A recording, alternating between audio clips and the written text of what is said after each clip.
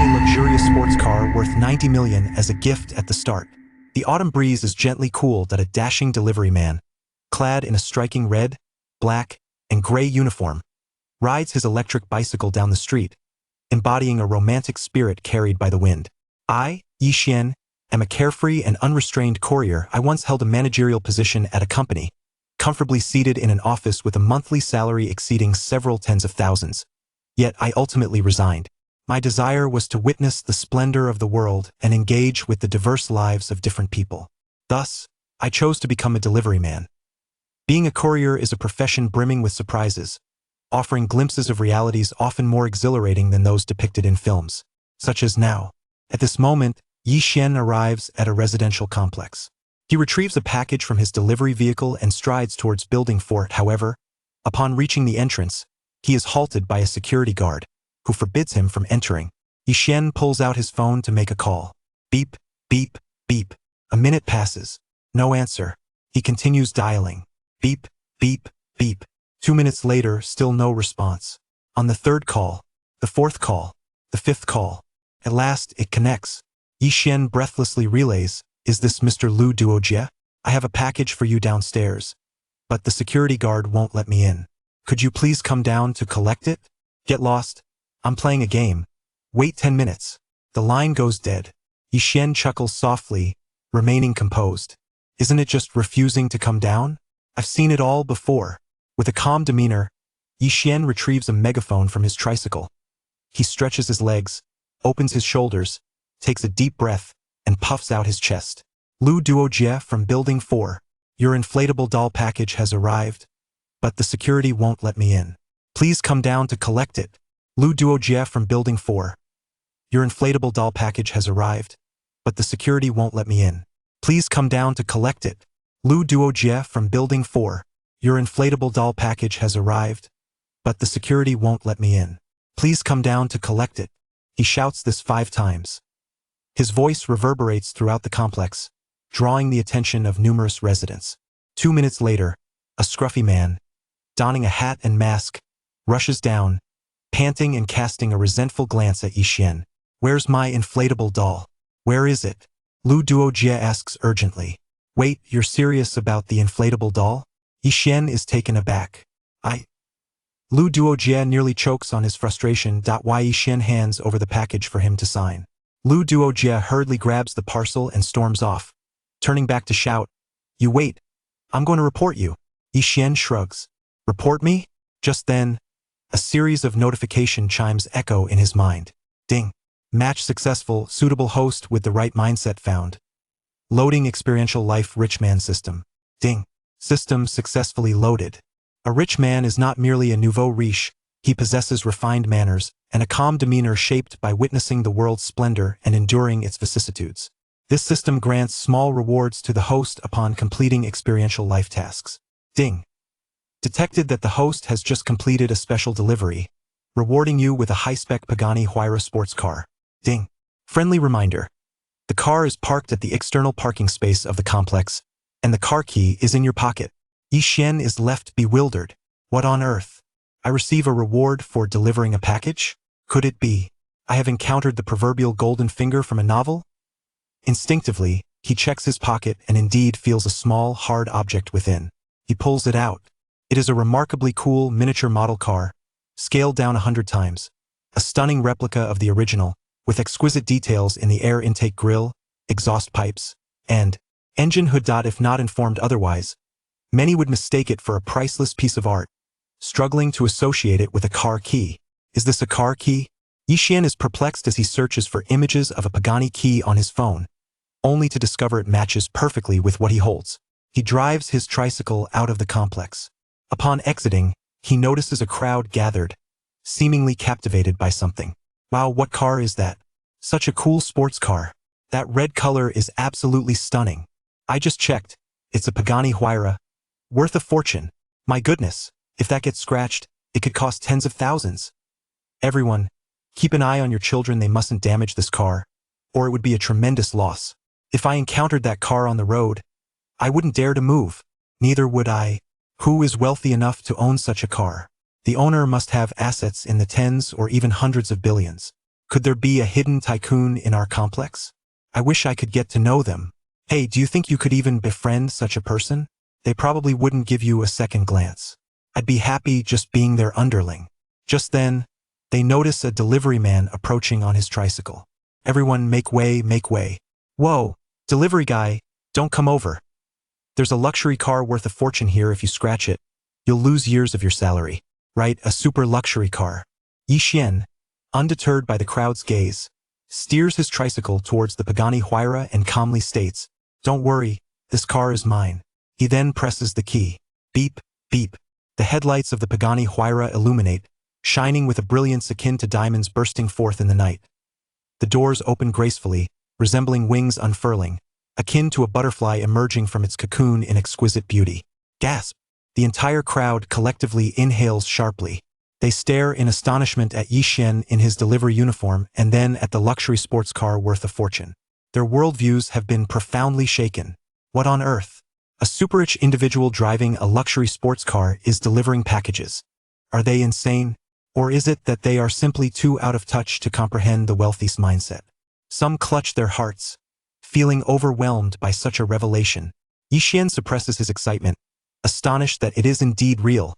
However, he maintains a calm facade, tossing 2 packages into the passenger seat before settling into the driver's seat. As for the tricycle, that can wait for now. He will revel in the thrill of driving a sports car. After all, it is a sports car. Upon sitting down, he instantly feels an unparalleled sense of support and comfort, a level of luxury that is incomparable to ordinary vehicles. Gazing at the dashboard, which boasts exquisite craftsmanship and a striking design, he is reminded of the lavish price tag exceeding tens of thousands. Impressive. 2 delivering packages in a supercar. What a blast. At the Shunfeng delivery point, Manager Sun Zhen receives a call from the Shunfeng headquarters customer service. Your employee, Yi Xian, has received a complaint, alleging poor service and disrespect towards a customer. All right, understood. After hanging up, Manager Sun lets out a deep sigh. Yi Xian is undoubtedly the most exceptional employee, diligent, efficient, organized, and possessing an extraordinary demeanor. His only flaw lies in his irreverent attitude. While other couriers strive to appease customers to avoid negative reviews and salary deductions, Yi Xian remains unafraid, even confronting unreasonable clients, which frequently leads to customer complaints. He is indifferent to any potential salary loss. At times, Manager Sun cannot help but wonder, is this guy perhaps a super-rich second-generation heir, here to experience life? At that moment, a deep roar reverberated from afar, a sound imbued with tremendous power that ignited a sensation of fervent blood coursing through one's veins, far surpassing the absurd noise produced by any modified exhaust pipe of some foolish car enthusiast. This must be a supercar, and not just any supercar, Sun Zhen thought to himself. Then he beheld a dazzling, striking, maroon supercar arriving at the express delivery point, coming to a halt at the entrance. Wow, a luxury car. What kind of car is this? Impressive. Judging by its exterior, it must be worth at least 10 million. Is a wealthy heir here to send a package? All the couriers at the express point, including Sun Zhen, stepped outside, their gazes irresistibly drawn to the supercar, akin to starving wolves encountering a beautiful maiden. Luxury cars, one of the romantic pursuits of men. Just then, the car doors swung open. A strikingly handsome man emerged from the vehicle. He was breathtakingly handsome, exuding an irresistible coolness. Wow! Wow! Wow! Wow! A unified chorus of exclamations erupted from the couriers at the delivery store. It was none other than Yi Xian. Yi Xian was actually driving a supercar worth over 10 million. They were utterly flabbergasted. Could it be that Yi Xian is the legendary second-generation heir experiencing life? Considering his previous indifference to salary deductions, everything seemed to fall into place. That it must be true. Yi Xian is undoubtedly a super-rich heir. Delivering packages is merely a way to experience life. Brother Yi. All the couriers shouted in unison, nearly slipping into a slide. Brother Yi, you can't be a hidden rich heir, can you? Is it true that you're experiencing life? Brother Yi, need any accessories? Yi Xian was taken aback. Sun Zhen curiously asked the question everyone was pondering. How much does this car cost? Yi Xian waved his hand dismissively. Not much, just a few million. The entire crowd erupted in laughter. Another round of synchronized kneeling ensued. Bro, Ever since I saw your car, I've recognized you as my brother. Bro, my true brother. Bro, how much did you actually spend? A few million for a car. Yi Xian sighed, alright, I won't keep up the act actually, I'm a billionaire. Then he wore an expression of distress. Even though I spend money like water every day, my wealth seems to multiply endlessly, leaving me with nothing but a handsome facade. Today, I'm laying my wealth bare for you all to witness. A person who gains without labor can legally possess wealth that you will toil your entire life to achieve. Are you all envious of me? The crowd of colleagues laughed heartily. Not envious. Not envious? Yi Xian was taken aback, helplessly stating, well then, I guess I owe you all a dinner, let's head to Hadaleo. The colleagues cheered loudly. Brother Yi is awesome. After the commotion, many colleagues began posting about it on social media. Today I discovered that my colleague is actually a super rich man. A few million for a luxury car, and he's out here delivering packages with us. The legendary super rich experiencing life. In an instant, their social media feeds were flooded with likes and comments, a stark contrast to the usual few interactions. Even the goddess, who hadn't appeared in ages, reached out, igniting a lively conversation. These colleagues thoroughly flaunted their newfound connection on social media. Ordering takeout, Yi Xian contentedly savored his meal. Then he resumed collecting packages, placing them into the rear trunk of the Pagani Huayra. This car's trunk was unlike a regular trunk due to its rear engine. It couldn't accommodate a large empty space like ordinary cars. Thus, it featured two compartments specifically designed for storing packages. After securing the packages, he closed the door. All right, brothers, onward. Deliveries await. Brother Yi, take care. Drive safely. 10 minutes later, Yi Xian arrived outside the luxurious residential community, Ocean Gold Mansion. The imposing security guard at the gate, with eagle-like eyes, scanned the incoming vehicles, staunchly preventing any unauthorized individuals from entering. This community was renowned for its strict security protocols. At that moment, he spotted the sleek maroon supercar entering. Without a moment's hesitation, he pressed the button to lift the barrier. The barrier rose. He stood rigidly, saluting. Anyone capable of driving such a vehicle must undoubtedly belong to the upper echelon of wealthy residents. He could not afford to be negligent. Yi Xian. He recalled how, when he used to deliver packages in a tricycle, the same security guard had coldly refused him entry. But now, with a change of vehicle, he was waved through. What a delightful experience. Indeed, wealth is power. Yi Xian parked his car in the underground garage and took the elevator to the 9th floor. Room 4. He knocked on the door. Hello, is anyone home? Who are you? A clear and melodious yet somewhat childish voice responded from inside, likely belonging to a young girl. I'm the delivery guy, here with a package for Su Qianshan. Yi Xian replied. A package? Wait, how did the community allow a delivery person in? The girl inside questioned, her tone laced with suspicion. Because I'm handsome, Yi Xian retorted. The girl. After a moment, the door opened, revealing a vibrant, anime-style beauty clad in rabbit pajamas, undeniably adorable, adding at least a few points to her attractiveness. Hello, you must be Su Qianshan. Please sign for this. Yi Xian coolly extended the package. The moment Su Qianshan laid eyes on Yi Xian, she felt an exhilarating flutter in her heart. Just as men experience rapid heartbeats upon seeing beautiful women, women too feel their hearts race when encountering handsome Yi Xian was undoubtedly the most striking figure at the delivery store. Having acquired this system and received his first reward, a supercar, Yi Xian had unknowingly developed a poise, confidence, and an air of charm that made him utterly captivating. He was the embodiment of a male deity.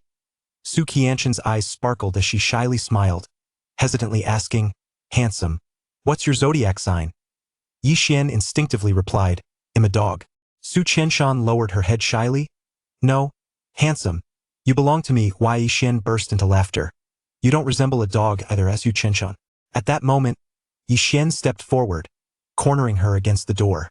In close proximity, they could almost feel each other's breath. Su Qianshan sensed an overwhelming aura of masculinity enveloping her, causing her heart to race uncontrollably, leaving her in a daze. Is he going to kiss me? Should I refuse? Why do I feel no aversion at all? Could it be that I've been single for too long? Is everyone a male deity in my eyes? Her thoughts spiraled into confusion, her mind racing. Just then, a warm embrace enveloped her as Su Qianshan reveled in the warmth. Yi Xian suddenly released her from the embrace. Very well, hey, race a hug. Please do not be upset, my intention is to impart a lesson. One should refrain from confessing feelings to someone one has just met, for one cannot ascertain whether beneath their handsome exterior lies a heart of deceit. What if you were to fall victim to manipulation for wealth or affection? With that, Yi Xian turned and entered the elevator. Goodbye. Yi Xian flashed a charming smile before descending in the lift at that moment. Su Qianqian emerged from her daze, feeling as though she had fallen in love. Hey, handsome, wait.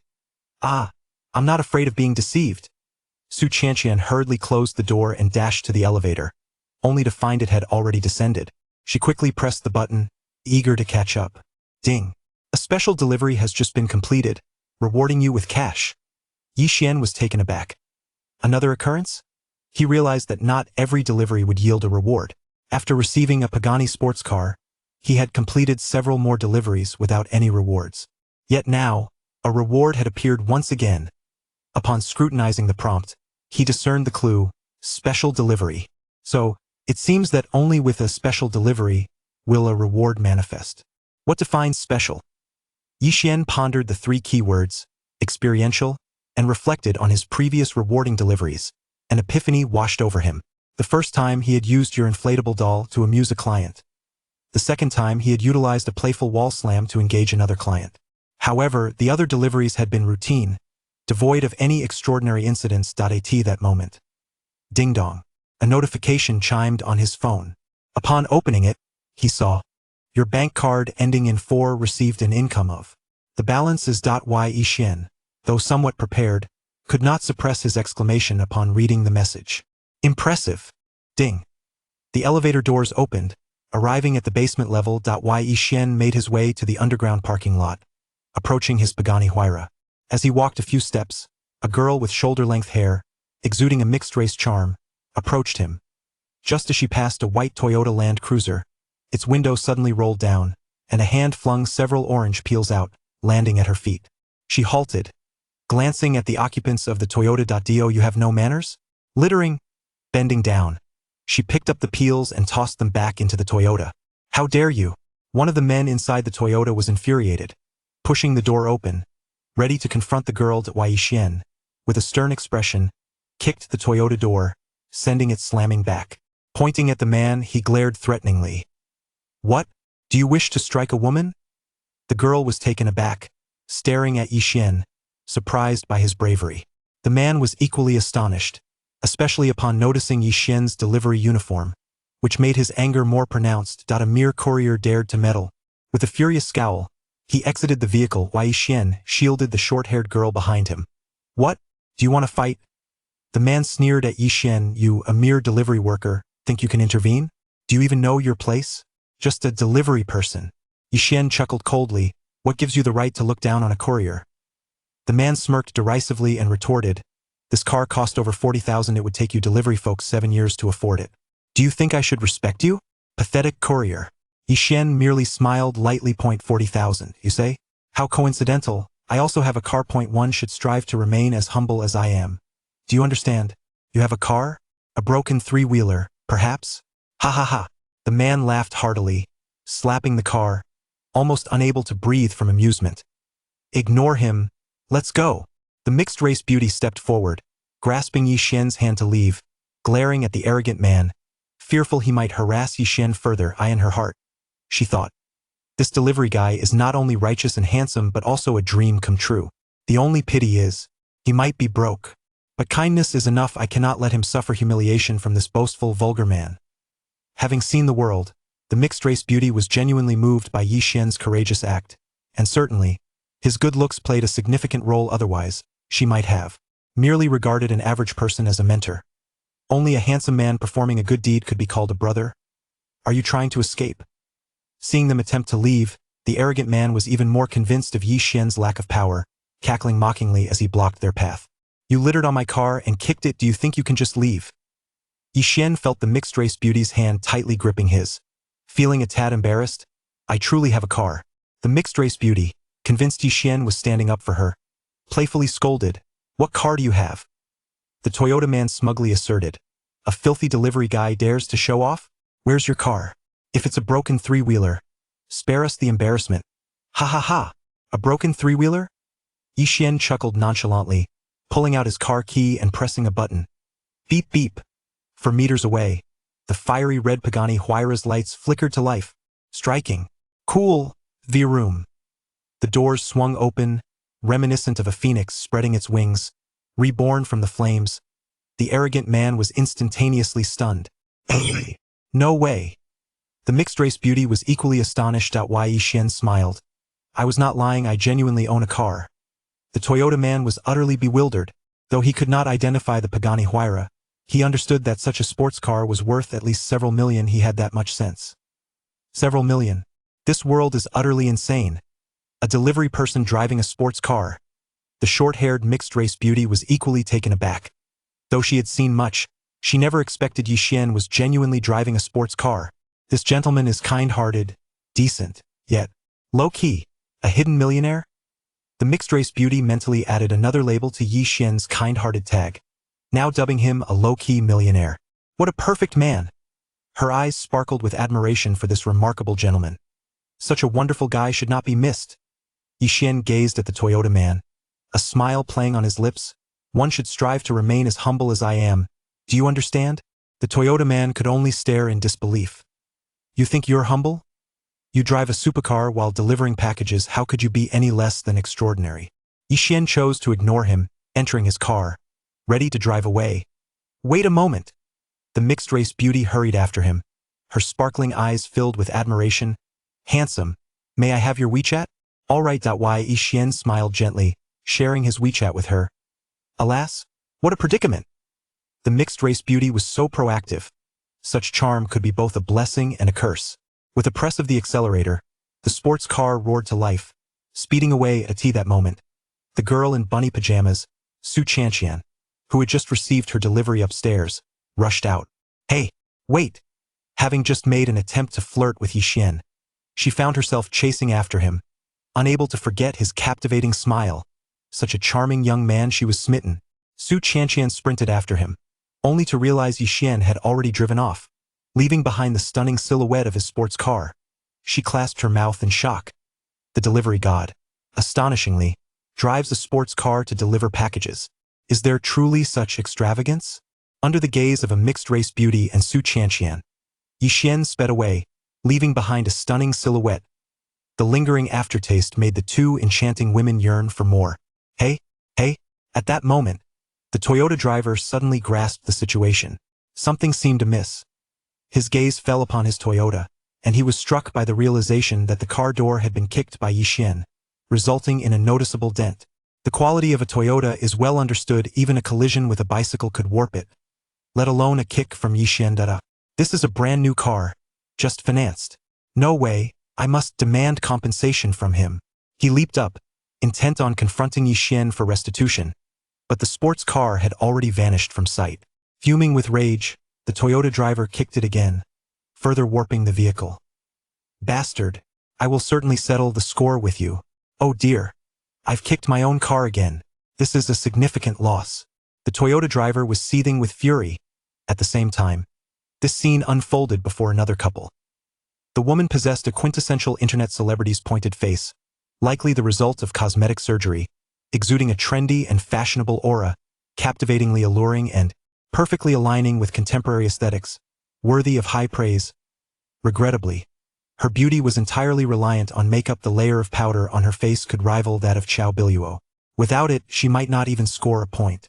Her every movement was excessively flirtatious, bordering on insufferable. The man beside her, a tenant of this upscale community, bore a somewhat bourgeois demeanor but displayed an unmistakable simp disposition, obediently catering to the whims of the internet celebrity. Rong. Hey Race, the latest YL facial cream you wanted.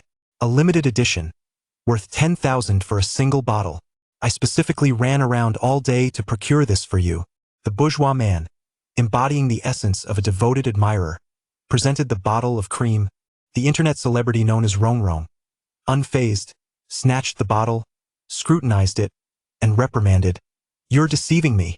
This is merely the regular version. How can it be the limited edition? This is so commonplace. Where's the value in a limited edition? My friends all use the limited version. You wouldn't want me to be mocked during afternoon tea by them, would you? Oh, it was my mistake. The bourgeois man, looking alarmed, nodded in acknowledgement. "They'll go buy you the limited edition right away." "Humph. Keep this one too. They'll give it to my friend. Also, buy me another bottle. Remember, it must be the limited edition." The bourgeois man winced, feeling the pinch. One more bottle, and the limited edition would cost over 10,000. Even a bourgeois could hardly bear such an expense. This woman was truly extracting every last ounce from him, a relentless drain on his resources. Yet, as a devoted admirer, how could he not comply? The green tea girl is on the move. That internet celebrity, Courier, is a gold-digging green tea girl who hardly regards him with any earnestness, merely treating him as a backup option. She keeps him hanging, never allowing him to hold her hand, but readily accepting gifts. In essence, this infatuated man is nothing but a free servant to her whims. Oh, when the green tea girl Courier witnessed Yi Xian driving away in a luxury sports car, her eyes nearly popped out. It was a Pagani Huayra. Instantly, Courier lost her composure, her thick foundation beginning to crack like poorly done plaster. As a gold digger, she is well versed in the prices of luxury cars, mansions, and extravagant goods. After all, to catch a wealthy man, one must discern who the true affluent are. Mistaking a poor soul for a rich one is no trivial matter. A sports car worth hundreds of thousands. How could a mere delivery man afford such a vehicle? He must be wealthy. As she basked in the joy of being adored, Courier's eyes lit up with greed. Such a rich man is precisely the type she should pursue. Moreover, he is so handsome. I feel a bit unworthy of him. With this newfound confidence, Courier, in the presence of Yi Xian's striking looks, momentarily felt a pang of self-doubt about her true beauty. "Hey, you can go now," she commanded dismissively, gesturing for her infatuated admirer to leave. "Ah, Courier, do you have something else to do?" The lovesick man, having spent a fortune on gifts, felt dejected, hoping for at least a hand-holding moment, only to be dismissed. How frustrating. "Humph." Courier shot him a glare. "I have matters to attend to. Go on. I'll find you later." The lovesick man trembled at her words, oddly comforted by the humiliation. "All right, I'll leave now." Once she had sent him away, Courier hurriedly pulled out her phone to search for the nearest express delivery point. With my mastery of the 72 techniques of captivating men, dealing with such a young, wealthy, handsome gentleman will be a piece of cake." As thoughts raced through her mind, she chuckled to herself. "For ordinary men, I need not employ the 72 techniques. A mere flick of my finger and a touch of charm will have those infatuated souls flocking to me. Humph, I am already bored with such easy victories. I need to exert my prowess on this charming young man." With determination, Courier booked a ride and instructed the driver to take her swiftly to the delivery point. When alluring a wealthy man, her intelligence shines. She arrived at the delivery location and, indeed, spotted Yi Xian stepping out of his sports car and walking towards the express point. "Hee, I have discovered my prey. The target is locked." Courier watched Yi Xian, wiping away the drool that slipped from her lips, and began plotting her strategy for the hunt. Should I approach him directly? Tempt him? No. The crafty Courier quickly dismissed such a straightforward approach. It lacked romance. For a man of such divine beauty and wealth, employing primitive tactics would yield poor results. I must devise a more impressive scheme. Clearly, I must utilize the ultimate secret technique of the 72 techniques of captivating men, the final move, to be dubbed the Venus operation. At the express shop, Yi Xian gazed at a large package, feeling troubled. It seemed he could not deliver it in his sports car, given its limited trunk space. With a shrug, he decided to use a tricycle instead. He loaded the package onto the tricycle and set off. He is coming out. Courier's eyes sparkled. She scanned her surroundings and noticed Yi Xian walking down a long, secluded path. This is the perfect spot for the Venus operation. With determination, she dashed into the middle of Yi Xian's path and lay down. Indeed, she sprawled on the ground, feigning the delicate post of a fragile Venus, awaiting the hero to come to her rescue in an extraordinary encounter. Yi Xian drove closer. Here he comes. Courier's heart raced, feeling as though she were in love. No, it was the scent of wealth enveloping her. She began to fantasize about a romantic encounter with Yi Xian, envisioning herself swept into a whirlwind of luxury, ultimately becoming a wealthy lady. "Come to me, dear sir. Embrace me. I don't mind if you take liberties." "Yi Xian." riding his tricycle, soon spotted the lovely Rue lying on the ground. However, he completely misinterpreted Rue's carefully orchestrated allure. His first thought was, is this a scam? What the heck? A scam? Today, of all days. Yixuan paused for a moment, parked, and stepped out. He lifted Rue into his arms. Her heart raced with joy. Being cradled by the handsome gentleman felt blissful. The scent of wealth surrounded her, reminiscent of love. Little did she know. Yixuan smirked coldly. You think you can pull a scam? Not a chance. He set her down on the side of the road. Rue's heart sank, utterly bewildered. How could a stunning beauty like her not attract his attention? Wasn't he supposed to be enchanted, taking her into his arms for a heroic rescue, leading to a series of unexpected events? Yixuan remained calm, riding away on his tricycle. After a moment, he returned, reigniting Rue's flickering hope. Her heart soared. The charming young man had realized his error. Ignoring her was an unforgivable mistake. Although he had initially pushed her aside, causing her heartache, she was willing to forgive him now. But, unexpectedly, Yixuan simply returned her to the ground, turning to leave. Rue was left speechless. As Yixuan rode away, he casually remarked, "Excuse me, you can continue your act." Rue's tears threatened to spill. The Venus operation was a colossal failure. This charming young man clearly mistook her intentions for a scam. "Oh, divine gentleman, I was not attempting to deceive you. I merely craved your company." Suddenly, a speeding truck barreled down the road, only realizing at the last moment that a woman lay in its path, slamming on the brakes. Rue, terrified, lost her shoes and scrambled away for her life. "Are you out of your mind?" the truck driver yelled. "Lying in the middle of the road during the day. Are you trying to get yourself killed?" After moving aside the seemingly innocent green tea girl, Yixuan maneuvered his tricycle to deliver a large package to a residential area. However, entry to the community was restricted. Just then, a strikingly beautiful woman stood at the entrance and approached him, claiming, "This package is mine." Yixuan glanced at her. "What's your number? Beautiful?" The woman, adopting a stern demeanor, retorted, "Are you trying to flirt with me?" Yixuan, bemused, replied, "If you don't provide your number, how can I ascertain if this package belongs to you?" The woman was momentarily speechless. At that moment, a man driving a Honda happened to pass by and noticed Yixuan conversing with the woman. "Yixuan," the man tentatively called out. "Song Siming?" Yixuan turned, recognizing his former university classmate. "What a surprise to see you." Song Siming, initially envious of Yixuan's charm, felt a sense of balance as he observed Yixuan delivering packages on a tricycle. He parked his car and approached Yixuan. "How have you been?" He feigned concern. "Delivering packages?" Yixuan replied with a smile. He was not pretending to be poor. Although his luxury car was parked at the company and he had a fortune in his account, he was indeed working as a courier, which was not a falsehood. Conversely, Song Siming pretended to be struggling, lamenting, "Indeed, the economy is tough. I've just found a mediocre job with a meager salary, living an ordinary life." Reflecting on their university days filled with ambition, he sighed, feeling disheartened. As he spoke, he thumped his Honda in frustration. In today's reunions, it had become fashionable to feign poverty. Pretending to be poor did not equate to actual poverty. After all, flaunting wealth could invite resentment. Yet, by feigning poverty while subtly showcasing superiority, one could leave a lasting impression without others being able to contest it. This trend of pretending to be impoverished at reunions had become quite popular. With an air of superiority, Song Siming, maintaining a friendly facade, added, "By the way, I must inform you, we're having a university reunion in 3 days. You, my handsome friend, mustn't miss it. If you don't attend, the lovely ladies from our class surely won't come, and what's a gathering without them? A reunion? Sounds great." Yixuan expressed his eagerness to reconnect with his classmates.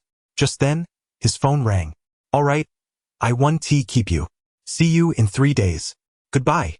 As Song Siming departed, he drove his Honda into the community, giving his car another thump before leaving. Yixuan chuckled softly, finding the situation amusing. The incessant ringing of his phone interrupted his thoughts. Answering, he realized it was his colleague, Xiao Meng, on the line. Known for his earnestness, Xiao Meng often ran errands for Yi Xian, who took care of him in return. Brother Yi, I'm in a bit of trouble with a package recipient. Can you help me? Xiao Meng's anxious voice came through. What's wrong? Don't panic. Yi Xian's voice had a calming effect. I can't explain it all right now. Could you come over? And please bring the sports car. Xiao Meng pleaded. After a moment of consideration, Yi Xian decided to assist him, knowing Xiao Meng came from a humble background and would be deeply affected by any salary deductions. Where are you? At the north gate of Guantang Mall. I'll be there in 10 minutes. Yi Xian returned to the delivery point on his tricycle before driving his sports car to the mall, arriving swiftly to find Xiao Meng looking distressed. What happened? Yi Xian inquired, his brow furrowed. Xiao Meng, relieved to see him, rushed over. Brother Yi, you came. It's a mess. What's going on? Yi Xian pressed. It's a male customer who received a package. After I delivered it, he insisted I fulfill a request of his, threatening to file a complaint against me and deduct my bonus otherwise. Threatening a complaint? What's the request? Yi Xian frowned, irritated. Being a courier is incredibly challenging. If the delivery is slow, there's a complaint. If the attitude is poor, there's a complaint. If I don't help with trash disposal, there's a complaint. Now he wants me to do something else or else. Are these customers divine beings? Yi Xian mused, knowing he would dismiss such trivial complaints. However, he was aware that Xiao Meng, facing financial hardships, would find such penalties harsh. Brother Yi, it's like this. Xiao Meng pointed to an outdoor CAF nearby. He saw a stunning woman inside and wants her number. He said if I don't help, I'm providing poor service and he'll complain. Xiao Meng looked at Yi Xian with pleading eyes. Yi Xian pondered for a moment and decided to help. Xiao Meng's family struggled, and it wouldn't be fair for him to suffer penalties for something so trivial. Lend me a package. Sure, Brother Yi. Xiao Meng handed him a parcel, completely unaware of Yi Xian's plan to acquire the phone number of the elegant woman. Yi Xian returned to his sports car, the engine roaring to life, attracting the attention of passers-by. What a car! I know it's a Pagani, worth at least $1 million. He parked next to the beautiful woman, stepping out in his courier uniform holding the package. The crowd was taken aback. Wait, is he a delivery guy? The world felt surreal. The young man is incredibly handsome. Under the intense gaze of the crowd, Yi Xian gracefully approached the table of the lady in red and took a seat beside her. He then took out his phone, pretending to make a call to arrange a delivery. Naturally, the call was directed to Xiao Meng. Sir, could you come to collect the parcel? I'm at the North Gate CAF. After speaking, Yi Xian put away his phone and flashed a subtle smile at the lady in red, who was staring at him in astonishment. You are quite beautiful, he remarked. The lady blushed instantly. Oh no, this feels like love. My heart races so quickly. This young man is truly charming.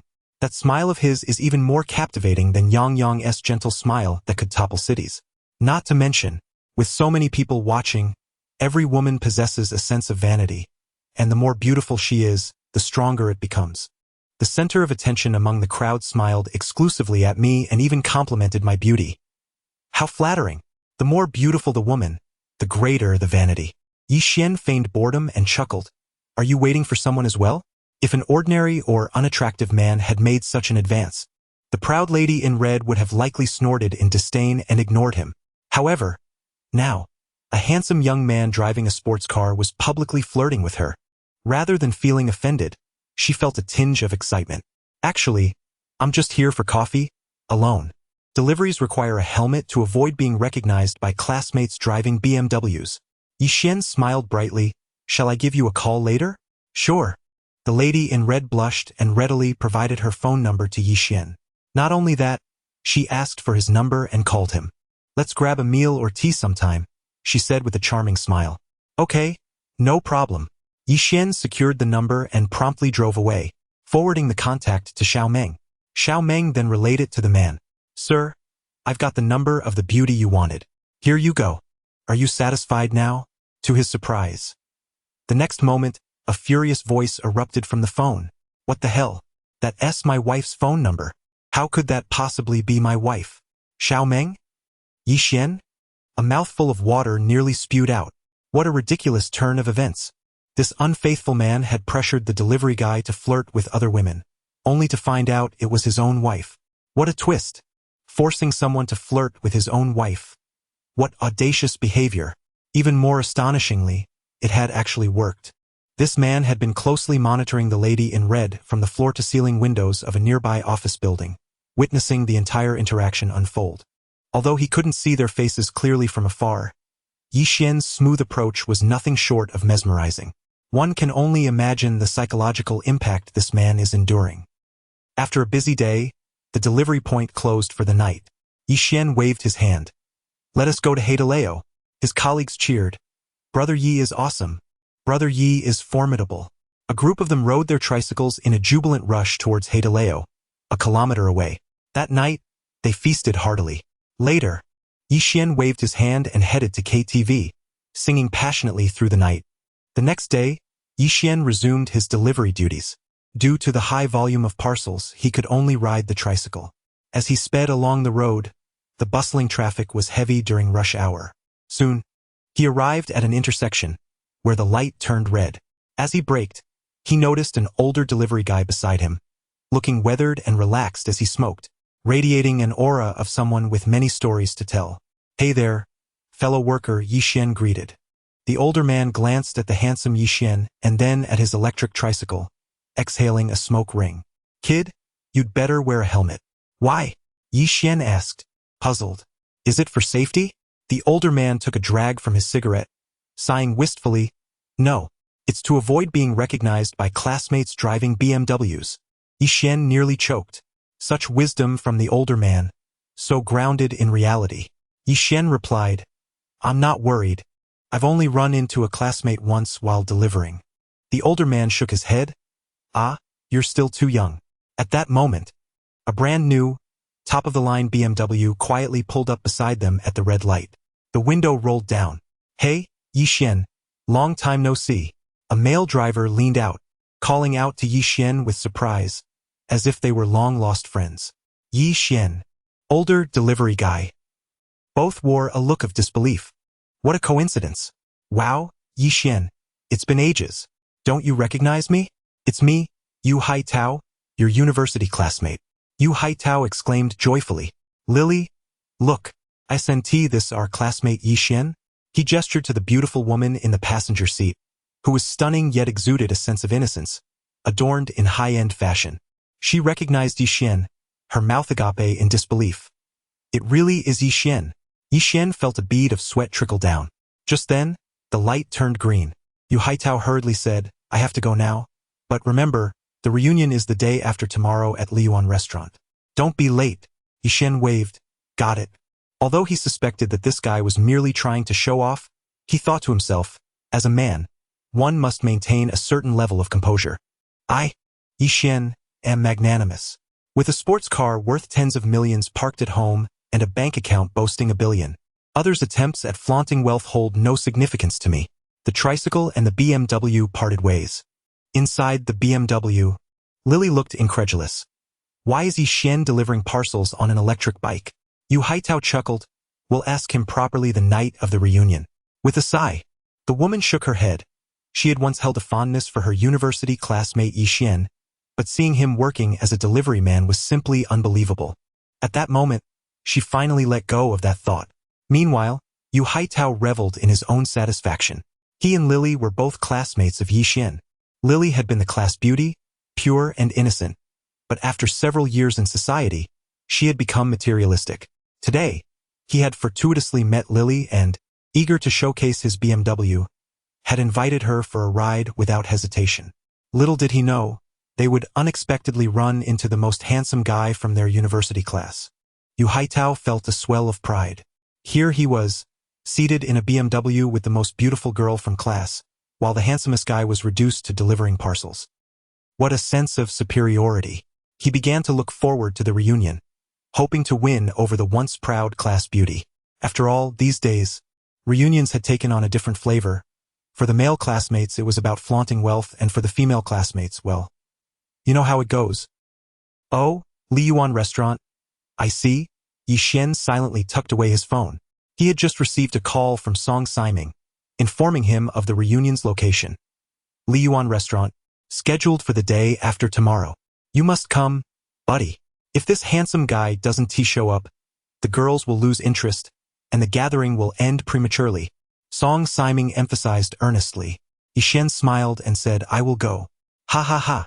At that moment, Song Siming feigned poverty. Alas, I wonder who booked the hotel. It's at Li Yuan restaurant, which is reportedly quite expensive, and it's on a split bill. My wallet is going to bleed, and my living expenses for next month will vanish. Yixian chuckled but said nothing, hanging up the phone. Being as clever as he was, he understood everything, yet chose to remain silent. Let the performance continue. Pretending to be poor? Can you outdo me? You are all beneath me.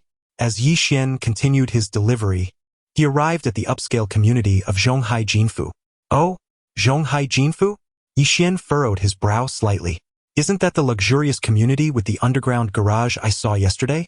The one where Su Chanqian in rabbit pajamas and the mixed-blood beauty live? Zhonghai Jinfu is one of the most opulent communities in the capital, with an average price exceeding 6 figures. The residents here are either wealthy or elite. Following the address, Yixian delivered the package to a building, ascended the stairs, knocked on the door, and it opened. Oh, it's you? Wow, handsome. The two were taken aback upon seeing each other. Yixian did not expect that the client would be the short-haired mixed-blood beauty he encountered in the garage. She appeared to be practicing yoga at home, clad in a fitted yoga outfit that perfectly accentuated her every curve. Her mixed heritage granted her an impeccable S-shaped figure, a vision of perfection. Seeing Yixian miraculously appear before her yet again, the mixed-blood beauty could hardly believe her eyes. She was top-tier in both looks and physique. Her beauty was undeniable, and her figure was equally stunning. Indeed, mixed-blood physiques possess an advantage, combining the grace of Eastern femininity with the allure of Western beauty, resulting in an exquisite blend of aesthetics. Handsome. How wonderful. Are you in charge of this area? Her azure eyes sparkled with delight. After completing the delivery and obtaining her signature, the short-haired beauty smiled sweetly, her blue eyes pleading with Yixian. By the way, my name is Jessica Yang. Miss Yang, Yixian replied. You should call me Jessica, the vibrant yoga beauty cood. All right, Jessica. However, I must take my leave. I have more deliveries to make. Don't be in such a hurry, Jessica said, her excitement palpable. Having finally met Yixian, she was unwilling to let him go so easily. She felt this encounter was fate and could not let it slip away. With a clever idea, she playfully asked, Handsome, could you help me fill the water jug? It's too heavy. Yixian pondered for a moment. It would be too inconsiderate to refuse a request from such a lovely lady. Fine. Upon entering, he noticed the water dispenser was empty, with a new jug beside it. Though heavy for a woman, it was a simple task for a man. Yixian filled it effortlessly. Oh, why am I sweating? Jessica offered to wipe his brow. Yixian thought, I hardly exerted myself. How could I be sweating? Feeling tired? Sit down and rest, Jessica urged. It seemed rude to decline a client's invitation to rest. Could you help me open this bottle of mineral water? Jessica asked, handing him a bottle with a look of thirst. Yixian responded, Let us see what you're really up to. He twisted off the cap and handed it back to her. Jessica took a sip, leaving a trace of lipstick on the bottle, and then offered it to Yixian, her big watery eyes blinking. Thirsty? Would you like a drink? Yixian thought, You little vixen. I must uphold justice. After a while, Yixian finally strolled out of Jessica's home. A notification chimed. Ding. Special delivery completed.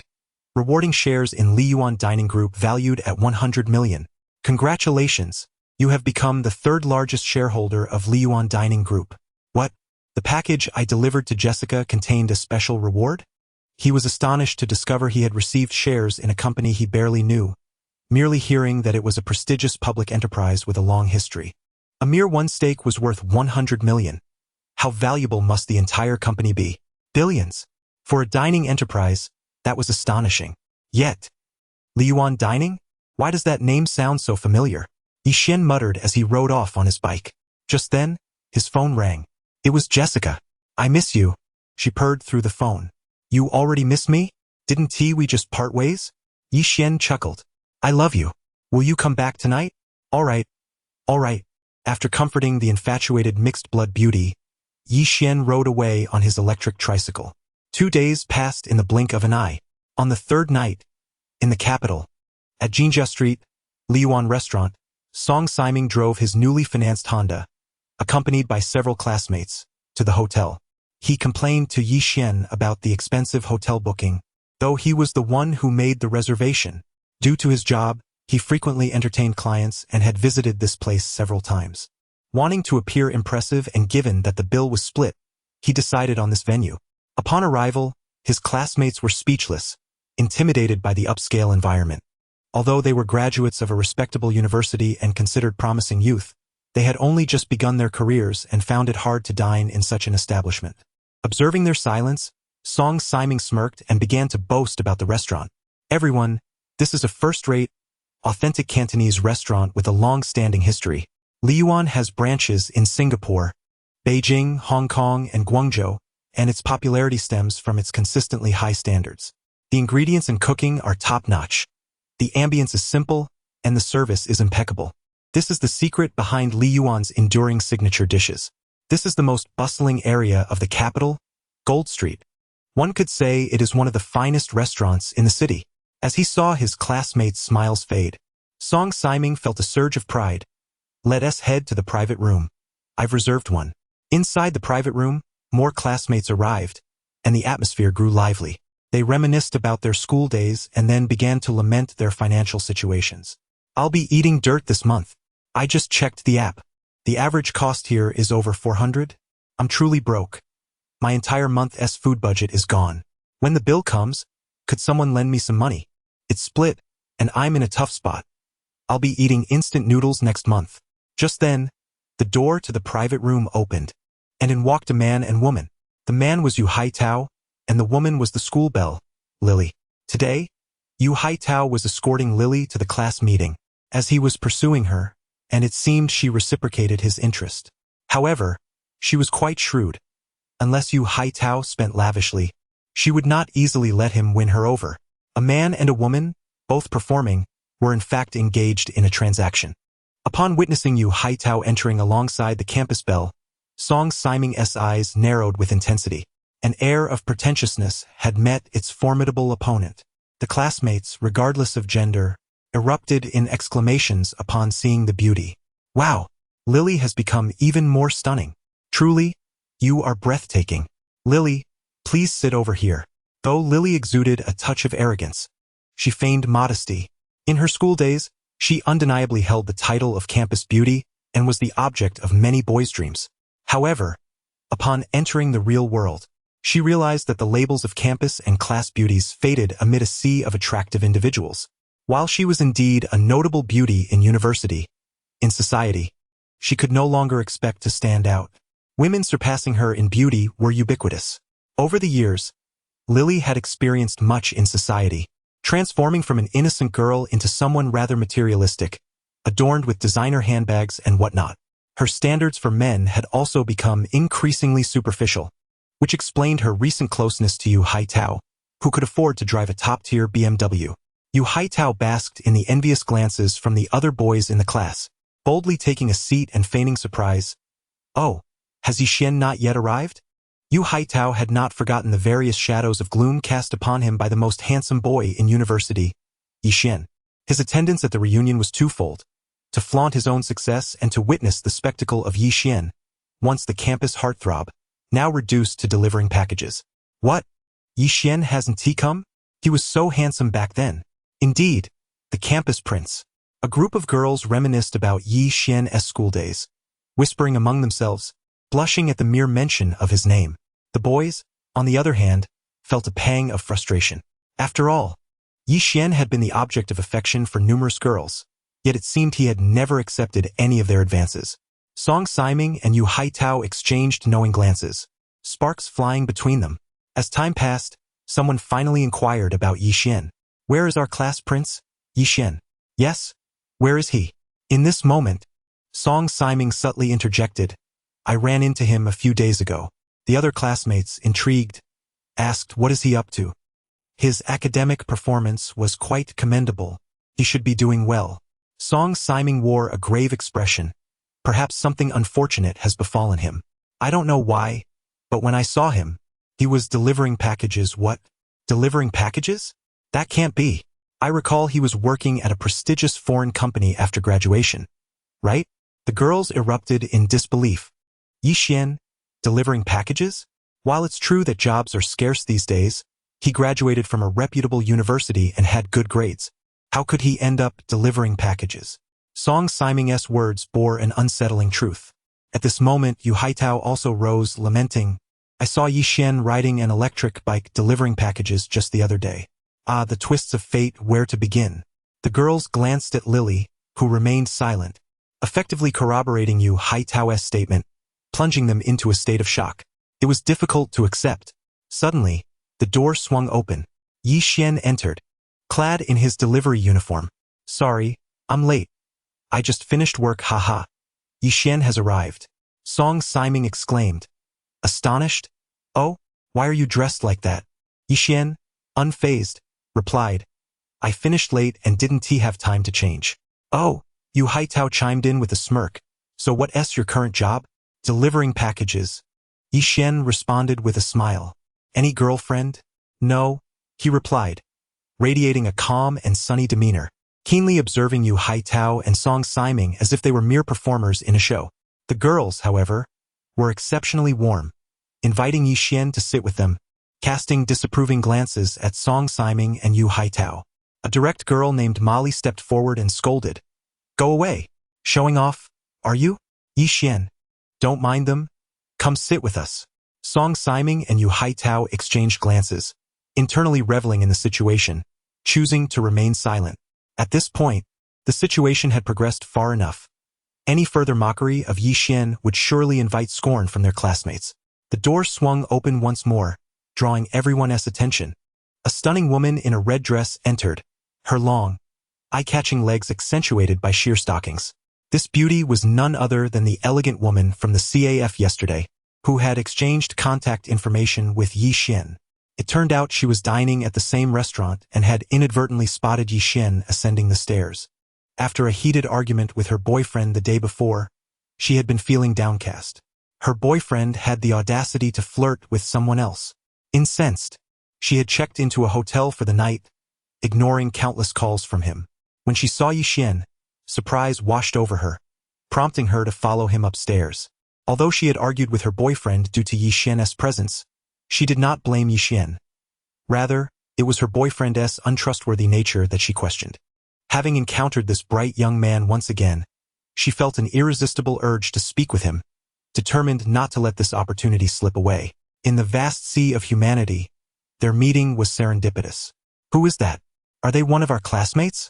There's no one that beautiful in our class. As the alluring woman entered, the boys were captivated by her beauty. With flowing waves of hair, an ethereal visage, and a figure that left even the campus belle, Lily, feeling overshadowed. She was simply breathtaking, especially her long legs, which seemed to defy reality. Song Siming and Yu Haitao were mesmerized, recognizing that this red-dressed beauty was no ordinary individual. Just the red coat she wore was worth a fortune. They watched as the red-dressed beauty gracefully approached Yi Xian, extending her delicate hand. She said, "Hello, it's nice to see you again." This simple greeting sparked endless speculation among onlookers about the untold story between the handsome Yi Xian and this exquisite woman. Yi Xian, equally surprised to see her, replied, "Oh, you're here too?" As he shook her hand. Though slightly awkward, he was taken aback by her familiarity, despite not knowing her name. Since her arrival, Lily had felt increasingly uncomfortable. There was no denying it. In terms of grace, beauty, and figure, this woman eclipsed her completely, making Lily feel like an ordinary hen in a chicken coop. The red-dressed beauty smiled. "Why did you leave so quickly the other day? I couldn't catch up with you." She said it with a hint of playful reproach, her demeanor making the boys green with envy towards Yi Xian. Yu Haitao glanced at Lily beside him, suddenly losing his appetite. "By the way, I did give you my phone number and WeChat. You said you'd call me, but you never did," the beauty teased, her eyes sparkling with mischief. The boys were envious, their eyes turning red with jealousy. If it were them, having encountered such a beauty and obtained her contact information, they would hardly be able to contain themselves for even a day before reaching out. Yet, Yi Xian seemed utterly indifferent. What was going on? All the girls cast admiring glances at Yi Xian, secretly impressed by his charm. The lady in red enthusiastically chatted for a while, and after Yi Xian promised to call her, she left with a satisfied smile. The atmosphere in the private room turned somewhat awkward. Song Siming and Yu Haitao's smiles became a bit forced. Although Yi Xian was merely a delivery man, the evident closeness between him and the wealthy beauty left them feeling as if they had swallowed something unpleasant. At that moment, the waiter pushed open the door and began serving the dishes. Song Siming gritted his teeth, realizing he couldn't let this opportunity slip away. It was time to show off his sophistication. As a frequent patron of this establishment, he was well acquainted with the menu and began to boastfully introduce each dish. Ladies and gentlemen, allow me to recommend this exquisite dish, free-range chicken, prepared with nourishing sea salt and steamed for an hour with chickens raised on all-natural feed from Fujian.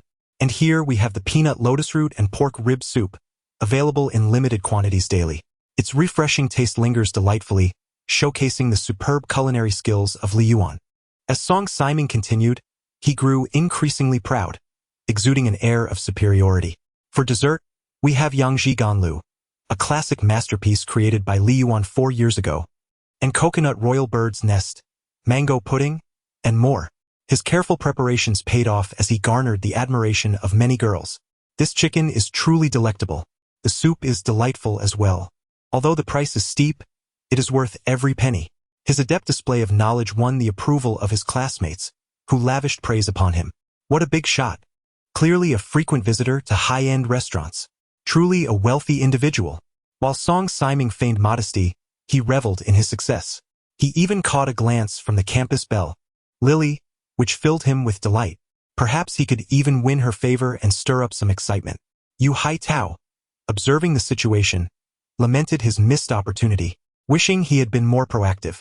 As the drinks flowed and the atmosphere grew lively again, Song Siming and Yu Haitao, considered the most successful in their career paths among their peers, became the center of attention once more. They skillfully showcased their social prowess, solidifying their status in the eyes of their classmates, radiating confidence and charisma. Just then, the private room door opened once more. The manager of Li Yuan walked in, followed by 3 beautiful waitresses clad in fitted kipeos, carrying 4 bottles of red wine. Pardon the interruption, the hotel manager said apologetically as he approached Yi Xian with a respectful demeanor. The entire room fell silent, astonished. Who are you? All the classmates wondered, perplexed by the manager's presence and the trio of qipao-clad beauties. At that moment, the keen-eyed Song Siming noticed the 4 bottles of wine and nearly gasped in disbelief. Is that Roman e Conti Grand Cru red wine? He exclaimed in shock. What is Roman e Conti? Why such a commotion? The rest of the classmates were bewildered, including Yu Haitao. Song Siming quickly explained, if this is indeed Roman e Conti Grand Cru red wine, it is extraordinary. He elaborated, despite the lengthy name being unfamiliar to many. It is, after all, one of the top 10 red wines in the world. The criteria for this elite ranking is straightforward: market price. The Roman e Conti winery frequently tops the charts for the most expensive wines globally, with an average price of 10,000 per bottle. Just imagine, a single bottle costing that much. Moreover, the annual production is a mere 4 cases. That's significantly less than the famous Moutai. Simply put, even if one has wealth, they might never have the chance to savor such an exquisite wine. The rarity of this vintage, combined with the prestige of the Roman e Conti winery, keeps its prices soaring. Due to its high price and limited availability, only a select few ever get to enjoy this top-tier wine. The reason Song Siming knew about it was that his superior had once mentioned it during a business dinner, lamenting that he was part of an elite wine-collecting circle in China but had only been allowed to glimpse a private collection. Song Siming could hardly believe he would encounter this illustrious wine at a class reunion. Yu Haitao, equally astonished, had some knowledge of fine wines as well. While he didn't know the exact price, the packaging and French label indicated its undeniable value. Wait, are you sure about this? Song Siming's face twitched as he stood up, smiling nervously at the 3 qipao waitresses. We didn't order such expensive wine. This is a joke. A single bottle costs at least 10,000. At a restaurant, you'd be charged no less than 20,000 for 4 bottles.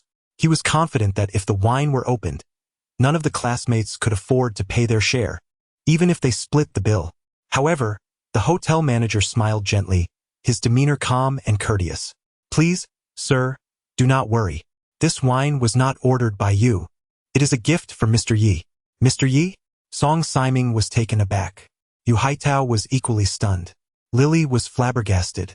Everyone in the class was dumbfounded. Only one person in the class bore the surname Yi, Yi Xian. All eyes turned to him. The hotel manager and the three qipao-clad beauties approached Yi Xian, bowing in unison. "Mr. Yi." Their professional courtesy and grace were evident, leaving the room in a state of shock. The atmosphere grew heavy with silence. Yi Xian, however, remained unfazed, as he held another identity, the third largest shareholder of Liyuan Restaurant Group.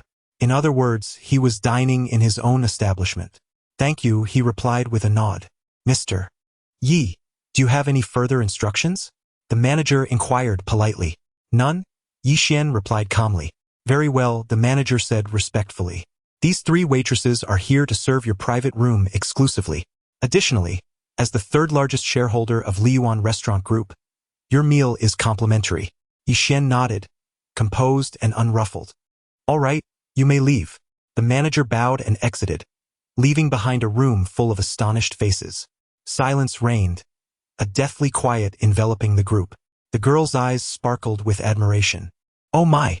Yi Xian is a shareholder of this restaurant. Does that mean he is a billionaire?" Yu Haitao and Song Siming could hardly believe their ears. How ironic that they had been boasting while Yi Xian remained silent. A poised young lady in a qipao smiled and said, "Mr. Yi and esteemed guests, may I take a moment to introduce this exquisite Roman E. Conti Grand Cru red wine. This wine hails from the world-renowned Roman E. Conti estate, with a market price of 100,000 per bottle. However, it is not for sale. It is a non-commercial product reserved solely for the members of our board. Only they are privileged to partake in such a selection." Upon hearing the introduction, the students gasped in astonishment. Yi Xian truly was a significant figure. Today was an eye-opening experience. "Yi Xian, you are remarkably unassuming. I scarcely recognize the treasure before me." Molly, in her exuberance, stood up, patted Yi Xian on the shoulder, and unabashedly took the bottle of red wine. "Thanks to Yi Xian. Today I shall indulge in the world's most expensive red wine. I will have plenty to brag about when I return." Yi Xian beamed with a sunny, serene, and nonchalant demeanor. "Dear classmates, please feel free to enjoy yourselves tonight and drink freely." "Yi Gu, how generous!" the classmates exclaimed in unison. Meanwhile, Song Siming and Yu Haitao, looking rather disheveled, could only manage awkward smiles as they raised their glasses, reflecting on how they had tried to impress Yi Xian moments ago. It was utterly embarrassing. In the background, there was a mention of a group chat filled with influential figures, inviting others to share and connect, along with offers to download numerous texts, which were updated daily. But this was unrelated to the essence of the gathering. After an hour of indulgence, the gathering concluded. Yi Xian and his classmates, including Molly, emerged from the venue, laughter and camaraderie echoing in their wake. The sight of familiar faces brought Yi Xian joy, for they shared youthful exuberance and genuine friendships. However, he dismissed those like Yu Haitao and Song Siming, whose motives were less than pure, seeking only to flaunt their status.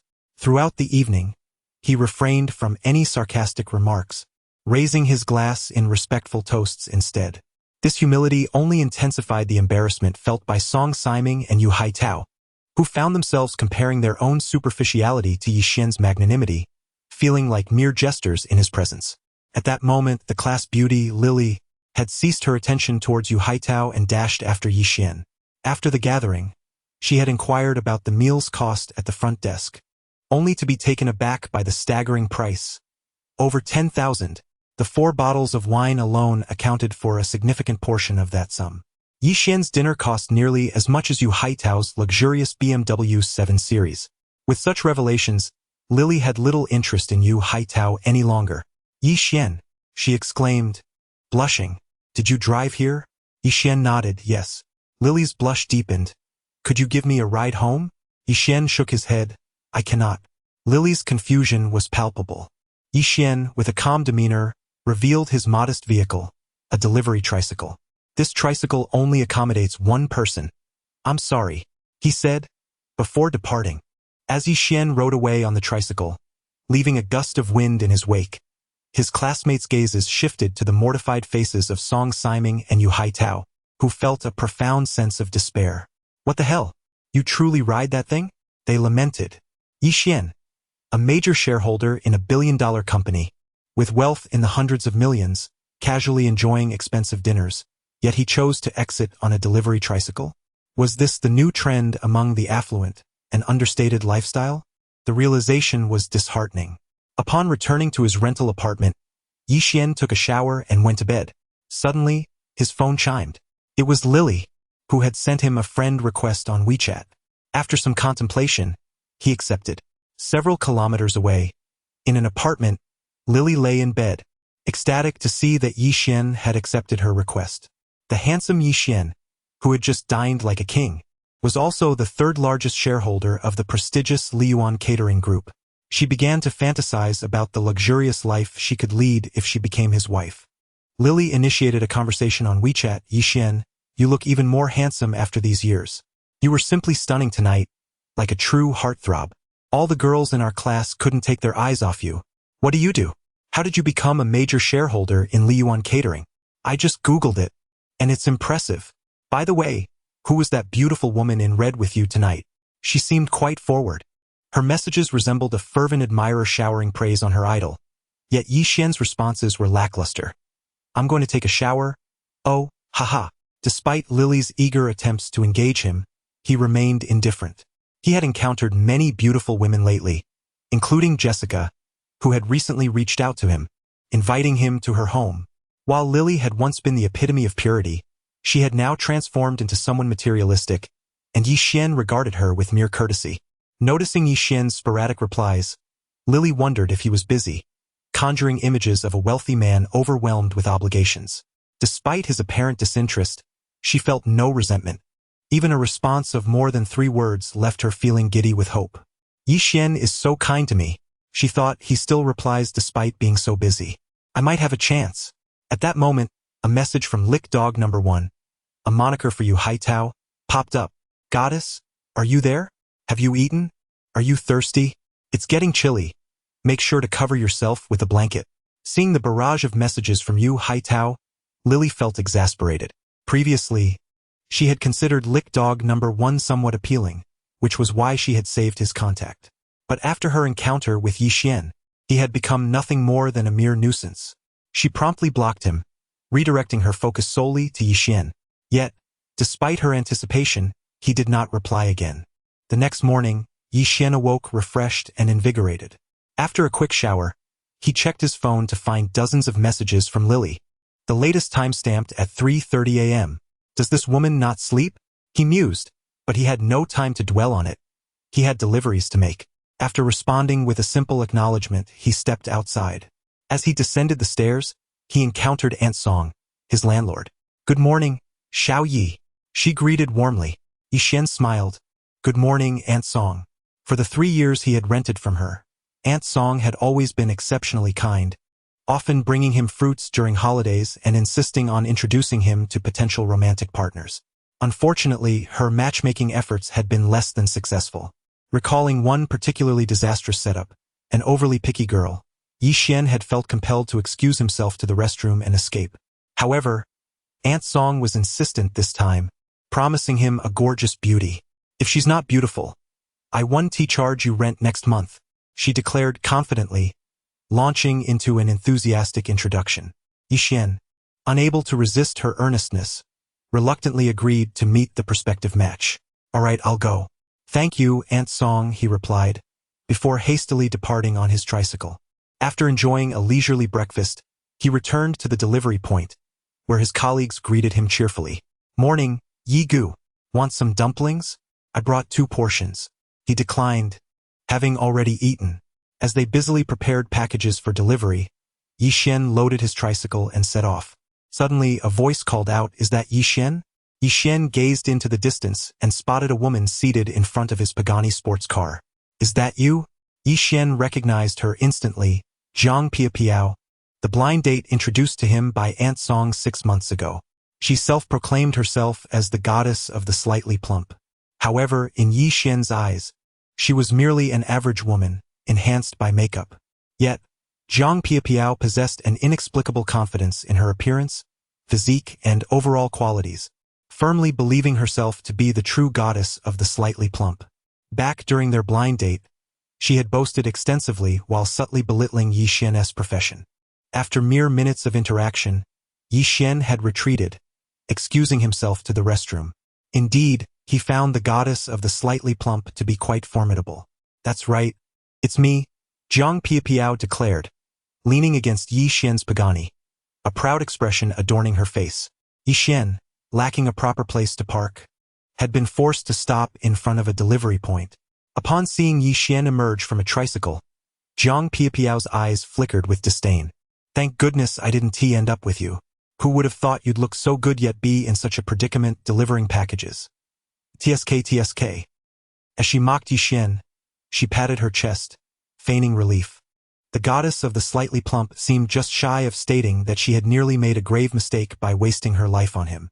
"I heard from Aunt Song that you found a wealthy boyfriend," Yi Xian remarked, casually touching his nose with a smirk. "Indeed, see this car? It's my husband's," Jiang Piapiao replied boastfully, pointing to the pagani and claiming it as her boyfriend's vehicle. She thought to herself that the owner of this flashy car surely wouldn't appear to expose her lies. "What?" Yi Xian chuckled, incredulous. "This car belongs to your boyfriend?" "Yes, what's wrong with that?"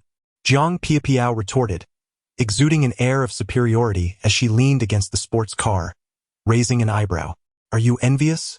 "Only one small issue," Yi Xian said with a smirk, retrieving the car key. With a simple press, the pagani emitted a beep, and its lights illuminated. Jiang Piapiao, leaning against the car, was startled, nearly falling to the ground. She couldn't believe the car. "No, wait." Jiang Piapiao stared at Yi Xian in shock. "How do you have the key to this car?" Seeing the lights flash, Yi Xian sighed in relief. "Oh, thank goodness. I thought this belonged to someone else. As long as it's still here." With that, he prepared to leave on his tricycle. Jiang Piapiao was utterly dumbfounded. She never imagined that this stunning pagani was actually Yi Xian's. Awkwardness washed over her. However, it quickly morphed into a fade of confidence. For someone like Jiang Piapiao, who boldly claimed ownership of luxury cars in the streets, her pride had long since vanished. She approached Yi Xian with renewed enthusiasm, exclaiming, "I never expected your life to be so good. I must have been wrong. I was just joking earlier. Is this car genuinely yours?" At that moment, Su Qianqian, holding a bouquet of roses, was making her way over. According to the map, the delivery point where the young man was located should be here. "Go for it, Su Qianqian. You can definitely confess successfully." Ever since their first encounter 2 days ago, Su Qianqian had been unable to forget Yi Xian. She was determined to see him again, at the very least to obtain his WeChat contact. Su Qianqian was a delightful girl with a kawaii personality and a charming voice. With her appealing looks and figure, she embodied the essence of a soft and adorable Japanese-style girl. Over the past few days, she had exerted considerable effort to track down Yi Xian's whereabouts through the delivery point, arriving with flowers to pursue him.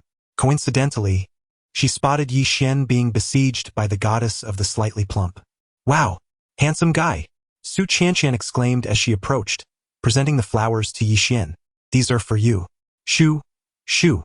Jiang Piapiao, upon seeing the beautiful and adorable Su Qianqian actively pursuing Yi Xian, felt a wave of anxiety wash over her. Despite her bravado, she was acutely aware of the competition. While she considered herself merely average, Su Qianqian was undeniably on another level. Jiang Piapiao swiftly pushed Su Qianqian aside. "Who are you? What's your relationship with him?" "I'm looking for Yi Xian. What about you? Who are you to him?" Su Qianqian retorted defiantly. Jiang Piapiao was momentarily speechless. What was her relationship with Yi Xian? They had only met once for a brief moment, and she had just been mocking him. In contrast, Su Qianqian radiated purity and was clearly infatuated with Yi Xian. I'm his girlfriend," Jiang Piapiao blurted out, forcefully claiming Yi Xian as her own. Yi Xian was taken aback. "Huh? What's going on? Since when was I unaware of this?" Su Qianqian was equally shocked. However, upon witnessing Yi Xian's bewildered expression, she crossed her arms defiantly. "Humph! How could Yi Xian be interested in a domineering woman like you?"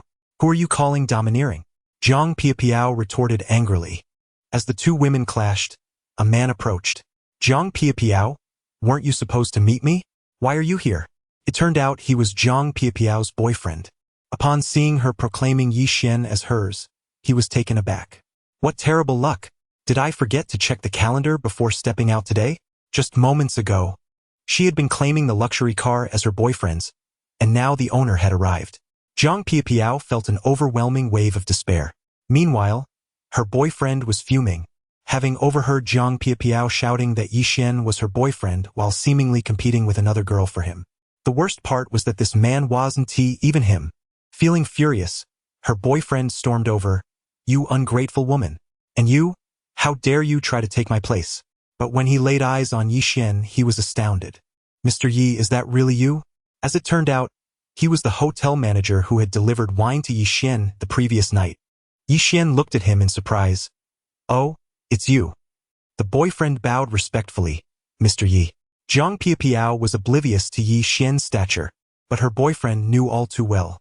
The previous night, while on duty, he had received a call from headquarters upon recognizing Yi Xian entering their hotel. Mr. Yi? Zhang Piapiao finally grasped the situation, realizing Yi Xian was not merely the owner of an extravagant sports car but also the president of the very corporation her boyfriend worked for. Zhang Piapiao began to feel envious. No, wait, something felt off. How could he possibly be the president of your corporation? 6 months prior, he was just an ordinary, unemployed individual. Ordinary? The manager was profoundly disappointed in his girlfriend. Sneering, he is undoubtedly the third largest shareholder of our Liyuan catering group, a young tycoon worth billions. How could you possibly know him? And you dare to say he is your boyfriend? It turns out to be true. Zhang Piapiao felt as if struck by lightning. Only then did she realize that Yi Xian was indeed a young magnate, worth billions. He possessed such an extravagant sports car? And what about herself? 6 months ago, she miraculously managed to date this wealthy individual, which felt like winning the lottery. If only she had seized that opportunity to cultivate a relationship with the affluent Yi Xian. Wouldn't she now be a wealthy lady? Yet what had she done? She had ridiculed him. How short-sighted. Zhang Piapiao's face alternated between red and pale, overwhelmed by embarrassment, regret, anger, and frustration. Regret was futile. Why had she been so superficial? Judging others by their appearances? No, there was still a chance. If she could win Yi Xian back, she might still become a wealthy lady. She screamed, Yi Xian, I was wrong. I will kneel before you. Please, let us reconcile. Thud. Zhang Piapiao knelt down. The male manager coldly remarked, he has long since left. Are you kneeling to thin air? Zhang Piapiao looked up, and indeed, Yi Xian had already driven off in his three-wheeler, leaving no trace. Su Qianqian had also vanished. Zhang Piapiao. Hee. The manager's lips twitched, his gaze turning frigid. Today, I finally see your true colors. You are so superficial, and you even mocked Mr. Yi. Since you seek a wealthy partner, we shall part ways. He turned and walked away. Zhang Piapiao, having failed to win back Yi Xian, was now rejected by her current boyfriend. Panicking, she hurried after him. Wait, I don't want to break up. Please give me another chance. The manager shook off her hand and shouted, have you looked in the mirror? With your demeanor, you think you can attract someone like Mr. Yi? Dream on. Don't you understand your own worth? Stop bothering me. Zhang Piapiao was left embarrassed and disheveled, feeling defeated. She had lost everything, suffering both in love and in pride. Yi Xian, oblivious to these events, continued his delivery work. When her boyfriend had rushed over to confront Zhang Piapiao, Yi Xian seized the opportunity to slip away. He had no time to waste on someone like her. As for Su Qianqian, he accepted her flowers, escorted her to the entrance of the community, and exchanged contact information. Finally, the young lady left, satisfied. However, after the skirmish with Zhang Piapiao over Yi Xian, Su Qianqian felt a sense of urgency. Even that kind of woman is eyeing my Yi Xian. No way. Yi Xian belongs to me, and only me. Su Qianqian resolved to hasten her steps, determined to secure her position as Yi Xian's girlfriend as soon as possible. Lost in a daze, Yi Xian arrived at the community and picked up his phone to call the recipient of the delivery. This customer was quite fond of online shopping. making her a regular. "Miss, please come down to collect your package." On the other end, a rather adorable voice responded, somewhat timid yet melodious, though it carried a hint of confusion. "Has the package arrived? Great, I'll send my dog down to get it." Yixian chuckled softly, nodding. All right, this customer was amusing. Although they frequently communicated over the phone, Yixian had never met her in person, as it was always her golden retriever that came to collect the packages. A minute later, a golden retriever dashed over. Yixian handed over the package, and the dog grabbed it and trotted back. This clever dog even glanced back at Yixian, as if to express gratitude for his efforts. Yixian smiled, continuing on to the next delivery. The next drop-off was at a large community with dozens of buildings. The spacing between the buildings was ample, adorned with numerous gardens, resembling a park rather than a residential area. The client this time was a woman named Lu Qiqi. Upon arriving at the community gate, as usual, he was stopped. Many communities have regulations that prevent delivery personnel from entering to avoid impersonation or theft. Deliveries must be made at the entrance. Yixian approached the entrance and made a call. "Hello, I am the delivery person. I have your package. Please come to the gate to collect it." To his surprise, the voice on the line was incredibly cute yet hesitant, tinged with a soft, somewhat disoriented quality. Okay, but, this lady seems to have something she cannot express easily. What's wrong? Yixian furrowed his brow. "No, I'll go down and look for it. Aha, I'll hang up now.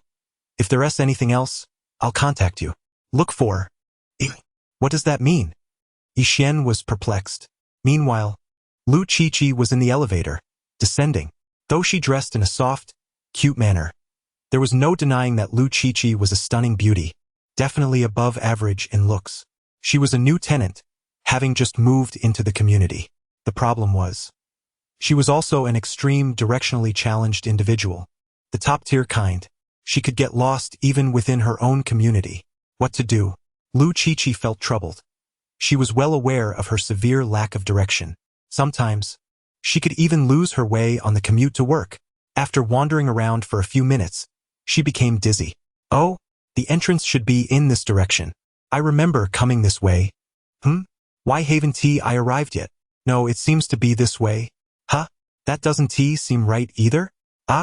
Where am I exactly?" Lu Qiqi was on the verge of tears. She had been wandering for minutes in her own community, having walked the same routes repeatedly, yet she still couldn't find the main entrance. Not only could she not find the entrance, but she also had no idea where she was. "Where am I? I can't believe I got lost in my own community." Lu Qiqi was genuinely astonished by herself. She wasn't foolish, at least a university student, yet how could she be this directionally challenged? She was so anxious that she was about to cry. It was no longer merely a question of receiving her package. She couldn't even find her way home. Lu Qiqi asked passers-by for directions, but as soon as she opened her mouth, "Excuse me, where is my home?" she was met with incredulous stares, as if to say, "Are you really that foolish?" Terrified, Lu Qiqi shrank back. After much wandering, feeling utterly lost, she finally had no choice but to call Yixian. "Hello, I am Lu Qiqi, the recipient of the package." "Hello, miss." Yixian nodded. "I've been waiting for you. It seems you've been quite a while. Where are you now?" "I don't know. I'm lost," Lu Qiqi replied, her voice cracking. Yixian was left bewildered. Lost? Is there really such a person in this world? Getting lost in her own community? "Miss Lu, don't worry. Listen to me," Yixian patiently instructed her. "Which building are you currently under? Can you see the building number? I think the building on my left is number." Yixian's voice was pleasant and gentle, carrying a soothing power that gradually calmed Lu Qiqi down as she found the sign of the nearby building. "Oh, I see." Yixian had only been to the community once or twice, but all the paths were clear in his mind like a map. He calmly instructed, "Walk straight past one building, then turn left, walk past 4 buildings, and you will see the community entrance." "Oh, thank you." Lu Qiqi still hesitated. "I'll give it a try." Yixian waited for a full 10 minutes, letting out a sigh. It was evident that she had once again lost her way. This young lady truly had no sense of direction. As expected, Yixian's phone rang once more. "I'm sorry. I've gotten lost again." Lu Qiqi's voice was tinged with a hint of tears. Could you please come in and help me out? My legs are aching, and I still can't find my way out. All right, Yi Xian replied, feeling a mix of exasperation and admiration. Just stay where you are, don't move, and wait for me to find you. Thank you. Lu Qiqi sighed in relief, warmth blooming in her heart. This delivery guy was not only articulate but also quite considerate. After explaining the situation to the security guard, Yi Xian was finally allowed to enter. He quickly located Lu Qiqi, who was standing forlornly beneath a building in the community. Her small face contorted in a frown, looking utterly adorable. You must be Lu Qiqi, right? You are the delivery guy? Lu Qiqi gazed at Yi Xian in astonishment, unable to believe that such a handsome and sunny deliverman existed in the world. Hop on. I'll take you home, Yi Xian stated. Okay. Lu Qiqi replied cheerfully. I live in building number. This community is truly vast, and with my terrible sense of direction, I really wouldn't know what to do without you coming to my rescue. You're the first person I've met who got lost in their own neighborhood. Impressive. Yi Xian chuckled, giving a thumbs up. As Lu Qiqi sat in Yi Xian's tricycle, the evening breeze swept over them, carrying with it the comforting scent of sunshine from Yi Xian, instilling a sense of security and contentment within her. The cool evening air, combined with the presence of this charming young man, warmed her heart, rekindling her feelings of love. If only we could keep walking like this forever, she silently wished, hoping this journey would never end. Ah, we've arrived, Yi Xian announced. Already? That was so fast. Lu Qiqi thought to herself, bewildered. She had taken half an hour to walk here, yet he had made it in just 3 minutes. Reluctantly, she disembarked, collected her package, and glanced back repeatedly, unwilling to part. However, with this delivery guy's number, she felt a renewed sense of hope, her eyes sparkling with excitement. Yi Xian shook his head and drove away, only to receive a system notification. Ding. Detected that the host has just completed a special delivery. Reward: a Sihiyuan in the second ring of the imperial capital. Reward: a 5-entry Sihiyuan at the foot of the royal city, Qi Wangfu. Yi Xian was astounded. This was the imperial capital. The second ring? A Sihiyuan? What did these words signify? In the imperial capital, even an ordinary house could cost millions, let alone a Sihiyuan. Should he go take a look? Checking the time, Yi Xian realized it was already evening, the perfect time to finish work. Instead of returning to the office, he headed straight to the Sihiyuan. Following the address provided by the system, he drove to, yet could not find the entrance. Isn't this the place? Examining the address, Huangchengan Hutong A. He checked the street signs, confirming he was in the right location. After asking a local elder, he confirmed that he was indeed at Huangchengan Hutong. The reason for its name was clear. Standing here, one could see the Forbidden City. It was merely a stone's throw away. This was indeed a Sihiyuan at the foot of the royal city. But where was the entrance? After searching around, he saw high walls and grand roofs, imposing yet devoid of any visible entrance. Yi Xian pouted and continued his search for the main gate. At last he found the only entrance to this sprawling estate. My goodness! Isn't this the Qi Wangfu? The system's reward claimed it was a Sihiyuan, yet it was, in fact, a royal residence. No wonder Yi Xian had been unable to find the entrance after wandering for so long. The entire Huangchengan Hutong was predominantly occupied by this royal mansion. The walls of the mansion had no visible entrances. The only access was through the grand front gate and the back door to the north. Is this really necessary? A reward of such a vast royal mansion Sihiyuan? As he stepped inside, he noticed an introduction at the entrance, stating that this was a cultural heritage Sihiyuan. Cultural heritage Sihiyuan can indeed be bought and sold, but one cannot simply dismantle them. Upon entering, Yi Xian quickly realized why he had struggled to find the entrance. It was simply enormous. Although Qi Wangfu might not be the largest of all royal residences, it was still a princely abode from the late imperial era. Even the smallest of royal residences was far from what ordinary households could compare to. This mansion, while not the largest among royal houses, had numerous front and back buildings. Each entryway was symmetrically arranged, featuring a grand entrance, reception hall, main hall, back hall, and a royal garden, among other areas. The area was not excessively vast, but Yi Xian had been wandering for quite some time without reaching the end. making it difficult to estimate its size. The garden alone boasted 4 distinct sections, complete with flowing streams, hillocks, pavilions, and even a small artificial lake. Yixian marveled silently. Just residing in this Qi Wangfu would mean he could spend a month exploring the various rooms if he changed his sleeping quarters every day. Situated at the foot of the Forbidden City, how valuable could this Qi Wangfu possibly be? It was simply unfathomable. Yixian observed that this royal residence was not the dilapidated, antiquated structure he had imagined. Rather, it was modernly and exquisitely decorated from top to bottom. While it appeared rustic from the outside, the interior was luxuriously designed, surpassing even 5-star hotel resorts in elegance, modernity, and sophistication. Clearly, it was the work of a master designer. A lawyer awaited Yixian respectfully at the entrance of the main hall. "Mr. Yi?" The lawyer was momentarily taken aback upon seeing Yixian on a delivery bicycle. "Is the owner of this extraordinary Sihiyuan truly a deliverman?" After rubbing his eyes, he confirmed that he was not mistaken. "Yes, that's me. I'm here to take a look at the property." The lawyer, visibly perplexed, repeatedly verified the fact that Yixian was indeed the new owner of this residence. "Mr. Yi, here are the documents." He handed over a legal document, which included the property title and sales agreement. It turned out that the former owner of this royal residence had moved abroad and, among numerous competitors, ultimately sold it to Yixian. Naturally, the payment had been handled by the system, requiring no out-of-pocket expense on his part. "This royal residence comes fully furnished, ready for you to move in." "Congratulations, Mr. Yi. The paperwork is complete, and this royal residence is now your property." The lawyer smiled respectfully, assuring him that everything was in order. However, the former owner has not visited since the renovation a year ago, so it requires some cleaning. Here's the contact for a cleaning service. "All right," Yixian nodded. "I'll take care of it."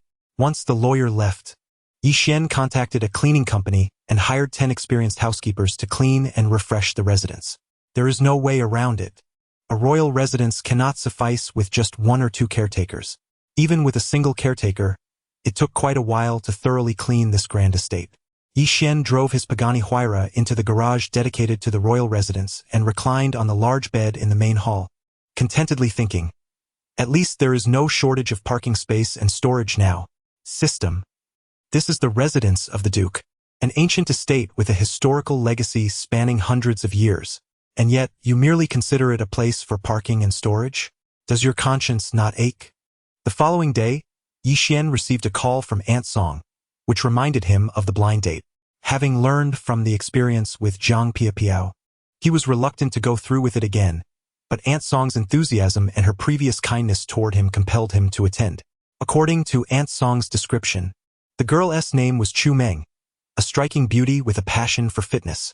Given his prior experience with the so-called beauty Zhang Piapiao, Yixian was skeptical of Aunt Song's claim that Chu Meng was exceptionally attractive. "Aunt, do you perhaps have a misunderstanding of beauty? Or is it that our standards of beauty differ?" He added the girl's WeChat, exchanged a few pleasantries, and they arranged a time to meet. Time, 7 p.m. Location, Wanda Zingbaba CAF. To show his respect, Yixian arrived at the venue at 6:40, ordered a coffee, and waited. However, by 7 p.m., there was still no sign of her. Yixian was not one to rush others. He understood that sometimes delays could happen. Yet, as time ticked by, he found himself frowning by 7:30. While he could understand a slight delay, a half-hour tardiness without any communication felt rather impolite. After pondering, he decided to call her. 1 call. No answer. 2 calls. Still no answer. Yiv 1. He had no choice but to send a message on WeChat. "What time do you expect to arrive?" "I am already here." After a few moments, Chu Meng replied, "I am at the gym." Yiv 1. "Did we not agree to meet at 7 p.m.? "I was unaware," she responded. Yixian shared the chat history with her, which included her prior confirmation. After reviewing it, she replied, "All right then, I will be free after my workout at 9 p.m. Yixian was left bewildered. What is wrong with this woman? Her tone suggested she viewed herself as a queen, treating the meeting as a mere favor.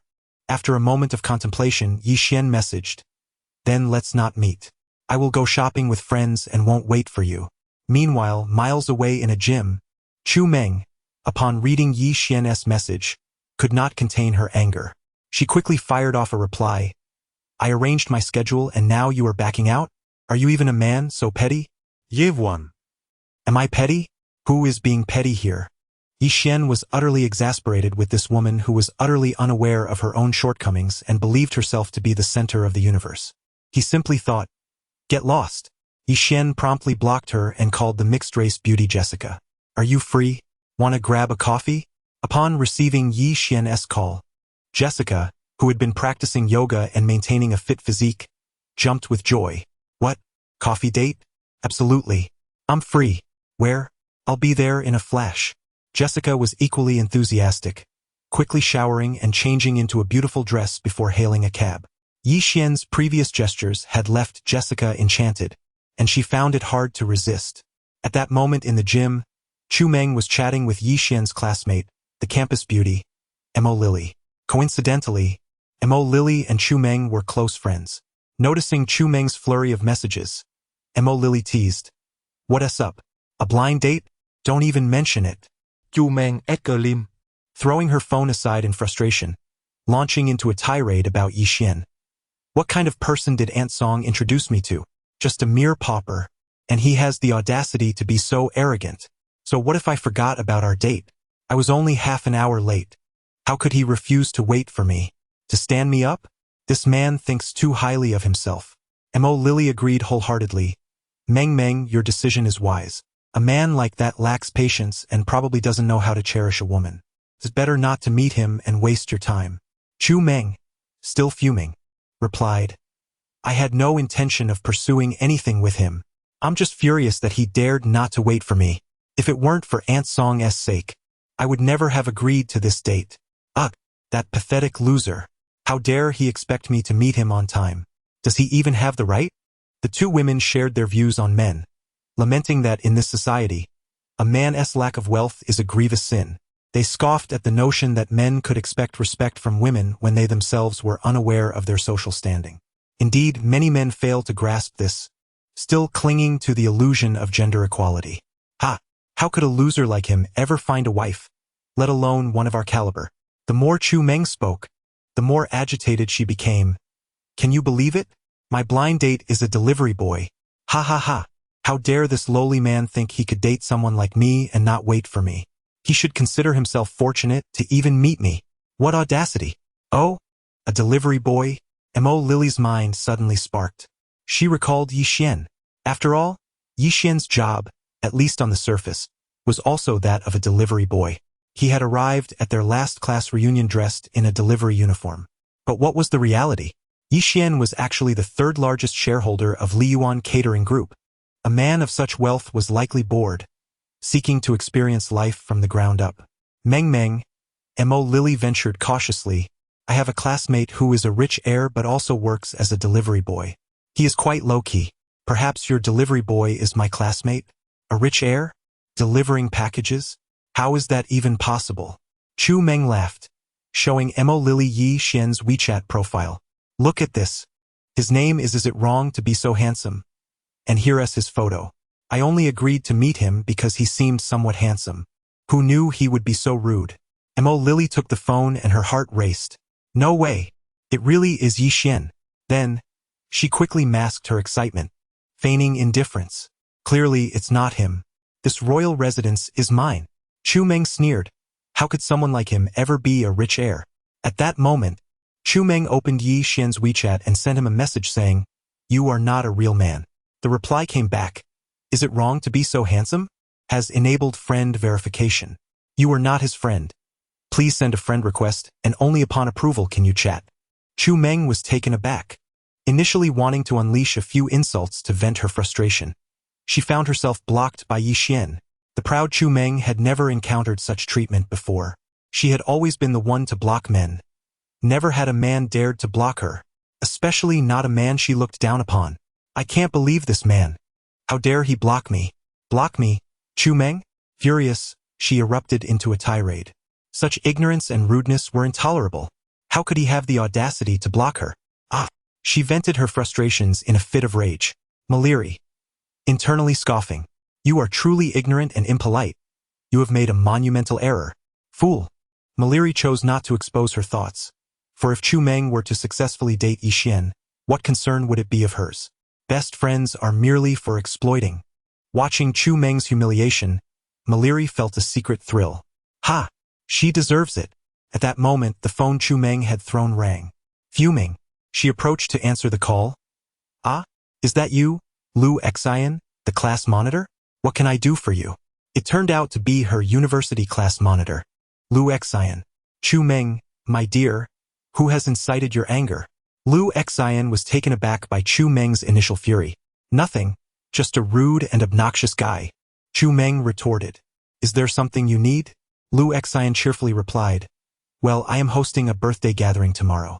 I would love for you to join. It will be a small affair with just 6 close friends. Sure, I will definitely attend. Meanwhile, Yixian was out shopping at Wanda with the enchanting half-blood beauty, Jessica. Although they had already shared a bed, Jessica had yet to formally introduce herself. As they chatted, Yixian learned more about Jessica's intriguing background. She was a financial Ph.D. who returned from studying in the United States, a fund manager at the Tiger Funds branch in the Middle Kingdom, an academic prodigy with a high level of education and taste. Her favorite pastime was practicing yoga. Yixian mused, no wonder Jessica had such a splendid figure. It must be due to her yoga practice. With the sophisticated and erudite Jessica by his side, Yixian's shopping spree was a resounding success. Jessica, with her refined taste and understanding of brands, helped him select an array of watches, clothing, and accessories that perfectly complemented him. They traversed the entire mall, visiting luxury boutiques where Yixian acquired over 10 outfits and 5 sets of watches and shoes, each reflecting his unique style. As the saying goes, a Buddha deserves golden adornments, and a person deserves fine clothing. Under Jessica's guidance, Yixian underwent a transformation, looking resplendent and radiating an aura of sunshine and charm. His handsome features further accentuated. Not only did Jessica's eyes shimmer with affection, but even the seasoned saleswomen could not help but blush and steal glances at Yixian, whispering amongst themselves. This young man is so handsome. He is young, attractive, speaks well, and is affluent. He just spent a fortune without batting an eye. Ah, how they wished to swap places with Jessica. Dream on. That captivating half-blood beauty beside him is so stylish and alluring. Do you think you could compete? Jessica gazed at Yixian, transformed by her styling. Her eyes filled with admiration. You are truly the most exquisite masterpiece of the creator, Yixian. I feel so fortunate to have met you. Thank you. Subsequently, Yixian lavished her with numerous bags, clothing, jewelry, and cosmetics, spending over 100,000. He never hesitated to splurge on his beloved. Unbeknownst to Yixian, he was being observed by Zhang Piapiao, the plump beauty, who watched with envy as he indulged Jessica with gifts. Ah! Zhang Piapiao, incensed, kicked the wall, yelping in pain and collapsing to the ground. Bystanders, startled by her antics, hurriedly scattered. Yixian, with an arm around Jessica's waist, drove his sports car through the night. This time, he did not drop Jessica off at home, but instead took her to his residence in the Shi Wang Fu courtyard. Jessica had hoped to book a hotel for an intimate evening, but was taken aback when Yixian presented her with a grand surprise. As she stepped out of the car and beheld Shi Wang Fu for the first time, she wondered if Yixian had made a mistake. Hey Yixian, you Haven Tea brought me to some royal mansion. Have you? Jessica teased. Are you suggesting a nighttime adventure in the royal courtyard? But this place seems not to be open to the public. I have never heard of it. Yes? Yixian replied, parking the car and casually adding, this is my family home. What? Jessica's eyes widened in disbelief. How is this possible? Such a grand estate, right at the heart of the imperial city. Why not? Yixian smiled, wrapping his arm around her slim waist as they entered. The butler had been waiting and greeted them respectfully. Mr. Yi, everything you requested has been prepared. Yixian nodded. 20. Dining together. Yixian first took Jessica on a tour of the entire estate's gardens. Jessica, a woman of refined taste, was well-versed in many things. I know that the world's finest hotels often choose to build within historical landmarks, such as the legendary hotel in France, which is unique in its selection of historic sites like the Burgundy Duke's Castle or the Chang'an People's Mansion. But compared to this royal courtyard, the difference is immense. You actually reside here? I'm not particularly knowledgeable about architecture. Yi Xian shrugged. He could see that the sophisticated Jessica was captivated by the architecture and gardens of Shi Wangfu. So he proposed, "Would you like to stay the night?" Jessica's eyes sparkled with delight as she smiled. I could not wish for more. The night at the royal courtyard was infinitely splendid, unlocking new experiences that left Yi Xian inextricably captivated. The following day, Yi Xian and Jessica explored the various attractions of the courtyard, leaving behind countless footprints. On the third day, as Jessica prepared to return to work, Yi Xian drove to a vast residential complex. Huh? Yi Xian was taken aback when he spotted a familiar face. Wasn't that the directionally challenged beauty, Lu Qiqi, from yesterday? Why was she wandering around the complex again, looking as though she might burst into tears? Yi Xian parked the car. Lu Qiqi? Upon recognizing Yi Xian, Lu Qiqi nearly jumped with joy. It's you. I. Feeling somewhat bashful, Lu Qiqi hesitated. Lost again? Yi Xian guessed correctly. Yes, Lu Qiqi admitted, lowering her head, her right foot nervously tapping her left toe, pouting. I am lost again. Get in the car. I'll take you home. Yi Xian sighed. Lu Qiqi was adorably clueless and hopelessly directionally challenged. But there was something endearing about her. Lu Qiqi happily climbed into the car, engaging in conversation with Yi Xian. It turned out she had recently graduated in April. When Yi Xian asked why she was so directionally challenged, her expression turned somber. She revealed that her condition was due to a rare neurological disorder called developmental topographical disorientation, which impaired her brain's spatial awareness and navigation abilities. This condition is quite rare and difficult to treat, which explained her repeated misadventures in her own neighborhood. With no other choice, Yi Xian decided to take her home again and suggested she consider moving to a smaller community. Lu Qiqi was immensely grateful for Yi Xian's continued assistance, her heart racing with excitement. The scent of love lingered in the air. The sunlit youth is truly both handsome and kind-hearted. I feel as though I've fallen in love. Lu Qiqi wrapped herself in a blanket, rolling about, her face aflame with warmth. Ding dong. At that moment, Lu Qiqi's WeChat chimed. She anticipated a message from Yi Xian and hurriedly opened it, only to find herself added to a group chat. What kind of group is this? Oh, it's the class monitor, Lu Xian. It turns out that Lu Xian has invited her to attend her birthday party that evening at the Red Leaf Hotel. The chat is filled with fellow female classmates. With Lu Xian as the group admin, the conversation shifts to the dinner venue, where everyone mentions bringing their boyfriends, eager for introductions. Lu Qiqi observes quietly. Suddenly, a classmate inquires, "By the way, does Qiqi have a boyfriend?" Lu Qiqi stammers, "I." Another classmate chimes in, "Qiqi definitely has a boyfriend. Remember in school, many boys pursued her. She was just too adorable when she got lost," often sparking the protective instincts of boys. If it weren't for her family's financial struggles and her determination to work hard, she would have surely had a boyfriend in school. Another adds, "Exactly. Girls like her who are a bit directionally challenged are quite popular among boys. Qiqi must have a boyfriend by now." A fourth classmate exclaims, "How could such a charming girl be single?" At this moment, Lu Xian interjects, "Qiqi, remember to bring your boyfriend along, as we are all bringing ours." Lu Qiqi is taken aback. Okay. Before she can fully process it, the conversation shifts to other topics, leaving her feeling slow and unable to join in. There is no alternative. She tends to take time to react and struggles with her words. Lu Qiqi feels distressed. How could she possibly have a boyfriend? Yet, with everyone bringing their partners, wouldn't it be awkward if she didn't? In that moment, she thinks of Yi Xian, her only acquaintance. After hesitating, she calls him. "Can you take me to the Red Leaf Hotel tonight? Just drop me off at the entrance." Yi Xian looks puzzled. "You want to meet me at a hotel tonight? What does that mean?" However, he knows Lu Qiqi has a kind heart and no ill intentions, so he agrees. That evening, Yi Xian arrives, dressed in luxurious attire and exuding an irresistible charm, akin to a deity. He drives a sports car to pick up Lu Qiqi. She, too, is dressed up, her makeup enhancing her soft and somewhat silly demeanor.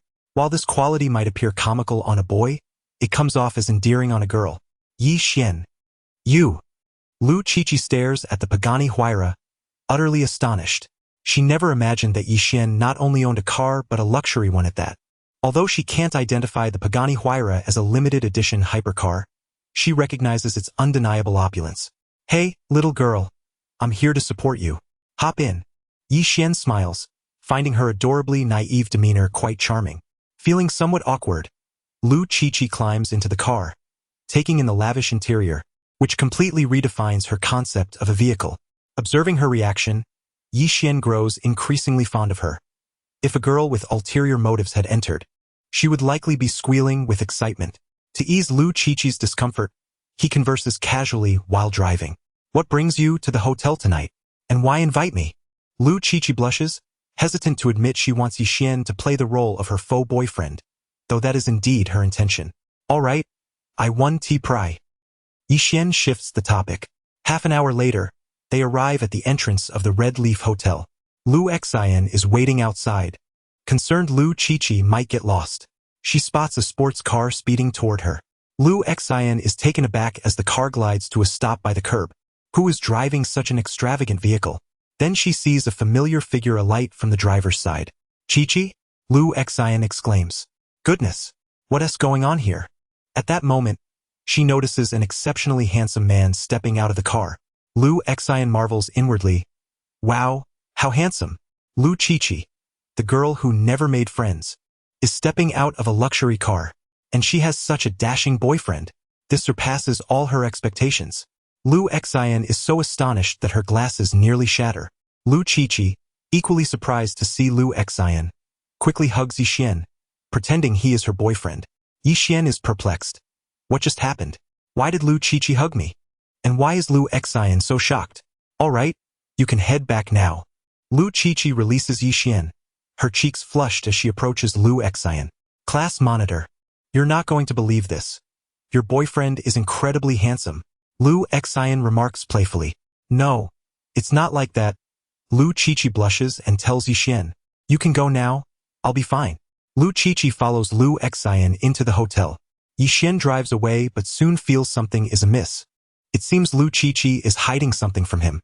His greatest weakness is his soft heart, especially when it comes to kind-hearted, innocent girls. After some contemplation, he decides to turn the car around and return to the Red Leaf Hotel. Lu Qiqi enters the private room with Lu Xian, where 7 girls have gathered, each accompanied by their boyfriends. One boyfriend glances at Lu Qiqi and questions, "Didn't you say you'd bring your boyfriend? Where is he?" This makes things a bit awkward for us. Lu Qiqi feels her face flush. After a moment's hesitation, she replies, "He's busy." Just then, a proud figure pushes the door open. It is Chu Meng, the girl who previously had a disastrous blind date with Yixian, followed by a sycophantic admirer. Chu Meng, the fitness enthusiast who had stood Yixian up, overhears Lu Qiqi's explanation and scoffs. In the past, she had harbored feelings for an upperclassman, only to discover he had a crush on Lu Qiqi, which left her feeling humiliated and resentful. How could it be that I, the illustrious Chu Meng, in every aspect, can't compete with that clumsy Lu Qiqi? Why would the man I like prefer her over me? From that moment on, Chu Meng has considered Lu Qiqi her rival, seizing every opportunity to undermine and belittle her. She sarcastically remarks, "What does your boyfriend do? Doesn't he have time to join us for dinner on a weekend?" Lu Xian interjects at this moment, addressing the group. "I saw Lu Qiqi's boyfriend driving a sports car. He dropped her off and looked quite fashionable, young and affluent." The room buzzes with surprise and chatter. He drives a sports car? Who would have thought that Lu Qiqi, who was once so clueless in school, now has such a remarkable boyfriend? It's hard to believe and rather enviable. Lu Qiqi should have brought him along for us to meet. This only serves to infuriate Chu Meng further. I cannot discern the veracity of this matter. No matter how one tries to convince her, the innocent and somewhat clumsy Lu Qiqi, who struggles to articulate her thoughts, could never attract a wealthy boyfriend who drives a sports car. Surely, this must be a deception. Indeed, it must be a fabrication. She believed she had unraveled the truth, sneering as she said, "Qiqi, I happen to be good friends with several of your colleagues. Yet, I heard from them that you seem to be single, having graduated 2 years ago." Lu Qiqi was taken aback. Her slow reflexes and awkward speech left her unable to counter Chu Meng's assertions. Moreover, Chuming's insinuations were not entirely baseless, at least in Lu Qiqi's perspective. Her relationship with Yi Xian could hardly be deemed genuine. If anything, she merely relied on Yi Xian's presence to avoid feeling overly embarrassed. In terms of their actual relationship, while she indeed harbored fond feelings for Yi Xian, what did he feel for her? Noticing Lu Qiqi's speechlessness, Chu Meng seemed invigorated. To her, Lu Qiqi's inability to respond was a clear indication of her guilt.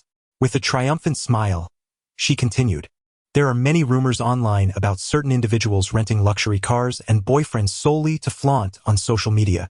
An awkward silence enveloped the room as everyone exchanged glances. Lu Qiqi's face flushed crimson. She struggled to retort but could only manage a weak, I didn't. The girls and their boyfriends began to find Chuming's assertions increasingly credible. Chu Meng, growing more audacious, elaborated, "What I say isn't implausible. Just think about it. If they made the effort to drop you off, yet had no time for a meal. Right?" Lu Qiqi turned her head away, knowing she could not match Chuming's sharp wit. Lu Xian coughed softly, signaling that Chu Meng had gone too far. At that moment, Chu Meng feigned realization, exclaiming, "Oh dear, Qiqi, I didn't mean to mock you. I'm merely concerned that you might be single and not expressing it, making it difficult for us to help you find a boyfriend. Wouldn't you agree?" Chu Meng was the epitome of a schemer. On one hand, she ridiculed Lu Qiqi, while on the other, she pretended to be helpful, showcasing her supposed benevolence. She had exhausted all the remarks, leaving the victim speechless. Would you not find her utterly detestable? Lu Qiqi felt utterly humiliated, with nowhere to retreat, tears welling in her eyes. Just then, the door swung open. Yi Xian entered. "I apologize, little girl. I finished my matters and have come over." He scanned the room and confidently approached Lu Qiqi. The entire assembly fell silent. "Why you here?" Lu Qiqi stammered. Her cheeks flushed, appearing as startled as a little rabbit. "It's your friend's birthday. How could I not attend?" Yi Xian flashed a charming smile. "Hello, everyone. I am Yi Xian, Qiqi's boyfriend." The room was enveloped in silence. From the moment Yi Xian stepped in, he captivated the gaze of nearly everyone present. The girls were entranced, unable to tear their eyes away, while their boyfriends stood in stunned silence. The atmosphere was so quiet that one could hear a pin drop. How could someone be this handsome? The thought echoed in the minds of the girls. It is worth noting that in the eyes of the girls, Yi Xian was no longer the same Yi Xian. He possessed not only an ethereal appearance but also exuded an extraordinary charm, having been meticulously groomed by Jessica. His attire, while not bespoke due to time constraints, was from Armani, with just the coat priced in the 5-figure range. The saying goes, "Clothes make the man." This adage holds profound significance. Imagine if so-called celebrities like Yang Yang or Wu Yifan were to take the stage dressed in $10 garments without any grooming. How many die-hard fans would still recognize them? Moreover, on his wrist, Yi Xian sported a Patek Philippe watch. Patek Philippe, starting at tens of thousands. A man wearing an exquisite watch is far more impressive than one driving a luxury car. It is subtle yet profoundly indicative of affluence. There is a saying, the poor play with cars, while the rich play with watches. A luxury car, costing over $1 million, might get one the top-tier models from renowned brands. Some middle-class individuals in major cities can afford such vehicles. However, a watch can easily exceed $1 million. If one has traveled abroad and visited luxury boutiques, they would notice an abundance of watch stores, often outnumbering jewelry shops, with exorbitantly high prices. This signifies that, in the eyes of foreigners, a timeless watch is indeed more precious than diamonds or sapphires. At that moment, the Patek Philippe on Yi Xian's wrist, though not ostentatious or encrusted with diamonds, was the classic rose gold moon phase mechanical model, carefully selected by Jessica, valued at tens of thousands. This watch accentuated Yi Xian's distinguished and handsome demeanor, amplifying his mature masculine allure. A watch worth tens of thousands. Not to mention the Pagani supercar that Yi Xian parked at the entrance. A vehicle worth millions. Initially, there was no space left, with only a reserved VIP spot available. However, upon Yi Xian's arrival, the car-savvy security guard, upon seeing the Pagani, immediately cleared the reserved spot with a gesture of invitation. Yi Xian, eager to enter, did not hesitate. Ironically, the VIP later arrived, incensed to find his reserved spot occupied. After much commotion, The manager pointed to Yi Xian's car, asking him to calm down. Upon seeing that it was a Pagani, the man's demeanor transformed instantly. The room was abuzz with excitement. Although the girls did not venture outside, they flocked to the windows to catch a glimpse of Yi Xian's vehicle. The sight left them in awe, while the boys were rendered speechless. It is essential to recognize that boasting should be approached with caution, particularly against such formidable competition. One girl discreetly snapped photos of Yi Xian's sports car and watch, searching for the brands online. The results left her eyes wide with disbelief. Her boyfriend, sitting beside her, was equally astonished, beginning to question his life choices. She shared the results with the other girls, and soon, they were all questioning their arithmetic skills, as the prices listed were incomprehensible to recent graduates. The boys, who had meticulously prepared to showcase their so-called luxury items that evening, found themselves engulfed in despair. They had planned to flaunt their possessions, but how could they compete with a man who drove $1 million car and wore a watch worth the same, all while being extraordinarily handsome?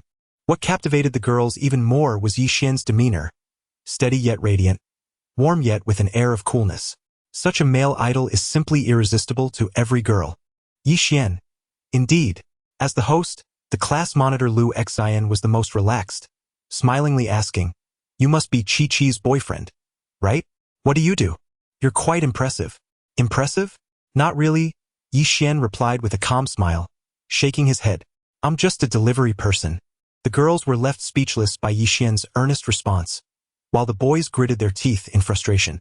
"A delivery person? You dare to claim that?" They thought.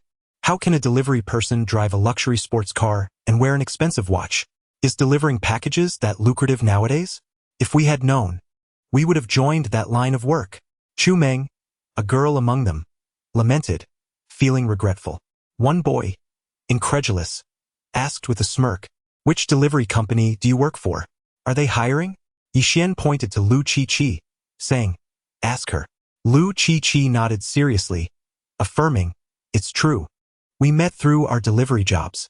The boys collectively shed tears. At that moment, the girls turned envious, realizing there were such perks to being a delivery person. Could one really meet a boyfriend through delivering packages? They bombarded Lu Chi-Chi with questions. "Which delivery company do you use? I'm going to send 100 packages tomorrow." The scene was a mix of silent male astonishment and tearful female excitement. The most shocked among them was Chu Meng, who stared wide-eyed at Yi Xian. "Yi Xian? The delivery person? Isn't he the one who stood me up during our blind date arranged by Aunt Song 2 nights ago?" Chu Meng was in disbelief. "Are you the Yi Xian that Aunt Song introduced me to?" She finally managed to ask. Yi Xian, confused, replied, "Yes, you know Aunt Song?" Chu Meng was on the verge of tears, realizing the magnitude of her mistake. "Oh no, I could have been a wealthy lady if I had known." Jealousy flared within her as she looked at the blissful Lu Chi-Chi leaning against Yi Xian. She quickly tried to clarify, "Oh, it's a coincidence. I'm the Chu Meng Aunt Song introduced to you for a date." Yi Xian was taken aback, surprised by the smallness of the world where someone he had just blocked 2 days ago now stood before him. "Yes, that's me," Chu Meng stammered, her face flushed with embarrassment. "I need to explain what happened. I'm really sorry for being late. I forgot, you see, I can be quite forgetful." Yi Xian responded coolly, "Forgetful enough to make me wait 2 hours?" He wouldn't let her manipulate the narrative. Chu Meng believed her explanation was sincere, as she rarely admitted fault. Eagerly, she pressed, "So, can we restore our relationship? Can we go on another date? This time, I'll treat you." The room was stunned by the dramatic turn of events. The proud Chu Meng was attempting to steal Lu Chi-Chi's boyfriend right in front of everyone. What kind of audacity is this? They wondered. Even if Chu Meng had arranged a blind date with Yi Xian, it was clear he was now Lu Chi-Chi's boyfriend. This was blatant theft. The boys beside Chu Meng looked green with envy, realizing their goddess was throwing herself at another man. Yi Xian sensed Lu Chi-Chi's tension and worry and gently patted her hand to reassure her. Calmly, he addressed Chu Meng. "You were the one who requested to cancel our date yesterday, weren't you? I waited from 6:40 until 7:30, and even when you didn't show, you made me wait until 9. I don't think I forgot is an adequate explanation." Yi Xian, known for his kindness, would not let a woman take advantage of him without consequence. He pulled out his phone, displaying their chat history for all to see. The truth was evident, and the group could not help but look down on Chu Meng. Not only had she been domineering, but she had also stood Yi Xian up, making him wait unnecessarily. Did she think she was entitled? Chu Meng felt tears welling up, realizing she had spoiled herself and underestimated Yi Xian's character. In contrast, Lu Qiqi felt a sense of happiness and security knowing that Yi Xian stood up for himself. Such a man was indeed worthy. After Yi Xian's firm rebuttal, Chu Meng was left speechless. Lu Xian, the class monitor with high emotional intelligence, swiftly changed the subject. All right, let us enjoy the meal and have a good time. Aside from Chu Meng, everyone else at the birthday banquet was quite pleased. Lu Qiqi had drunk too much, charmingly accepting toasts from her classmates who envied her relationship with Yi Xian. Yi Xian, trying to avoid intervening too much, eventually found himself needing to drive her home, as she was quite intoxicated. Even if she weren't drunk, he wouldn't dare let her go home alone, given her notorious lack of direction. After dropping her off, just as he was about to leave, Lu Qiqi, with hazy eyes, grabbed him, pleading, "Don't go, stay tonight." Yi Xian thought to himself, "My heart is too soft. What should I do?" The next morning, Lu Qiqi awoke on the floor, startled to see Yi Xian beside her. "What have I done? I can't believe I..."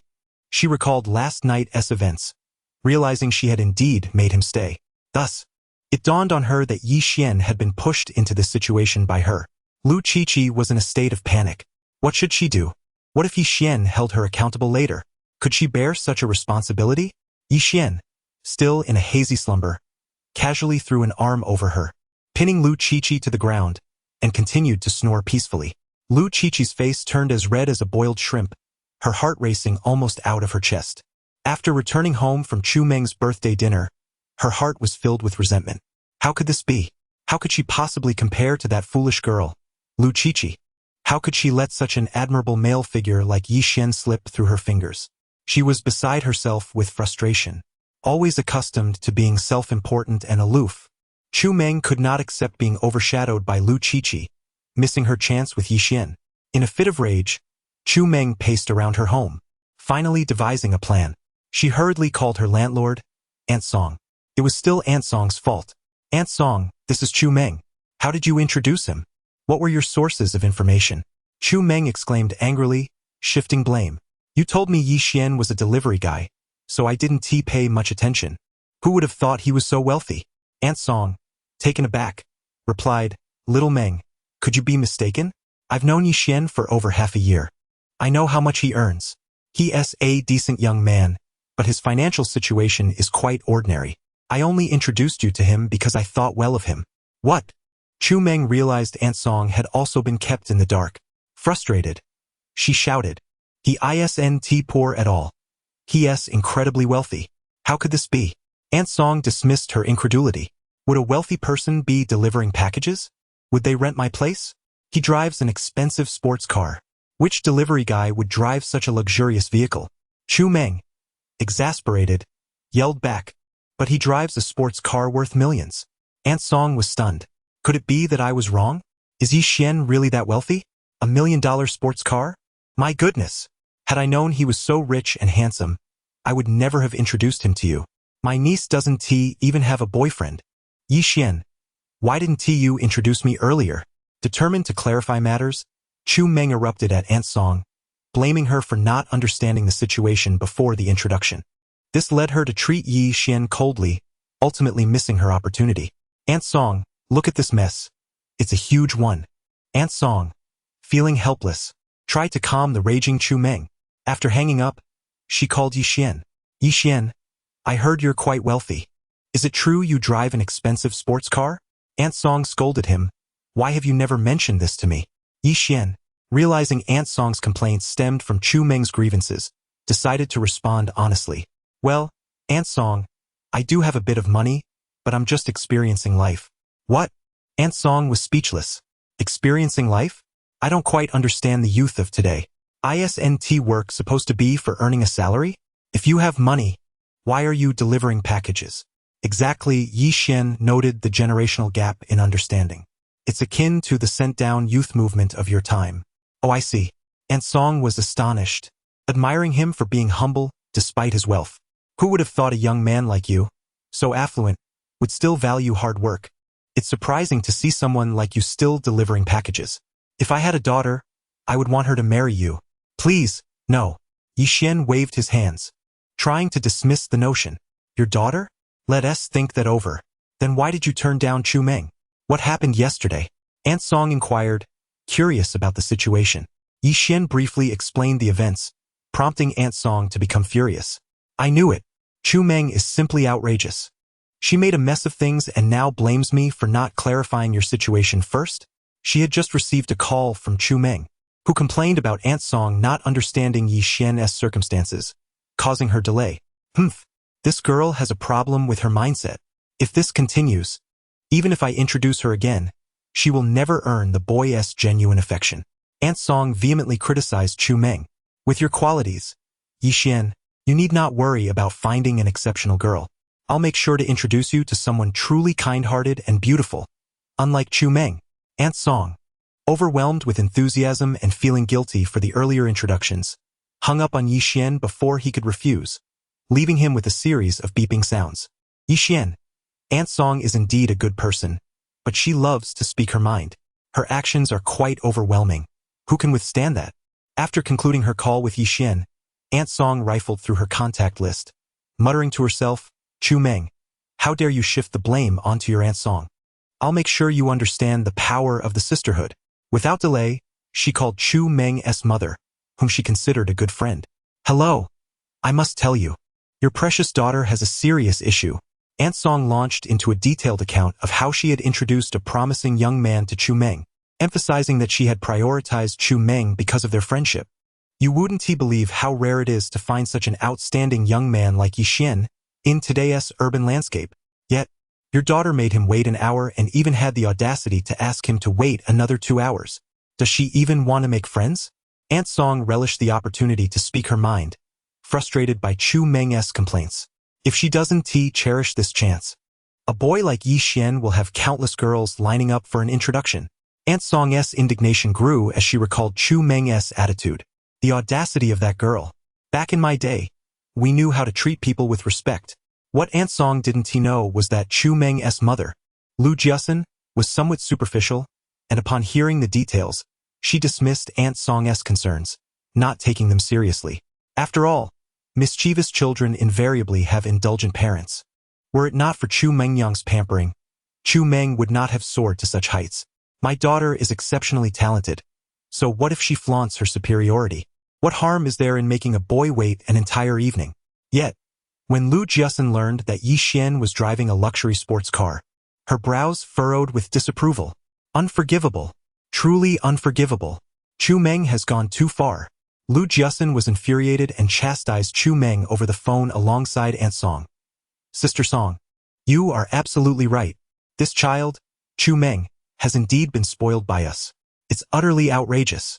How could she make such an exceptional young man, Yixian, wait for an hour? And to utter such inappropriate words? This is simply unacceptable. Lu Jiasun did not genuinely believe her daughter was in the wrong. Rather, she felt her daughter had missed out on a billionaire suitor. While it may be acceptable to be assertive with men, being so with a billionaire is a grave mistake. Sister Song, spare me the lecture. I am going to reprimand Chu Meng. She needs to reflect on her behavior. Lu Jiasun soothed Aunt Song, who had connections with Yixian, as she still harbored hopes of having Yixian as her son-in-law. Indeed, it is essential to teach your daughter a lesson. Aunt Song concluded with a stern warning. If she continues with this attitude, I will cease to make introductions for her. Do you have any idea how much time this has wasted? All right, do not be angry, dear sister. Lu Jiasun maintained a smile, though her heart was heavy with frustration. After all, who would be pleased to receive such scorn? Once the call ended, Lu Jiasun picked up her phone and unleashed a torrent of harsh words upon Chu Meng. Poor Chu Meng, who had just shifted the blame onto Aunt Song and felt somewhat relieved, was now met with her mother's wrath, nearly overwhelmed with despair. She attempted to defend herself, but Lu Jiasun, who typically indulged her, was unusually firm this time, chastising her for her lack of upbringing. Are you out of your mind? The person Aunt Song introduced to you is someone of great caliber. How dare you treat him with such disdain? She never informed me that he was so impressive. Chu Meng protested, feeling wronged. Had I known the true nature of Yi Xian, I would never have stood him up. The boys I usually entertain are all sycophants, eager to comply with my every whim. None are like Yi Xian. You truly have a problem. Lu Jiasun lamented, exasperated. Yi Xian is a wealthy heir. If he desires a girl, he could simply beckon, and a multitude of beautiful young women would rush to him, crying out for his attention. Who do you think you are to act haughty towards him? Chu Meng fell silent, her mindset on the verge of collapse. Lu Jiasun, seething with indignation, switched her tone. Listen closely, regardless of the means. You must find a way to win back Yi Xian's heart. Otherwise, do not bother returning home. What? Chu Meng felt utterly defeated, lamenting, Mom, you know I've already apologized to Yi Xian, but he refuses to accept it. I do not care. Lu Jiasun insisted. Yi Xian is an exceptional young man, the ideal son-in-law. You must bring him back to me.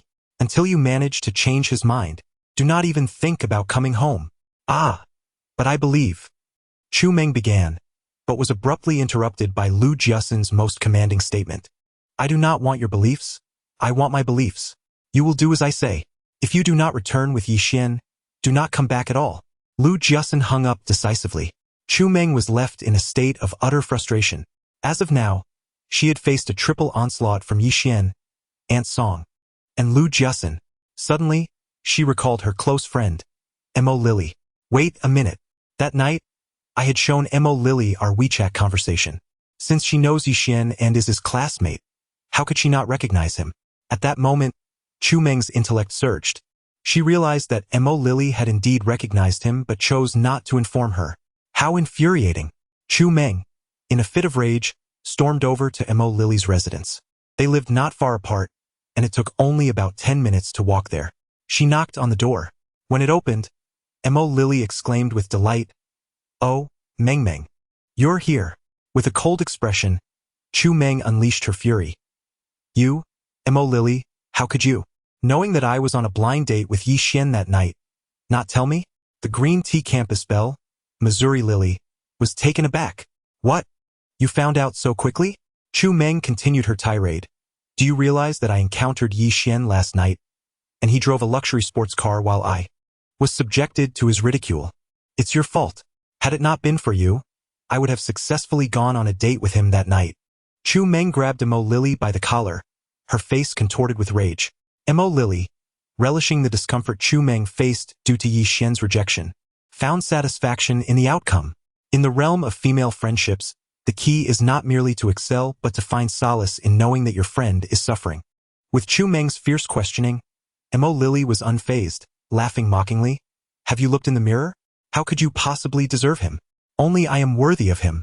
To be honest, the moment you showed me that WeChat conversation, I recognized him as my classmate Yi Xian, the one with the sports car, but I deliberately chose not to tell you, allowing you to miss out on him. Yi Xian belongs to me. Ah, so you deceived me. In her explosive rage, Chu Meng lost all rationality.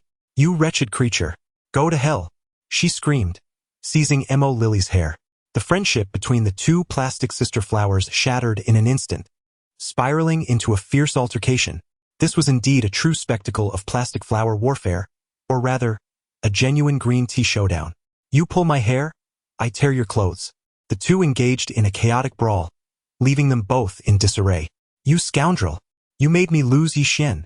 Do you have any idea how miserable I am right now? My mom one tea even let me come home. Humph! Let go of my hair. You green tea bimbo. You deserve it. Have you looked in the mirror? With your demeanor, how dare you covet my classmate Yi Xian? He is mine. The fierce confrontation between the two green tea rivals escalated to the point of attracting neighbors' attention. The neighbors called the police. Though the officers arrived swiftly, it still took over 20 minutes.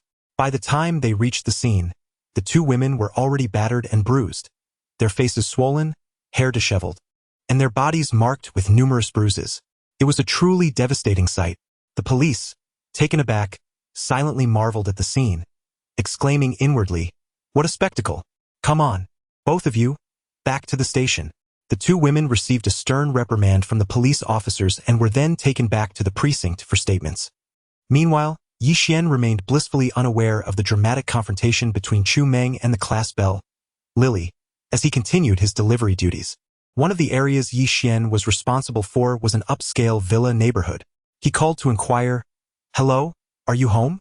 The voice on the other end was that of a young woman, soft and anxious, responding in a hushed tone, "Please don't come over. My husband is home." Yi Xian was taken aback. "What does that have to do with delivering your package? I'm just here to deliver." "Oh, in that case, you can come. I'm at home." The woman clearly sighed with relief. Yi Xian was left perplexed by the entire situation. He sped through the neighborhood, arriving at the villa area. Although the security in the villa district is stringent, the residents are all pampered affluent individuals who would hardly deign to fetch their own deliveries. Consequently, the delivery personnel find it relatively easy to enter. Yi Xian navigated through the community and quickly located the designated villa. He rang the doorbell, and the iron gate slowly creaked open. "Come in, young man," beckoned a charming and alluring woman. Upon seeing Yi Xian's striking appearance, her cheeks flushed with color, clearly flustered by the earlier misunderstanding. The woman seemed hesitant, as if she wished to communicate something to Yi Xian but was at a loss for words.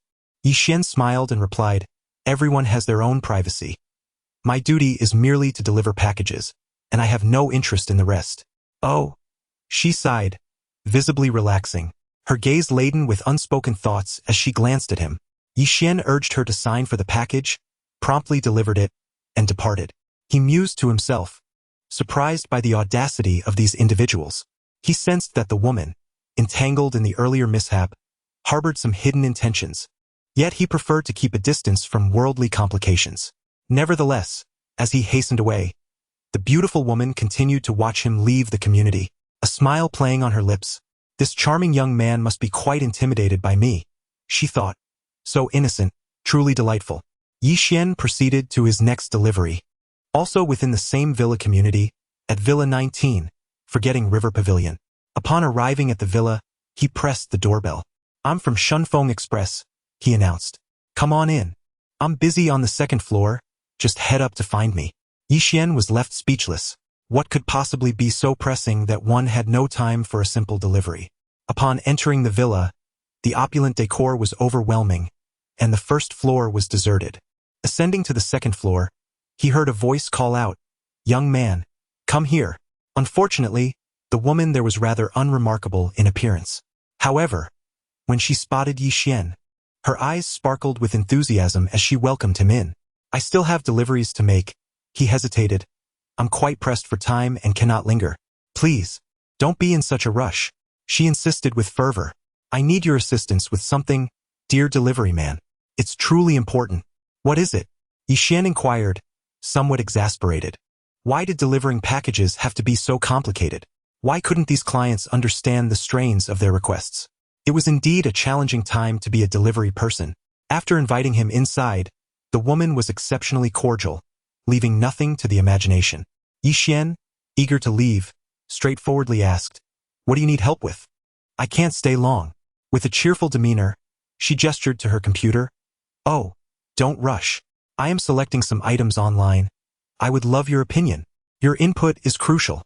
As I am currently single and divorced, I have no one else to turn to for assistance." "What?" Yi Xian was utterly bewildered. Why would she need his help with shopping?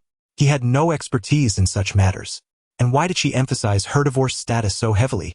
"I really don't know anything about shopping," he replied, remaining steadfast. "You'll see once you take a look," she insisted, batting her eyelashes. "It doesn't require any expertise. Just tell me which one looks the best, and I shall purchase it." Reluctantly, Yi Xian was pulled over to view the options. Upon seeing them, he quickly shut his eyes, unable to bear the sight. "I can't look," he exclaimed. To his astonishment, this divorced woman was asking him to advise her on selecting provocative outfits online. "Quickly help me choose," she urged, winking playfully. "Whatever you recommend, I will select, and then you can deliver it to me. Perhaps I can reward you later." "No, no, no." Yi Xian firmly refused, his expression serious. "I am utterly uninformed on this matter. You would be better off seeking someone more knowledgeable." Without another word, he swiftly exited. It was not that Yi Xian was an exceedingly virtuous individual. Rather, it was simply that she lacked the appeal. He just couldn't bring himself to entertain such a proposition. Upon his departure, He could feel the weight of her gaze lingering on him, almost searing into his back. The intensity was palpable. This woman, both divorced and excessively forward, is like a predator. If only her looks were more appealing, I might have found the situation more manageable, he thought. Suddenly, a thought struck him. He had a little brother, Meng, who was a stout, honest fellow from the Northeast. He was dependable, physically strong, and, more importantly, single due to financial constraints in finding a wife. Meng had once drunkenly revealed that he was in love with a childhood sweetheart, but when the bride price escalated, he was left infuriated and retreated to the capital to earn money through deliveries.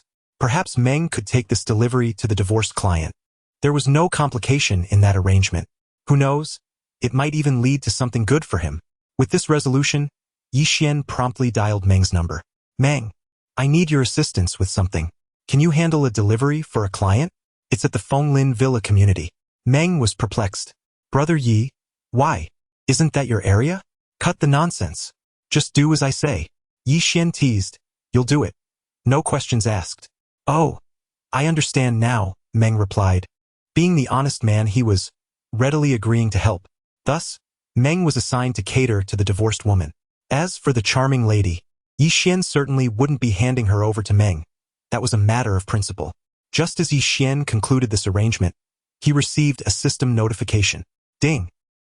Detected that the host has just completed a special delivery. Reward: 4 shares in the world's top luxury brand. Lowy, second largest shareholder.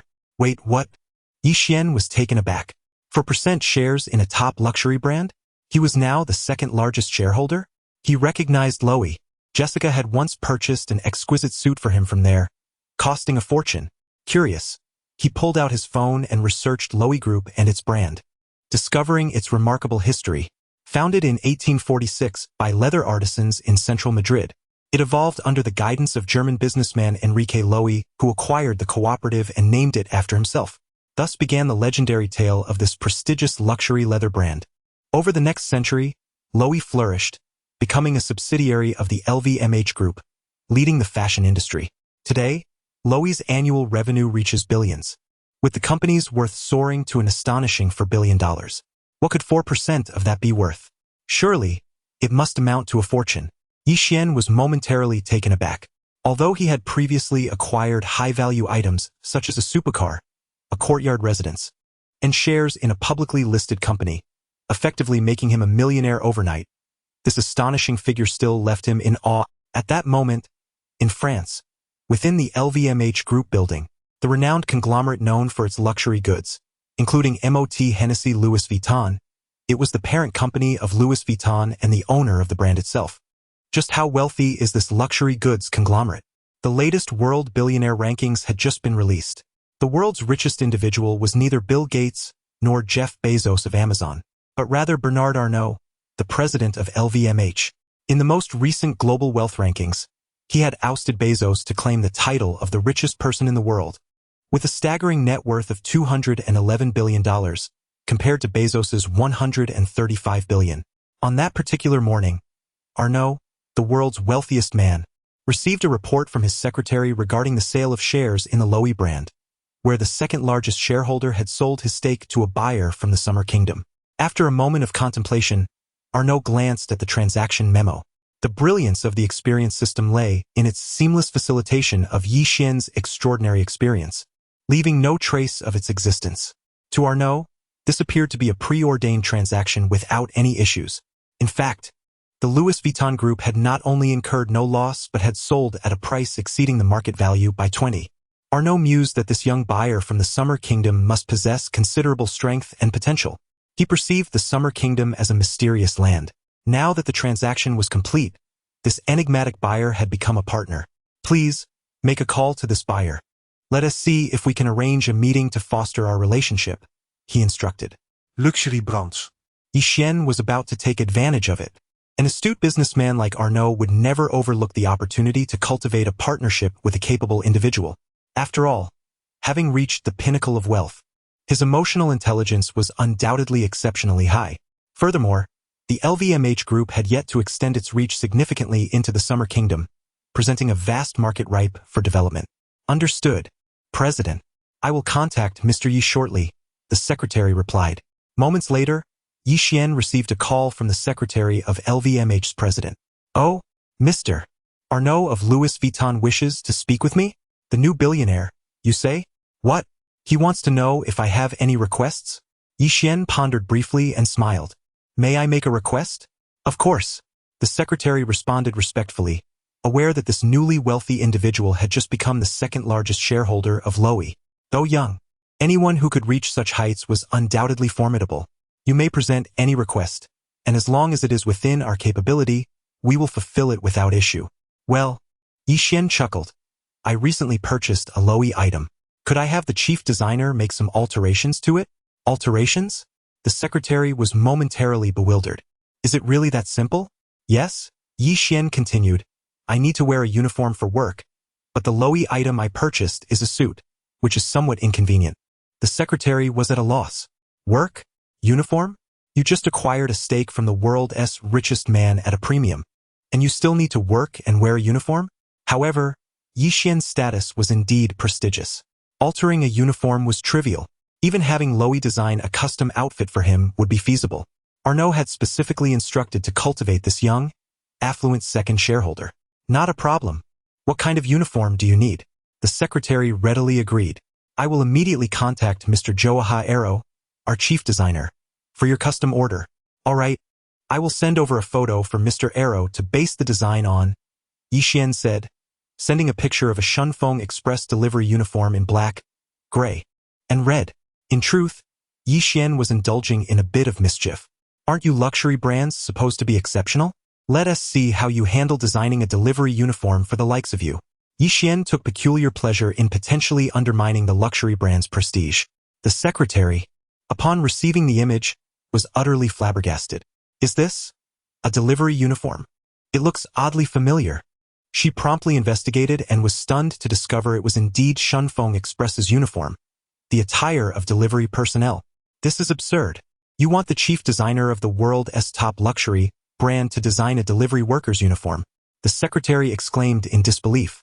Yet, having already committed to the request and with Arnaud's directive in mind, she felt compelled to proceed. She contacted chief designer Joaha Arrow. What? You want me to design a uniform for a delivery worker? Arrow erupted in anger. This is a tremendous insult to me, an international master who has received the Spanish King's Medal and the World Designer of the Year award. I refuse. The aesthetics of a delivery uniform are more repugnant than excrement. The secretary coughed nervously. But this request comes from the mysterious buyer from the Summer Kingdom, the very individual who recently acquired a stake in Loewe. Upon hearing this, Arrow paused for a moment, then swiftly changed his tone. Ah, I was merely jesting. Upon seeing the desired uniform, I suddenly felt a refreshing breeze of inspiration. My previously stagnant mind has been invigorated. I have decided to base the entire Loewe collection on this uniform for next summer's Milan Fashion Week. The aesthetic proposed by this gentleman is profoundly ahead of its time. What? A custom order? Absolutely. I can't wait to start working on it. In 3 days, or at most, 3 days, I shall dispatch the custom-designed uniform. Y assure you. This gentleman will receive a work uniform crafted by a world-class designer. With that, he hung up the phone and began working fervently. The secretary, utterly speechless, wondered about the designer's integrity and commitment. Notably, the following summer at Milan Fashion Week, a strikingly dramatic scene unfolded as Loewe's main collection bore a remarkable resemblance to the Shunfeng delivery uniform. Naturally, numerous domestic celebrities and fashion icons quickly took to social media to praise it. Look at this. The creativity of Loewe bears an uncanny resemblance to Schunfeng's uniforms. Does it not? Haha. Loewe is Loewe, and Anderson will always remain Anderson. Though there are similarities, it is amusing that many claim Anderson has plagiarized Schunfeng's concept. Shunfeng, do you dare to acknowledge this? The moon is round in foreign lands. While it may resemble Schunfeng's attire, the taste is of an entirely different caliber. Subsequently, during a press conference, Anderson stated that he was inspired by a director from the group and referenced the work attire of Shunfeng Express, leading to the design of this year's flagship series, domestic celebrities and fashion moguls. Oh, has the world become so swift in its retribution? 29. Can the system be upgraded? Yi Xian remained oblivious to the happenings at Loewe. unaware that a single request of his would create a significant butterfly effect at Milan Fashion Week and even on the international fashion scene. At present, he was solely focused on delivering packages. The following day, Xiaomeng approached Yi Xian, blushing and whispering, "Yi Go, about that client you assigned to me yesterday." Yi Xian noticed Xiaomeng's bashfulness and suspected something amusing had transpired. With a chuckle, he asked, "Is there something good to share?" After much hesitation, Xiaomeng finally revealed the story. Indeed, as Yi Xian had suspected, the separated woman had flirted with Xiaomeng when he delivered her package, and after sharing a few drinks, they ended up together. Yi Xian. Thumbs up. Impressive. Xiaomeng saluted earnestly. "Yi Go, you are truly my benefactor. If I ever achieve success, I will never forget your kindness." Later, Xiaomeng indeed became involved with this wealthy woman, rising to the position of vice president at a publicly traded company, remaining deeply grateful to Yi Xian. At that moment, Yi Xian received a call from Lu Qiqi. Since following Yi Xian, she had completely fallen for him, thinking of him day and night. If it weren't for Yi Xian's work commitments, she would want to cling to him all day long. Yi Xian felt a protective instinct towards this charmingly clueless girl and cherished her deeply. Coincidentally, his mixed-race girlfriend Jessica was away on a business trip to the American headquarters, granting Yi Xian ample time to spend with Lu Qiqi. "What are you up to?" Lu Qiqi cooed. "Just finished delivering a package. I want to see a movie and, even more, to see you," she confessed earnestly. "All right," Yi Xian pondered, having nothing else to do, and drove to her apartment to take her to the cinema. "Let's watch Avengers Endgame," he suggested. "Anything is fine, as long as you like it," she replied, curling up like a little kitten in his embrace, her face radiating sweetness. As they watched the film, Yi Xian marveled at the prowess of the Avengers, thinking, "Wow, so impressive." The more he watched, the more he felt his own system was lacking. While delivering packages brought him substantial rewards, he realized that wealth and material possessions were ultimately superficial. To those without money, such things seem invaluable.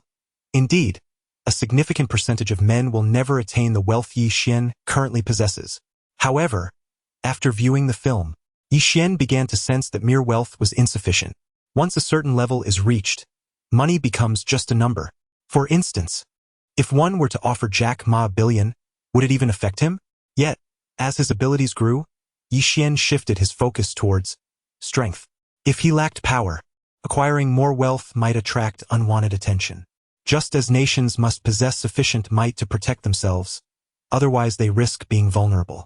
Take the Jews before World War II. They were wealthy yet lacked power, merely pawns for others. Yi Xian felt a longing. If only he could attain such strength. Without hesitation, he activated the system, inquiring, "I have long wondered why I have never received rewards from martial arts, hacking skills, or enhancements to personal charm, strength, and endurance." Unfortunately, the system remained silent, as rigid as a machine. At that moment, a note appeared in the system interface. Skills and attributes are classified as advanced rewards, which can only be unlocked after the system is upgraded. What? Yi Xian keenly noted a key term. System upgrade? This life experience system can indeed be upgraded? The thought of future possibilities filled him with excitement. How does one upgrade? What will the upgraded system entail? After some exploration, the system provided the answer. Level 1 system. Real cash and item rewards. Level 2 system. Rewards for personal attributes, not exceeding double that of an average person, and skills, not surpassing world-class standards. Level 3 system. Cutting-edge technology rewards. Level 4 system. Rewards for superpowers. Level 5 system. Currently, your level is insufficient to display. Yi Xian's eyes sparkled with excitement. He never anticipated that this life experience system could truly be upgraded and that, upon reaching a certain level, rewards could include superpowers. That would be remarkable indeed. How does one achieve an upgrade? Yi Xian pressed the system further. The system responded. This system, the life experience system, requires you to continuously engage in life experiences to upgrade. Professions qualifying for life experience include, but are not limited to courier, delivery worker, server, ride-hailing driver, designated driver, and gaming guide, among others. Ding. Main task issued. Complete this special delivery. Current progress. Complete the special delivery task to gain upgrade progress. Yi Xian's eyes lit up. This task progress indicates that he needs to complete a special delivery to gain 1/3 of the upgrade progress. Upon completing 2 additional tasks, he would achieve an upgrade. He could then claim those impressive rewards. The prospect of upgrading the life experience system filled Yi Xian with exhilaration and anticipation. I must deliver packages. I must deliver packages. 30. Picking up at the airport, the astonishment of a woman. With his mixed-race girlfriend Jessica away at the headquarters of the hegemonic nation, Yi Xian seized the opportunity to grow closer to Lu Qiqi. After watching the movie, Yi Xian returned Lu Qiqi home, and they spent the night together. The next afternoon, while reveling in their affection, Lu Qiqi suddenly received a phone call. Oh, Xiaoya? You're coming to the capital? You want to see me? Lu Qiqi exclaimed in surprise. Yes, it's been a while, and I miss you. A melodious voice emanated from the other end of the line. How have you been? The girl inquired. Not bad. Do you have a boyfriend? I do. Well, since I'm unfamiliar with the capital, could you ask your boyfriend to pick me up from the airport? The girl chuckled. After hanging up, Lu Qiqi turned to Yi Xian, playfully pouting, Yi Xian, my childhood friend is coming to the capital and wants to see me. She works in Pengcheng and is unfamiliar with the area. Could you please pick her up? Oh, Yi Xian blinked and said, however, my sports car only has 2 seats. If I go to pick her up, then you certainly cannot join. I know, Lu Qiqi pouted playfully. All right. Yi Xian contemplated for a moment. He had nothing pressing to attend to that afternoon, so he decided to go pick her up. Later that afternoon, a plane gracefully descended upon the capital. As Zhou Xiaoya stepped off the aircraft, she frowned. Oh, the smog is so heavy. The visibility is terrible. She fanned her nose, wrinkling her lips in distaste. The air quality is far worse than in Pengcheng. This is Zhou Xiaoya, a village sister of Lu Qiqi. Currently, she works at a foreign enterprise in Pengcheng, earning a substantial salary, and has also found herself a wealthy and handsome boyfriend. This boyfriend is not only good-looking and affluent but also talented, having purchased a home in Pengcheng and driving a BMW. Zhou Xiaoya's trip to Beijing is primarily for a training session at her company's domestic headquarters, with a casual visit to her close friend Lu Qiqi being merely incidental. Moreover, Zhou Xiaoya harbors a secret motive, an innate sense of competition that many women possess. After all, she takes pride in having risen from a village girl to establishing herself in a place like Pengcheng, securing a good job and a commendable boyfriend. She feels her life is in a state of extraordinary success. In contrast, she believes Lu Qiqi, who has always been somewhat slow-witted and directionally challenged, could never outperform her. Zhou Xiaoya is eager to flaunt her achievements to Lu Qiqi. After all, showing off is a fundamental aspect of Maslow's hierarchy of needs, and everyone inevitably indulges in it. Wait, Lu Qiqi mentioned she has a boyfriend who is coming to pick me up? Zhou Xiaoya looked around eagerly. Where is he? With the competitive spirit of women at play, knowing that Lu Qiqi's boyfriend was coming to fetch her, Zhou Xiaoya couldn't help but compare him to her own. After all, her boyfriend is quite exceptional and comes from a wealthy family. Zhou Xiaoya was convinced that Lu Qiqi's boyfriend could not possibly surpass her own in any way. Everyone desires to participate in a contest where victory is assured. Yi Xian arrived at the airport exit just as Zhou Xiaoya made a phone call. Hello, are you Lu Qiqi's boyfriend? I've arrived. Where are you?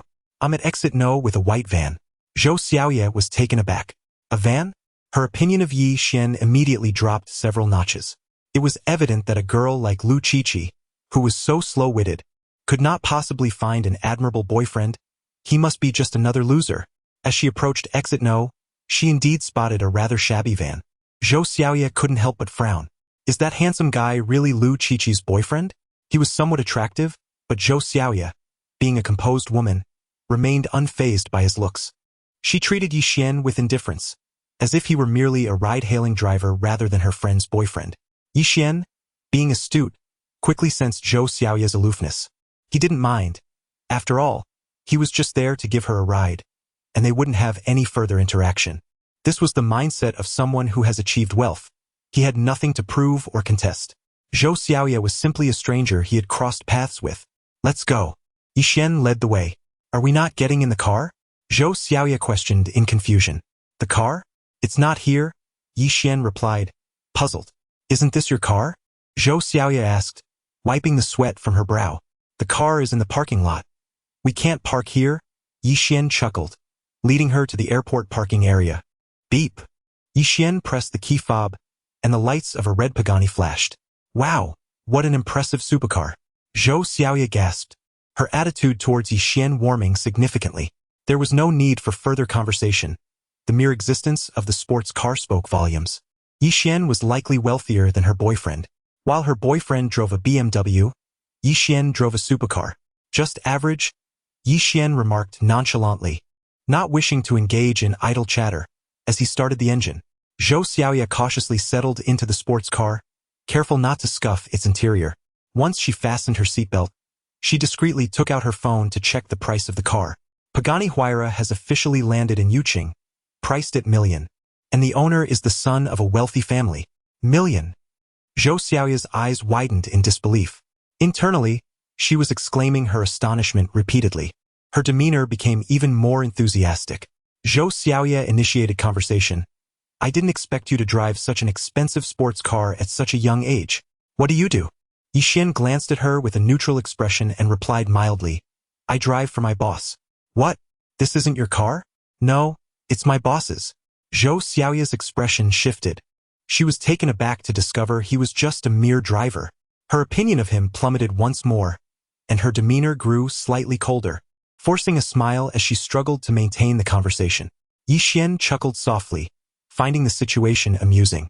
At that moment, Zhou Xiaoya held him in utter disdain. This man was simply pathetic. To impress her, he drove his boss's car instead? How ridiculous. What audacity did he possess to flaunt a sports car? Who gave him that confidence? Was it Liang Jingru or Lu Qiqi? The sports car sped towards Lu Qiqi's neighborhood, where she awaited their arrival. Xiaoya, Qiqi, wow, it's been so long. The two sisters were thrilled to see each other. Zhou Xiaoya, feigning innocence, cooed, Qiqi, your boyfriend is quite handsome. What does he do?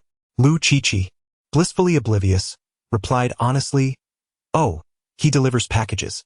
Zhou Xiaoya frowned slightly. He, just a delivery guy? Huh? How can he compare to my boyfriend, who is a wealthy and handsome gentleman?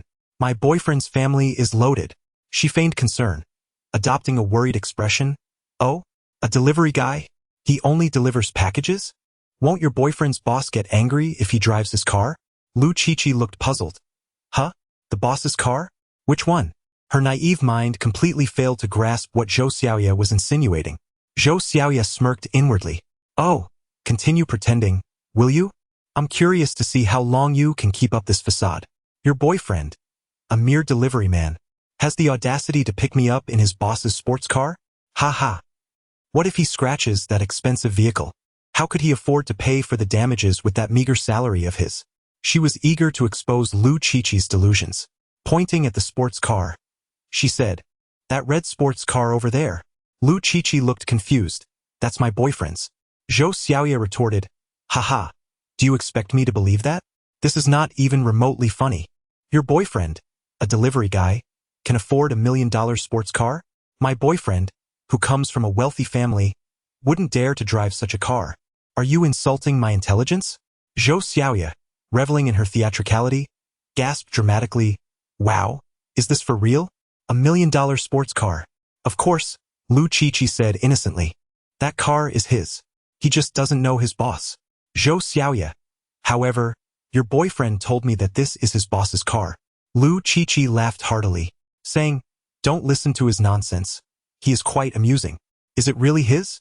Zhou Xiaoya's face turned crimson with shame. She realized that Yixian had deliberately deceived her. Reflecting on her behavior throughout the journey, she felt utterly embarrassed. How awkward. Throughout the entire episode, Yixian remained comfortably seated on the sofa, engrossed in his phone. Upon noticing Zhou Xiaoya's mortified expression, he stood up and said, I'm off to deliver a package. His special delivery was just one step away from completing the first phase, bringing him closer to upgrading his system. He needed to put in the effort. Yixian had no time to waste on trivial banter with Zhou Xiaoya. His primary concern was when his system would upgrade. Hearing Yixian mention his delivery, Zhou Xiaoya found herself at a loss for words. You're driving a sports car, yet you're still delivering packages? What on earth is going on? My worldview has been completely upended by this person. Am I the one who is abnormal, or has the world gone mad? Yi Xian drove his sports car back to the delivery point.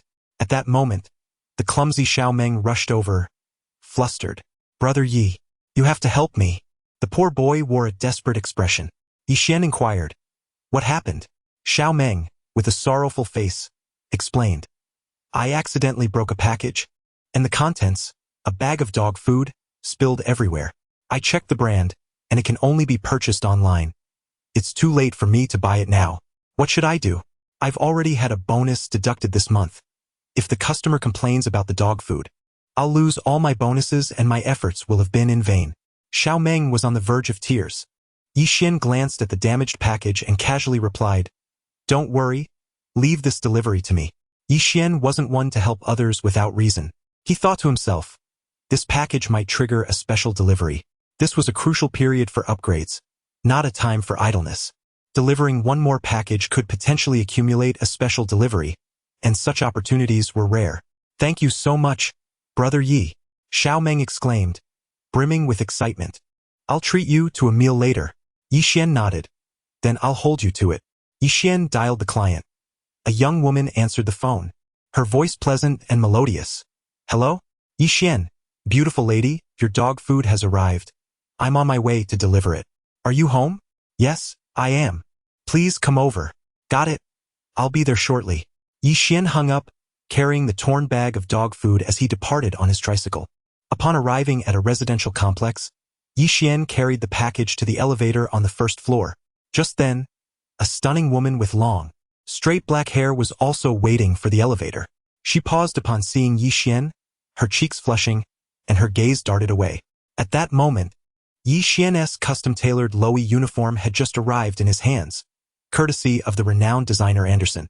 Although it resembled a standard delivery uniform, the cut, style, details, materials, and craftsmanship far surpassed anything ordinary. The difference was akin to that between an authentic Italian luxury brand and a cheap imitation. In essence, although Yi Xian wore a delivery uniform, it accentuated his extraordinary presence, making him far more captivating than an average courier. In the same world, yet as a unique delivery man, Yi Xian exuded an allure that was unparalleled. The long-haired beauty could not tear her eyes away from him. How could this young man be so striking? She felt a flutter of nerves within her. The two entered the elevator. As the doors closed and the elevator ascended, it stopped on a floor, and a bespectacled man entered. The long-haired beauty's demeanor shifted. She fixated on him with a complex gaze, hinting at a story behind their connection. The bespectacled man regarded her, seemingly hesitating to speak. The atmosphere in the elevator grew awkward as silence enveloped them. Yi Xian glanced around, watching the numbers on the display change, eagerly anticipating their arrival at the desired floor. Finally, the bespectacled man broke the silence, greeting her. How have you been? The beauty replied wistfully, Not bad. The man's eyes reflected a deep sorrow. Have you found a boyfriend? A flicker of complex, resentful emotion crossed her face as she suddenly pulled Yi Xian close. Caught off guard, Yi Xian was completely bewildered. The beauty forced a bright smile, tightly embracing Yi Xian. He is my boyfriend. What do you think? Isn't he much more handsome than you? Yi Xian. Hey, what's going on here? You two ex-lovers are entangled in a love-hate relationship. There's no need to drag me into this, right? The bespectacled man looked at Yi Xian, his expression frozen in shock, and an instant spark of anger ignited in his eyes, as if he wished to annihilate Yi Xian with his gaze. Suddenly thrust into the role of a human shield, Yi Xian? I'm not. I didn't. He lamented inwardly. Indeed, being handsome is a curse. Yi Xian maintained a poker face, took out his water bottle, and sipped to calm his nerves. The bespectacled man sighed deeply, his voice heavy with history. If it weren't for your mother, we wouldn't have broken up. The long-haired beauty fell silent for a moment before asking, and now? As Yi Xian drank, his mind conjured up a tragic narrative of a mother-in-law breaking apart lovers, reminiscent of Liang Shambua and Zhu Yingtai or Romeo and Juliet. Alas, how many good marriages have been ruined by mothers-in-law in this day and age? Mothers-in-law, the most fearsome creatures of all. At that moment, the bespectacled man sighed again and nodded. Well, I'm getting along quite well with your mother now. Pfft. Just as Yi Xian took a sip, He sprayed it all over the bespectacled man's face. What kind of absurd storyline is this? You're telling me you're getting along splendidly with this beauteous mother? This is not merely a tale of star-crossed lovers. It's a mother-daughter rivalry for a man. The story abruptly shifted from a tragic narrative to a melodramatic farce. Can you get any more dramatic? The bespectacled man wiped his face and angrily retorted. What are you doing? Humph. The long-haired beauty slapped him fiercely. You shameless scoundrel. You couldn't be with me. So you ran off with my mother? How did you even manage to charm her? What can I do? The bespectacled man cried out. I simply told her, Auntie, I don't want to try so hard anymore. Yixian felt as if his titanium alloy eyes had been blinded. He could hardly bear to watch. The elegant lady with long black hair grew increasingly agitated. In a bid for revenge against the bespectacled man, she seized Yixian and exclaimed, Darling, shall we go on a date? Her demeanor suggested that she would not let him go unless he acquiesced. With no other option, Yixian reluctantly provided her with his phone number in front of the bespectacled man, who was seething with fury. If he had any means, he would not forsake such a captivating girlfriend for the mundane prospect of marriage. Wasn't that madness? He was left with no alternatives, truly unwilling to exert himself. Yet, the long-haired beauty seemed undeterred. She clung to Yixian, only releasing him after some time. Yixian exhaled in relief, realizing the complexities of the world. Such a myriad of characters and absurdities existed in this day and age. Upon arriving at an apartment to deliver dog food, he knocked on the door. Inside, a beautiful girl with large eyes glared angrily at her mischievous husky, which was wreaking havoc by climbing into the washing machine. You naughty dog! How dare you jump into the washing machine? Get out this instant! The husky ignored her commands, continuing its playful destruction. Suddenly, the doorbell rang, and Yixian announced, Hello, your package has arrived. The girl recalled that she had indeed ordered dog food and opened the door, only to be taken aback by the strikingly handsome delivery man standing before her, holding a package. Her cheeks flushed as she marveled at his unexpected charm.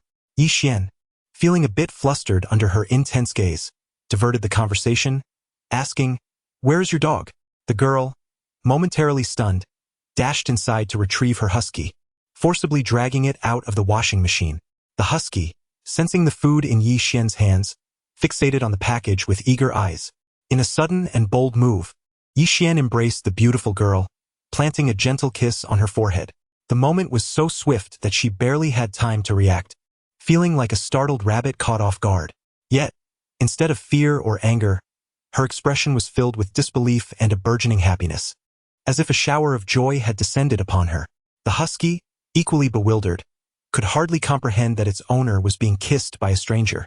Its wide eyes darted between Yixian and the girl, clearly perplexed. Yixian released her and, addressing the husky, quipped, Are you satisfied now? He then turned to the still-dazed girl and stated, Hello, your delivery has been successfully completed. Please take a moment to rate my service. With that, he made a hasty retreat, moving swiftly away. Though he was confident that the girl would not hold it against him, he felt it prudent to escape, fearing the repercussions if she deemed his actions inappropriate. The large-eyed girl, after a moment of shock, finally reacted, stomping her foot in frustration, not out of anger for the sudden kiss, but rather from the surreal experience she had just endured. He really kissed me. I can't believe it, she thought, feeling as though she had entered a dreamlike state. Yet, confusion clouded her mind. Why did he run away? He kissed me and then just left? I don't even know his name. Determined, she shouted after him, Stop right there. But by then, Yixian was already in the elevator, fleeing the scene. Despite the thrill of the moment, he was acutely aware of the potential fallout and chose to escape rather than risk being misunderstood as a nuisance. By the time the girl reached the ground floor, he had vanished, leaving her fuming with determination. I will not let this go. I must find him and make him take responsibility, she vowed, with her husky barking excitedly beside her. Meanwhile, Yixian's phone vibrated, revealing a 5-star review for his delivery service. The delivery man is so handsome. With a sigh, he mused, being good-looking certainly has its advantages. At that moment, a notification chimed, indicating that he had completed a special delivery and earned a luxurious reward, a Rolls-Royce SUV. His excitement surged as he realized he was one step closer to fulfilling his main quest. eagerly anticipating what life experiences the system would present next.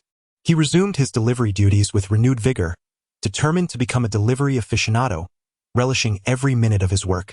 Half an hour later, Yixian arrived at another residential area, spotting a rather ordinary-looking young man on the phone, clutching a bouquet of roses, presumably awaiting his date. "Where is Xiaoli? We agreed to meet for a movie. It's already late," he muttered to himself, dialing her number. "Hello, Xiaoli? We planned to watch a movie today. Are you coming down?" A girl's voice crackled through the line. "I overslept. I'm not going." "What? But we agreed." He protested. "I said I'm not going," she retorted, leading to a lengthy back and forth of pleas from the young man, who continued to grovel. However, it was evident that the girl had little intention of honoring their plans, leaving Yixian to observe the exchange with a mixture of amusement and pity. However, this man remained obstinate, endlessly pleading with the girl, showing no signs of awakening. "Xiaoli, I beg you, please do me a favor and come down to watch a movie. I promise." "You're so annoying." "I said I'm not going." Click. The phone call ended, leaving the man disheveled in the wind, wretched and despondent. TSK. Yixian could no longer bear to watch. Life is not worth it. Some things must be dismantled. He stepped forward and interrupted the young man. "Buddy, give me this girl's number. I can get her to come down with just one call." "Impossible. I've been begging Xiaoli for 10 minutes, and she refuses to come down, claiming she feels unwell from staying up too late last night. How could you possibly get her to come down with just a call?" "I don't believe it." The young man wore a look of disbelief. Yixian raised an eyebrow. "You might as well give it a try. After all, standing here is just a waste of time." The man pondered for a moment, realizing Yixian had a point. Standing downstairs was futile. It might be better to let this courier try. Yet, he could hardly believe it. He had pursued Xiaoli for a long time, possessing excellent qualities, but still could not persuade her to come down. What could this courier possibly do? Yixian took the girl's number and dialed. "Hello, is this Xiaoli? Your package has arrived. Please come down to collect it." Within a minute, she bounced down cheerfully. The young man was left utterly bewildered. In that moment, his obsession crumbled. Yixian then witnessed a dramatic breakup scene unfold. "Didn't you say you weren't feeling well? Didn't you say you couldn't come down? What business is it of yours? A package is more important than my date, is it? So what? I've long since wanted to stop going out with you. You. Fine. Life isn't worth it. Let us break up." "Break up then." "No, Xiaoli." The young man, who had just declared his resolve, regretted it and pleaded once more. "Get lost." The girl shouted in anger and dashed back upstairs. The young man, completely shattered, sank to the ground and began to weep. Yixian drove away on his tricycle. Ah, the sea of suffering is boundless. Turning back is the shore. Life isn't worth it. Please, call me Lei Feng. No need for thanks. Today, I've once again dismantled a couple and rescued a poor boy. Ahem, Amitba. By the way, my Rolls-Royce Cullinan has arrived. It's time to pick up my beloved car. Yixian drove his Pagani Huayra back to the courtyard. Powerful, luxurious, and stately deep black SUV stood in the parking lot, exuding an air of mystery and grandeur. The Rolls-Royce Cullinan.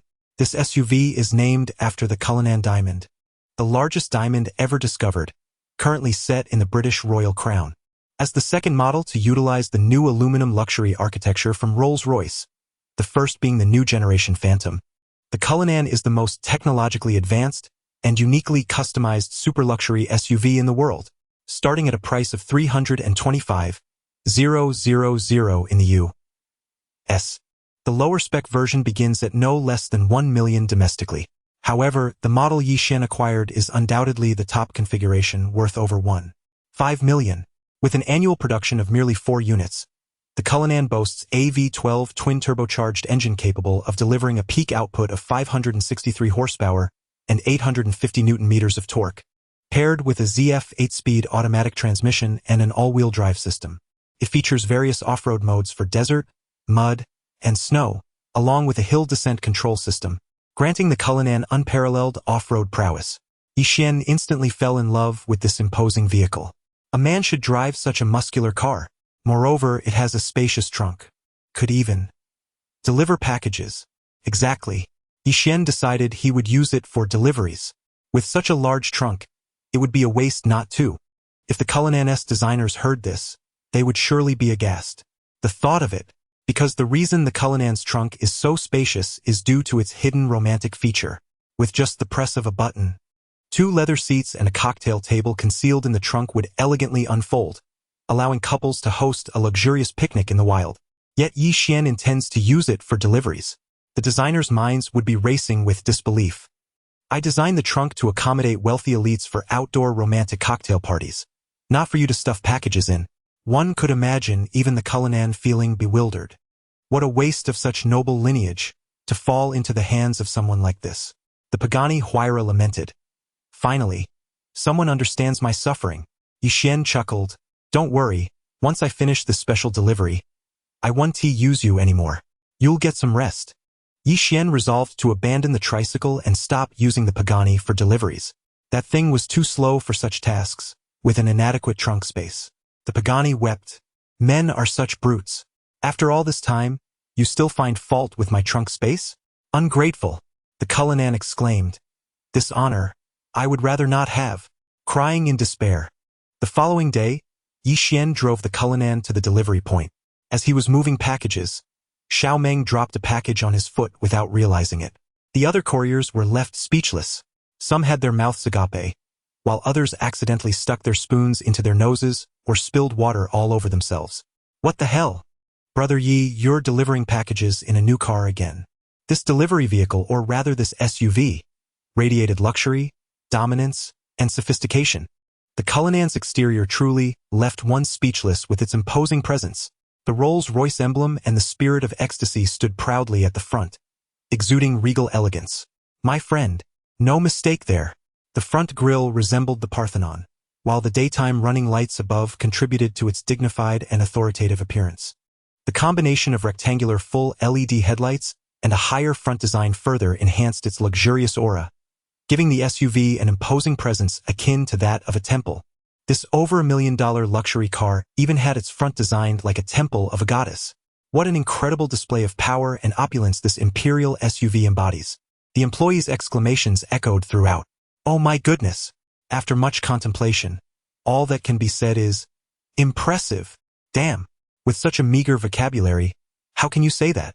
At the very least, say impressive plus. Brother Yi, do you need any accessories for your legs? I'd gladly clean your car for free every day. Heck, I'd even lick it. Yi Xian. Next, Yi Xian continued delivering packages in the Cullinan. He arrived at a residential area, Building 4, and knocked on the door. This is definitely the right place. Please open the door. Your package is here. However, after knocking for a while, there was no response. A girl's adorable voice came from inside. Just leave it at the door. I'm not wearing any clothes. Yi Xian was taken aback. Wow, this is a test of my resolve. He cleverly replied, No, you must sign for it personally. The girl's voice carried a hint of tears. But I have to put on all my clothes. It's such a hassle. However, if you do not sign, Yi Xian cleverly responded, according to company regulations, I will be deducted my entire monthly bonus. Well, all right then. The soft and adorable girl sighed, and the sound of rustling clothes came from behind the door. The door opened, revealing a cute girl in pajamas. Her appearance a modest 4 out of 10. Upon seeing Yi Xian, her eyes lit up. Although she had rushed to the door without much attire, the sight of Yi Xian's divine looks relaxed her. This was a fortunate encounter. If it had been one of those lewd delivery boys, she would have felt quite taken advantage of. But seeing how handsome Yi Xian was, it didn't matter at all. He was a delightful vision to behold. To her surprise, the girl found herself chatting with Yi Xian right there in the foyer of her upscale apartment, where outsiders couldn't see, a privilege that allowed her to receive packages in her pajamas. They conversed for a full 10 minutes, and only after Yi Xian persistently insisted did she reluctantly let him go, but not without adding him on WeChat. Afterwards, Yi Xian headed off to deliver his second package of the day, and once again, a girl opened the door. Yi Xian was perplexed by the recent trend. Most of the recipients of his deliveries were women, and they were all attractive. Perhaps those who frequently shop online are predominantly women, especially young girls. Men, in comparison, tend to shop less online, which naturally reduces their chances of receiving packages. This particular girl was exceptionally beautiful. While she might not be a breathtaking beauty comparable to the likes of Jessica or Lu Chichi, she certainly had her own charm. Her figure was commendable, akin to the sound of crashing waves, powerful and overwhelming. The girl noticed Yi Xian and was immediately captivated. Yi Xian's magnetic charm was undeniable. It was hard for girls to remain composed in his presence, much like how one might feel upon encountering an exceptionally beautiful woman. The girl blushed. What a delightful surprise to meet such a handsome delivery boy first thing in the morning. Thank you for your hard work. She took the package from him. No need to be so polite. It's my job, Yi Xian replied with a smile. They were engaged in a polite exchange when a sudden gust of wind swept by. Yi Xian noticed the door behind her was about to close and rushed to stop it. Wait! He reached out, but it was too late. The door slammed shut with a bang. The girl stood frozen, realizing she had forgotten her keys. What would she do now? Yet, the situation became even more awkward as Yi Xian's hand was poised against the door, creating an impression that he had her pinned against it. Her face turned crimson as she lost all thoughts of her keys. Inside her mind, she panicked. What now? I look as though I'm being pinned against the door by this handsome delivery boy. I can't even muster any thoughts of resistance. What is wrong with me? Yi Xian, equally embarrassed, had intended to help her, but ended up in this compromising position. The wind closed the door. I was just trying to help you. He stammered. It's all right. I understand, she replied softly. No matter what the striking young man did, it was all acceptable in her eyes. At that moment, a surprised voice called out from behind them. Hey, Xiaowai, what are you two doing at the door? The girl's face instantly paled. Mom? Yi Xian turned to see a middle-aged woman carrying a bag of groceries, staring at them in astonishment. It was the girl's mother returning from shopping. Yi Xian glanced at their position. He was still holding the door, seemingly pinning Xiaowai against it. Oh no! This misunderstanding had escalated. Would her mother call the police? Xiaowai, caught in this embarrassing predicament, blushed fiercely and lowered her head, unable to speak. Yi Xian quickly stepped away from the door, awkwardly explaining, Auntie, please let me explain. It's not what it looks like. He was apprehensive. He had merely intended to help, and he feared being wrongfully accused. Xiaowai, trying to suppress her embarrassment, defended him. Mom, it's really not what you think. Please don't misunderstand him. To Yi Xian's relief, the worst did not occur. Upon seeing her daughter rush to defend this handsome young man, her mother's expression softened, and her gaze towards Yi Xian grew gentler. After sizing him up, her smile widened.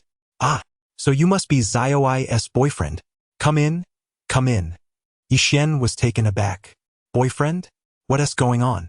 Auntie had just cleared up one misunderstanding only to fall into another, far larger one. Before either of them could react, Xiaowai's mother eagerly pulled him inside. Wait, Auntie, I need to explain.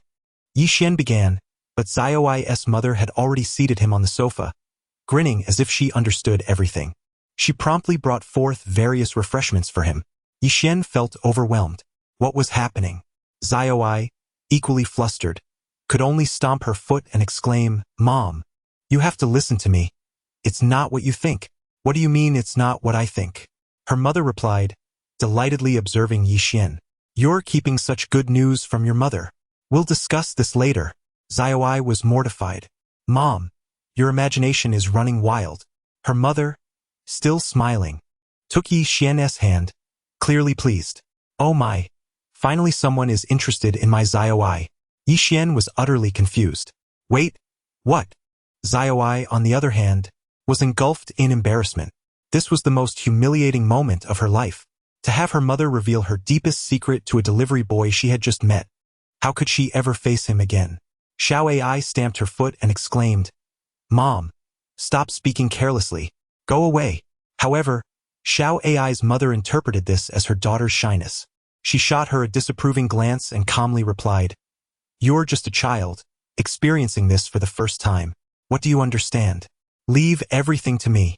Xiao Ai felt her vision darken, unable to articulate her thoughts. Oh my, you truly are my biological mother, a master of embarrassing your daughter. I'm talking about you.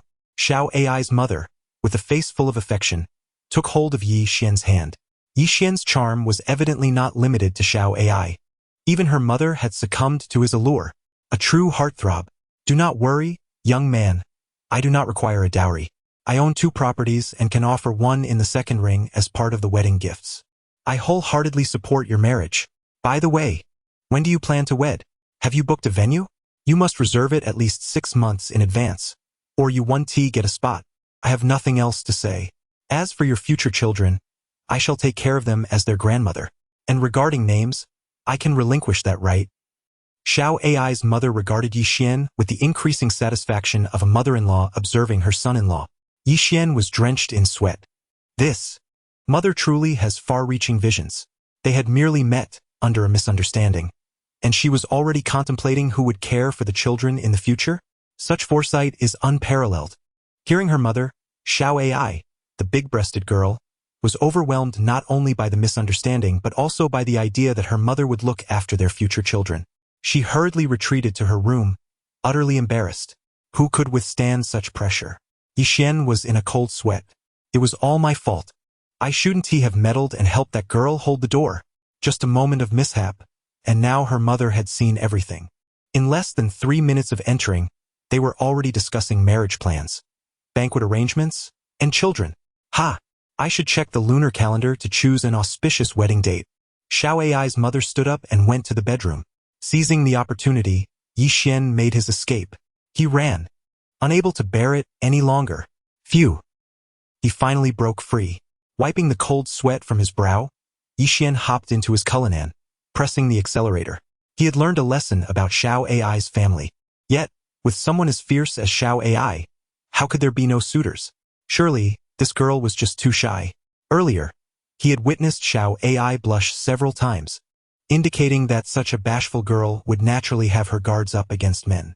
Had it not been for the fortuitous gust of wind and Xiao Ai's mother's even more formidable assistance, Yixian and Xiao Ai would not have reached this point so swiftly. Indeed, Xiao Ai is quite adorable. Yixian continued with his deliveries, eager to elevate his task completion rate. On this sunny Saturday, Su Qianqian called Yixian.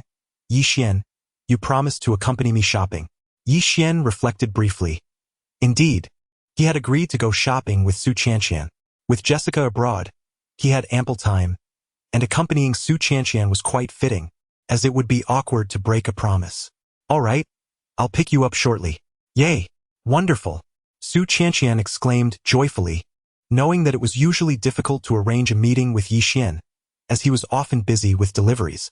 Su Qianqian, the epitome of a cute soft girl, had donned an adorable outfit complete with a bunny tail and a pink hat.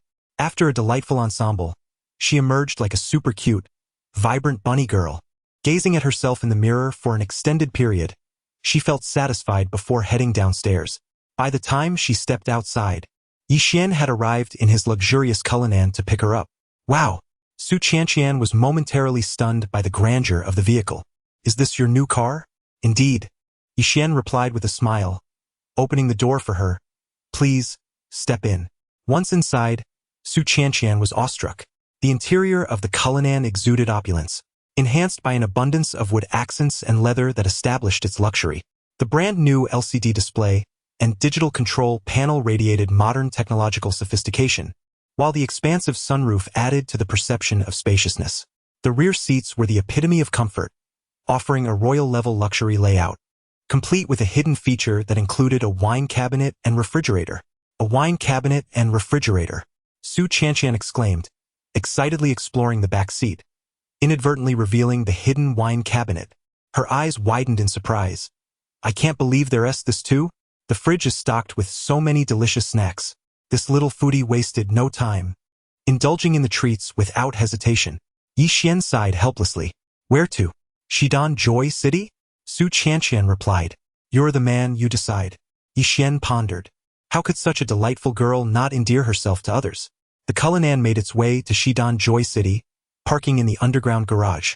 They commenced their shopping spree, moving from store to store, accessory shops, toy stores, claw machines. Su Qianqian, the charming girl she was, could not resist these delightful and whimsical items. Her material desires were modest. She did not demand anything extravagant, just the cute and quirky. Especially small trinkets like figurines, Hello Kitty accessories, and various plush toys. Yi Xian was aware that her room was nearly overflowing with assorted dolls and pillows, yet she remained undeterred. Regardless of the cost, even if it were steep, Yi Xian's wallet could easily accommodate it, so he bought with abandon. Before long, he found himself carrying multiple bags filled with all the delightful items Su Qianqian desired. Though it hadn't cost much, Su Qianqian was utterly satisfied, her charming smile lighting up as she clung to Yi Xian's arm, walking side by side. At that moment, a commotion nearby drew their attention. Outside a luxury boutique, a girl was making a scene, shouting, "No, I want to buy this handbag." The man in a plaid shirt across from her wore a pleading expression, lowering his voice as he implored, "Fei, I don't have the money, you know that." The girl persisted, "Are you buying it or not? I'm asking you, are you buying it?"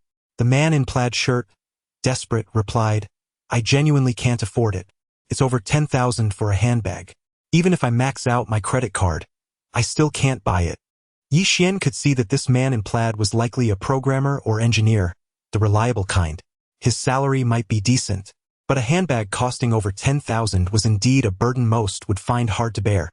Furthermore, Yi Xian noticed that this girl was no stranger to luxury purchases. The bag on her shoulder appeared to be the latest LV model, priced close to 10,000 as well. Such a girlfriend would surely be a financial drain on any man. After a lengthy argument, the girlfriend coldly remarked, "Fine, if you won't buy me the bag, I'll give you a chance to redeem yourself." Upon hearing this, the man's face lit up with joy as he nodded vigorously. "Just tell me what I can do. I will certainly fulfill it." Suddenly, the girl commanded, "Kneel." The man knelt down proficiently. Yi Xian couldn't help but think, "Seeing you so adept, you must often find yourself in this position." Such endeavors are executed with unparalleled finesse, akin to a fish gliding effortlessly through water. At that very moment, amidst a crowd of 30 or 40 onlookers, a distinct sound resonated, thud, thud, thud. To everyone's astonishment, at least 5 or 6 young men knelt down. They, surprisingly, succumbed to the act of kneeling. The surrounding crowd, including Yi Xian and Su Qianqian, were left speechless. A girl, in a fit of indignation, exclaimed, "What on earth? I only commanded my boyfriend to kneel, not you all." The boy in the checkered shirt added, "What's going on? Brothers, are you kneeling alongside me to spare me from the embarrassment of being the only one?" His sentiment evoked a wave of laughter, as one person chuckled, triggering a chorus of amusement that enveloped the room. The young men who had knelt were visibly flushed, overwhelmed by shame. Their reaction was purely instinctual, driven by an innate desire for survival. They knelt at the command of a girl. Yi Xian was utterly astonished at this moment. The notion that a man's knees are of golden worth seemed trivialized by such ease of submission. Has love between men and women devolved to this extent? The kneeling boys were mortified, and their girlfriends, equally embarrassed, tugged at them to rise and hastily depart, scolding them in the process. "What's wrong with you? It was merely an instinctive reaction. You've made a fool of me. Who told you to always shout at me and demand that I kneel at the slightest disagreement? It's become a reflex." The crowd was filled with a bittersweet chuckle. In this day and age, women truly hold immense power. Amidst this comical debacle, Yi Xian pondered another question. Would Jessica and Chi-Chi behave similarly? Based on Chi-Chi's demeanor thus far, she seemed unlikely. She was shy, timid, and lacked a sense of security, often seeking closeness with her boyfriend. Her material demands were minimal, and she had no inclination to coerce him into unreasonable conditions. During their dates, Yi Xian often took the initiative to buy her gifts, as she rarely asked for anything. However, Jessica remained an enigma, and he felt the need to test her intentions. Yi Xian reflected on how exceptionally kind Jessica had been to him. During their last outing, she even offered to buy him a tailored suit, despite its hefty price tag. This indicated that her expectations were not as mercenary as those of certain women back home. In fact, within Western cultural contexts, women's material demands from men are not as exorbitant. It is quite common for couples to maintain financial independence even after marriage. In essence, what one earns remains theirs, devoid of the absurd notion that marriage equates to shared finances. Yet, some advocates of female empowerment in the domestic sphere, while professing to emulate the West, only acknowledge the elevated status of Western women without recognizing their genuine economic independence. devoid of exploitation of men. The foundation of female independence lies in economic self-sufficiency, earning and spending one's own money, often splitting household expenses.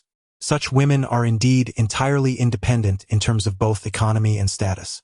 In summary, certain feminist ideologies demand the duality of being assertive while simultaneously seeking validation. They monopolize men's resources while insisting on elevated status and moral obligations that compel men to acquiesce to their desires. How is that feasible?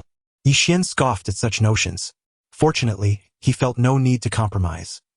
Let that boy in the checkered shirt embrace the role of the sycophant, ultimately realizing that such devotion often leads to emptiness. As Yi Xian mused, Su Qianqian tugged at his arm, pointing excitedly at a claw machine on the 4th floor, exclaiming, "There is a claw machine. Let us go." Yi Xian affectionately ruffled her hair. However, they soon discovered that the escalator to the 4th floor was out of service. "If the escalator is down, let us take the stairs for some exercise," Yi Xian suggested. "Go. Su Qianqian replied, her exuberance unwavering. Halfway up the stairs, Yi Xian spotted a strikingly beautiful girl clad in traditional attire, capturing his attention. With the rise of period dramas, the popularity of traditional fashion among young women has surged, and this girl, with her extraordinary charm, stood at an impressive height of 170 meters, her slender figure accentuated by the flowing fabric of her hanfu.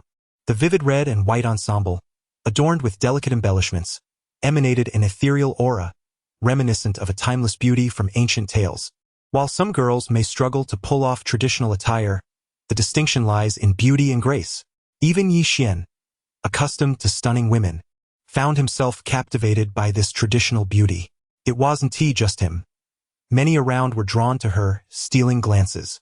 Su Qianqian, already an impressive beauty herself, was equally entranced. Suddenly, the traditional beauty doubled over, clutching her abdomen, her face contorted in pain. "Oh dear," she gasped, beads of sweat forming on her brow. Yi Xian's heart raced. "Miss, are you all right?" The girl nodded, her pallid complexion tinged with a hint of blush. She was aware that she was experiencing menstrual cramps, but how could she possibly express such discomfort in front of a man? Observing the lengthy escalator ahead, and considering her flowing garment, Yi Xian grew concerned that her discomfort might pose a danger if her dress got caught. They were on the 4th floor, after all. Realizing that the escalator was too narrow for her to remain stationary, he quietly offered, "Would you like me to assist you?" Initially reluctant to accept help from a stranger, the traditional beauty conceded, overwhelmed by her pain. With a gentle grip, Yi Xian lifted her effortlessly, declaring, "I'll carry you." Her cheeks flushed crimson. She hadn't anticipated such direct assistance. Had it been anyone else, she would have protested vehemently against being carried, regardless of her discomfort. Her upbringing and values did not permit such proximity with a stranger. Yet, with Yi Xian she found herself unable to summon the will to refuse. As she beheld him, the words "let go of me" remained unspoken on her lips. Yi Xian possessed an aura as pure as those protagonists from ancient novels. In this moment, she felt akin to the heroines of those tales, their encounters defined by romance. Being cradled in Yi Xian's arms as he ascended the escalator felt surreal, akin to a dream.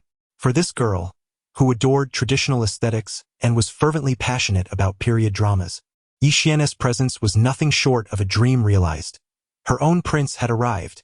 Gazing intently at Yi Xian's exquisitely perfect visage and his tall, slender frame, the ancient beauty was increasingly convinced of the serendipity of their encounter, as if it were orchestrated by fate itself. "Please, take a seat here," Yi Xian gently urged, helping her ascend and finding a place for her to sit. "Take a moment to rest." The ancient beauty was so entranced that she forgot to express her gratitude, merely staring at Yi Xian in awe. His demeanor indeed resonated perfectly with the archetypal male protagonists found in historical novels. He bore a striking resemblance to Bai Yi, the celestial emperor from 3 lives, 3 worlds, 10 miles of peach blossoms, embodying a cool and ethereal grace, and evoked the melancholic allure of the lead from the Untamed.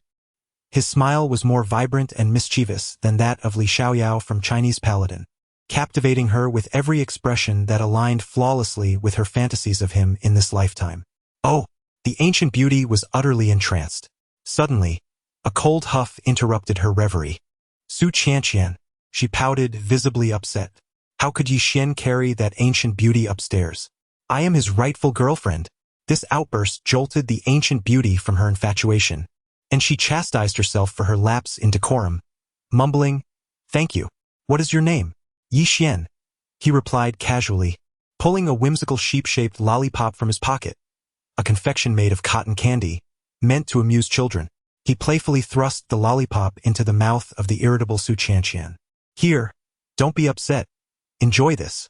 Despite her earlier displeasure, Su Qianqian could not resist the treat and took a bite. "This is delicious," she exclaimed, her frown transforming into a smile. Yi Xian nodded approvingly and affectionately tousled her hair. "Good girl." The ancient beauty observed this exchange, bemused. Is she really so easily appeased? A mere lollipop can brighten her mood so effortlessly? How low are her demands? At that moment, a flustered young man in a checkered shirt, who had previously humiliated himself by kneeling in public, was ascending the stairs, sulking alongside his irate girlfriend. He was taken aback by the scene before him. Is this for real? He pondered, questioning his life choices. Yi Xian had managed to placate his stunning girlfriend with just a lollipop, while he himself had to kneel in public merely for not affording the handbag she desired, one that was, in truth, far less attractive than Su Qianqian. How unfair is this world? He lamented, his composure crumbling. His demanding girlfriend, noticing the cheerful scene, shrieked, "Scumbag! Don't emulate that scoundrel! Away with you!" In a moment of defiance, he shouted back, "To hell with your handbag, to hell with kneeling. Let us break up." Unintentionally, Yi Xian had catalyzed yet another separation. That was not my intention, he thought, bewildered. I am Qing Ning. Qing Ning was astonished to witness Yi Xian's effortless charm in calming the girl, and she felt a surge of gratitude. "Thank you so much. It was nothing," Yi Xian replied nonchalantly before preparing to leave with Su Qianqian. Qing Ning's eyes sparkled with intrigue. She wished to obtain Yi Xian's contact information but felt too shy to ask for his phone number or WeChat ID. In the end, she could only watch as he departed. Meanwhile, a popular online host known for her promotional prowess was conducting a live broadcast in Xidan Joy City. With a quintessential influencer appearance, she had amassed hundreds of thousands of followers and possessed a remarkable knack for sales. Today, she was collaborating with a renowned luxury brand, enlivening the atmosphere and promoting a newly released handbag, one that had recently caused boyfriends to kneel in public. She was currently interviewing passers-by, using the luxury handbag as her focal point, inciting lively commentary in her live stream while maintaining her characteristic sharp wit and unapologetic consumerism. Her mantra was that if a man does not buy you a handbag, he does not love you, and thus is not worthy of your affection. The distinction between men and dogs? You care for dogs. Men should care for you. Why would I not adopt a dog? 100,000 for my dog? Not for sale. But my boyfriend? Absolutely. This audacious host's eyes lit up when she spotted Yi Xian and Su Qianqian. What a stunning pair, she thought. They are perfect for my stream. Could a handbag be worth millions? She mused, her discerning eye catching Su Qianqian's adorable demeanor, which alone warranted television airtime. Yet it was Yi Xian who truly captivated her. His cold yet sunny aura and impeccably handsome features were irresistible. Such a striking young man on my stream will surely boost my viewership. She dashed over, microphone in hand. Excuse me, may I conduct a brief interview? Sure. Yi Xian shrugged, feeling no particular urgency during their shopping excursion. The live chat erupted with comments. Wow, this guy is so handsome. Not just handsome. He exudes such taste and charm. This feels surreal. Is this influencer really just casually encountering him? I must get there immediately. Where is this happening? Observing the flurry of excitement in the live stream, the host felt a surge of triumph. Would you be willing to spend a month's salary on a handbag for your girlfriend? She asked slyly, attempting to steer the conversation. Not at all. Yi Xian replied bluntly. The host was taken aback. This response was unexpected. After all, she had seen Su Qianqian enjoying her lollipop behind him, assuming she was his girlfriend. Typically, a man would express his willingness to purchase gifts for his partner in such a context. Yi Xian was clearly deviating from the norm. The host had planned to entice Yi Xian into a scenario where he would likely boast about buying an expensive handbag for Su Qianqian, only to later suggest a pricey item from the luxury store nearby, encouraging her to persuade him into a purchase. This strategy had previously yielded great success, helping sell dozens of handbags and earning her a significant commission. Moreover, this scene caters perfectly to the moral sensibilities of those devoted female fans in the livestream, as they revel in the sight of a man spending an entire month's salary on a handbag for a woman. Although it may not be his own, the visual pleasure is undeniable. The young man in the plaid shirt, who had just knelt before his girlfriend, had been ensnared by her charm. Yet now, to everyone's astonishment, Yi Xian has bluntly rejected such a notion. The influencer's eyes nearly bulged in disbelief. This time, the sales pitch has faltered. The comments section of the livestream erupted with reactions, expressing shock. Who would have thought this young man would refuse? And beneath that handsome exterior lies a flawed character. Despite his striking looks, he is unwilling to spend on a handbag. Fans are turning against him. It is truly a pity, as many expressed their reluctance to continue watching. In the livestream, the loyal fans typically shared similar values with the influencer. Upon hearing Yi Xian's remark, several young women decided to unfollow. Why? Shouldn't men be a bit more generous towards women? Although the influencer was momentarily taken aback, she was well prepared for such situations, having devised responses for men who were either too prideful to concede or unwilling to comply. If you truly care for her, what's the harm in spending over 10,000 on a handbag? The influencer exclaimed, her voice filled with indignation. It was then that Yi Xian understood why so many men found themselves kneeling in luxury stores. It was all orchestrated by this influencer. Apologies, but you seem to be in for a surprise. Yi Xian remarked nonchalantly, a month's salary? What handbag could possibly be worth millions? The implication was clear. This young man's monthly earnings amounted to millions. The influencer could not help but exclaim, no way. The comments flooded in, echoing her disbelief. What? Is he really a big shot? In the shopping mall, the crowd around Yi Xian halted in astonishment, buzzing with speculation. Did you hear that? This guy is impressive. Would he truly spend a month's salary on a handbag? What handbag could be worth millions? Count me in. This was the epitome of high-class pretentiousness. Nearby, a woman pointed at her boyfriend, one of the men who had instinctively knelt moments ago, exclaiming, look at you compared to other boyfriends.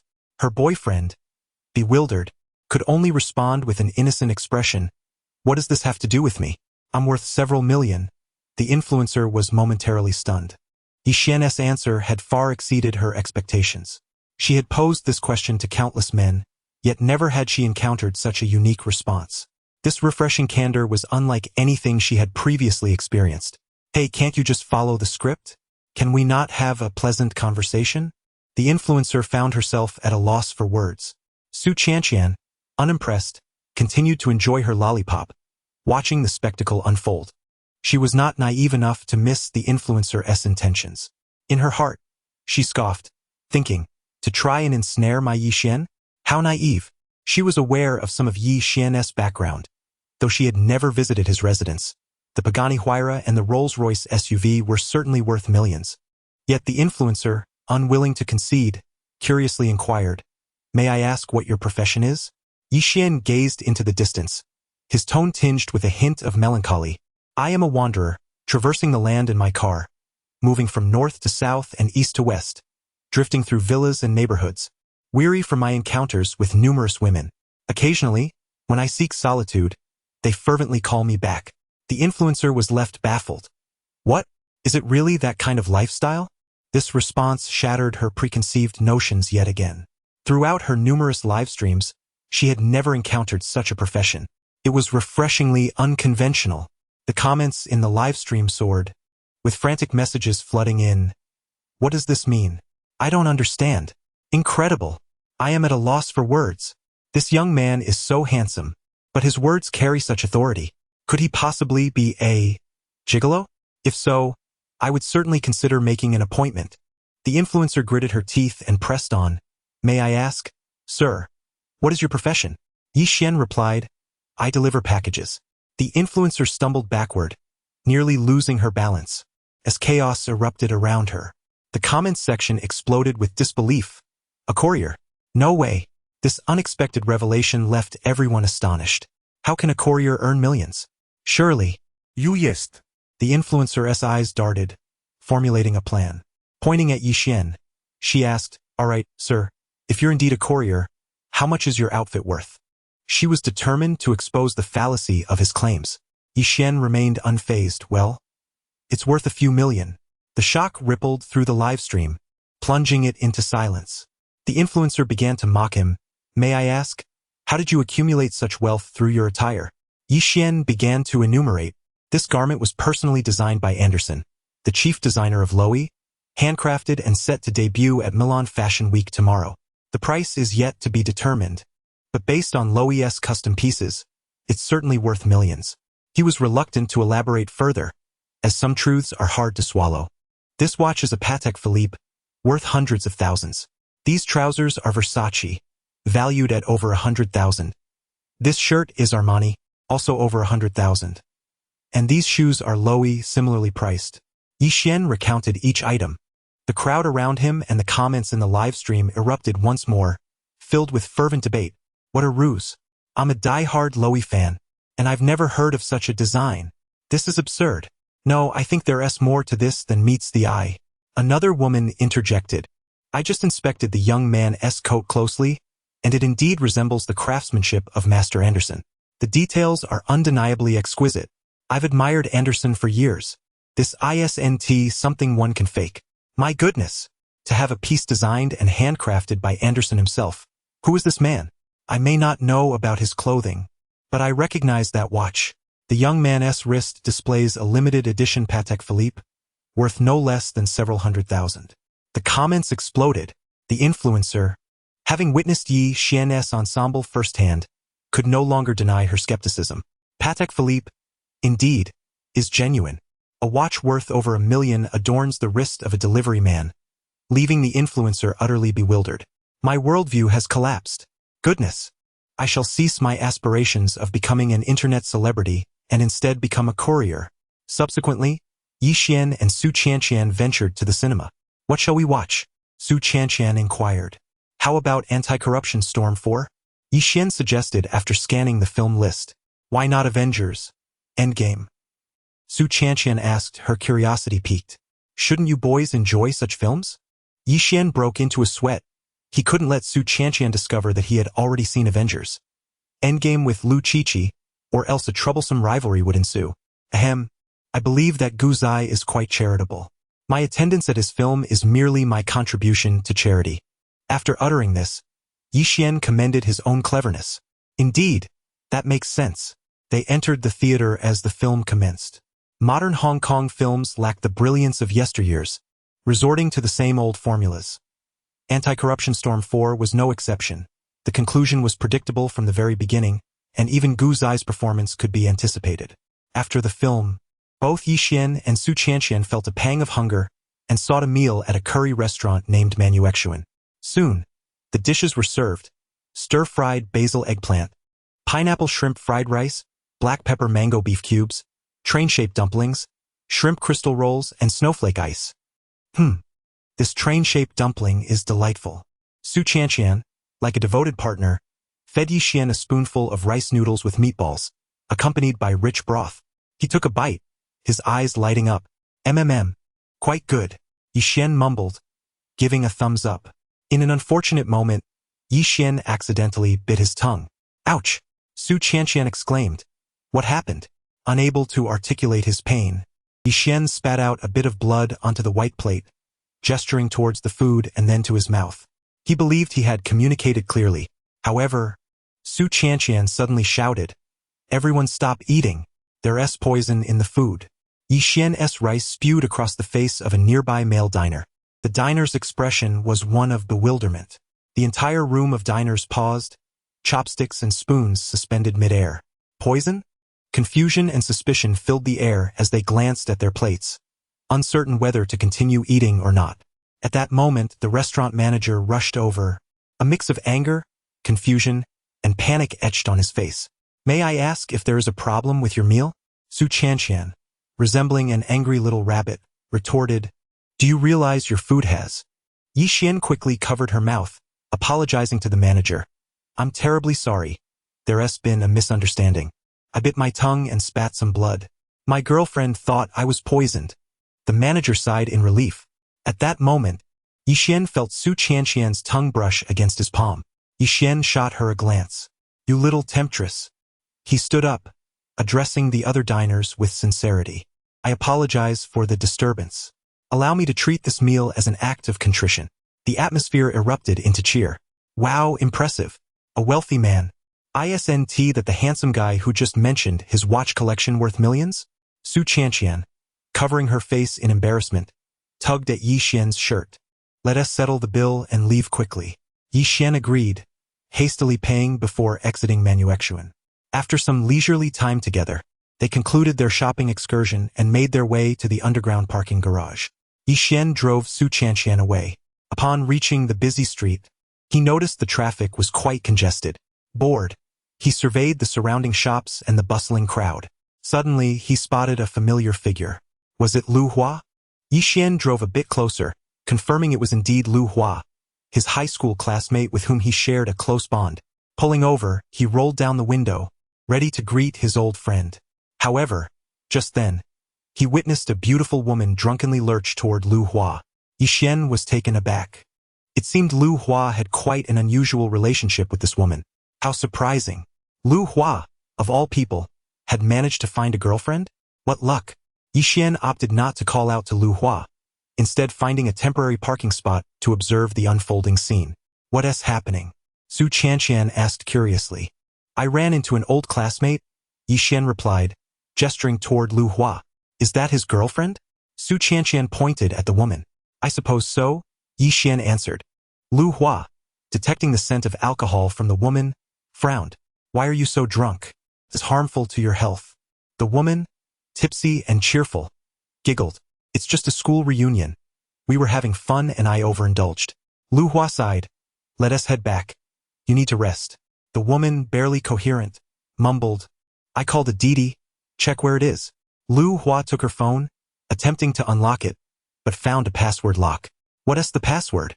he asked. The woman casually replied, "Your birthday." Lu Hua entered the date, but after several attempts, it proved incorrect. Yixian noticed Lu Hua's expression shift. "What is my birthday?" Lu Hua pondered aloud. The woman, inebriated and dazed, retorted, "Silly, how can you forget your own birthday? Yancheng? You know the date, right?" After a moment of silence, Lu Hua successfully unlocked the phone. From his vehicle, Yixian sighed at the unfortunate scene. Lu Hua, his dear friend, had finally encountered a captivating girl, only to discover she harbored feelings for another. If not for her drunken state, Lu Hua might remain oblivious to the truth. Lu Hua fell silent, contemplating his next move. After a while, he asked, "What is my phone number?" The woman, half sitting on the ground, mumbled, "4." Lu Hua entered the number, which displayed dear on the screen. Yixian shook his head in disbelief.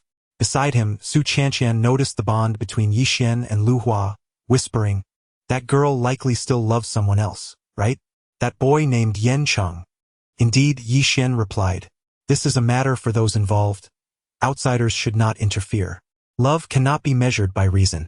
Lu Hua, after a moment of contemplation, dialed the number labeled dear. A male voice answered. "Hello? Is this Yancheng?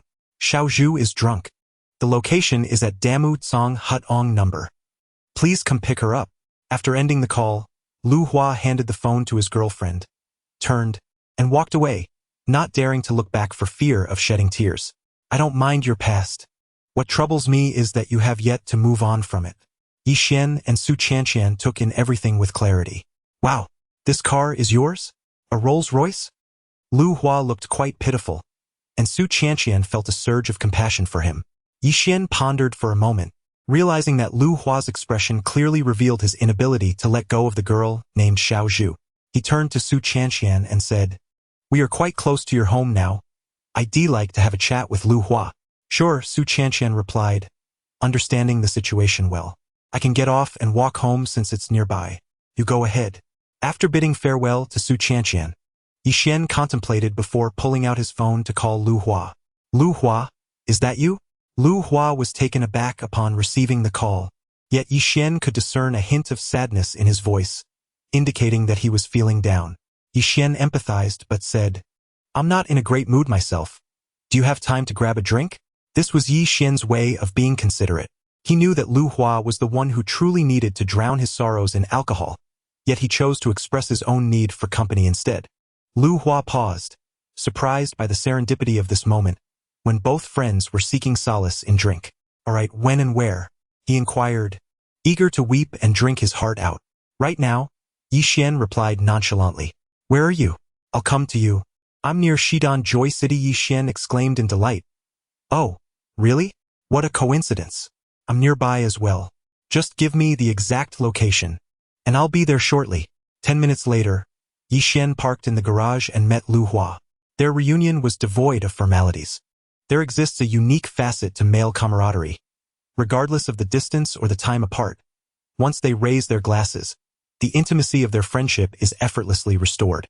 This contrasts starkly with the dynamics of female friendships, which often require more embellishment. After downing 3 drinks, Lu Hua no longer cared to inquire about Yi Xian's recent experiences. Instead, he vented his frustrations while sipping bitter liquor. "I've met a girl named Xiaozhu. Honestly, I'm yearning for a drunken stupor more than anyone else right now. I can hardly bear it. I'm on the brink of collapse." For over an hour, Lu Hua recounted his journey with Xiaozhu, detailing their tumultuous relationship. "Do you love her?" Yi Xian asked. Lu Hua shook his head. "I don't know." However, upon learning Xiaozhu's feelings for Yanchang and his subsequent decision to call Yanchang to take her back, Yi Xian deduced that Lu Hua genuinely loved Xiaozhu. If it were Yi Xian, he would have swiftly abandoned such a girl, especially given that Lu Hua tolerated the fact that his girlfriend's phone password was another man's birthday and labeled him as dear. Yet Lu Hua's choice was different. He even notified his rival to come and take his girlfriend back. This indicated that Lu Hua's feelings for Xiaozhu were indeed sincere. Yi Xian believed that, as a friend, it was essential to assist his buddy when needed. Should he devise a scheme to sow discord between Xiaozhu and Yanchang? As the saying goes, money can move mountains. Perhaps he could utilize wealth to test Yanchang. "Let us go. I'll take you for a night out," Yi Xian exclaimed, pulling Lu Hua up and out of the garage. "Wow, this car is yours?" "A Rolls-Royce." When Lu Hua laid eyes on Yi Xian's vehicle, he was utterly astonished, his earlier sorrow dissipating in an instant. "Yes, it's my car. Come on, get in." Lu Hua was flustered, apprehensive about damaging such an expensive car. Feeling out of his depth, Yi Xian chuckled. "Relax. It one tea break."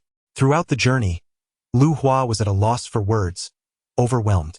"This car must be worth millions. How did you get it?" Yi Xian shrugged. "Didn't you just break up? How can you forget that so quickly?" Lu Hua stammered. Well, Yi Xian continued, "I have a plan that might make Xiaozhu forget her ex." Lu Hua perked up. "What plan?" Yi Xian replied, "As the saying goes, never test a person's heart. I could use money to test Yanchang, but only if you want. If not, I want to be the villain, as it feels somewhat unethical." Lu Hua hesitated. "Let me think about it the next day." Yi Xian continued his delivery duties, traversing various neighborhoods and schools, completing several deliveries without triggering any special events.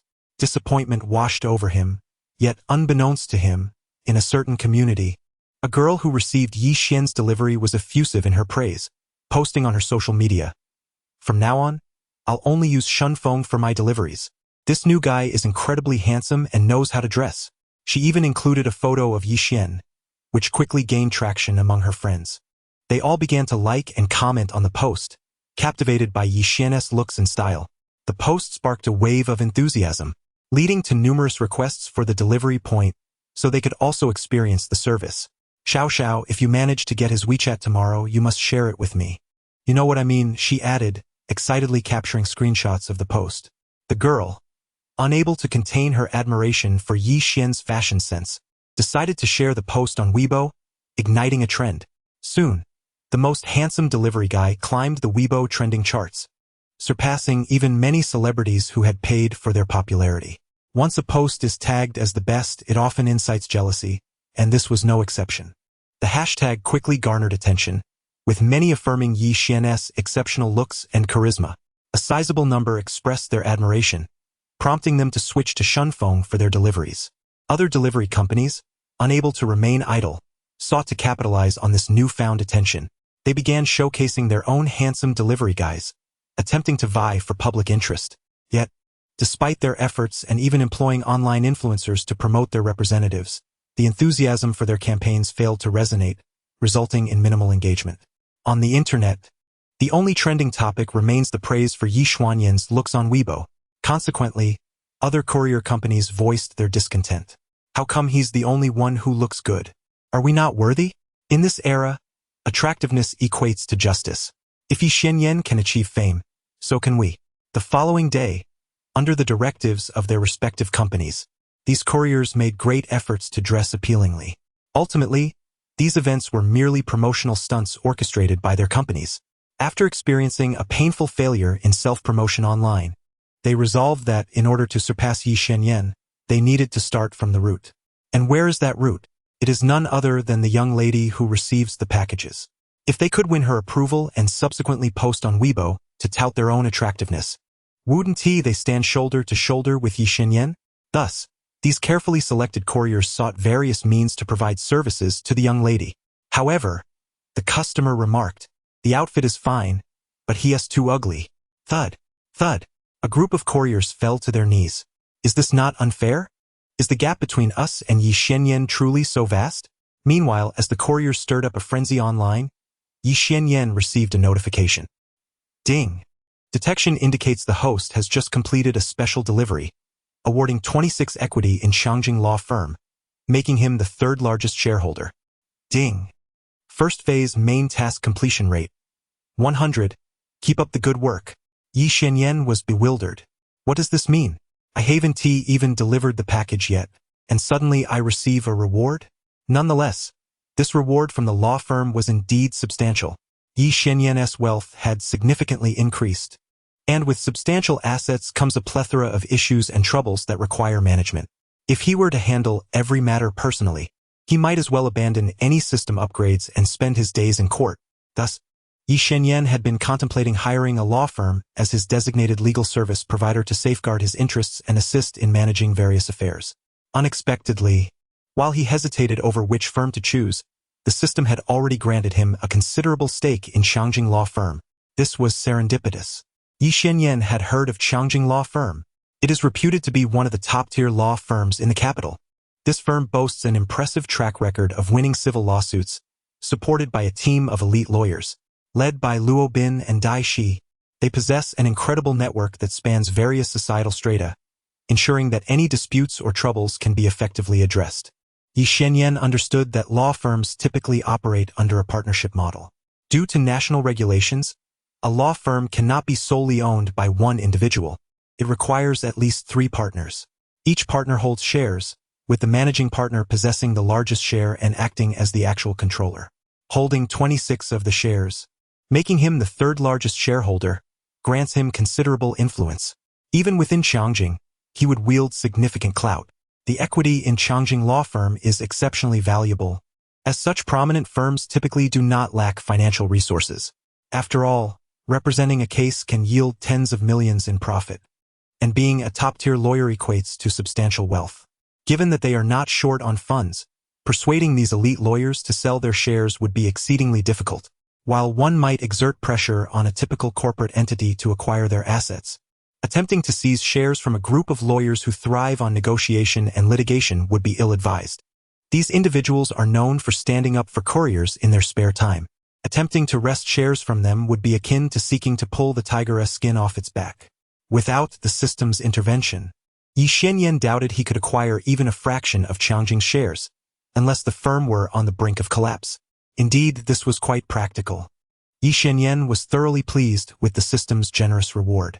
Super reward, 26 equity in Changjing law firm. Meanwhile, at Changjing law firm, what did you say? The firm's founder and principal, Feng Yin, was listening to his secretary's report. 26 of the firm's equity has been transferred to a mysterious buyer? Yes. The secretary affirmed. This mysterious buyer has now become the third largest shareholder, with shares trailing only your 40 and Luo Bin's 30. Feng Yin pondered this equity shift and its implications for Changjing. However, he could not recall why he had authorized the sale of such a significant stake to a non-legal professional, allowing a young man named Yi Xuanyan to become a senior partner at Changjing.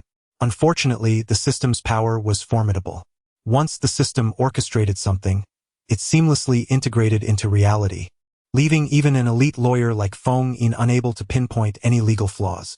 After contemplating for a while, Feng Yin shook his head, yielding no answers. He instructed, "Bring Luo Bin in." Luo Bin soon entered.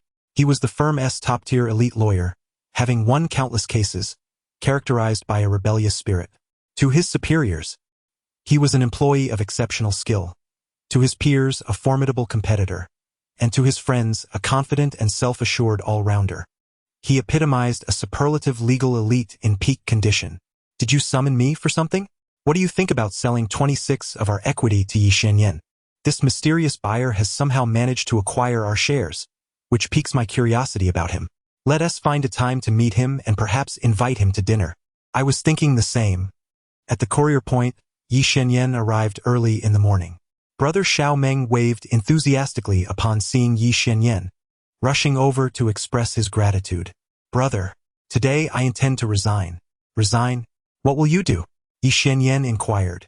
"Well, it's all thanks to you, brother, for helping me deliver that package to the young woman. By an odd twist of fate, I ended up with her. Who would have thought she is a wealthy woman? Her husband left her a publicly listed company. I'm going to be the vice president." "The vice president of a publicly listed company? Impressive," Yi Shenyan exclaimed, giving a thumbs up. "Go and do well, and treat your wife kindly." "Rest assured," Xiao Meng beamed. "But truly, I must thank you, Brother Yi. Without your guidance and rescue, I wouldn't be where I am today. If you ever need anything, just say the word, and I'll be at your service without hesitation." "All right," Yi Shenyan nodded. "Make sure to visit often." Then, Xiao Meng presented a breakfast to the protagonist, bowing slightly. "Brother Yi, this is the breakfast I prepared for you, just a small token of my appreciation." Yi Xian opened the breakfast box and was taken aback. This breakfast was remarkably lavish. The buns alone included varieties such as vegetable and pork, braised meat with preserved vegetables, beef and lamb, each in generous quantities. Moreover, they were from the renowned Shunfeng buns of the capital. It seems fitting for the Shunfeng delivery man to enjoy Shunfeng buns. There was also the essence of breakfast from the capital, like soybean milk. After drinking a bowl, Yi Xian was left questioning his life. Why was it so unpalatable? Salty. Heretical. "Xiao Meng, why did you buy so much?" "It will go to waste if we can't finish it," Yi Xian inquired. Xiao Meng replied gratefully, "Isn't this to thank Brother Yi for your continued guidance? Moreover, my family insisted that I invite you to dinner tonight. We are hosting a banquet just for you." "Oh, I am not particularly interested in that meal," Yi Xian replied, but he was intrigued by Xiao Meng's invitation. "I will go." "Great. Settled then. Tonight, I will treat Brother Yi to dinner at Barbecue Flavor. You must come." After enjoying Xiao Meng's sumptuous breakfast, Yi Xian set off on his three-wheeled delivery vehicle to deliver parcels.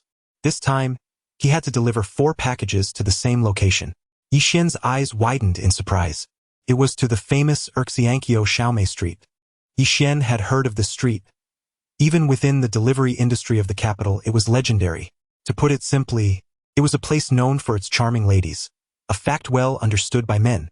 However, Yi Xian had never been to this street before, so why was he tasked with delivering here? He was puzzled. Such a celestial location, how had he never visited? He called the store manager to find out that Xiao Meng had previously taken care of this area, and now that he was leaving, the territory had been reassigned to Yi Xian. Yi Xian mused, could it be that Xiao Meng has struck it rich, becoming a vice president, and fearing for his well-being, decided to leave this job?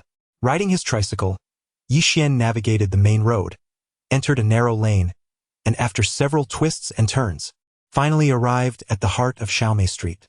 Upon entering, he was greeted by a splendid sight.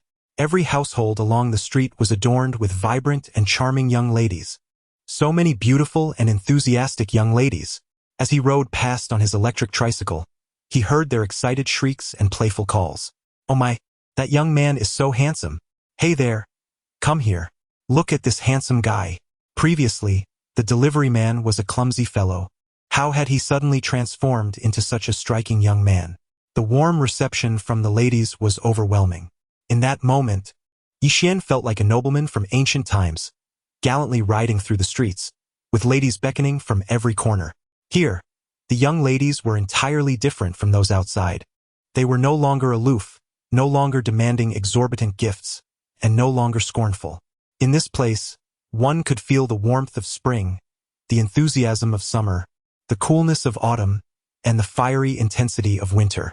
Seeing such a handsome delivery man, the ladies were enamored, gathering at their doorsteps, eagerly observing him, and occasionally making comments. He is truly handsome. Come in and have some fun. Don't worry. You're so handsome. It's on the house. With their exuberance overwhelming, Yixian felt slightly shy, lowering his head. If you keep this up, I might not return. The lively young ladies found his bashfulness amusing. They were merely bored and sought to playfully tease the striking young man rather than any serious intentions. He approached a hair salon, its large glass windows displaying signs for health massages and foot soaks. Inside, he saw a sofa and several attractive young ladies, dressed flirtatiously, engrossed in their phones, waiting for clients. This was his first time entering such an unconventional salon, leaving him a bit exhilarated. What if the ladies found him too appealing and surrounded him, not allowing him to leave? Summoning his courage, Yixian took the parcel and stepped inside. Is anyone here to collect a package? The young ladies brightened at the sight of him. Wow, handsome guy. One of the ladies in a short skirt approached him enthusiastically. Hey handsome, want to play a game? Yixian was taken aback, feeling a mix of apprehension and excitement. Just then, he felt a rumble in his stomach. Oh no. Yixian's face turned pale. Miss I have a bit of a stomachache. May I use your restroom? The lady chuckled, pointing upstairs. Go ahead. It's on the left. Yixian hurriedly fled upstairs. While the lady named Jean Ting was indeed attractive, he dared not linger. Reaching the second floor, he found the restroom, his expression troubled. He was feeling quite unwell, possibly from the breakfast Xiao Meng had insisted on bringing him. As he pondered, an alarm suddenly blared from downstairs, accompanied by shouts. Yixian's heart raced with an ominous feeling. A sharp sound echoed as several individuals burst in, followed by a melodious female voice commanding from the first floor, everyone down. Hands on your heads. Put on your clothes if you aren't tea-dressed. Yixian was taken aback. As he finished his business and prepared to clarify the misunderstanding, he heard the authoritative voice again. Lu, come with me. Search. Then came the sound of footsteps ascending the stairs. Yixian was flabbergasted as the restroom door was kicked open.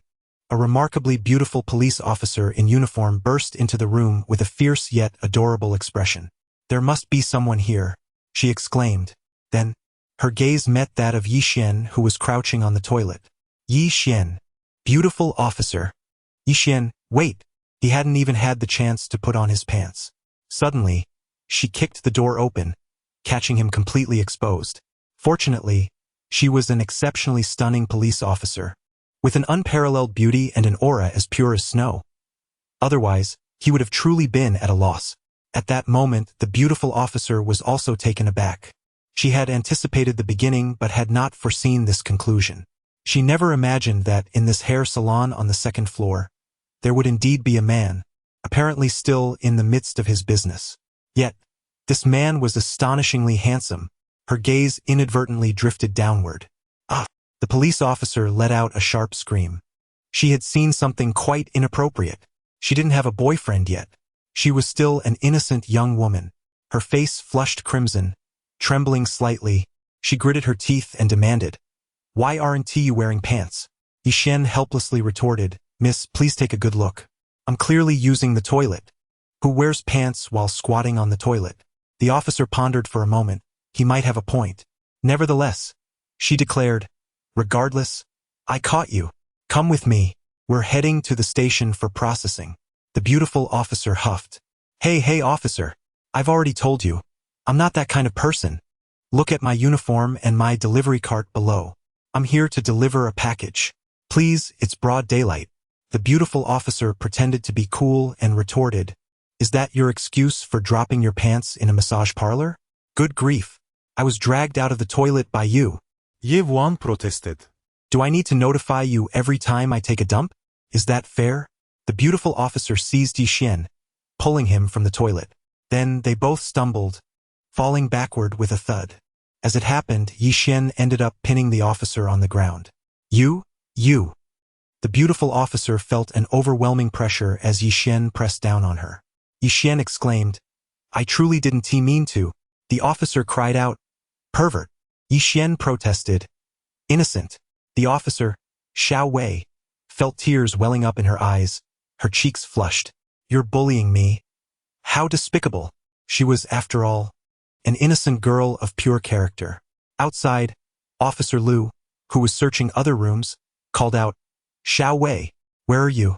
Xiao Wei, startled, quickly replied, I'm fine. I found someone here and am interrogating him. Oh, do you need assistance? Officer Liu inquired. No need. You check elsewhere. I'll handle this. Xiao Wei's voice trembled. All right. Officer Liu nodded, not suspecting anything amiss. The two temporarily escaped their predicament, but Xiao Wei's eyes were still red. Are you not getting up? Yi Xian chuckled awkwardly, hastily rising. Xiao Wei also struggled to stand, but in her haste, she accidentally bumped her head against Yi Xian's waist. Ouch! They both exclaimed in surprise. Xiao Wei had unintentionally encountered an embarrassing situation. I can't go on living. Finally managing to stand, Xiao Wei inadvertently caught sight of Yi Xian's treasure. Hey, can you please put on your pants? Xiao Wei exclaimed, both embarrassed and furious. Yi Xian replied nonchalantly, I wanted to, but you wouldn't let me. Xiao Wei felt a myriad of emotions welling up. That seems somewhat reasonable. Your name? She asked coldly, regaining her composure as the ice-cold police officer. Yi Xian, he replied, feeling slightly exasperated by her abrupt shift in demeanor. Oh, Yi Xian. Wait, the handsome delivery guy. The officer suddenly recalled something, her eyes widening in surprise. No wonder she felt he looked familiar. This Yi Xian was indeed the one from the recent viral sensation, the most handsome delivery guy. As a woman, Xiao Wei naturally appreciated handsome men, and the buzz surrounding the most handsome delivery guy had caught her attention, especially since he operated in her district. Being a second-generation police officer, Xiao Wei undoubtedly had access to a wealth of information about Yi Xian. He drives a sports car, lives in a mansion, holds shares in a prestigious law firm, yet he still chooses to deliver packages every day. What commendable moral character! Unlike other wealthy individuals who indulge in frivolities, Yi Xian remained humble and diligent, truly a god among men. Thus, Xiao Wei could be considered one of Yi Xian's admirers. Now that she had encountered her idol, her heart raced uncontrollably. Although the circumstances were awkward, as a devoted fan, she began to imagine. Surely, a wealthy man like him wouldn't frequent such a rundown place for anything other than delivering packages, and she just happened to cross paths with him. Yes, it must be so. Delivery guy, could you help me change a light bulb? She repeatedly apologized. I'm so sorry, my idol. No, I mean Yi Xian. I was overly eager to complete my task and mistook the situation. Treating you poorly. It was entirely my fault. Xiao Wei's face turned a deep shade of crimson. It turned out to be a huge misunderstanding. To make matters worse, she had barged into the washroom and seen everything. The more she thought about it, the more embarrassed she became, wishing she could find a hole to hide in. Can I leave now? Yes, she replied playfully, winking.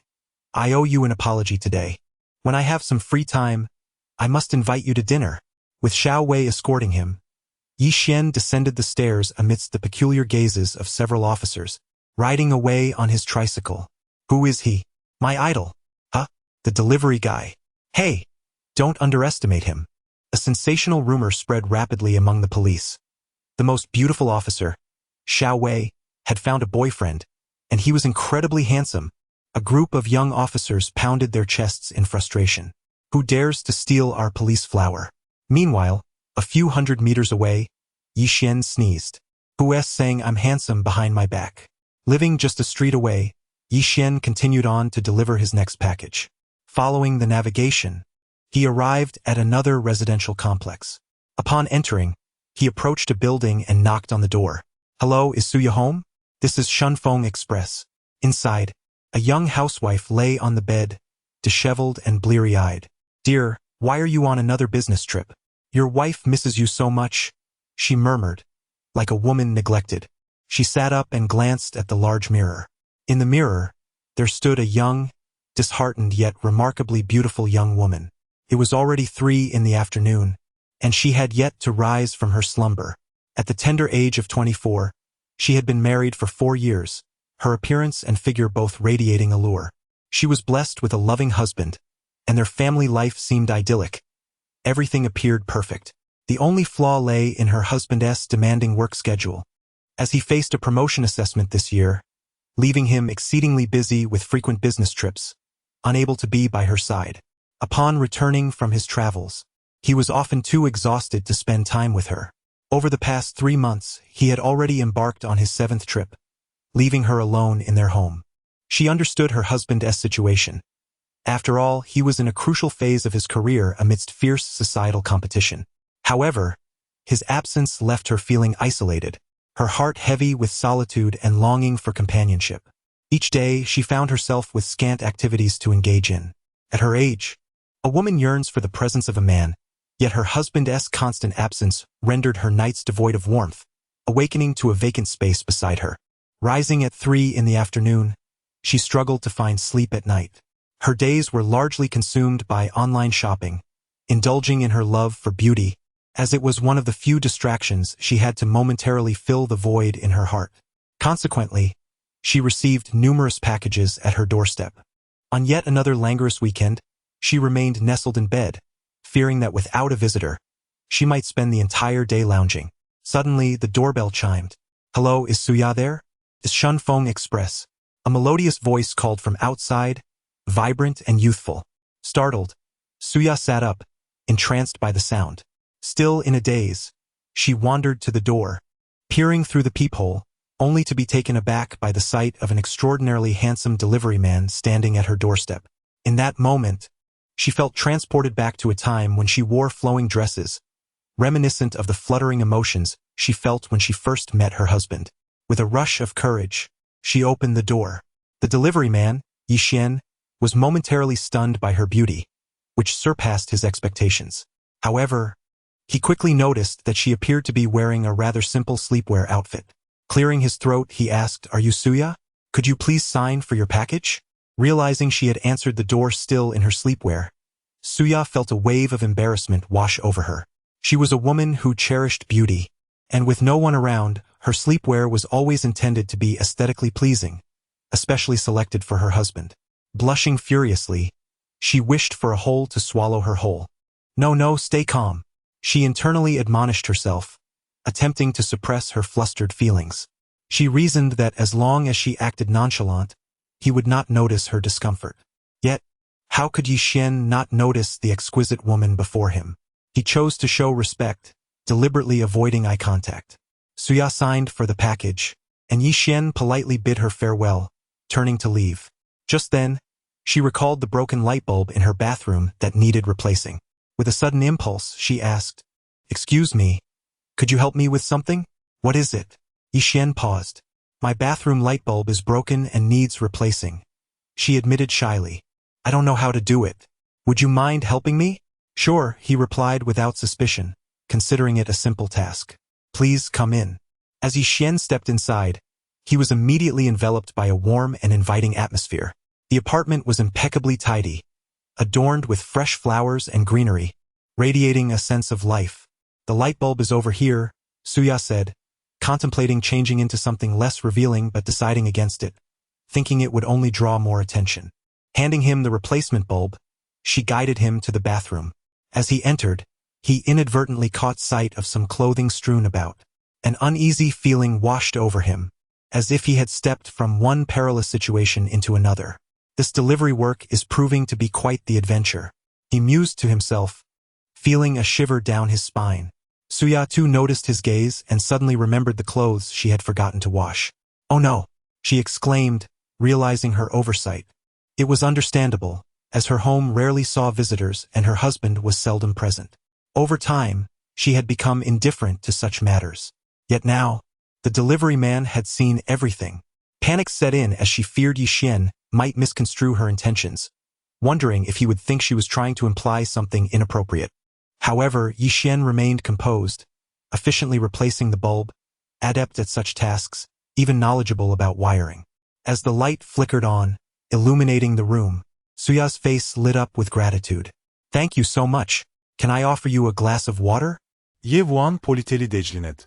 No, thank you. I have other deliveries to make. As he turned to leave, Suya felt a pang of disappointment, questioning her own allure. Is it that I lack charm? Does he find me unworthy? In a fleeting moment, she was caught between the thrill of his presence and the fear of misunderstanding. She watched his handsome figure disappear down the hallway, closing the door behind him, a sense of longing washing over her. I truly wish he could stay and converse with me, she lamented, suddenly blushing at the realization of her infatuation with the handsome delivery man. What is happening to me? I'm truly lonely. She dove into her bed, burying her face in the covers, her cheeks aflame. Just then, the doorbell rang again. Startled, she jumped up and cautiously approached the door. To her astonishment, the strikingly handsome delivery man had returned. Her heart raced. Just moments ago, she had vowed to herself that if he returned, she would. But now, fate had indeed brought him back. Was this a sign from the universe? The doorbell continued to chime, echoing her anticipation. She made an effort to pat her face, yet felt her cheeks burning. Oh no, is it that hot? Am I falling ill? She opened the door. Sorry, Yi Xian said with a slight smile, radiating charm like the sun. I forgot my delivery slip at your place. I need it back. He gestured towards the table in the living room. Suya gritted her teeth and nodded. Yi Xian walked past her to retrieve his delivery slip. Just as he was about to leave, he suddenly heard the door close behind him. Yi Xian? Immediately, he felt a pair of delicate hands wrapping around him from behind. Yi Xian, what's going on? Completely bewildered. 2 hours later, Yi Xian, brimming with righteousness and contemplating the universe, stepped out of the community. He was resolute yet caught in a web too intricate to escape. At that moment, Officer Xiao Wei was outside the community, watching Yi Xian emerge, her expression filled with confusion. How could it take 2 hours to deliver a package? Suddenly, an indignant huff came from behind him. Hey! Yevuan. Huh? Yi Xian jumped in surprise and turned around, only to find Xiao Wei, the policewoman Xiao Wei. Hey, what were you doing just now? Officer Xiao Wei followed closely behind Yi Xian. What do you mean? Yi Xian was startled. Goodness, being followed by a policewoman. Could this be a breach of confidentiality? What are you doing here? I was following you, Xiao Wei replied with a playful smile. Didn't I say at noon that I'd treat you to dinner tonight? I just got off work and came to invite you. But you kept delivering packages. So I waited outside the community. As a result, she shot Yi Xian a playful glare. I ended up waiting for you for an hour. I am starving. Yi Xian slapped his forehead, nearly forgetting that Xiao Wei had invited him to dinner. Right? Xiao Wei leaned in closer, puzzled. Why did it take you 2 hours to deliver a package? If it takes this long, how many packages can you deliver in a day? Yi Xian thought to himself. Not every delivery takes this long. This package was special, cough cough, and of course the client was even more special. Oh, the client I delivered to earlier asked me to help fix a light and unclog a drain, or I would receive a bad review. Do you think delivering packages is simple? It requires a lot of skills. Yi Xian coughed and changed the subject. Honestly, can you call me next time you want to meet? You popping up out of nowhere is rather startling. Speaking of which, having a beautiful policewoman always watching you, who would dare to move? Who could withstand that? Upon hearing Yi Xian's words, Xiao Wei giggled. All right, I understand. This afternoon, I almost mistook you for a troublesome customer and almost arrested you, but I misjudged you. Tonight, I'll treat you. Hurry up. I'm famished. I'll treat. Yi Xian replied, feeling a bit guilty. The ice-cold policewoman waited outside for him after work, while he was busy with a client in the community. Yi Xian felt a twinge of embarrassment as he led Xiao Wei to a nice eatery. During dinner, the policewoman and the delivery guy shared delightful and harmonious conversations. That evening, Yi Xian heard a sound by his ear. Ding! Detected that the host has just completed a special delivery, rewarding shares in the top private hospital, Harmony Hospital, becoming the 6th largest shareholder. Ding! Progress of the first phase main quest. Please continue your efforts. 50. The Tianjing law firm visited Yi Xian and was astounded by the Wangfu. Ding! Detected that the host has just completed a special delivery, rewarding shares in the top private hospital, Harmony Hospital, becoming the 6th largest shareholder. Ding. Progress of the first phase main quest. Please continue your efforts. Yixian? Harmony Medical Group? This hospital sounds familiar. Yixian pulled out his phone and began searching, his expression gradually shifting to one of shock. Harmony Medical Group, UH, is a NASDAQ-listed medical group based in the United States, established in Chihuahua with international standards in healthcare. It is the first comprehensive medical institution in Chihuahua set up according to international standards, leading in diagnostic and treatment technology. With its clean and comfortable hospital environment, international medical standards, and considerate nursing services, Harmony Hospital has quickly gained high recognition among foreign residents in China. Since its establishment, Harmony Hospital has been the first choice for medical services among foreigners in China. In recent years, the number of high-end Chinese patients choosing Harmony for medical treatment has also been increasing year by year. Currently, there are 4 branches, in the capital, the Magic City, the Guangdong City, and Tianjin. Just looking at the information, it feels incredibly prestigious. Then Yixian checked online reviews of the hospital. Registration fee, 100 yuan. Fever treatment, spent 400 yuan, with the doctor suggesting to go home and take care of it without prescribing medication. Childbirth, around 10,000 yuan, normal 3-tier hospitals approximately. Environment, clean and comfortable, with extremely high ratings. Service level, astounding. In summary, this is a top international medical group catering to the wealthy and powerful, where the poor wouldn't dare to enter. High-end, sophisticated, and impressive. Yixian was pleasantly surprised. This reward was indeed remarkable. It is well known that top-tier hospitals represent vast networks of connections. After all, who doesn't fall ill? When one gets sick, they go to the hospital. The networks accumulated by these patients over 20 years are beyond imagination. This identity is more valuable than that of the Chenjing law firm. At this moment, in the Chenjing law firm, Robin was reporting to the boss. Boss, should we meet our partner Yixian? Good. The boss replied solemnly. You go arrange it. Strong individuals only associate with other strong individuals. Partners lacking in strength will not be genuinely valued by the boss. It's time to assess the weight of this partner, Yixian. The Chenjing law firm BSS is seeking to meet me? Upon receiving Robin's call, Yevuan instantly understood. they were here to gauge his capabilities. It was time to showcase his strength. Well then, Yixian smiled slightly and said, why don't you come over to my place for tea? All right. Robin, the master of pretense, smiled elegantly. Then we will graciously accept your invitation. May I ask where your home is? At the corner of the Imperial City, number A. I'm home now. Feel free to come over for tea. Yixian replied before hanging up. Upon seeing this address, Robin was left bewildered. Huh? Is there only a number without specifying which building or unit? Robin furrowed his brows. But it seemed inappropriate to call back now. Let us just arrive there, and if we can't find it, we can call Yixian again. Robin drove a Bentley and they both headed to Yixian's place. Oh, is this the only address? Upon seeing the address, the boss also frowned. Didn't you specifically ask which building? I didn't have time to ask. He hung up, Robin said, feeling frustrated. I guess Yixian was careless and forgot to tell me the specific building number. Well, we'll know when we get there. It took them just a few minutes to drive to Huangcheng and Hudong. But then, they spent half an hour wandering around, unable to locate Yixian's home at number A. Could they have gone to the wrong place? Robin stood in bewilderment, gazing at the imposing red walls and green tiles, muttering in frustration, I've circled this place several times. How come there's no neighborhood named Jiahao? The map only shows a Wangfu. Fengyin was equally perplexed. Isn't it supposed to be the Kiwangfu? There's no residential area here. At that moment, Yixian's call came in. Robin, where are you now? Mr. Yi, Robin replied discontentedly. Could it be that you provided us with the wrong address?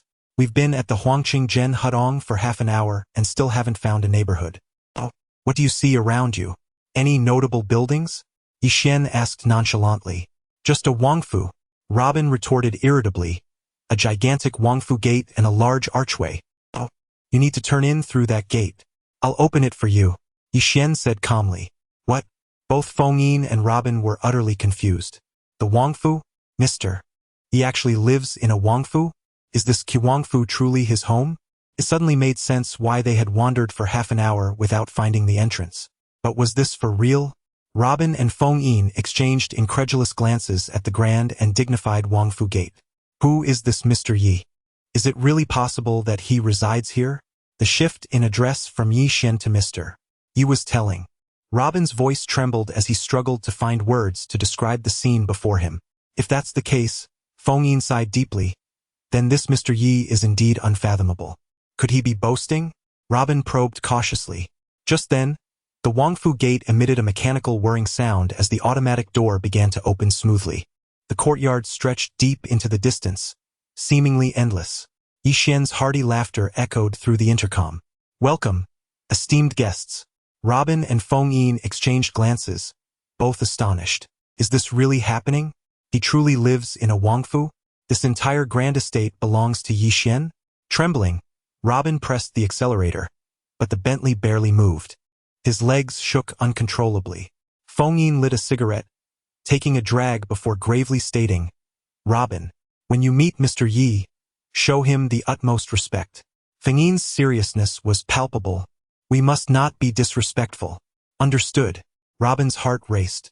He recognized that Feng Yin, usually kind to him, would not be forgiving if he offended Yi Xian at this critical moment. Had Yi Xian's status in Feng Yin's eyes risen so high? Observing Robin's confusion, Feng Yin explained, This Wangfu is not something wealth alone can acquire. Do you see where we are? He gestured with his chin. Robin looked up to see the majestic sight of the imperial palace not far away. A shiver ran down his spine. Feng Yin, noticing Robin's dawning comprehension, sighed. In a place like this, transactions involving historical estates require special approval. Without formidable connections, social standing, and significant influence, even wealth cannot procure such a residence. He exhaled a smoke ring, extinguished his cigarette, and adjusted his tie with utmost seriousness. This Mr. Yi is certainly not an ordinary individual. Indeed, Robin thought wryly, realizing he could no longer afford to underestimate Yi Xian. As they drove deeper into the estate, their trepidation grew, and unease settled in. Is this truly a family residence? We've been driving for minutes without encountering anyone. This Wangfu is enormous, Robin lamented internally. No wonder Yi Xian only mentioned the street number, and not the building or unit number. He had no need for such details. This vast expanse of property belonged entirely to him, nestled right at the foot of the imperial city. In this valuable alley, it was utterly overwhelming. Soon, Yi Xian graciously emerged to greet them. As Robin and Feng Yin exited the car, the arrogance they had displayed during the phone call had vanished. Robin hurriedly opened the door while Feng Yin composed himself, beaming as he approached to shake hands. Their conversation flowed with ease, and they parted on amicable terms. As they left, Feng Yin firmly grasped Yi Xian's hand, expressing sincerely, Brother Yi, it's astonishing to see such youthful talent in you.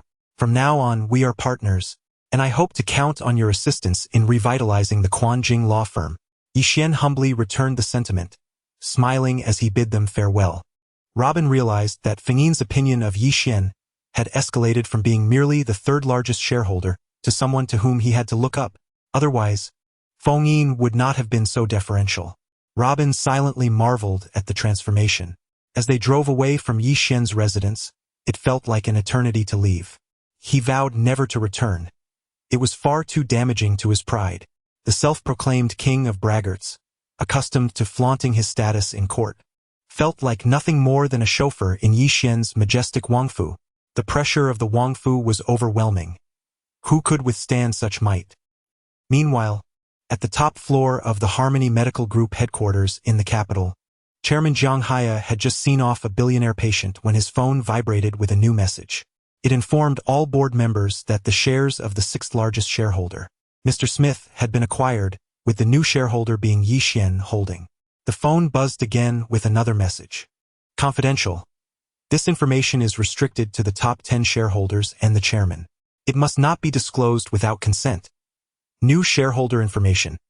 Yi Xian, one of the two major shareholders of the world-renowned luxury brand Ruiwei, one of the three major shareholders of Quanjing law firm, current owner of Kiwangfu, Other details unknown. Evaluation. An unfathomable ally among shareholders. Zhang Haya also received a photo of Yixian. So young, he exclaimed in surprise. It was well known that only individuals of immense capability could become shareholders of the Harmony Medical Group, typically older and established figures. Yet this new shareholder appeared to be in his 20s. Zhang Hai's imagination ran wild, envisioning Yixian as a young scion of a hidden family. I must establish a connection. At that moment, he thought of the Quanjing law firm. As a top-tier law firm in the capital, it naturally had ties to Harmony, and Zhang Haya had the contact number of Feng Yin, the firm's founder. He dialed the number. Hello, Brother Zhang. Haha, Brother Feng, it's been a while. Do you have time for a meal? Sure, but I'll be heading south soon in 5 days? Alright, no problem. This chapter contains images. If they do not display, please adjust your browser settings to allow image viewing. The next day, Yixian continued with his delivery work, hoping to trigger a new special delivery soon. At that moment, he received a call from Lu Hua. Yixian, please help me. Lu Hua's voice trembled, clearly agitated. What happened? Yixian asked. Lu Hua, a bit angrily, replied, Today, I happened to see Yan Cheng holding hands with another girl while shopping. Yixian was taken aback. Isn't at Xiaozhu? No, Lu Hua exclaimed, filled with indignation. Yixian inquired, So, you have made up your mind to confront Yan Cheng? Absolutely. Lu Hua declared fiercely. How dare he toy with Xiaozhu's feelings? I shall teach him a lesson. Yixian asked, Do you have a plan? Lu Hua pleaded. After much contemplation, I believe your suggestion of using money to test him is quite effective. He then looked at Yixian earnestly. Please lend me your assistance in this matter. I, Lu Hua, would brave any peril for my brother. Seeing Lu Hua's deep resentment, Yixian felt compelled to help. Alright, watch me. Moreover, the thought of using money to confront someone was quite exhilarating. The following day, Yan Cheng arranged to meet Xiaozhu, and they began their shopping excursion. Yan Cheng showered her with sweet compliments. My dear, you are simply exquisite. It is truly a blessing from my past life to encounter you. His words dripped with honey, making Xiaozhu blush and lower her gaze, though her joy was unmistakable. This was Yan Cheng's method of ensnaring Xiaozhu's heart. Observing her bashful demeanor, Yan Cheng smirked with disdain. Indeed, Lu Hua's observations were correct. Xiaozhu was merely one of his many girlfriends. He was an idler, incapable of holding a job. Yan Cheng's sole talent lay in his silver tongue, skillfully extracting money from women under various pretexts. How foolish these girls can be, he thought. They say women are difficult to pursue, but in my hands, they are effortlessly ensnared. Just last time, I deceived the girlfriend of a wealthy heir and amassed a fortune. He mused, given Xiaozhu's infatuation with me, it would be a disservice not to swindle her out of some money. Yan Cheng never felt guilty about deceiving girls. Instead, he took pride in his ability to charm numerous women, even those in relationships. Clearing his throat, he feigned sorrow. Xiaozhu, while my love for you is deep, I must leave you. What? Xiaozhu gasped, Why must you go? I don't wish for you to leave. Yan Cheng, fighting back laughter, maintained a sorrowful expression. I cannot drag you into my troubles. I must depart. Troubles? Xiaozhu asked, confused. I've incurred significant losses in my business and had to resort to high-interest loans. Yan Cheng lamented with a pained smile. They've threatened to harm me if I don't repay them, so I have no choice but to hide. High-interest loans? Xiaozhu was alarmed. She had heard of their dreadful consequences. How could you borrow from them? I had no choice, he replied, feigning despair. I must leave this afternoon to keep you safe from their scrutiny. His portrayal of a devoted lover only served to awaken Xiaozhu's maternal instincts. Don't go. Let's find a solution together. Xiaozhu's tone was filled with desperation. What can you do? Yan Cheng replied with a bitter smile. After a moment's hesitation, Xiaozhu finally declared, I've saved a little money recently. If you truly need it, please take it. How much? Yan Cheng's eyes sparkled with interest. It's not much, she admitted, biting her lip, knowing it was her hard-earned savings for further studies. 10,000. 10,000? Yan Cheng's interest peaked. However, he pretended to hesitate, shaking his head. Xiaozhu, I cannot accept your money. As a man, I cannot rely on a woman for help. It's all right, Xiaozhu smiled warmly. I want to help you. After all, we will eventually live together. Yan Cheng secretly relished the moment, realizing Xiao Zhu had fallen for his ruse. She was about to willingly part with her savings, and he felt a surge of satisfaction. Foolish girl. How endearingly naive, he thought. This must be her last savings. Once I extract it, I shall vanish. Just as Yan Cheng was preparing to deceive Xiao Zhu further, a sleek black SUV suddenly sped by. His eyes widened with envy. What a luxurious vehicle! A Rolls-Royce. Although he did not know its price, he surmised it was far beyond his reach. He gazed at the car, imagining how many women he would need to deceive to afford such a luxury. At that moment, a strikingly handsome man emerged from the vehicle Yi Xian, exuding an irresistible charm. Neither Xiao Zhu nor Yan Cheng recognized him, and Lu Hua had never mentioned his dashing and impressive friend. If not for Xiao Zhu's infidelity, Lu Hua would have undoubtedly boasted about him. Even Xiao Zhu was momentarily taken aback by Yi Xian's presence. Compared to Yan Cheng, who was merely a pretty face relying on flattery, Yi Xian was the epitome of handsomeness, surpassing even television stars. Xiao Zhu felt a rush of nervousness as Yi Xian approached, carrying himself with effortless grace. He was about to enter the mall when he suddenly spotted Xiao Zhu. "Xiao Wen?" he called out. "Xiao Wen?" Xiao Zhu echoed in confusion. Ye Wan approached her, studying her intently. Under his intense gaze, Xiao Zhu's heart raced. Yi Xian, realizing his mistake, sighed, "I apologize. I mistook you for my first love. You bear an uncanny resemblance to her." Disappointed, he turned to leave, but just as Xiao Zhu and Yan Cheng thought the encounter had ended, Yi Xian returned. "Wait. Please stay," he urged. They halted, bewildered by his presence. Yi Xian stood before Xiao Zhu, marveling at how much she resembled his first love. He then turned to Yan Cheng. "How about this? Let her accompany me to a hotel for an hour to fulfill a dream of mine. You can name your price." "What?" Xiao Zhu exclaimed in disbelief. "Why should I accompany you?" Yan Cheng, furious, interjected, "Are you asking for a fight? She is my girlfriend." 100,000, Yi Xian replied curtly, embodying the role of a wealthy man throwing money around. Yan Cheng's anger flared. No man could tolerate his girlfriend being publicly disrespected. Yet, his love for money overshadowed his fury. As for Xiao Zhu, she was merely a pawn in his game. However, 100,000 was insufficient. After all, Xiao Zhu had 10,000 of her own. Not worth it. Thus Yan Cheng sternly retorted, "What did you say? Do you think we would sell out our girlfriend for 100,000? 100,000, Yi Xian reiterated, leaving no room for argument. Yan Cheng's face twitched, his voice abruptly shifting from a hysterical pitch to a somewhat elevated tone. "No, don't even think about it." Yi Xian curled his lip. At this moment, Yan Cheng's breathing quickened, and after a long pause, he remained silent. Xiao Zhu furrowed her brow, staring at Yan Cheng for an extended period. When she realized he was not going to speak, she exclaimed in exasperation, "What are you doing?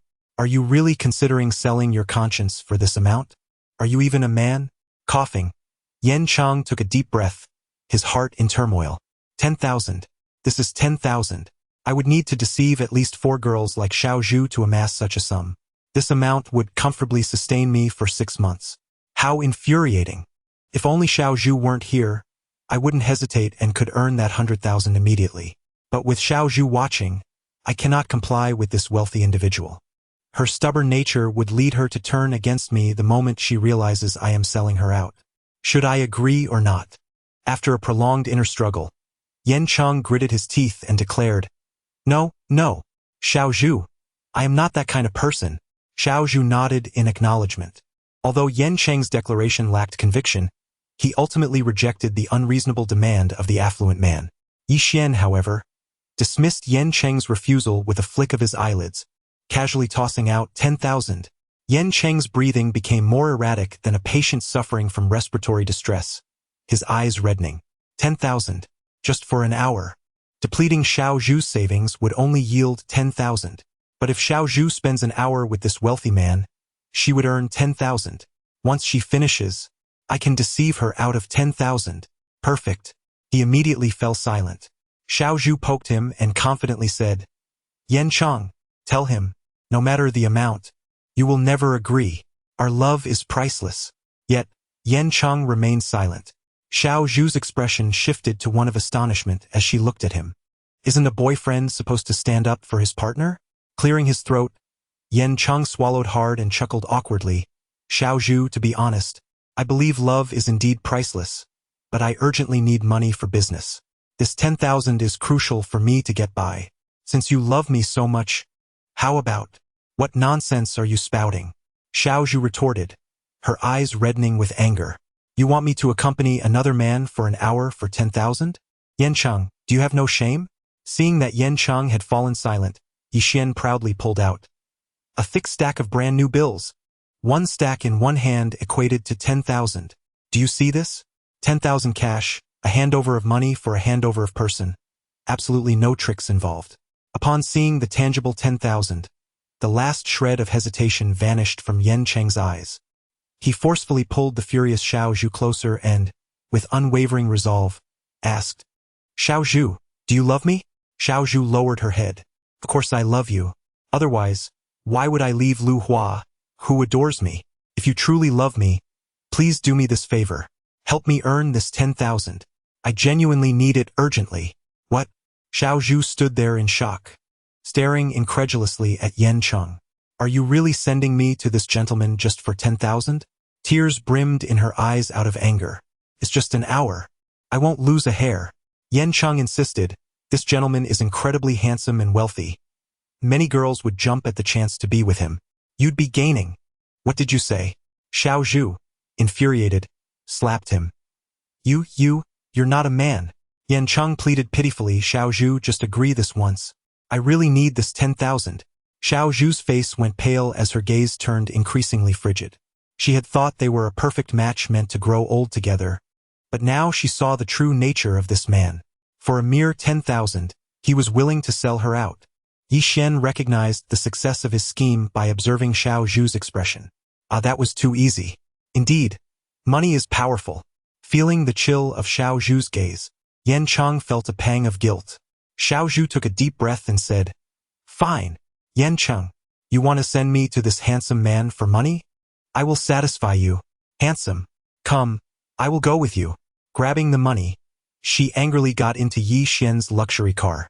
Yan Cheng, frantic, shouted, Hey, that money is mine. Give it back.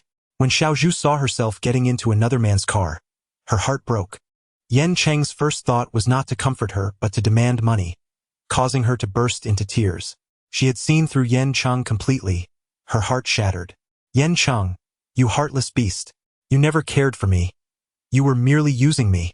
I never want to see you again. Xiao Zhu cried out, turning to Yixin. Handsome, take me away. If I see him again, I will feel nauseated. At that moment, Yixin found himself at a loss for words. The outcome was not what he had anticipated. He had expected Xiao Zhu to flee in tears and break up with Yan Cheng. Instead, she had entered his car and asked him to take her away. Though his scheme had succeeded spectacularly, he was now faced with the dilemma of how to handle Xiao Zhu, as she was a brother's woman.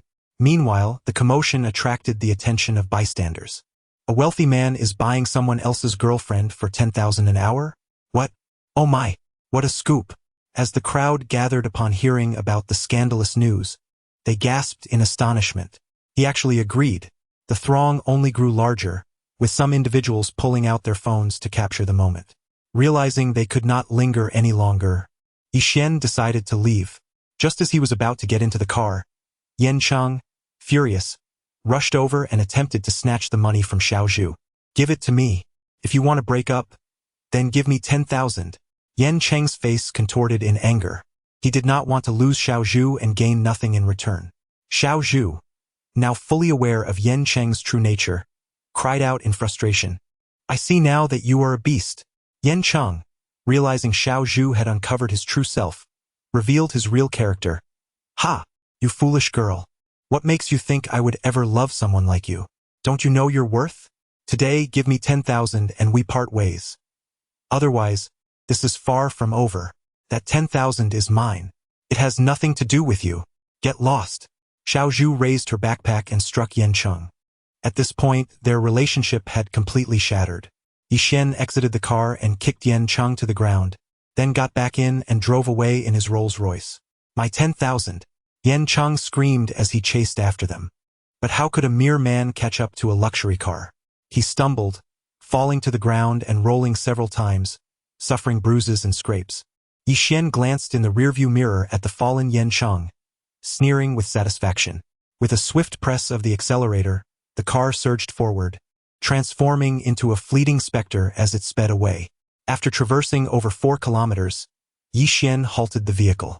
Casting a glance at the despondent Xiao Zhu in the passenger seat, he spoke impassively, "You may leave." He held no fondness for her. Ah! Xiao Zhu, still engulfed in sorrow, was momentarily taken aback by his abrupt command. "Get out."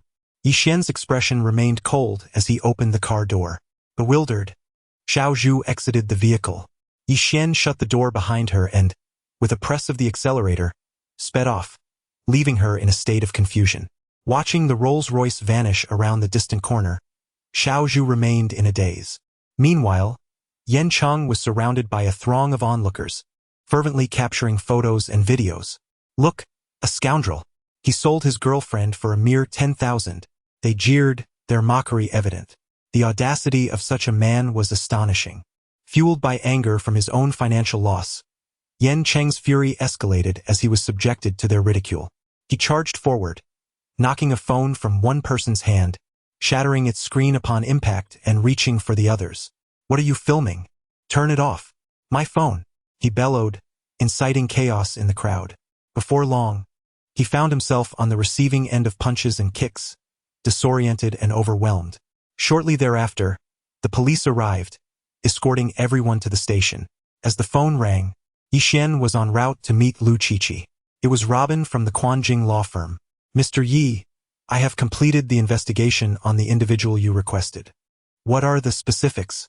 Yi Xian had tasked Robin with compiling background information on Yen Cheng as a contingency for their forthcoming confrontation. Robin, with a professional demeanor, replied, "Yen Cheng, ID number XXX.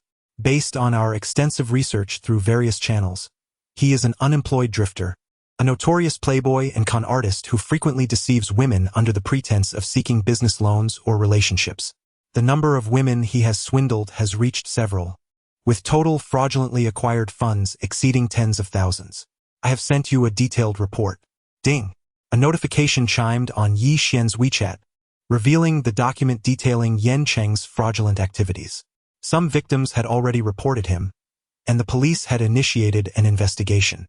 With the Quanjing law firm's vast network and resources, uncovering Yen Cheng's deceitful schemes was a matter of mere moments. Je vuan contemplatet, Robin.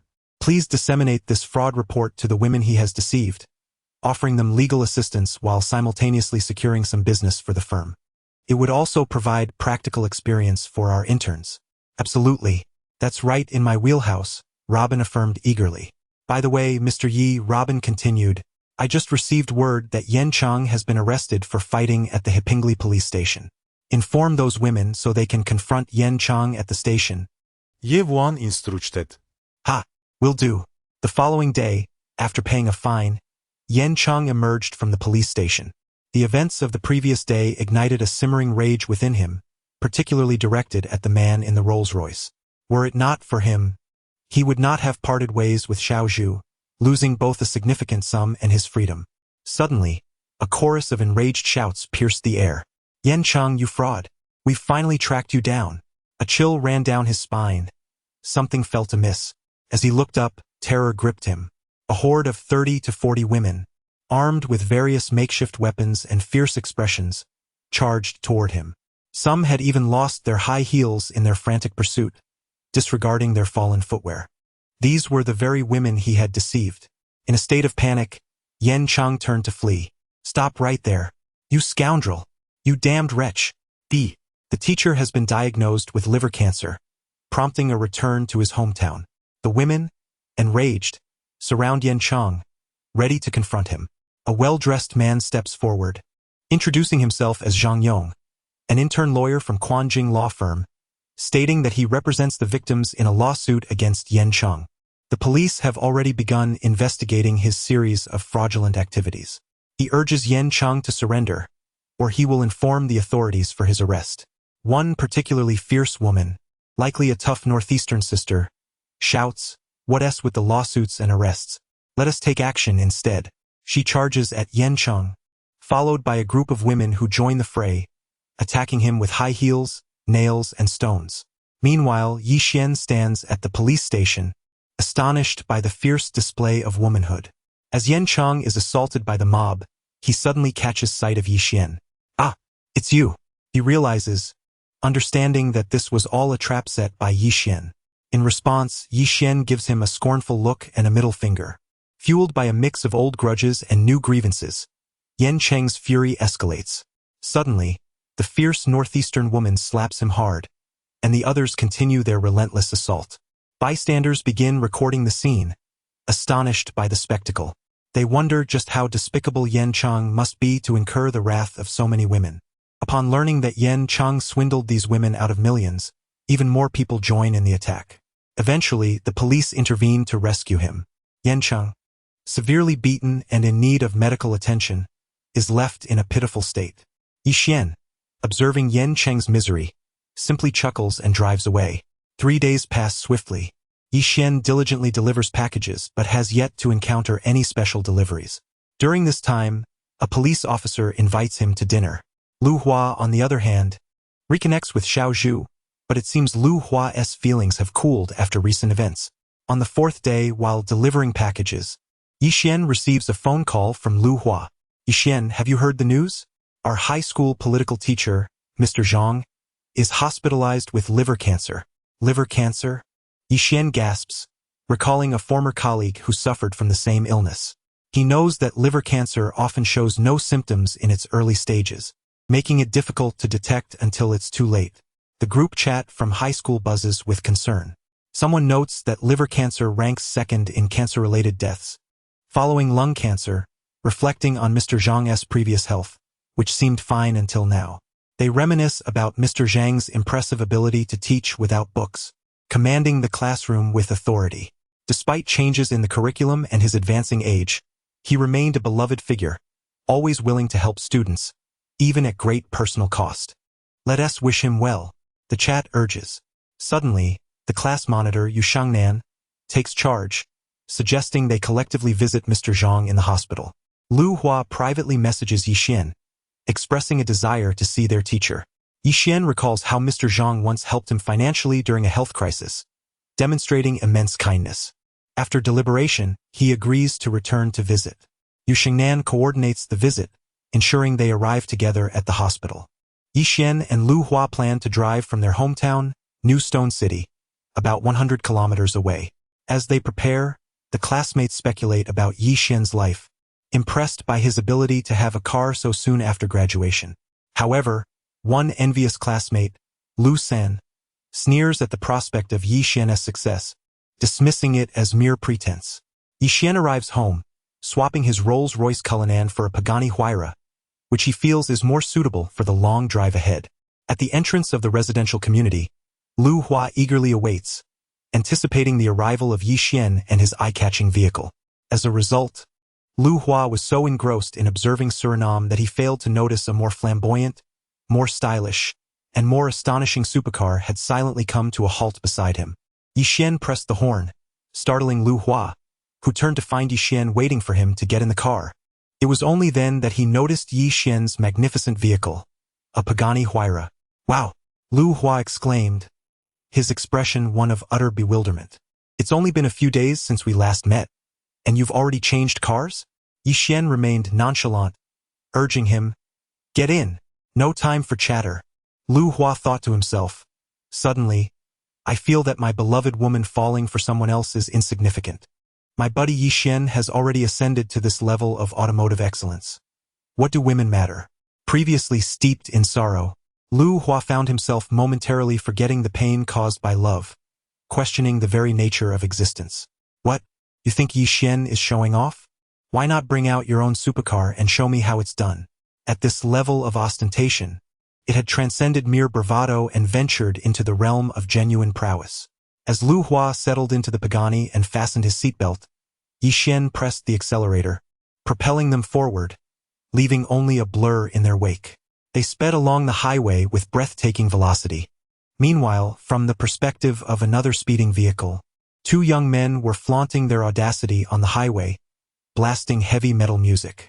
Dressed in atypical attire, a rapper's verses mingled with the thunderous percussion of heavy metal, accompanied by the cacophony of a modified vehicle's engine, making it the most eye-catching contender on the road. Vroom vroom. Skig. Ha ha ha.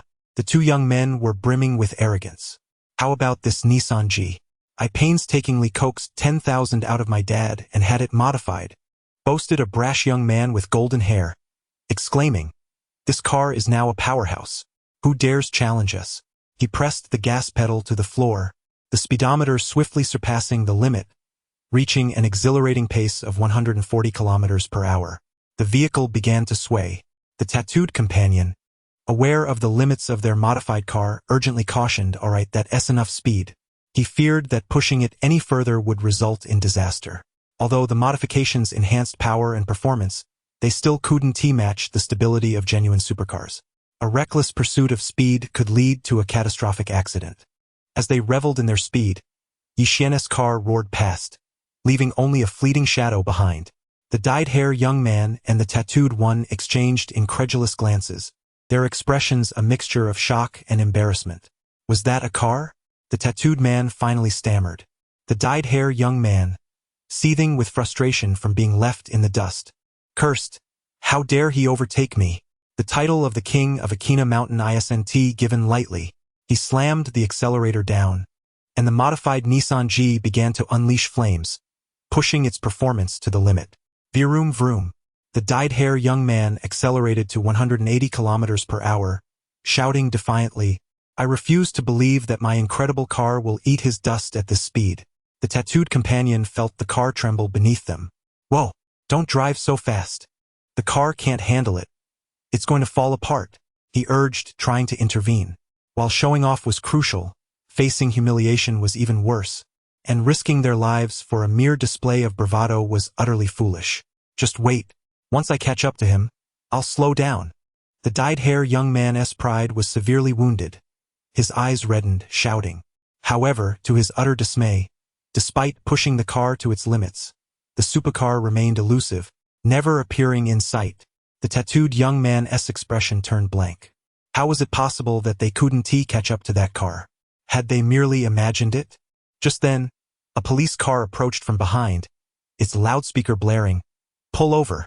You are severely exceeding the speed limit. Stop and accept your penalties." The dyed-hair young man and the tattooed man felt a wave of despair wash over them.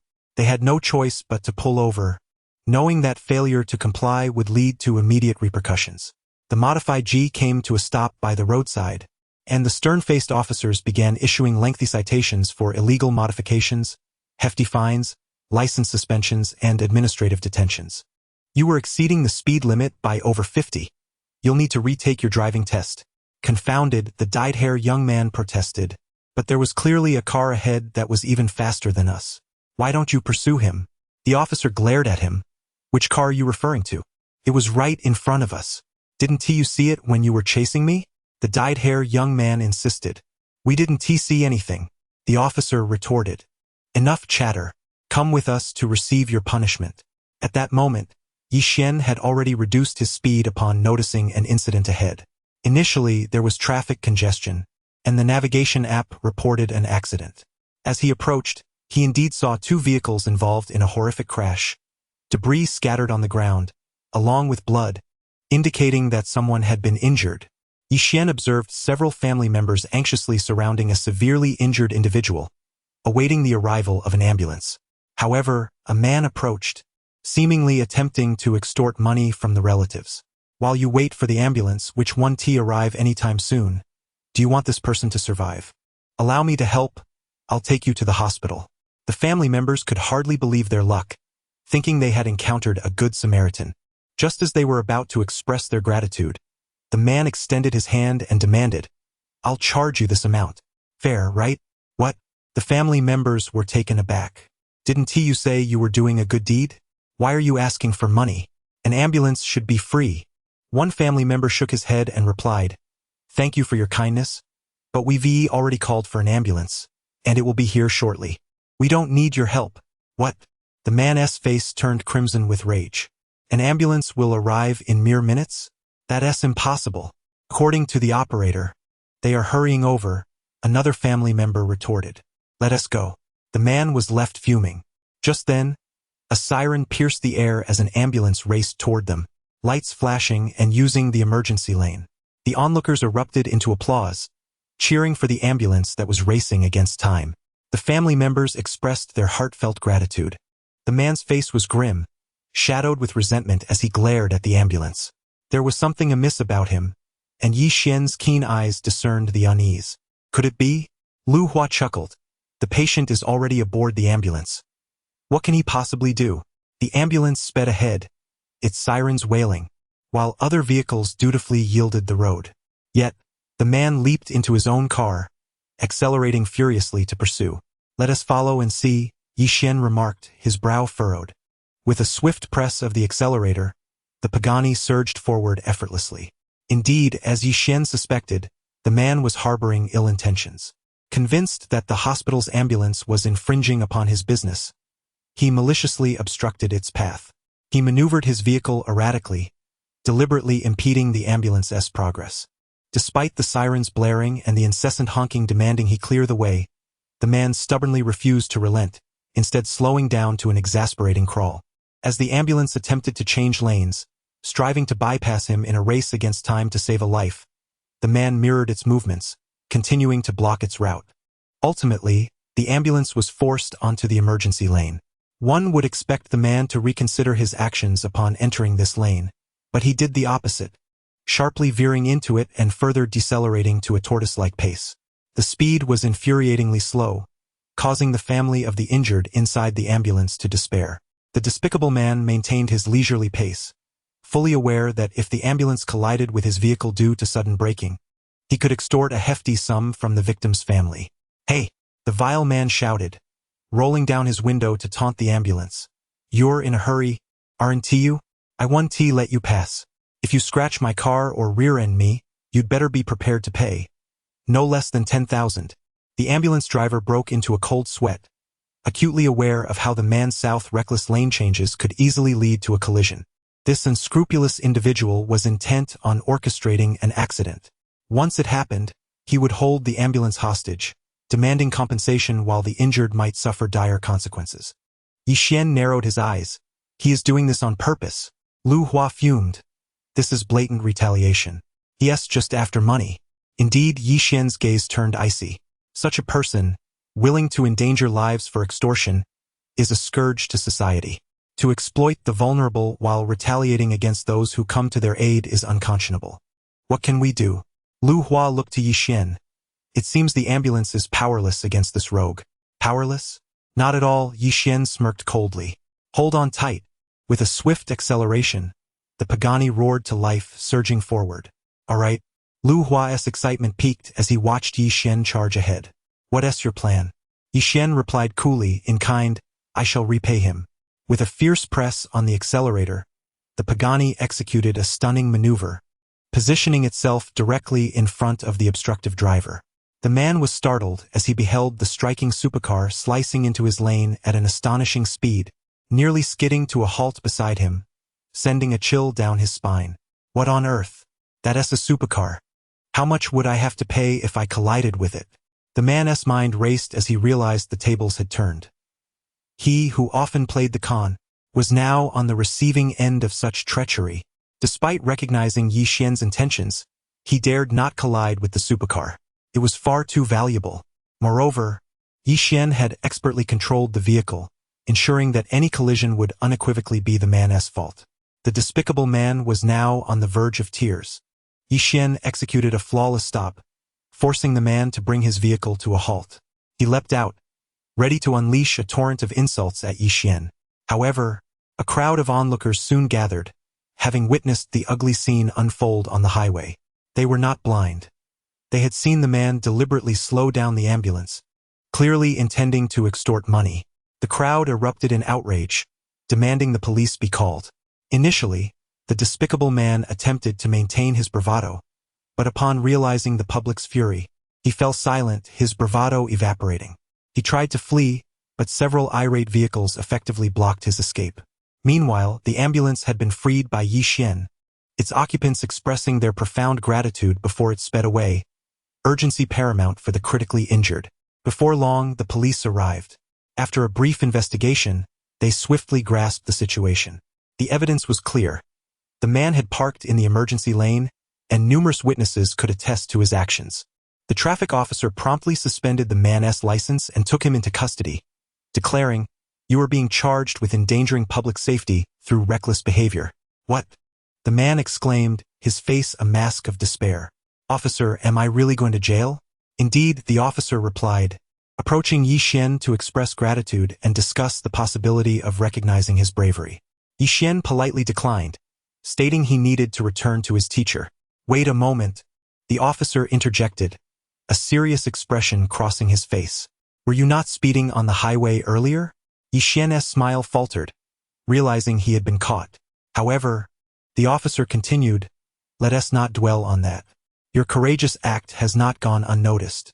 You will still face a penalty for speeding, but we can arrange for it to be compensated in 3 ways. First, let us take your statement, and once you return to the capital, we'll sort out the paperwork." "Thank you," Yi Xian replied repeatedly, relieved. In the serene vicinity of the North Fifth Ring of the imperial capital lies the enchanting Dijingjiang Yuan Villa district, a unique oasis nestled amidst a sprawling forest park, a tranquil haven amidst the bustling city. Surrounding the villas are hills adorned with lush greenery and towering trees, effectively shielding the picturesque water views within, rendering it impossible for outsiders to glimpse the ethereal beauty that resides within. Within this luxurious enclave, a vast expanse of lakes unfolds, dotted with islands of varying sizes, each hosting its own villa. The largest island, akin to the fabled Peach Blossom Island, is blanketed in an endless sea of peach trees, reminiscent of the breathtaking landscapes from 3 Lives, 3 Worlds, 10 Miles of Peach Blossoms. Here, each family occupies their own island, a marvel in itself, given the exorbitant value of land in this prime location. On one such island stands a grand villa, exuding the elegance of ancient Chinese architecture, with its blue bricks, large tiles, and white walls framing a deep courtyard that enchants all who behold it. In a room adorned with antique redwood furniture, a young woman dressed in a delicate pale blue gown deftly wields a brush, her strokes dancing across the paper as she composes a poignant poem. Indeed, this idyllic retreat belongs to her family. Qing Ning, a girl of immense wealth, embodies the grace of a classical beauty, a far cry from the typical nouveau riche. As her brush glides effortlessly, she finds herself lost in thoughts of Yi Xian, recalling the moment he carried her up the stairs at the mall, a sensation akin to electricity coursing through her. Caught in this reverie, her cheeks flush crimson, prompting her to retreat to the window, gazing at the shimmering waters, striving to calm her racing heart. "I must not succumb to such thoughts," she chastises herself. This yearning, though unattainable, is perhaps the most exquisite feeling. She softly recites a line from a poem, her heart echoing the sentiment. Suddenly, a spark ignites within her. Inspired by her longing, she resolves to create a piece of ancient-style clothing themed around yearning for the one. Her excitement palpable, Qing Ning, an aficionado of traditional tailoring, eagerly begins to cut and stitch, channeling her poetic imagination into the creation of this exquisite garment. With top-tier silk and satin at her disposal, her nimble fingers work magic, forming a masterpiece that rivals the finest luxury brands. At that moment, her phone rings, interrupting her creative flow. It is her mother, whose voice resonates with the authority of a business mogul. "Yes, I'm quite busy lately. I'll be staying at the office tonight. Make sure to eat well." Qing Ning's heart sinks slightly at the lack of warmth in her mother's words. Their conversations are often brief and transactional, a stark contrast to the nurturing environment she once knew. With her father gone, her mother has devoted herself entirely to her career, becoming a formidable figure in the corporate world, leaving little room for familial connections. As Qing Ning contemplates her mother's relentless pursuit of success, she cannot help but think of the charming boy from the mall, her thoughts drifting away. Meanwhile, Yi Xian and Lu Hua have arrived at the city center, contemplating parking near the hospital. They walk a short distance to meet their classmates waiting at the entrance. Among them is the charismatic class monitor Yu Shangnan and the jovial Lu San, along with others, all warmly welcoming Yixin and Lu Hua. However, Lu San's demeanor is less than amiable. Their rivalry dates back to high school, where Lu San, a wealthy heir, found himself at odds with the admirable Yixin, who embodied integrity and charm. As Lu San's reputation faltered amidst scandals, he begrudged Yixin's popularity, masking his disdain with a facade of indifference. Though ostensibly there to visit their teacher, Lu San's true intention lies in seizing the opportunity to belittle his longtime rival, as the complexities of their past unfold in the backdrop of their current lives. Recently, my father has been thriving in business, and our family's wealth has surged once more. As for my connections, I possess a formidable network. Lu San, feeling quite pleased with himself, thought to himself, moreover, my uncle has been promoted to a significant position in the capital, further enhancing our family's influence. Yixin, with just your looks, how can you compete with me? Lu San brimmed with confidence, sensing the opportunity to trample Yixin beneath his feet had arrived. Seize the moment, he thought. With a mocking tone, Lu San taunted, "Oh, Yixin, weren't you driving back? Where's your car?"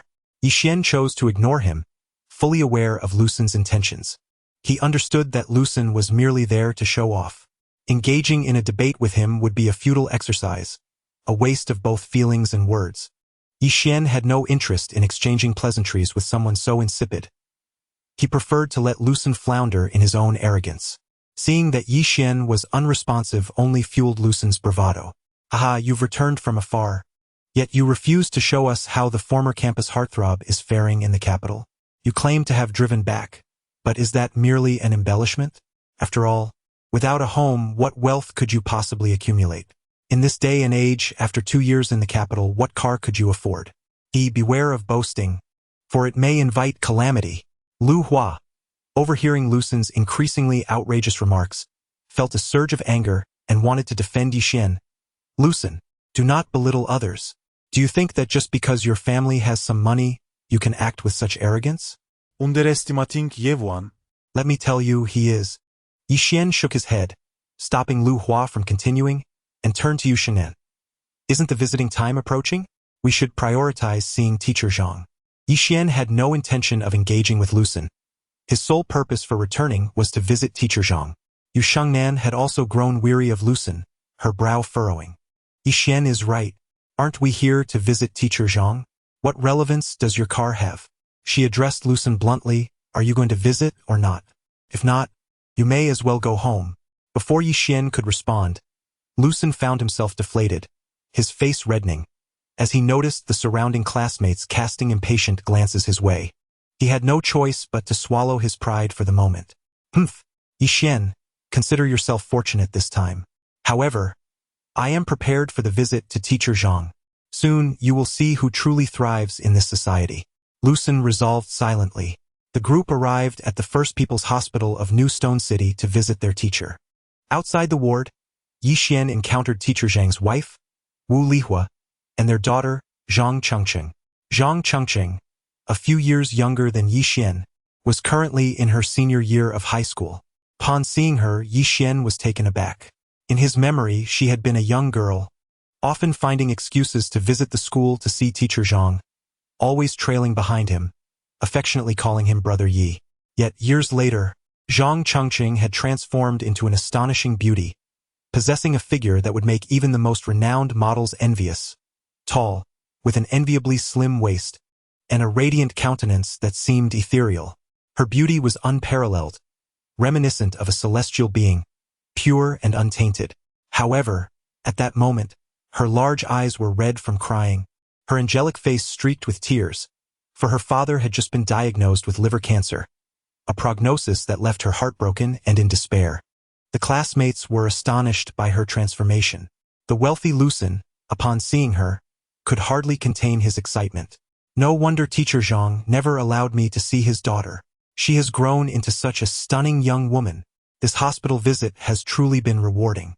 Brother Yi." Upon seeing Yixin, Zhang Qingqing's tear-filled eyes widened in surprise. The fondness she had for him had not faded. She remained his devoted little fan. "Chengqing, it's been a while," Yixin said, habitually ruffling her hair, displaying the affection of an older brother. Lucen's expression darkened with jealousy. It was clear to all that Zhang Chengqing held Yixian in high esteem. Damn it!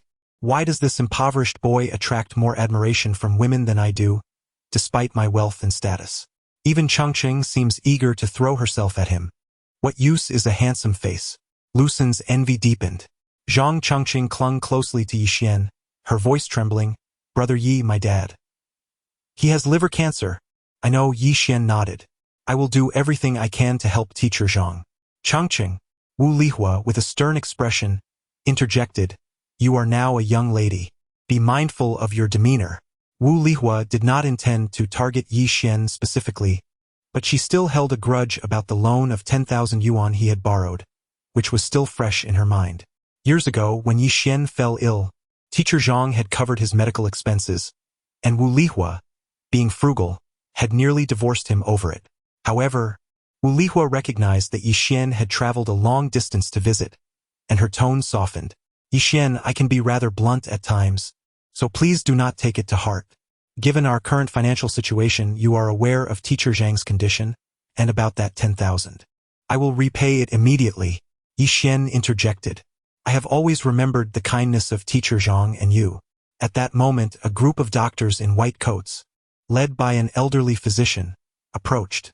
It was Director Ma from the hepatobiliary surgery department, coming to make his rounds. Seeing the doctor, Wu Lihua rushed over, her urgency evident. Director Ma, what is the status of my husband's condition? Zhang Chengqing and the classmates gathered anxiously, eager to hear about teacher Zhang's health. Yes, Director Ma. I know you are a national expert in liver cancer. Please, you must save my father. Zhang Chengqing begged, tears streaming down her face. Yixian also moved closer, as his purpose for coming was to assist teacher Zhang, naturally concerned about his condition. We just conducted an expert consultation, Director Ma began, and fortunately, there is still hope for teacher Zhang's recovery. His words filled Wu Lihua and Zhang Chengqing with disbelief and joy. Listen closely. Director Ma continued, fortunately, teacher Zhang's condition was discovered during a routine checkup, allowing for timely medical attention. Currently, his liver cancer has not metastasized, so there remains a glimmer of hope for a complete cure. Really? My father can be saved? Zhang Chengqing exclaimed, her grip on Yixian's hand tightening with excitement. The classmates rejoiced at the news, celebrating together. Yixian let out a sigh of relief. What a stroke of luck. Good people receive good fortune. But just then, Director Ma sighed deeply. It is merely a glimmer of hope. What? Wu Lihua and Zhang Chengqing, initially elated, now felt as if they had plummeted from the heavens to the depths of despair, their bodies icy with dread. What do you mean? Director Ma shook his head, explaining, though it has not metastasized, teacher Zhang's liver cancer has reached the advanced stage. The tumor is too large, and we have missed the optimal time for surgical intervention. The window of opportunity has closed. Given my expertise, I would not dare to operate. Otherwise, it would spread immediately, and the patient's life expectancy would not exceed a month. What? The hope they had grasped so tightly slipped away once more, as tears streamed down Wu Lihua and Zhang Chengqing's faces. At that moment, Yixian interjected, You mentioned there is still a sliver of hope. What do you mean? Money is not an issue. Director Ma glanced at Yixian, eventually shaking his head. Money is not the problem. The critical factor lies in whether you possess a robust network of connections. A network of connections? Yixian thought of Chenjing Law Firm and Harmony Medical Group. One is the premier law firm in the capital, while the other is among the top hospitals. When it comes to connections, he felt confident in his capabilities. Yixian asserted, Please clarify, Director Ma. Yixian, how remarkable you are. Director Ma, puzzled by Yixian's confidence, continued, At Beijing Union Medical College Hospital, there is an expert who has returned from the renowned Mayo Clinic in the United States, Director Fang Qingshan. He has mastered a unique electrocoagulation technique that can completely eradicate cancer through electrodes, having successfully treated 5 cases prior. I came to know of his groundbreaking clinical paper published in The Lancet, which caused a tremendous stir in the global medical community. That's incredible, Zhang Chengqing exclaimed, her excitement palpable. If Director Fang can treat my father's illness, we simply need to seek him out. Director Ma smiled wryly, shaking his head. Oh, naive child. It's not that simple. The sole issue is that securing an appointment with this expert is exceedingly difficult. Even provincial leaders struggle to get a slot. To schedule an appointment, one must leverage their connections. Upon hearing this, Lu Sun secretly rejoiced. Was this not the perfect opportunity for him to showcase his prowess? For Lu Sen, who believed himself to be wealthy, influential, and capable, this was a rare chance to impress. If he could secure an appointment for Teacher Zhang with Director Fang Qingshan, he would not only achieve great success in front of his teacher and classmates but could also win the heart of the enchanting Zhang Chengqing. After all, he would be saving her father's life. Yi Xian would merely stand off to the side, left to watch him shine. How delightful that would be!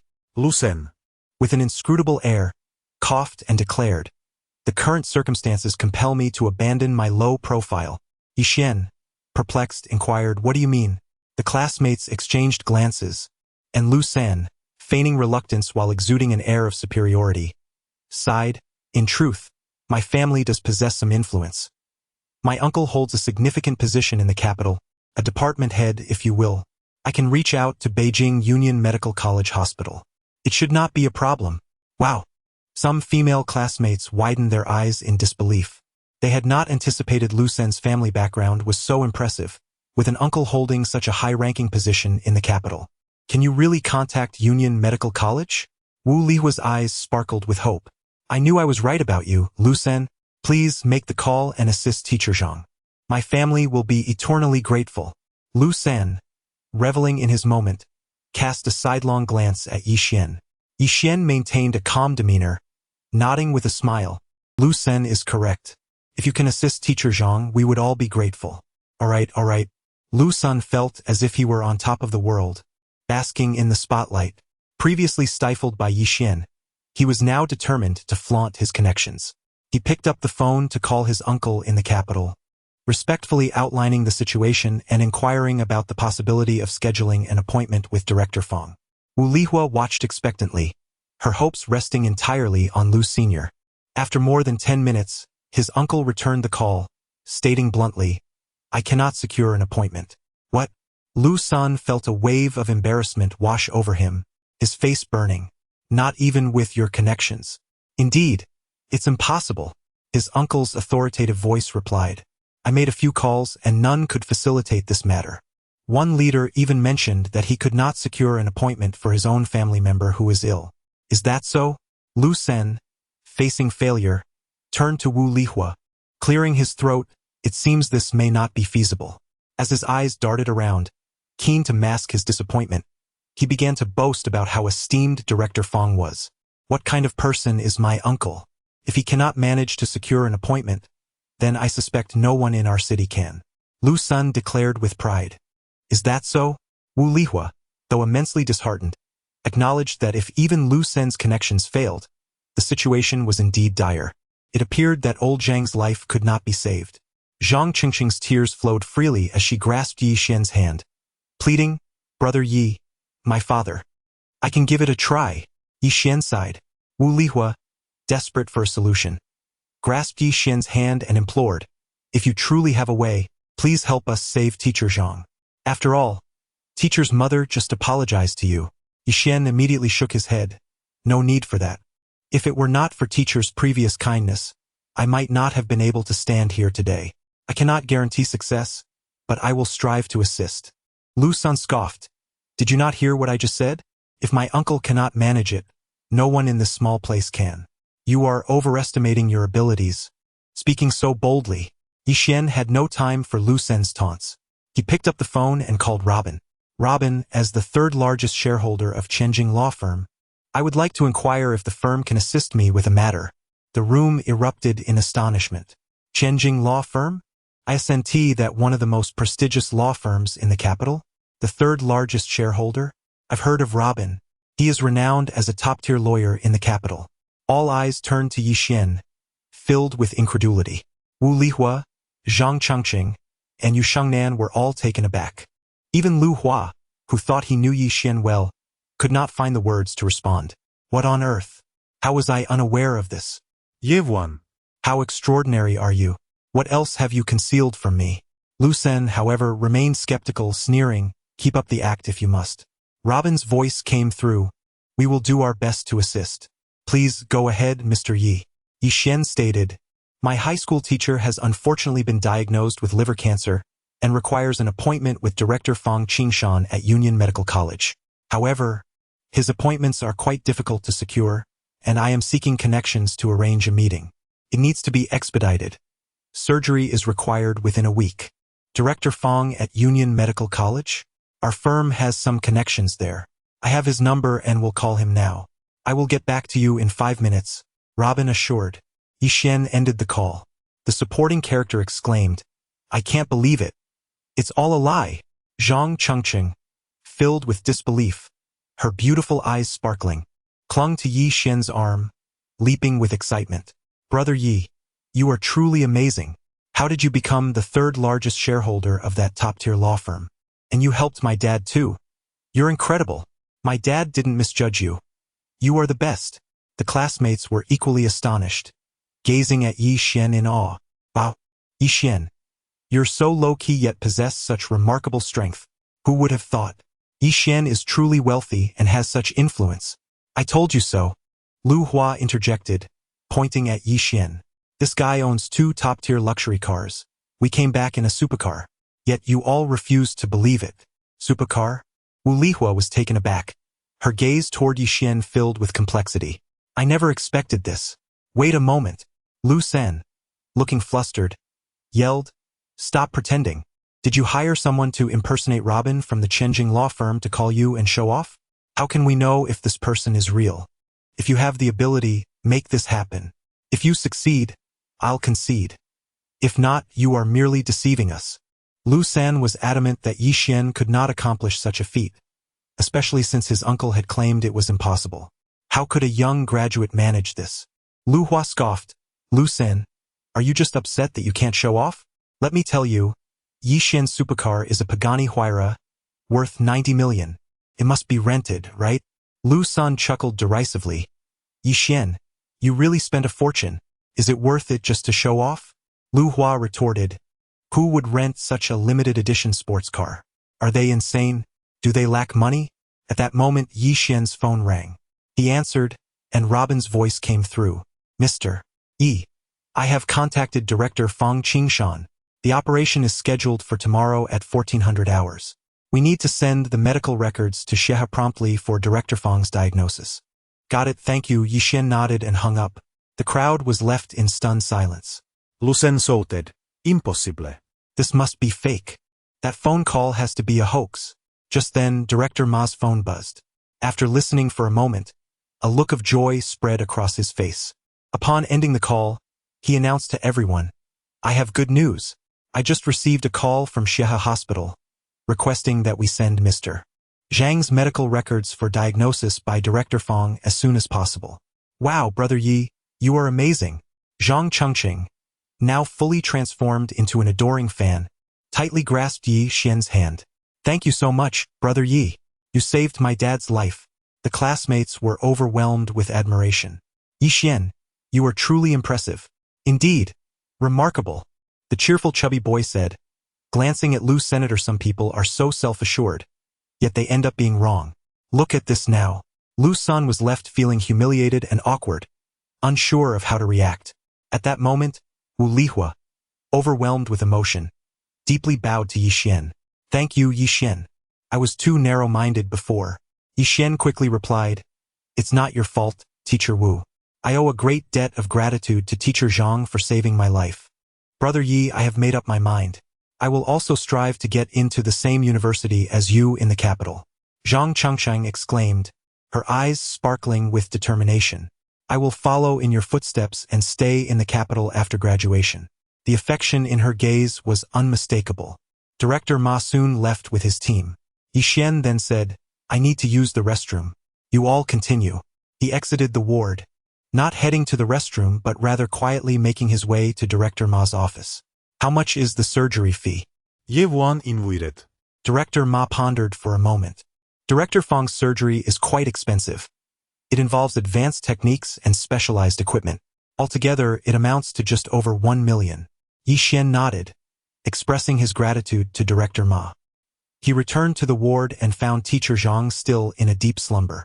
Teacher Wu held Yi Xian's hand, filled with gratitude. Thank you, Yi Xian. If it weren't for you, old Zhang. Teacher Wu, this is what I should do. He is my teacher and benefactor, Yi Xian replied, glancing at Teacher Zhang. Let him rest well. I will find time to send him to the capital. As he spoke, Yi Xian discreetly pulled out a bank card, having already written a note with the password being the teacher's birthday, and slipped it into Teacher Wu's pocket. The card contained the 1 million he had just transferred. Without saying anything further, Yi Xian turned to leave with the class monitor and others. Zhang Chengxing followed closely behind, reluctant to part ways. Brother Yi, wait for me in the capital. I'm determined to get into the capital university this year and come to find you. From now on, I will stick with you every day. Yi Xian was drenched in sweat.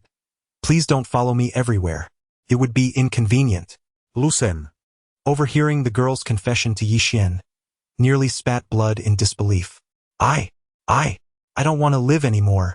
Meanwhile, Wu Lihua, after seeing off Yi Xian and the others, wore a worried expression. Why are you still troubled, mother?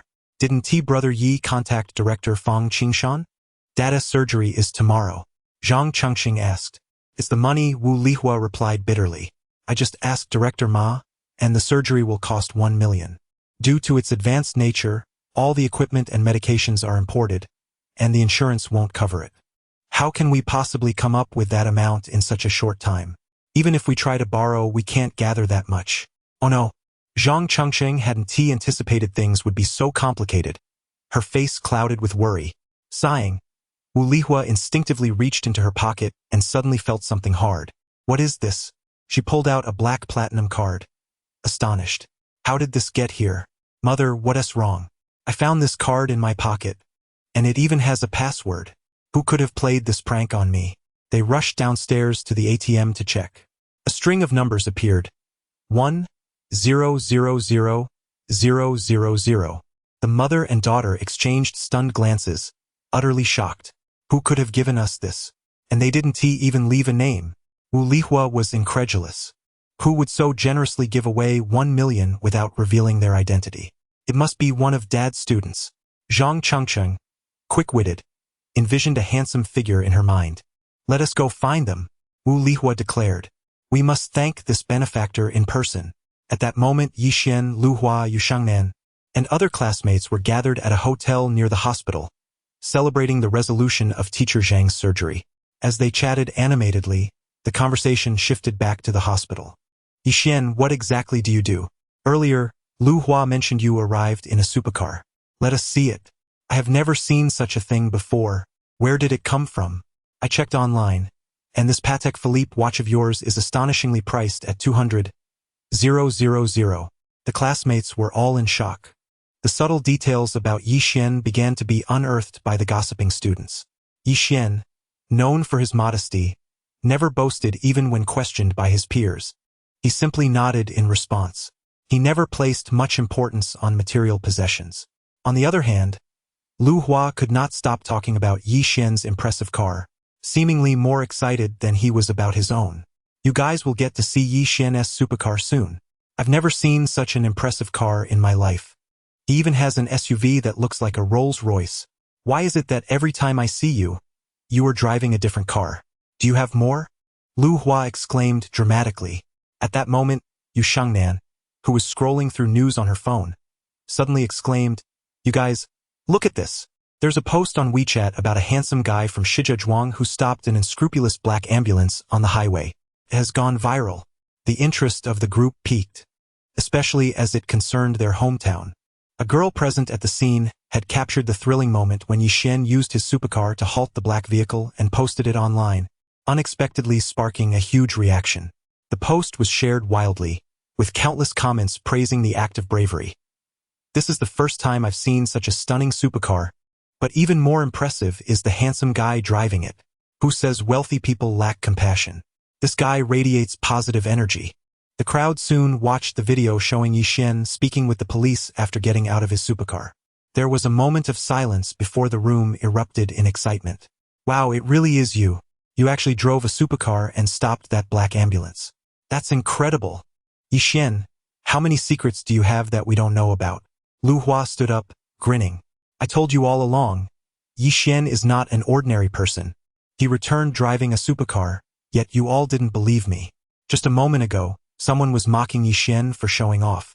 Lu Hua shot a glance at Lu San, who had fallen silent, embarrassed by the turn of events. His previous accusations against Yi Xian for flaunting his wealth were now proven wrong by the viral video. The stunning supercar, with its dynamic curves and powerful performance, was evidently worth a fortune. The black car driver, who had been so arrogant before, was clearly intimidated by Yi Xian's vehicle. Lu San, reflecting on his earlier disparagement of Yi Xian, felt as if he had slapped himself in the face. Throughout the commotion, Yi Xian remained silent, maintaining his composure.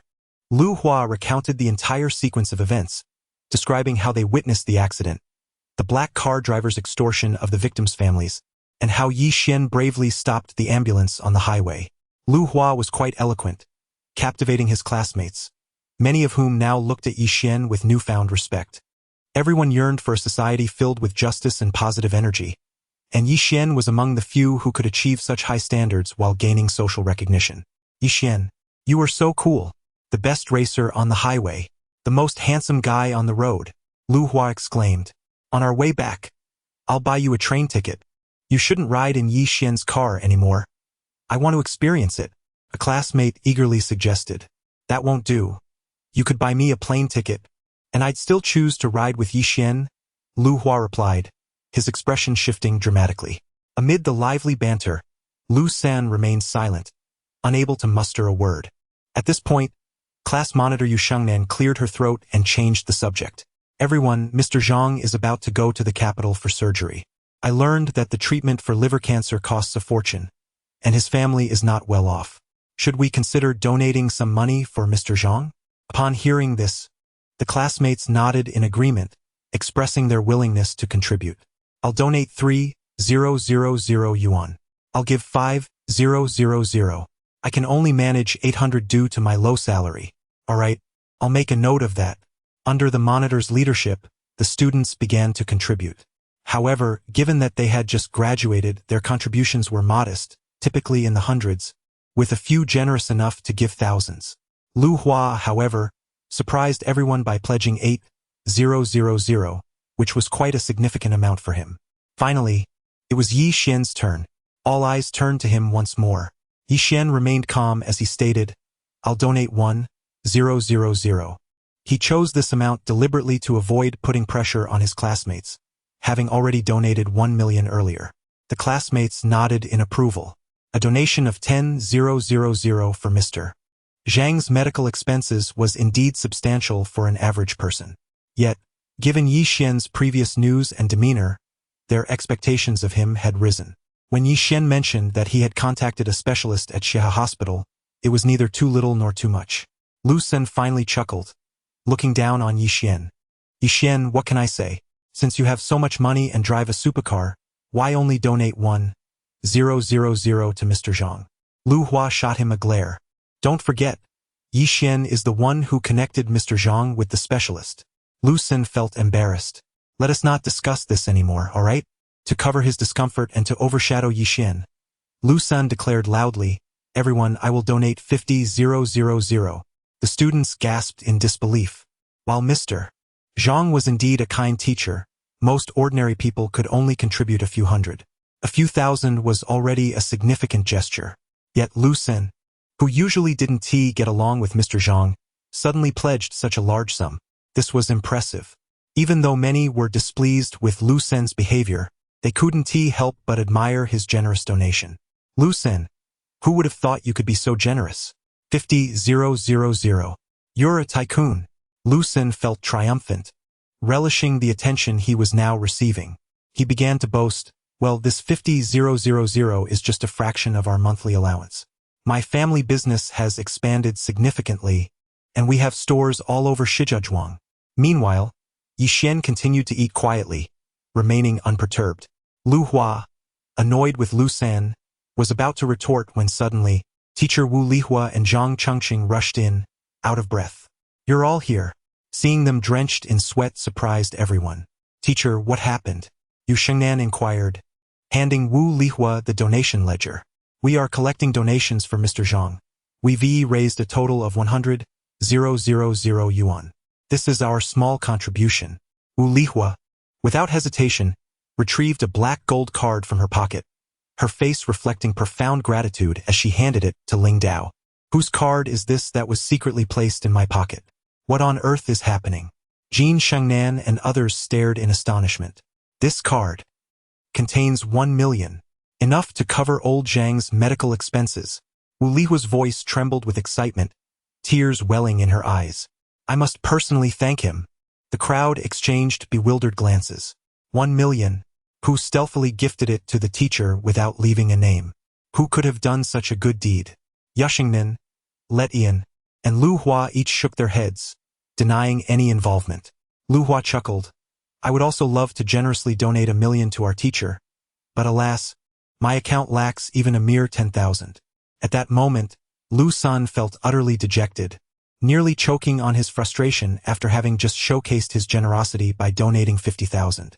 Who would have thought that Wu Lihua and Zhang Chengqing would burst in, announcing that someone had already donated 1 million?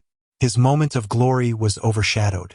Zhang Chengqing approached Yi Xian, her beautiful eyes sparkling as she fixed her gaze on him. Brother Yi, was this good deed done by you? I knew it had to be you. You are the only one who could have done it.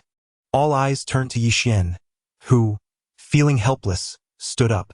Years ago, my teacher saved me with 10,000. Today, returning 1 million is merely settling the score. There's no need for such astonishment. Wu Lihua, sensing the truth, was overwhelmed with emotion. Upon hearing Yi Xian's confirmation, tears streamed down her face as she bowed deeply to him. Yi Xian, please accept my gratitude on behalf of old Zhang. Teacher, you needn't be so formal. Yi Xian replied, gently supporting Wu Lihua. If we are to speak of discernment, it is old Zhang who foresaw your potential. I was indeed short-sighted in the past. I apologize, teacher. You are too kind, Yi Xian said, feeling a bit overwhelmed by Wu Lihua's fervor. I have some matters to attend to at home, and since dinner is finished, I shall take my leave. I will arrange for Teacher Zhang's medical visit to the capital when the time comes. Until then, with that, he turned to leave, only for Zhang Chengqing, the enchanting maiden, to follow closely behind, her reluctance palpable as she grasped Yi Xian's hand. Brother Yi, I truly owe you this time. Without you, my father would. Her voice trailed off, her eyes glistening with unshed tears. Yi Xian, sensing the profound affection from the lovely girl, playfully ruffled her hair. There, don't cry. This is merely what I ought to do. My mother and I will take your father to the capital for treatment next week. Zhang Chengqing whispered. Once I finish my college entrance exams and enroll in the capital university, I will stay by your side. Wait. Yi Xian could hardly bear the intensity of her affection. Clearing his throat, he thought, such a charming and delicate girl openly declares her intent to follow me. This is quite the confession. And she is still just a high school student. Yi Xian, despite his thick skin, felt slightly overwhelmed. This is too much. Faced with such ardent devotion, Yi Xian could only retreat hastily. In any case, I must return. If you plan to come next week, do give me a heads up. Hey, wait for me, Lu Hua exclaimed, bouncing after Yi Xian. You ran off and left me. How am I supposed to get back? Yi Xian, driving his eye-catching Pagani Huayra, pressed the accelerator and sped away, leaving behind a flurry of astonished onlookers. Wow, he is truly handsome, Letian exclaimed, drooling. Yushingnan, the girl class leader, gazed at Yi Xian's retreating figure, lost in thought. The other girls were similarly stirred, with Zhang Chengqing staring dreamily at Yi Xian's vanishing silhouette, her fists tightening. Brother Yi, I have made up my mind. I will follow in your footsteps, enroll in the capital university, and no matter what, whether you want me or not, I will stick by you. You will never escape the grasp of Chengqing, the little enchantress. Zhang Chengqing adorably scrunched her nose and clenched her fists, shaking them defiantly at the retreating Yi Xian. Wu Lihua, observing her daughter's fervent pursuit of Yi Xian, could only smile wryly and shake her head. Girls do grow up so quickly. However, if it were Yi Xian as a son-in-law, I would be immensely satisfied. 10 minutes later, in a secluded area, Zhou Yuan intercepted Ye Kuan strategically. Yi Xian slowed down, having been anticipating Zhou Yuan's approach. Zhou Yuan, brimming with arrogance, scrutinized Yixian. Well, if it isn't the one who stole my romantic interest. So, you really are a courier? Yixian replied nonchalantly. I never concealed it. I stated from the beginning that I am a courier. What's wrong with that?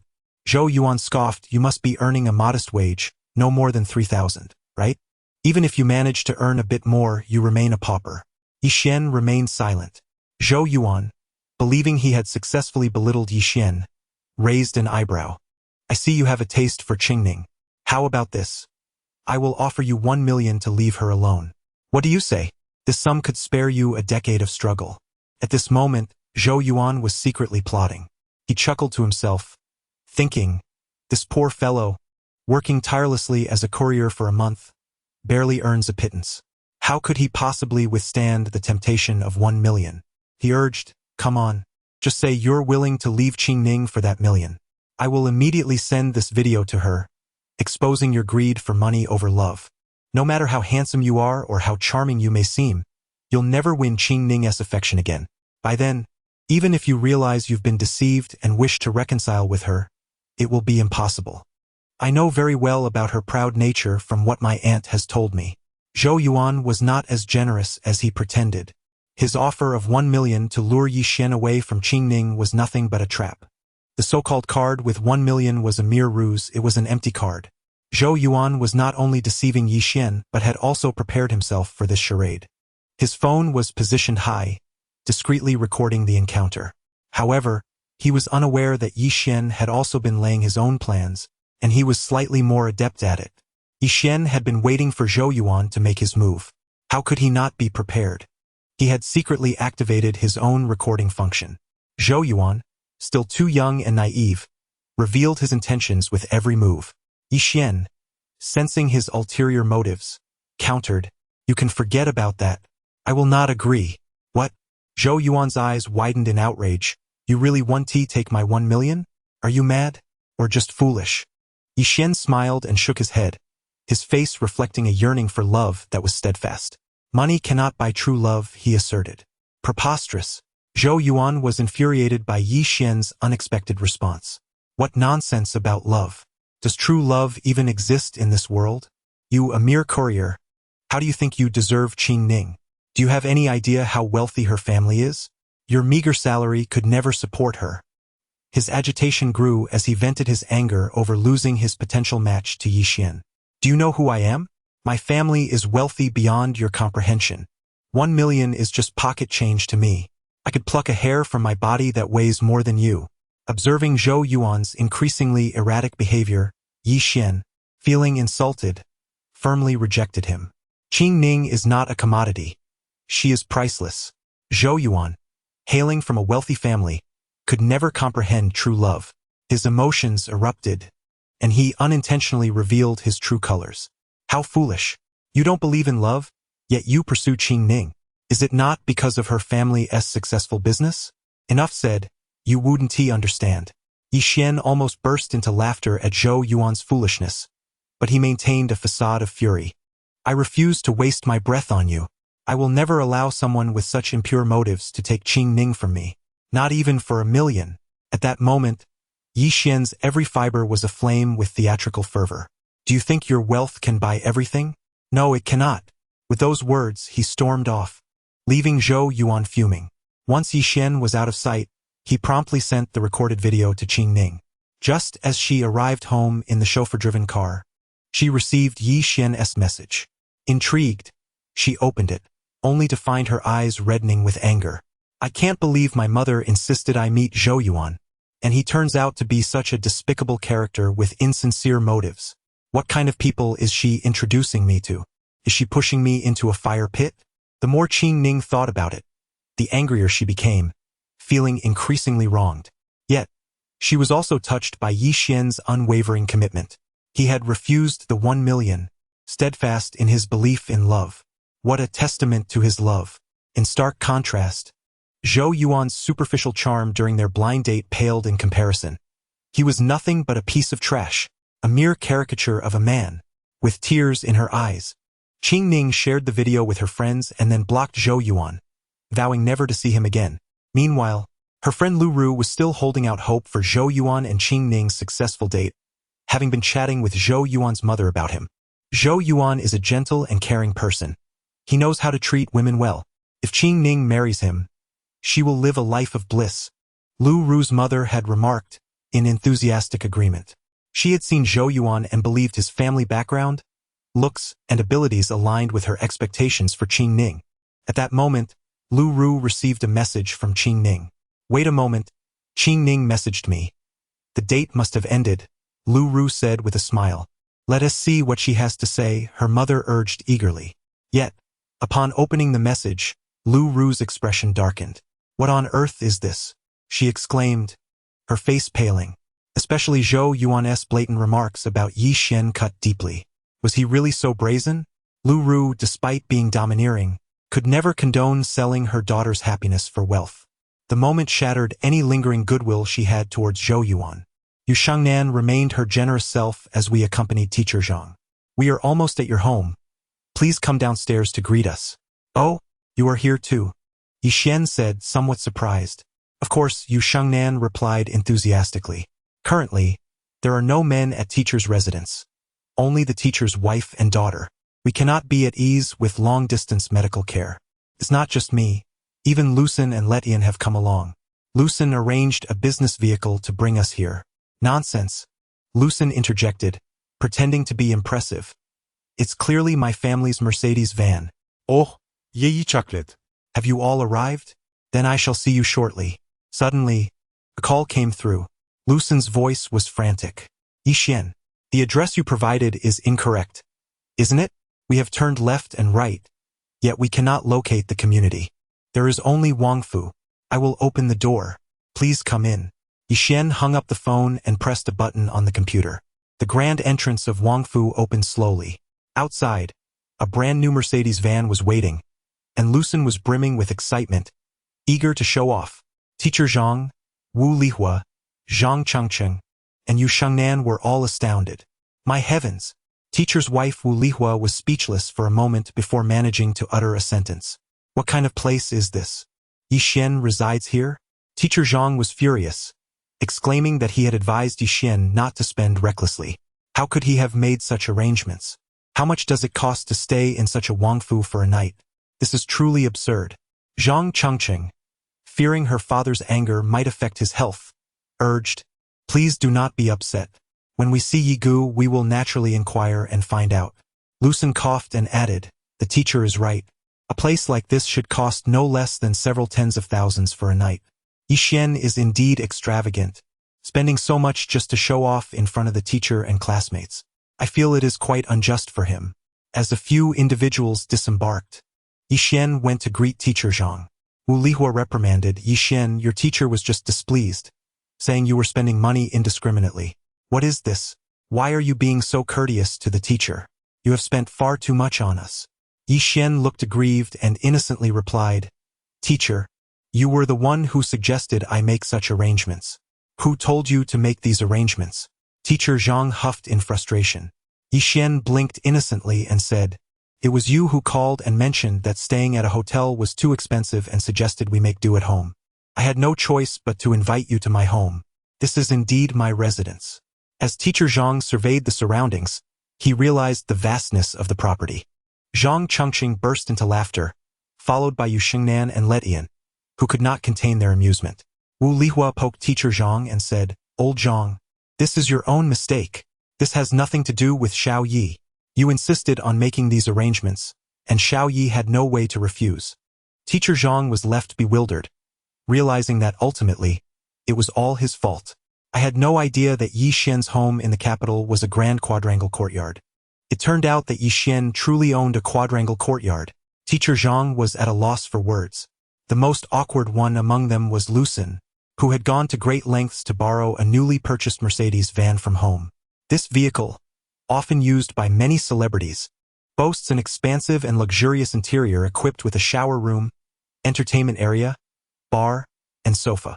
He claimed that Teacher Zhang's health was fragile and that traveling by train would be bumpy, which would be detrimental to a patient's well-being, insisting on driving this vehicle to escort Teacher Zhang. In reality, Lucen was merely seeking to redeem himself after a previous embarrassing failure. This luxury van, valued at over $1 million, had garnered endless praise from their classmates during the journey. Lucen felt a sense of pride, believing he had regained his face. However, upon arriving at Yi Xian's residence, all his pride was swiftly deflated. Fortunately, your diligent studies have spared you from a life of delivering parcels. What significance do those chauffeur-driven vehicles hold in the presence of the grand mansion beside the Forbidden City? Here, even a mere square meter commands a six-figure price. Could a chauffeur-driven vehicle possibly purchase a restroom here? It seems unlikely, as the restrooms are in abundance. Lucen quietly approached one of the restrooms. Lu Hua inquired, "Where are you going?" Lucen replied, "My heart aches. I seek solitude." Lu Hua, brimming with excitement, pulled out his phone, declaring, "Yi Xian, every time we meet, you leave me more astounded. I must capture this moment for my social media." "No." Yi Xian waved his hand. "Such moments cannot be shared, nor photographed." Lu Hua looked perplexed. "Why not?" Yi Xian, with a serious demeanor, stated, "One must maintain a low profile." With a resounding thud, the group fell to the ground. "Indeed, one must remain humble." "Yi Xian, you truly embody that humility." "Teacher, do you find this place suitable for residence?" Yi Xian had tidied the guest room meticulously. "It is indeed suitable." Zhang Laosher chuckled. "If this place isn't adequate, I might as well rest in the Hall of Supreme Harmony." Wu Lihua nudged him, expressing her gratitude towards Yi Xian. "You've arranged everything so wonderfully, Yi. This location is very close to Yanjing Hospital. I could even walk there. It's remarkably tranquil, surrounded by trees that resemble a park. If Teacher Zhang recuperates here, he will surely recover much faster. There is even a lake behind." Zhang Chengcheng exclaimed. "That's splendid to hear. You may stay as long as you wish," Yi Xian smiled. "I hope to keep Teacher Zhang here to recuperate thoroughly. Once he is healed, there is no rush to return. There are plenty of rooms and gardens. Please, rest well." After stating this, he gracefully drove away in his Cullinan. "Where are you going?" Zhang Chengcheng, with wide eyes, inquired. Je vuan replied earnestly, delivering parcels. "Delivering parcels? In a luxury SUV?" Lucen lamented, "You're truly going to deliver parcels?" "Of course." Yi Xian responded curiously, "Didn't I mention I'm a parcel courier?" The students collectively scoffed at the absurdity. As they watched Yi Xian drive off in the opulent Cullinan to deliver parcels, they were left speechless. "All right then, you're impressive." Tears of envy welled in their eyes. "I want to deliver parcels too." In the university district, Xiaomeng resigned, thus assigning Yi Xian to this area. Coincidentally, it was the bustling start of the semester, with throngs of students entering and exiting the gates of the university. After completing his deliveries, Yi Xian strolled out of the campus. At that moment, a voice resonated, filled with emotion and reflection on life. "The university semester has commenced. I have finally realized my dream of attending Yanjing University. Reflecting on years of hard work and dedication, 12 years of relentless study, my efforts have not been in vain. Fortune favors the diligent." Upon hearing this, Yi Xian felt a profound connection. This must be a student with a passion for learning. As he turned to follow the voice, he was taken aback to see a delivery worker, adorned in the uniform of a courier service. What is happening here? He wondered. How could a delivery worker possibly gain admission to Yanjing University? Why is he still in his courier attire? Amidst Yi Xian's astonishment, the delivery worker entered the university campus on a tricycle, calling out, "Teacher Wang, your parcel. Hurry outside. I still need to go to Waterwood University." Yi Xian nearly choked on his disbelief. What kind of melodrama is this from a mere courier? Just then, a brand new Mercedes S400 glimmered as it arrived at the university gate, parking in front of Yi Xian's luxurious Cullinan. A middle-aged businessman emerged, accompanied by a young man, presumably delivering his child for the new semester. The businessman glanced at Yi Xian, clad in his courier uniform, and a smug grin spread across his face. "Look at that person. He can't be much older than you, yet he is merely a parcel courier." The young man cast a sympathetic glance at Yi Xian. The businessman continued, "Thank goodness I pushed you to study hard and gain admission to Yanjing University. If I hadn't been strict, you might have ended up like him, delivering parcels." The son nodded vigorously. "Yes, Dad, thank you for your foresight. Knowledge changes destiny. It's unfortunate that this courier doesn't have a supportive father like you. Yi Xian felt his pleasant mood sour instantly. What's wrong with being a courier? At that moment, the businessman's son noticed the imposing, majestic, and mysteriously luxurious black SUV. Oh my, is that a Rolls-Royce? He exclaimed, captivated as he circled the Cullinan, unable to take his eyes off it. I must take a photo. He pulled out his phone, excitedly snapping pictures. He was an automobile enthusiast, deeply enamored with cars. The Cullinan exuded power and sophistication, embodying masculinity. A few readers mentioned that after the book was published, the plot seemed different. This is quite normal, as each time a book is published, I lose my composure and ponder the narrative's coherence, whether to delete certain parts, and if the outline aligns. Consequently, the novel's content undergoes subtle changes. I will adjust accordingly, so do not worry. Awkwardness filled the air as the affluent businessman secretly wiped away his sweat. Damn it, he thought. It appears that the prestigious Yenjing University indeed harbors hidden talents. Showing off comes with its risks. At that moment, Tu Xian interjected, answering the question posed by the businessman's son. As for the price of this car, it's not much, just a few million. The top configuration is probably around 10 million. Yi Xian cast a glance at the businessman's Mercedes S400 and disdainfully remarked, Price? Compared to your S400, it's roughly 10 times more. The power comes from a 12V engine, which is about twice as powerful as yours. As for off-road capabilities, it can traverse any terrain effortlessly, easily overshadowing the S400. In terms of comfort, the Cullinan comes equipped with a bar, a refrigerator, and a barbecue grill, while the S400 is merely a younger sibling. From a brand perspective, Rolls-Royce Cullinan stands as the epitome of luxury vehicles, while Mercedes can only be deemed a good car. They are not even in the same league. Yi Xian effortlessly recited technical specifications, comparing the Cullinan to the S400, making his disdain clear. Your Mercedes S400 is nothing but trash. The businessman felt a burning embarrassment, and his son was left in a state of utter awkwardness, having intended to flaunt their new car only to be publicly humiliated. The businessman, feeling the sting of shame, shot a mocking glance at Yi Xian and scoffed. I truly cannot comprehend individuals like you who deliver packages. You clearly lack the means to own a car, yet you act as if you know everything about them. Yi Xian replied with a calm smile, Sir, please refrain from belittling the profession of a delivery person. The businessman sneered, I haven't finished my point yet. Delivery personnel are, at the end of the day, the dregs of society. Only societal losers who cannot secure a proper job would resort to this line of work. You, a mere delivery boy, dare critique my S400 or comment on the Cullinan. Can you even afford it? His loud voice drew attention from passers-by at the west gate of Yenjing University, gathering a crowd. With a haughty demeanor, the businessman concluded, individuals in delivery jobs are only fit to ride bicycles. Can you really afford a car? No matter how many times you admire the Cullinan, you will never be able to purchase one. Oh, You want chocolate. can't afford it? I'm sorry, but this car belongs to me. The businessman erupted in laughter, finding the statement ludicrous. Son, did you hear that? This delivery guy claims the Cullinan is his. Is there anything more ridiculous? His son joined in the laughter. In this world, it's essential to have self-awareness. Yi Xian shrugged and quietly took out the car key, pressing a button. Suddenly, the Cullinan's lights illuminated.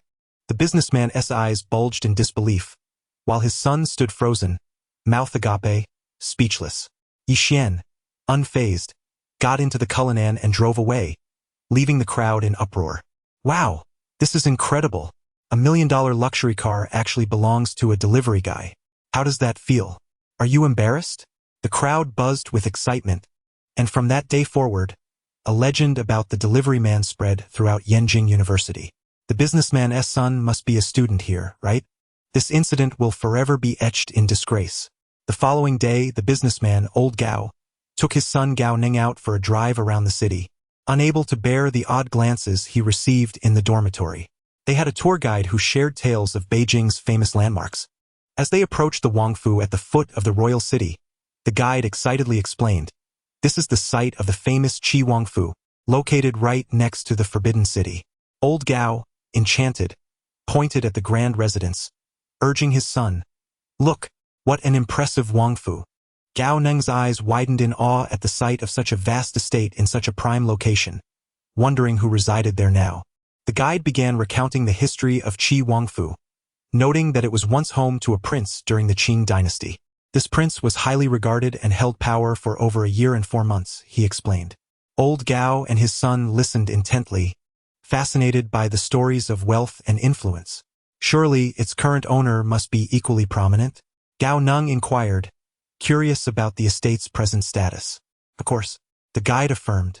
This location is now a protected cultural site, and given the surrounding real estate prices, anyone capable of purchasing this estate would undoubtedly be wealthy or noble. However, I cannot say who the owner is.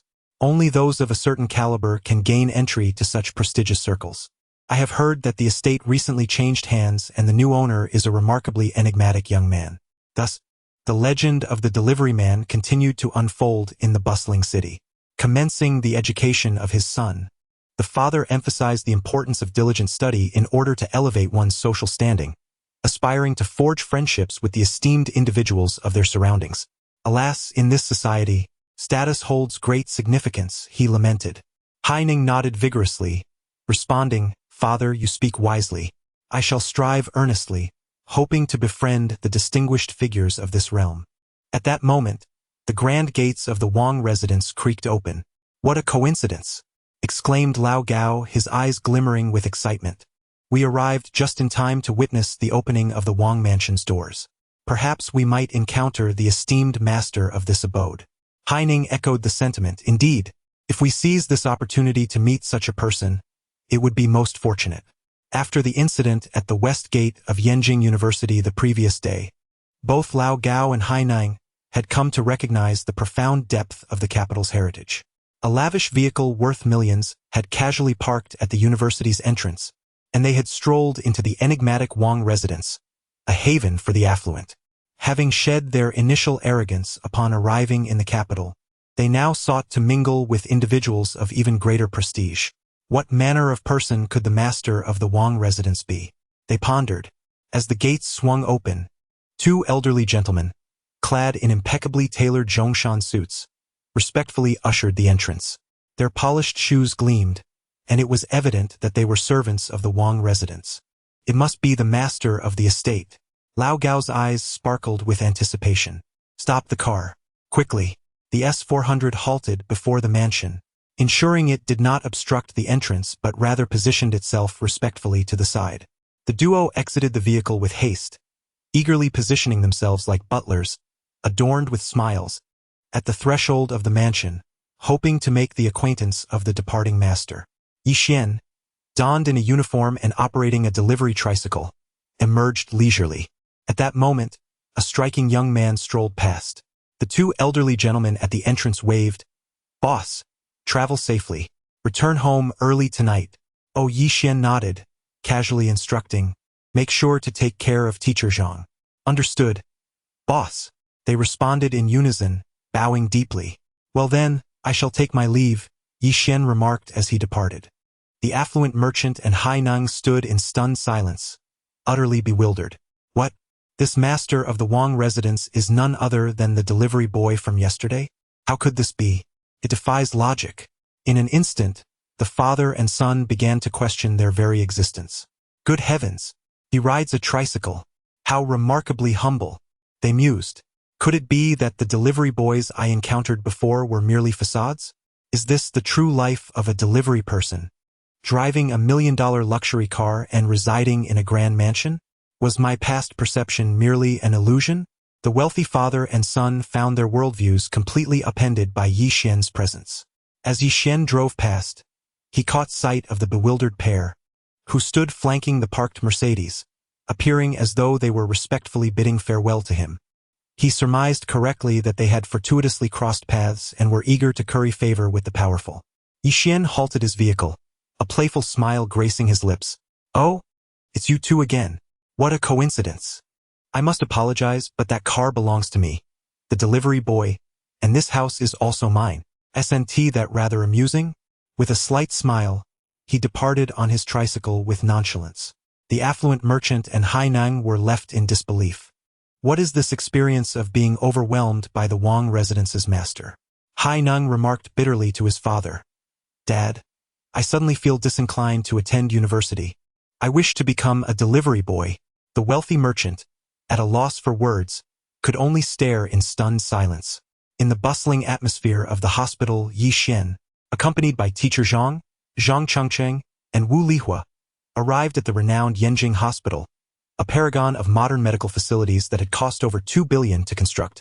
The state-of-the-art technology left teacher Zhang's family in awe. Wu Lihua expressed her heartfelt gratitude to Yi Xian for assisting in securing such admirable hospital conditions for teacher Zhang. Zhang Chengcheng, with youthful enthusiasm, echoed her sentiments, praising Yi Xian. Feeling a sense of warmth from his adorable junior, Yi Xian affectionately ruffled Zhang Chengcheng's beautiful hair and remarked, Teacher Zhang's matters are my own. With a playful giggle, Zhang Chengcheng linked her arm with Yi Xian's, declaring their familial bond inevitable. Yi Xian, half-jokingly, suspected that his innocent junior was teasing him. After guiding teacher Zhang to the oncology ward, Yi Xian assisted with the admission paperwork while Zhang Chengcheng and her mother settled teacher Zhang in the room. As Yi Xian completed the forms and handed them over, he was unexpectedly captivated by a strikingly beautiful nurse who emerged from the office. Despite his familiarity with many stunning women, this nurse, adorned in a pristine white uniform, exuded an ethereal charm reminiscent of a celestial being. Her elegant pearl necklace accentuated her graceful neck, while exquisite sapphire earrings adorned her ears, enhancing her already breathtaking visage. Yi Xian, acutely aware of the luxurious aura surrounding her, recognized the high-end brand of her pearls, which were crafted from the finest Japanese sea pearls. The nurse, possessing such beauty and grace, radiated an approachable warmth, devoid of any air of superiority. With a subtle smile, Yi Xian decided to strike up a conversation. You are truly beautiful. Have you ever heard of staged accidents? The nurse looked up, surprised yet amused, and responded, I have indeed heard of it. Yevan. With a playful grin, inquired if she would prefer to give him her WeChat contact before he pretended to fall or if she would willingly offer it now. The nurse, unable to suppress her laughter, found his audacity both charming and humorous. The surrounding nurses and security guards were taken aback by Yi Xian's boldness, some expressing outrage at his audacity. However, the enchanting nurse, smiling coyly, decided to share her WeChat, playfully suggesting it would save him from any theatrics. As Yi Xian reveled in his triumph, the atmosphere shifted. The security guards seethed with resentment, while the nurses whispered excitedly about the charming exchange. Once Yi Xian departed, the nurses began to murmur among themselves, intrigued by his audacity and humor. One nurse remarked on his confidence, while another lamented their own inability to garner similar attention from the esteemed nurse, Su Yuanyuan. Curiosity piqued. They urged Su Yuanyuan to check out Yi Xian's social media to learn more about the man who had captivated her attention. When she discovered he was a delivery worker, disappointment spread among her colleagues, who had initially envisioned him as a figure of wealth and status. The revelation of his humble occupation sparked a flurry of chatter, revealing the complexities of first impressions and societal expectations. Alas, despite his striking handsomeness, surpassing even that of Wu Yanzu, good looks cannot be exchanged for currency. With such admirable qualities, Yuanyuan should not consider him. A man lacking in financial stability is unsatisfactory. No matter how deep his affections, he cannot provide the lifestyle one desires. Indeed, Yuanyuan should disregard him and simply remove him from her friend list. How audacious of him, a mere delivery man, to presume to pursue the goddess of our hospital, Yuanyuan. I am aware that Dr. E from the thoracic surgery department is quite commendable. A medical PhD who has returned from abroad. He owns 3 properties and drives a luxury car, fervently courting our Yuanyuan. Among the doctors at Yanjing Hospital, who possesses inferior circumstances? Any one of them boasts a fortune in the millions. Why should Yuanyuan settle for him? A group of nurses had just been praising Yi Xian's good looks and charm, only to scoff at the revelation of his profession. They urged Su Yuanyuan to sever ties and block him. The male doctors vying for her attention perked up, eager for the unfolding drama. How ridiculous! A delivery man daring to vie for the affection of our goddess nurse? He is bound to be blocked. Yet, Su Yuanyu and chuckled softly, I find it quite inconsequential. Her words stirred a tempest of astonishment among the nurses. Unmarried male doctors collectively fell from grace. The head nurse gasped, You truly do not mind that he is a delivery man? Su Yuanyuan's smile was gentle, as refreshing as a breeze through a mountain stream. I genuinely do not mind. As long as he is a good person, what do profession and wealth matter? After all, I am financially secure. The nurses exclaimed, Yuanyuan, you are truly willful. The head nurse laughed, affirming, Indeed, our Yuanyuan is capricious. She chooses her partner without regard for financial status, for no matter how affluent a man might be, he can never surpass her own wealth. The nurses, transformed into envious onlookers, lamented, I confess, I am envious. Wealth is indeed impressive. At that moment, the teacher's wife, Wu Lihua, approached, inquiring, By the way, nurse, are you not supposed to pay the hospitalization deposit?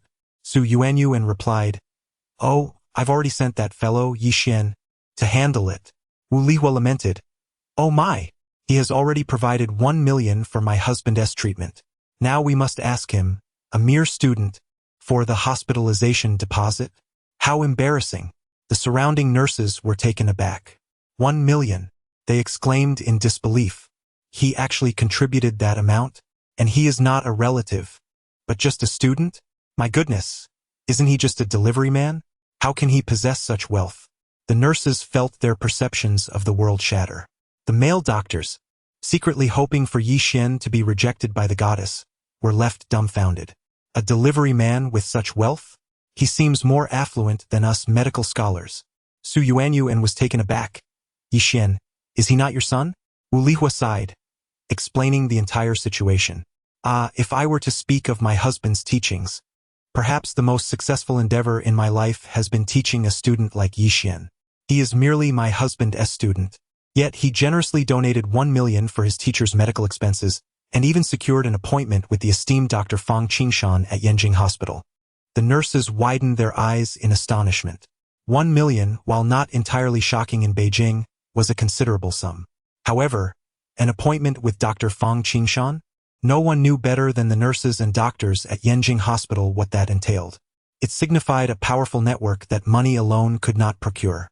Even the department heads at Yanjing Hospital could not guarantee such an appointment with the renowned Dr. Fang, given the multitude of cancer patients seeking his expertise. The nurses whispered among themselves, Dr. Fang? Is it really him? I've heard that even the heads of our department struggle to secure an appointment with him.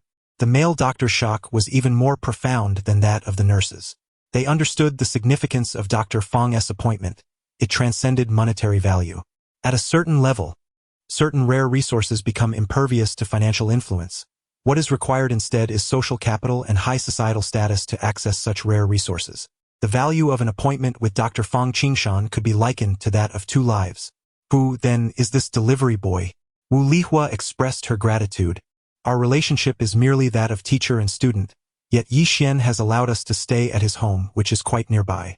Earlier, my daughter and I pushed old Zhang over here in just 10 minutes. The nurses erupted in astonishment. 10 minutes? That must be quite close. But there are no large residential areas surrounding Yanjing Hospital. Land here is precious. Based on what this lady reported, it seems they live in proximity to the second ring road. Quite affluent indeed. The nurses, astute and perceptive, pieced together a startling truth. Yi Xian is a discreetly wealthy individual masquerading as a delivery man. Wu Lihua continued, He has 6 gardens and even a lake, supposedly beneficial for the teacher's recovery. The nurses and male doctors were utterly astounded. 6 gardens? And a lake? What kind of paradise is this? How did we not know of such residences near Yanjing Hospital? Several doctors, who previously held disdain for Yi Xian, were now silenced by the revelation of his home's grandeur. 1 million? I could manage that, but the notion that his home has a lake and is just a 10-minute walk away left them speechless. One male doctor quietly opened his phone's map to search for lakes within a 10-minute radius of Yanjing Hospital. The result made him gasp in disbelief. Yufu Kawangfu. Wu Lihua's eyes lit up. Oh, we live in Kawangfu. How could I forget? The male doctors were left reeling, their sense of superiority utterly dismantled. Yet the nurse's eyes sparkled with excitement. urging Su Yuanyuan, should you not consider Yi Xian? If not, please allow me the honor of dating such a splendid gentleman. Su Yuanyuan retorted, you all have no shame. The chorus of voices chimed in, shame? What is that? Once you enter the medical profession, you lose all sense of propriety. The formerly disdainful male doctors lamented, oh, how unjust. We are too wronged. As the nurses eagerly sought to exchange WeChat information with Yi Xian, he remained unperturbed, gazing at Su Yuanyuan with unwavering resolve. I do not add my colleagues' friends on WeChat. A group of nurses, filled with regret, felt utterly disheartened. They realized that Yi Xian should not have been underestimated. Now it was too late for them to adjust their strategies. Yi Xian's firm refusal to engage in frivolous banter only served to amuse Su Yuanyuan, who responded with a charming smile that radiated allure. This indicated that Yi Xian intended to establish a romantic relationship with her, clearly demonstrating his stance. He was not a man to be trifled with, which instilled a sense of unease in Su Yuanyuan. After all, what could be more distressing for a girl than a boyfriend who indulges in infidelity? Are you Su Yuanyuan? Yewan inviret Jasuali. Let's have a meal together. She nodded in agreement, and the goddess nurse Su Yuanyuan consented. The male doctors looked on, bewildered, while the nurses felt a pang of jealousy at their public display of affection. Yi Xian smoothly arranged various formalities for visiting teacher Zhang in the hospital, ensuring everything was in order before heading to the ward. Teacher Zhang, I can come by any time. Please rest easy during your hospitalization, Yi Xian assured, and teacher Zhang expressed his gratitude, acknowledging that he felt guilty for taking up Yi Xian's time. You should go now. I have everything under control here, Zhang said, and Wu Lihua also expressed her appreciation. Yi Xian, please go. I'll see you off. As Yi Xian left, Chang Chang lingered reluctantly. The end of the workday arrived, and Su Yuanyuan emerged from her makeup session, descending to the parking garage. Yi Xian's eyes lit up at the sight of her. Wow! Su Yuanyuan is truly a stunning beauty, he thought. Thankfully, his discerning eye did not fail him in recognizing this goddess. If Su Yuanyuan's appearance in her nurse uniform was already a solid 90 out of 100, her stylish dress now brought her near perfection, almost a 99. 99! Clad in a fashionable crop top and long skirt, her figure was nothing short of mesmerizing, accentuated by her long legs that seemed to defy gravity. Yi Xian acknowledged that he had misjudged her. She was not merely a 90-point goddess, but a strikingly beautiful woman who had purposely downplayed her allure in the hospital. With a flawless figure and an enchanting countenance, she was a masterpiece of creation. Fortunately, Yi Xian had encountered many beautiful women before, which allowed him to remain composed. This calm demeanor only endeared him further to Su Yuanyuan, who was accustomed to men turning into boors upon seeing her in casual attire. Yet, Yi Xian maintained his polite demeanor, elevating her opinion of him. Upon reaching the garage, Su Yuanyuan drove out a Maserati, and Yi Xian noted the impressive vehicle. She, being of a certain social standing, recognized its value. You are quite wealthy, aren't you? She remarked, surprised. Yi Xian merely smiled in response. They proceeded to a tranquil French restaurant with an exquisite dining atmosphere. Yi Xian encouraged Su Yuanyuan to order, and she opted for a light meal, including escargot and lamb chops cooked to perfection. Yi Xian thoughtfully suggested a goat cheese, a house specialty. As they dined and conversed, the topic naturally shifted to Su Yuanyuan's profession in the hospital. Her expression darkened as she spoke of the hardships faced by medical staff. We frequently endure the ire of patients' families, and the doctor-patient relationship can be quite tense. When a major health crisis arises, we are hailed as angels in white. But we know then that it is time for us to enter the battlefield, she lamented. Yewan nodded. Recalling the recent pandemic that had tested the mettle of healthcare workers across the nation. Su Yuanyuan's voice grew somber as she recounted the harsh realities of their profession. Once the crisis subsides, the tensions resurface. Some family members threaten, saying, "If you saved him, I thank you. If not, I will kill you." We even had a doctor murdered at our hospital. Yi Xian felt a pang of sympathy for Su Yuanyuan, a beautiful and affluent woman choosing such a perilous profession. Why do you continue despite the risks? He asked, genuinely concerned. Though my family is well off, I desire to contribute meaningfully. Saving lives is my passion, she replied earnestly. Yi Xian nodded, recognizing her beauty was not only skin deep. At that moment, an elderly man collecting scrap entered the restaurant, exuding an unpleasant odor. He held the hand of a small girl, whose clothing was tattered yet clean, her eyes wide with curiosity. The restaurant staff frowned upon their entrance, rushing over with disdain. Who let you in? This isn't a place for people like you. Get out. The server demanded. The man, feeling embarrassed, pleaded. Today is my daughter's birthday, and she's wanted to eat here for a long time. I just want to order some food to take home as a gift for her. The server scoffed. What birthday? Do you even know where you are? Leave now. The man, feeling humiliated, pulled out a wad of cash, but the server sneered. Money doesn't matter. Your smell is repulsive. Just leave. The little girl, once beaming with joy, was now frightened. The man continued to plead. I'll just take it to go. I promise not to disturb anyone. Please. But the server was relentless, pushing the man forcefully, causing him to fall, along with his terrified daughter. A dish crashed to the floor, striking the little girl on the head, prompting her to wail in distress. Yi Xian sprang to his feet, rushing over to help the girl and steady the man. The entire restaurant turned its attention to the scene. What is the matter here? Can't you see there is a child? Yi Xian scolded the server while comforting the little girl, his expression one of fury. This story draws inspiration from real events, demonstrating that reality can often be more extraordinary than fiction. Yi Xian exclaimed, that uncle is not here for a free meal. Why are you throwing him out? And pushing him too? Look at her, she's terrified. It seems you're truly meddling in matters that don't concern you. The waiter sneered and called upstairs. Boss, we have someone causing a disturbance. A cold scoff followed. A middle-aged man with a rotund appearance descended, his smile devoid of warmth. In my establishment, we adhere to the law. Harmony brings prosperity. Why would a customer wish to create trouble? Let me see. His gaze settled on Yi Xian. You boy are the troublemaker? Ye one fronet. It's not that I wish to cause trouble. Rather, your waiter has acted improperly. This uncle came here to surprise his daughter for her birthday, yet your staff rudely pushed him aside. Look at the little girl. She has been hurt. The boss glanced at the scrap collector, wrinkling his nose. This stench. Sour and foul. In our upscale restaurant, patrons are affluent. His presence is a disgrace, tarnishing my reputation. Yi Xian retorted, what's wrong with a bit of odor? The uncle stood in the corner, trying not to disturb others. His demeanor is commendable. It is your restaurant's conduct that has opened my eyes to the depths of rudeness, from the waiter to the boss, all exuding an air of malevolence. Are you here to stir trouble? The boss questioned, his gaze towards Yi Xian laced with disdain.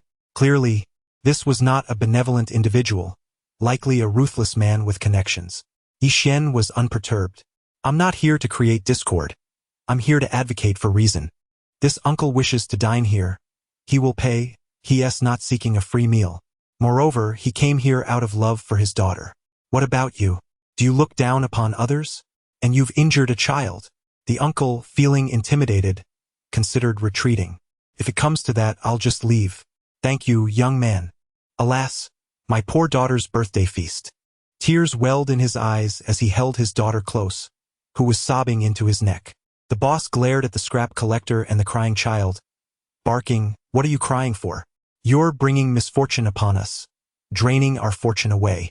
Both of you, leave at once or I'll have you forcibly removed. And you, boy, settle your bill and leave, or you'll regret it. The waiter added arrogantly, you don't know who you're dealing with. My family has powerful connections. We're not afraid of disturbances. Yi Xian chuckled. Is your establishment a den of iniquity? Are you part of the underworld? This is a society governed by law. The waiter sneered. Law? Conveniently, my boss knows Robin from the Quanjing law firm. Ever heard of him? A top-tier attorney who has never lost a case. Care to test that?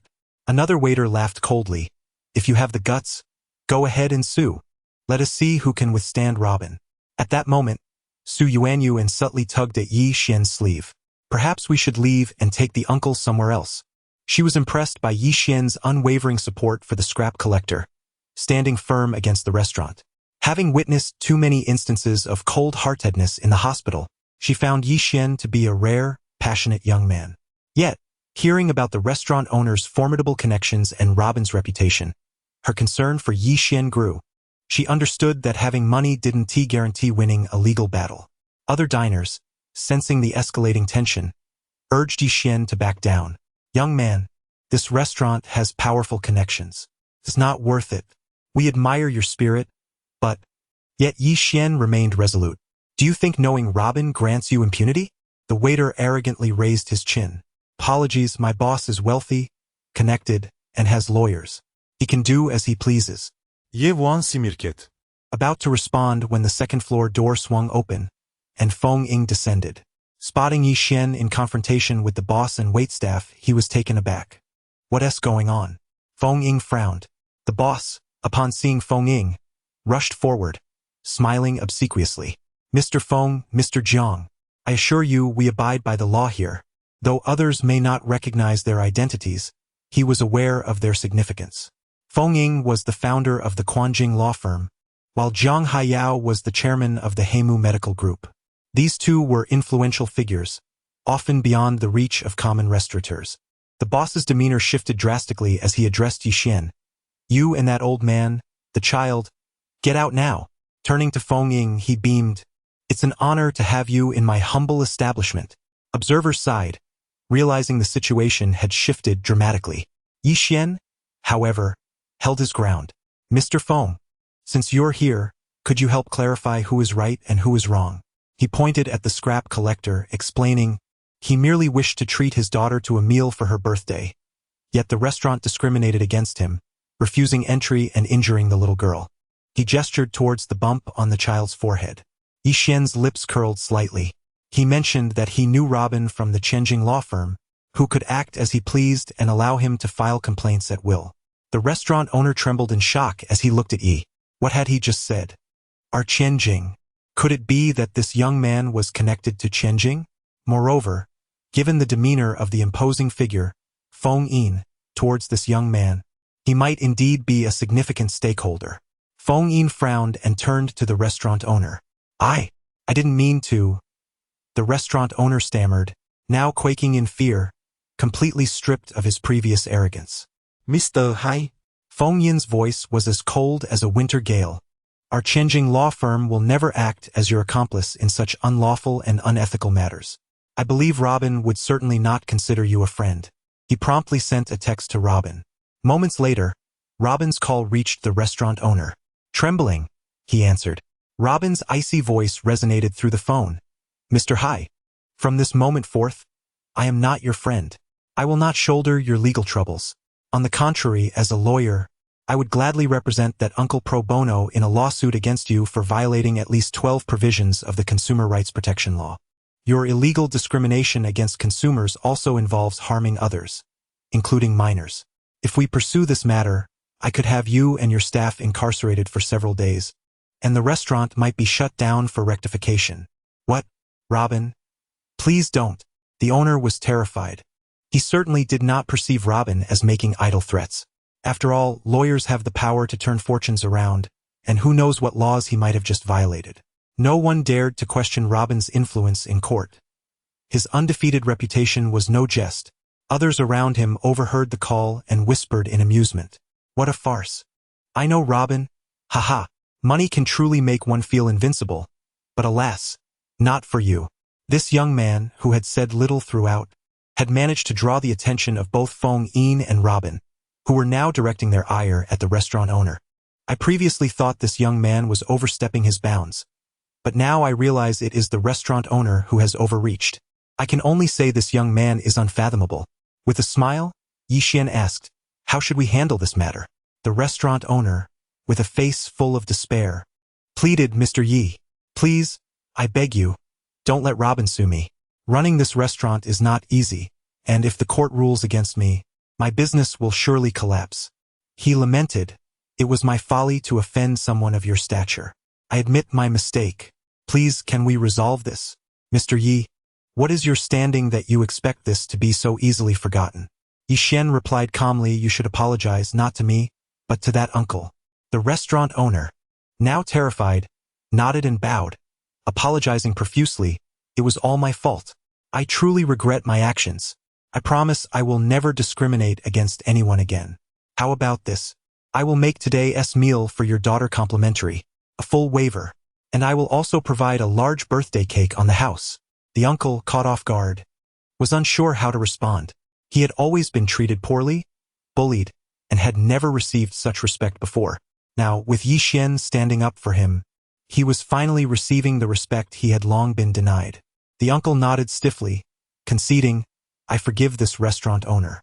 The restaurant owner was overjoyed, but then saw Yi Xian's cold expression and was instantly frightened into lowering his head, asking Mr. Yi, are you satisfied? He feared Yi Xian's influence. If this matter was not handled properly, he could end up losing everything or worse, end up in prison. Yi Xian remained silent, his expression unyielding. This paltry show of sincerity was hardly enough to appease me. I intend to ensure this owner pays dearly for his actions. At that moment, Feng Yin interjected, your restaurant has insulted others and frightened a little girl. You even bumped into Mr. Yi. Do you understand the gravity of the situation? This is no trivial matter, and you cannot simply resolve it with a mere complimentary meal and cake. Upon hearing this, the restaurant owner realized he had miscalculated the severity of his errors. I am truly sorry. Mr. Yi is not someone to be trifled with. In a flurry of panic, he quickly organized his thoughts. I sincerely apologize, Mr. Yi. If you could find it in your heart to accept my sincere offer, I will take immediate action. First, I will dismiss that service staff member responsible for the incident, and I will ensure that today, we provide an unforgettable birthday cake for the girl. I will take full responsibility for her from now on. Seeing the restaurant owner's desperation, Yi Xian considered the offer. You should also be aware that I will be donating my shares in this restaurant to charity. For the sake of education. At this point, the restaurant owner was taken aback. What? You are willing to give up your shares? Yi Xian's gaze was unwavering. Indeed, I will take this opportunity to create a better future for others. Meanwhile, the most arrogant of the restaurant staff was struck across the face by the owner. Why? Get lost. The restaurant owner, not wishing to appear overly accommodating, insisted on treating the uncle and the girl to a lavish meal, alongside a birthday cake. Thank you so much. The uncle expressed his gratitude. Yi Xian calmly remarked, call me brother. The little girl looked at him with admiration. You are so handsome. Yi Xian chuckled, I love you too. Does Dad know? She asked innocently. Yes. Yi Xian's righteousness and charm were evident, as he gained the respect of those around him. The little girl, having witnessed his actions, felt a sense of security and admiration for him, recognizing the goodness in his heart. Gan Yuan offered a substantial sum to ensure a smooth delivery to the hospital, personally contacting the medical staff involved. He was determined to intervene, driven by a sense of urgency, amidst the disdainful gazes of the affluent young heirs surrounding him. After a delightful dinner, Su Yuanyuan was escorted home by Yi Xian, who then departed in a taxi. Upon entering her residence, she traversed the garden, ascended the staircase to the second floor, and passed 7 rooms, greeted by the household staff along the way. After several minutes, she finally reached her bedroom. As she lay on her bed, thoughts of Yi Xian brought a smile to her face. He was her first boyfriend, and their initial date had been filled with amusing incidents. The memories of bathing and lounging about made it hard for her to sleep. Unable to resist, she pulled out her phone to peruse Yi Xian's social media posts, which were a source of endless entertainment. The whimsical tales he shared, like the joys of delivering packages, the humorous advice about wearing a helmet to avoid recognition by wealthy peers, and the absurd situations he encountered, left her in stitches. She laughed heartily, losing track of time until late into the night. Realizing she needed rest before work the next day, she chastised herself for becoming so engrossed in Yi Xian's posts. Just then, a voice echoed from downstairs, startling her. Yuan, are you still awake? Panic surged through her. When had her father returned from abroad? The following morning, Yi Xian arrived at the prestigious Imperial Landscape Community, renowned for its opulent villas. Unbeknownst to him, Su Yuanyuan resided in the same enclave. Inside Su Yuanyuan's home, the atmosphere was tense. Dad, why are you confiscating my phone? She protested, her face flushed with anger as her father, Su Jiqiang, a powerful and wealthy tycoon, seized her device. Have you given any thought to my requests regarding your job at the hospital? He queried, disregarding her question. What's wrong with my job? I'm doing well, she retorted. Su Jiqiang, frustrated, slammed his hand on the table. Haven't you seen the news? Last night, I witnessed a violent incident at the nearby Yangqiao hospital. A family attacked the doctors and nurses after a tragic situation. One even stabbed a surgeon. Su Yuanyuan was taken aback. Just the previous day, she had confided in Yi Xian about the distressing doctor-patient relationship. But what does that have to do with my phone? She implored. Her father scoffed. Do you really think it's safe for you to work in such a dangerous environment? If someone were to attack you, what would I do? You are my only daughter. Understanding her father's concern, Su Yuanyuan smiled reassuringly. The hospital is safe, Dad. Promise. Don't be naive, he snapped. The risks are higher at a well-known hospital like yours, with more critical patients. I have 2 bodyguards here to ensure you don't leave the house. You will not contact anyone or go to work. Su Yuanyuan was stunned by his authoritarian behavior. Dad, I appreciate your concern, but being a nurse is my passion. I want to help people. This is an infringement on my rights. Foolish girl, you've just graduated and know nothing of the world. My daughter does not need to endure such threats. Stay home and enjoy your privileged life. You can choose any position in my company later. But I don't want to, she protested, her frustration mounting. I don't care what you want. I'm your father and I forbid you to go, he declared before storming out to attend to business.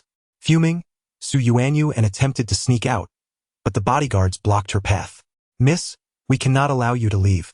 Despite her efforts to escape, she was thwarted at every turn. With her phone confiscated, she could not reach out to the hospital or Yi Xian. Feeling trapped like a caged bird, she lamented her predicament.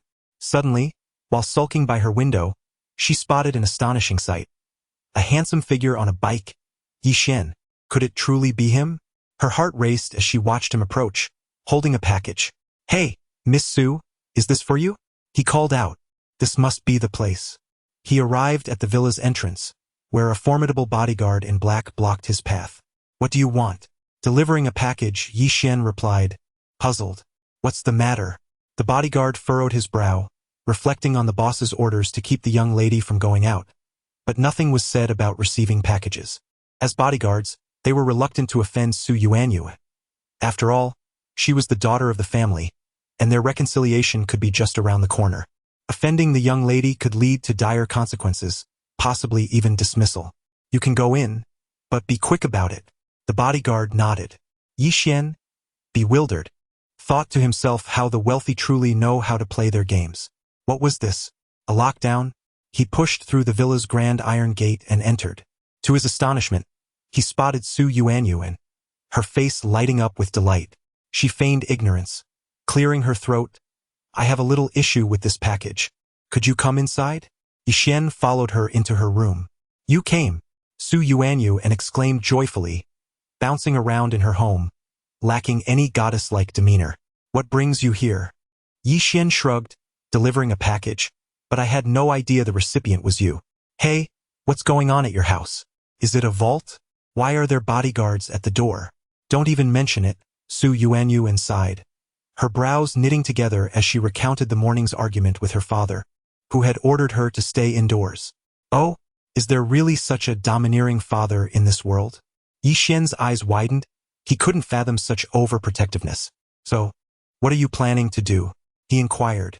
I want to get out. Su Yuanyuan pouted.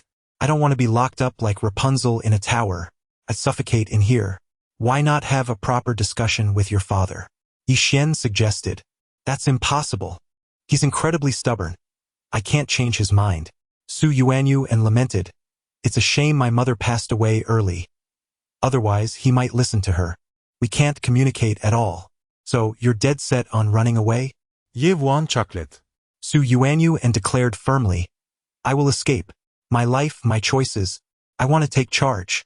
Watching the resolute and stunning girl, Yi Xian realized his previous assessment of her was inadequate. Su Yuanyuan possessed not only a kind heart but also a strong, gentle spirit. In matters of significant importance, she was unwaveringly serious. Please help me, Su Yuanyuan, who had just been fiercely determined, suddenly transformed into a pleading figure, grasping Yi Xian's arm with a childlike charm. I can only rely on you now. Rely on me? Yixian chuckled in disbelief. Are you asking me to help you run away? That seems rather inappropriate. He felt an odd sensation of potentially luring a damsel away. Humph. Su Yuanyuan pouted.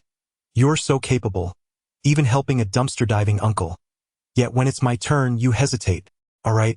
Faced with her charming demeanor, Yixian surrendered. I'll help you. He considered this might be quite the unconventional delivery. Wonderful. Su Yuanyuan exclaimed, wrapping her arms around his. I'm saved. And you're already so cheerful without even having left yet. Isn't that a bit premature? Yixian smiled wryly. What about those 2 bodyguards at your door? I won't handle that. Su Yuanyuan languidly stretched, grinning. That's all up to you. Yixian felt a sense of being ensnared. All right, just wait here. He assessed Su Yuanyuan momentarily before departing her residence to devise a rescue plan. In the afternoon, Yixian sent a large package to Su Yuanyuan and then delivered it himself. Being a courier, he was exceptionally familiar with the process. The 9th special delivery. Here I come. Upon reaching the villa, he was once again halted by the bodyguard. Why are you back? The bodyguard frowned. Delivering a package, Yixian replied, shrugging. Why does the young lady have so many packages? You'll have to ask her, Yixian responded with a smile. Girls love to shop, don't they? The bodyguard, unable to ascertain anything further, reluctantly allowed Yixian to enter. With the box in his arms, Yixian stepped into Su Yuanyuan's room. She rushed over, her eyes sparkling with excitement. What's this? A Trojan horse, Yixian said, patting the box, the package you've been yearning for. Freedom. Wow. Su Yuanyuan's eyes widened in realization. You actually plan to conceal me in this package and take me away? Precisely. Yixian snapped his fingers, gesturing toward the box. Please, step inside. But Su Yuanyuan hesitated, darting to her closet, retrieving 2 oversized travel bags. What about all my things? I'm trying to run away, not move houses. Girls tend to bring a lot of belongings, Su Yuanyuan lamented. I've already discarded many items after sorting through them all morning. You choose. Do you want freedom or your belongings? Ye Wuan retorted. All right, Su Yuanyuan pouted. I'll take nothing then. But how can I fit in such a small box? Weren't you a dancer? Yixian pointed at a photo frame, showcasing Su Yuanyuan in a graceful dance pose. Having trained in dance since childhood, she possessed remarkable flexibility. Just give it a try. I'll change into something suitable. Change? Yixian was momentarily taken aback, only to see Su Yuanyuan emerge in a snug dance outfit. I can't look. He had never realized how breathtaking she could be in dance attire. Years of practice had sculpted her figure, making it utterly captivating. You can't perform the moves in anything else. Su Yuanyuan blushed. Clearing his throat, Yixian quickly added, you look great. Taking a deep breath, Su Yuanyuan curled up, demonstrating her extraordinary flexibility. She effortlessly coiled herself into the box, resembling a cat. Observing the beautiful girl concealed within the package, Yixian mused. Now that's a true beauty delivery. If a young man received such a package addressed to him, would he not be thrilled to find a goddess inside instead of an inflatable doll? Ye Wuan coughed lightly. Sealing the box and ensuring there were a few air holes for Su Yuanyuan, he lifted the box and headed out. Thankfully, Su Yuanyuan was light. Otherwise, he might have struggled. Wait, the bodyguard at the entrance stopped him, still grasping the previous package. What's going on? Refusing the package, Yixian exclaimed in annoyance. You all are useless. The young lady says this delivery is not what she wants, and she wants it returned. The bodyguard, not particularly knowledgeable about deliveries, nodded in agreement, as his only instruction from the boss was to keep a close watch on Su Yuanyuan and ensure she did not leave the house. With that, he granted permission. Yixian cleverly utilized the delivery box to successfully escort Su Yuanyuan out. Half an hour later, Su Jiqiang returned home. Yuanyuan didn't go out, did she? He inquired of the bodyguard. No, she hasn't. The bodyguard assured him fervently, thumping his chest. I assure you, I'm a reliable bodyguard. Su Jiqiang nodded, visibly relieved, thinking that his daughter had matured and learned to obey. However, recalling the earlier argument with her, he felt a twinge of regret and decided he should comfort her later. Upon entering, he rarely wore a smile. Yuanyuan, Daddy's back. little Yuan. 5 minutes later, an explosive roar erupted from the villa, nearly shaking the very structure. Yuan has run away? You two worthless fools. You can't even keep track of a single girl? Hurry up and find her. Su Jiqiang was nearly driven to the brink of a fit, feeling as if he might collapse from sheer frustration. Meanwhile, the audacious Yi Xian, who had secretly taken Su Yuanyuan out of the house, received a long-desired system notification. Beep! Special delivery successfully completed.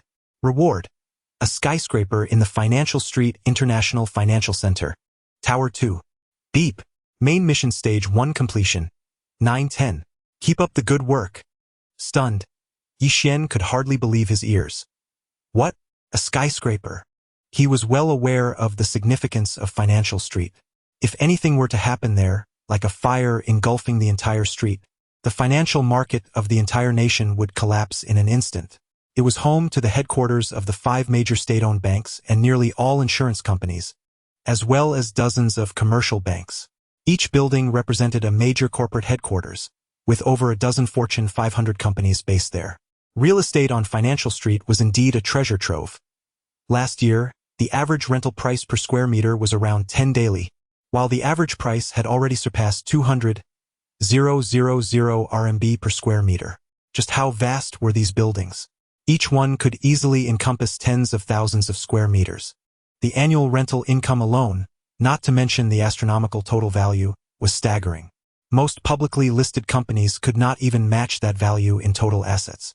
Yuan, who had never fathomed such a remarkable reward from the system, was utterly astounded at being granted a skyscraper on Financial Street. As Su Yuanyuan finally emerged from her makeshift hiding spot, her spirits soared. You did it. This method actually tricked my dad's bodyguard and got me out. She linked her arm with Yi Xian's, bubbling with excitement. It was clear that she was genuinely thrilled to escape her family confines. Yuan Shuruk. Knowing that her happiness was what mattered most. As a man, protecting the girl beside him was indeed the essence of his endeavors. Where to now? Su Yuan Pander. I'm not working today. Since it's already afternoon, how about a stroll in the summer palace? Let us buy some clothes first. Yi Xian tied a garment around her waist to shield her from view, and off they went. With nothing pressing, Yi Xian accompanied her to the mall where he purchased a new outfit. Soon, they made their way to the summer palace, a royal garden beloved by both Qianlong and Cixi, renowned for its breathtaking scenery, particularly the 17-arch bridge, which was even more famous and beautiful than the broken bridge in Suzhou. Are you a bit thirsty? Let me get you some water, Yi Xian suggested as he noticed Su Yuanyuan's parched expression while they stood on the bridge. Sure. As he dashed off to fetch water, Su Yuanyuan admired the scenery but accidentally stepped back and collided with a middle-aged man. The man's wallet fell to the ground with a loud thud. Watch where you're going, he bellowed in fury. Sorry, Su Yuanyuan quickly bent down, retrieving the wallet and offering it back to him. I didn't mean to. I was just distracted. Sorry?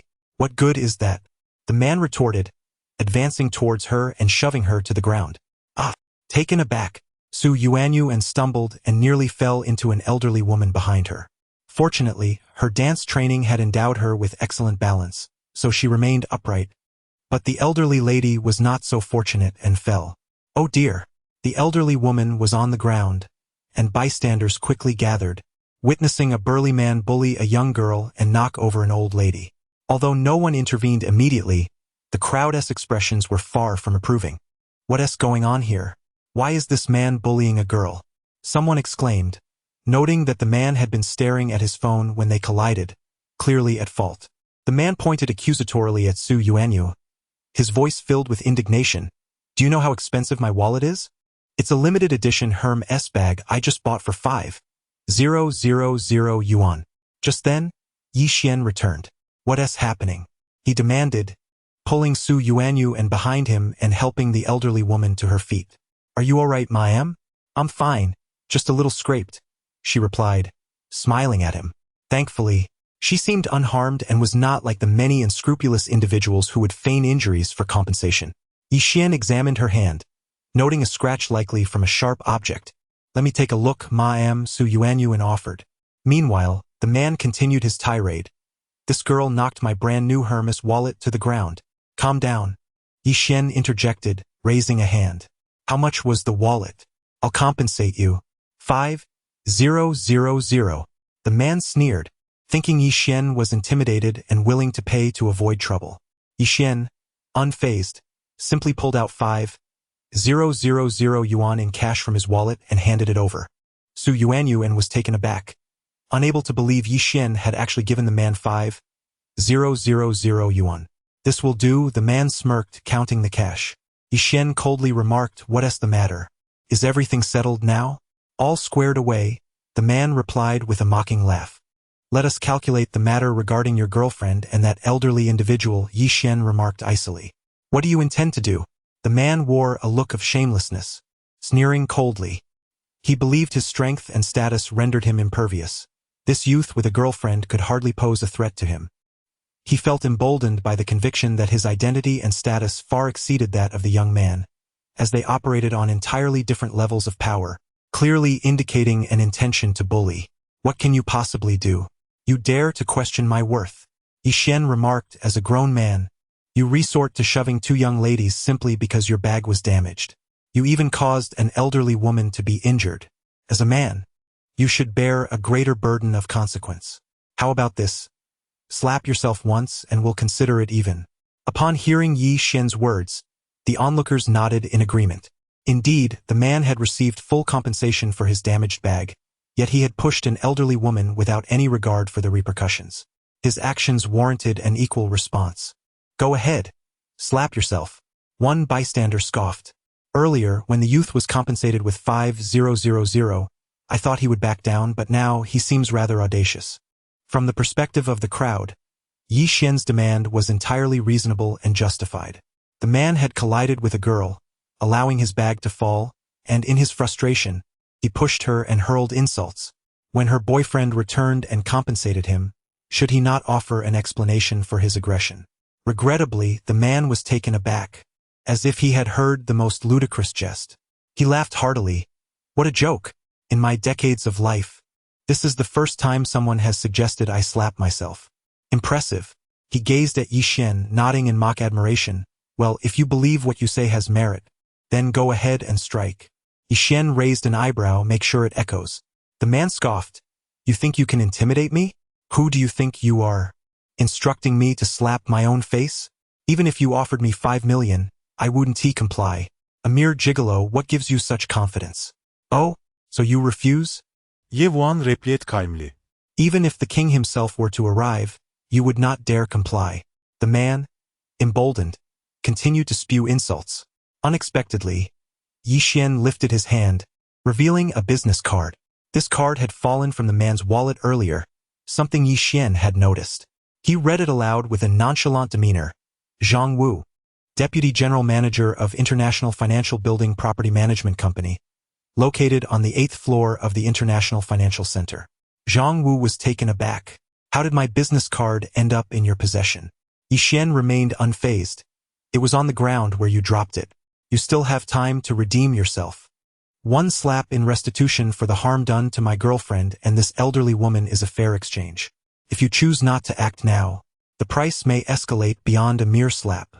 Zhang Wu erupted into laughter, tears streaming from his eyes. He hadn't intended for his identity to be revealed. He had hoped to remain inconspicuous, yet Yi Xian had inadvertently exposed him. Do you even know who I am?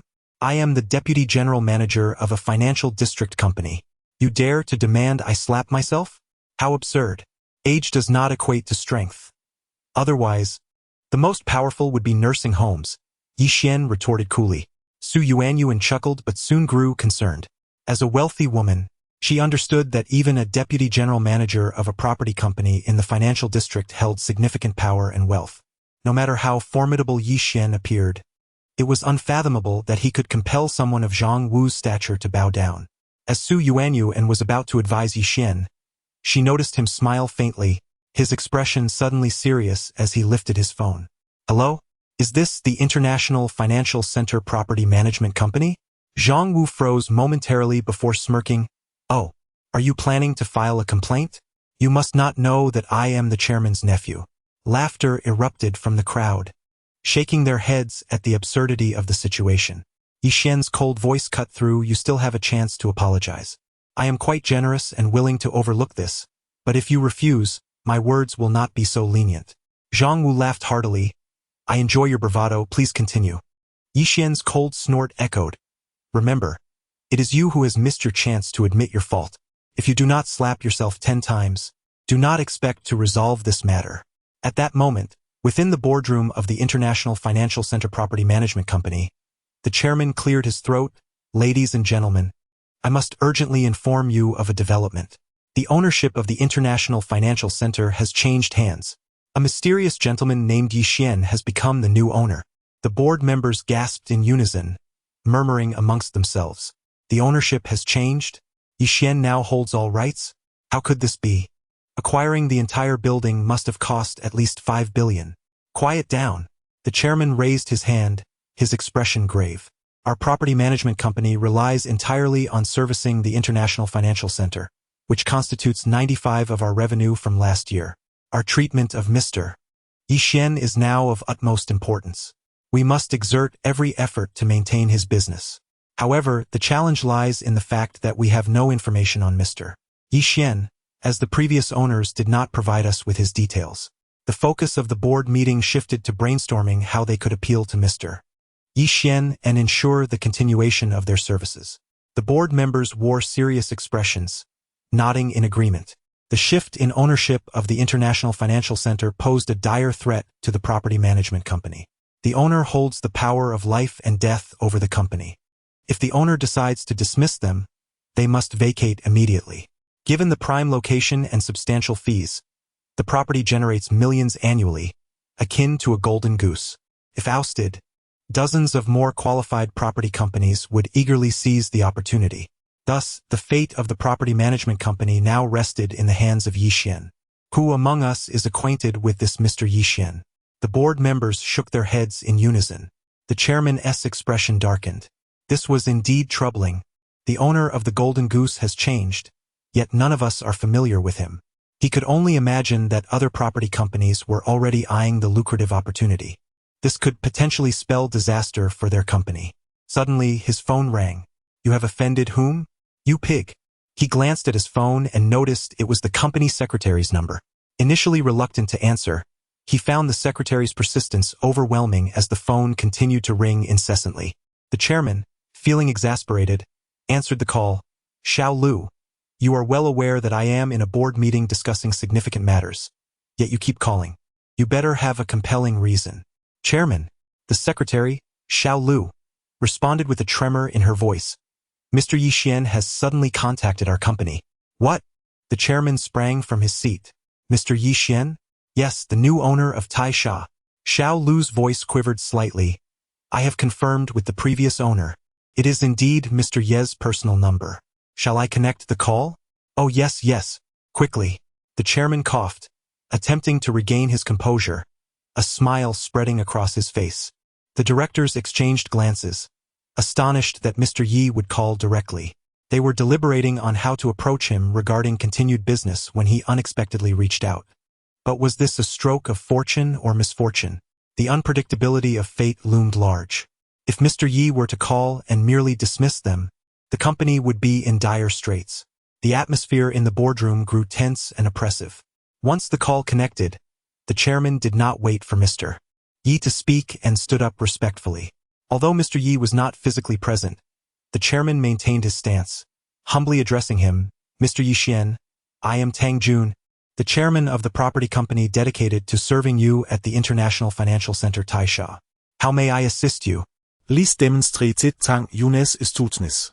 He immediately adopted a subservient tone, making it clear that he was at Mr. Ye's service. Flattering Mr. Yi was undoubtedly a wise course of action. Mr. Tang Jun. The chairman?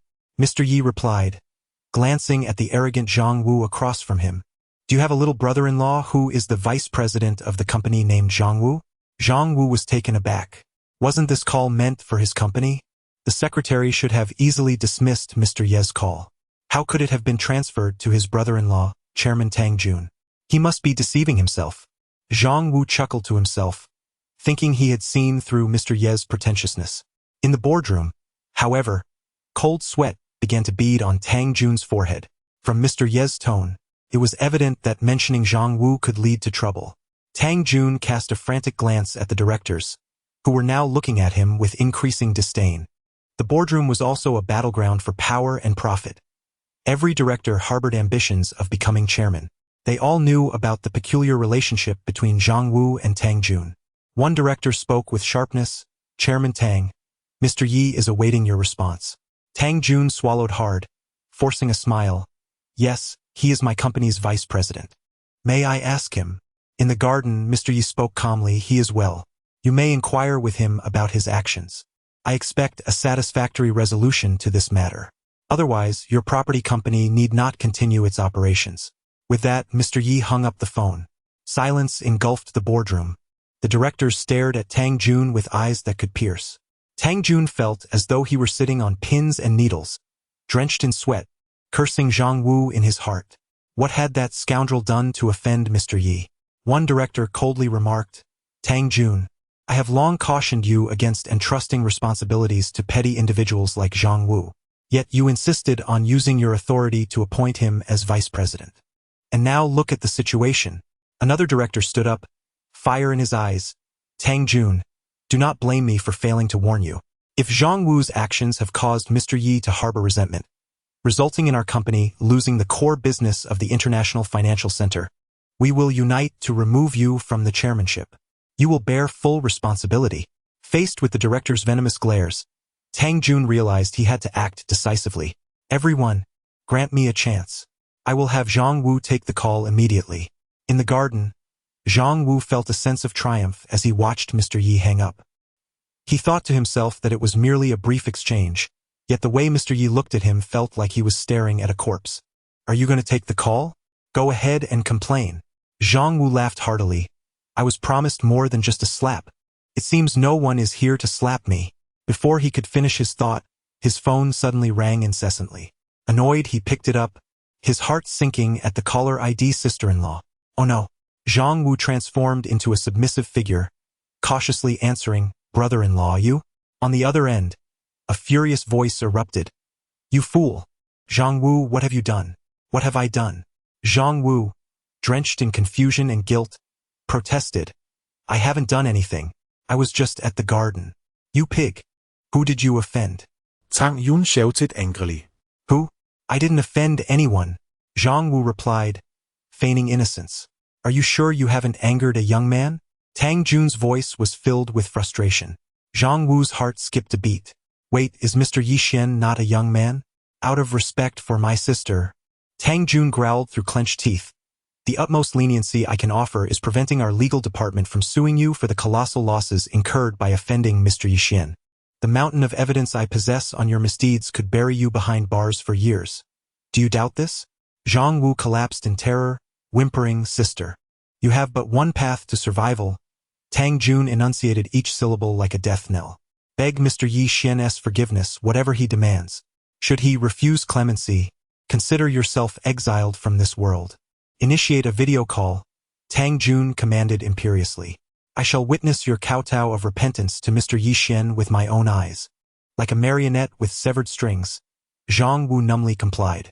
The resonant thud of knees hitting stone echoed as he prostrated himself before Yi Xian, eliciting gasps from onlookers. The once bellicose middle-aged man, who minutes earlier had sneered at a mere slap-s demand, now groveled in the dust after a single phone call. The surrounding crowd murmured in awe. What unfathomable influence did this unassuming youth wield?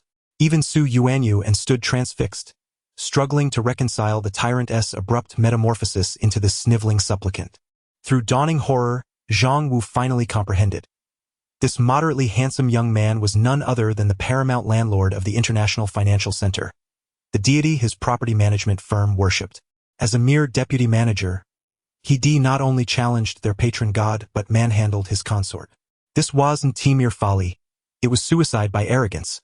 Cold sweat cascaded down Zhang Wu's back as he kneeled, his forced smile more grotesque than a death rattle. "And Mr. Yi, words fail to express my remorse.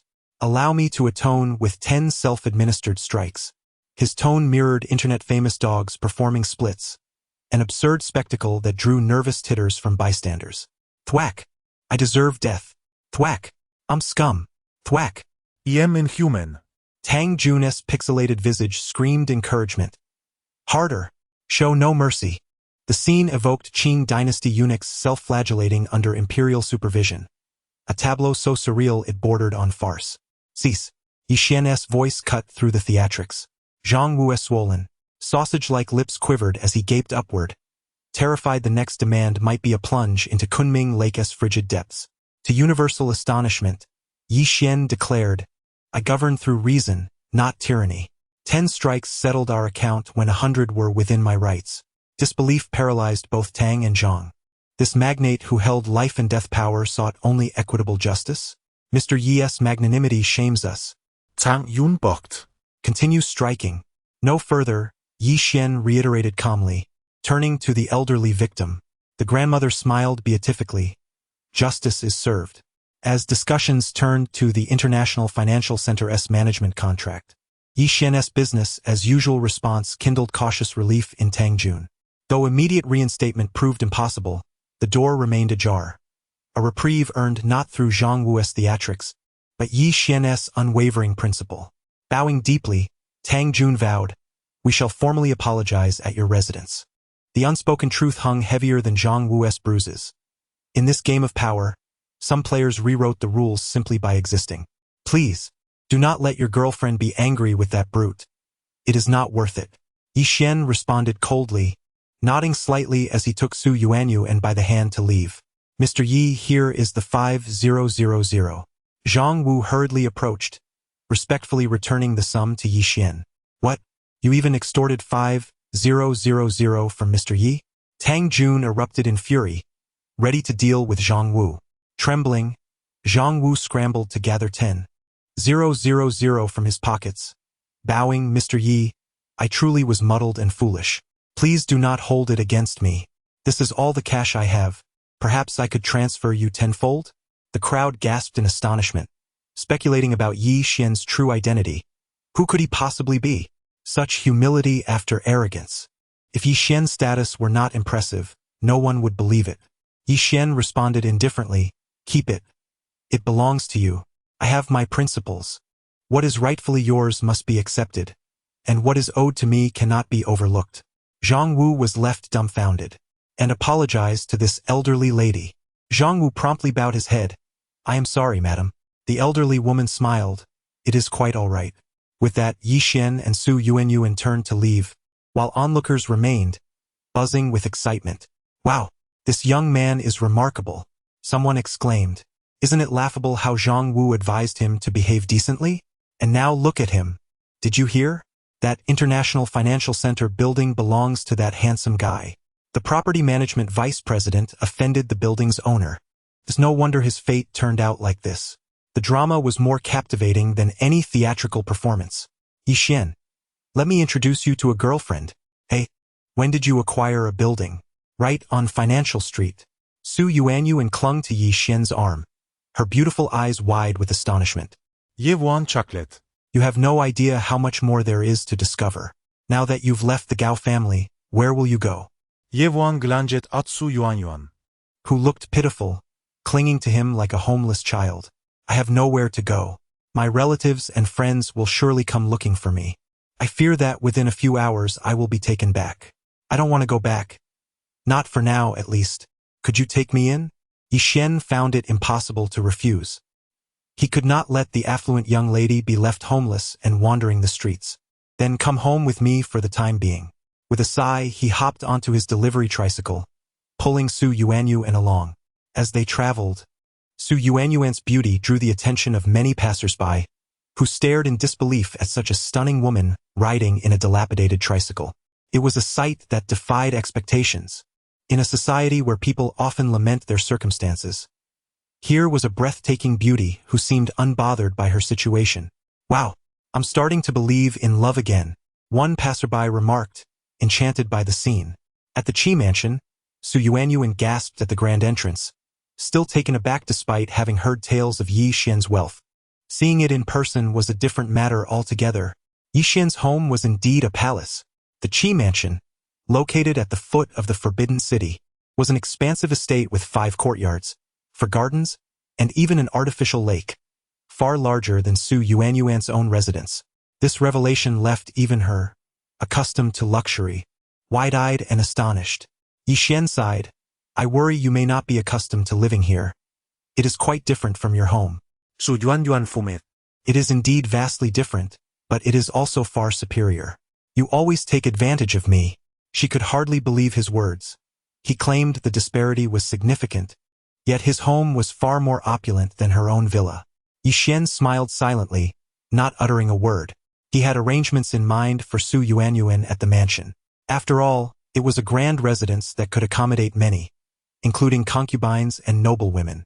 He settled Su Yuanyuan in the back garden area, residing next door. The back garden had a small entrance, ensuring privacy. Yixian, you are indeed a man of means, remarked a friend who just finished surgery. Yes, I will arrive shortly, Yixian replied to his little sister on the phone.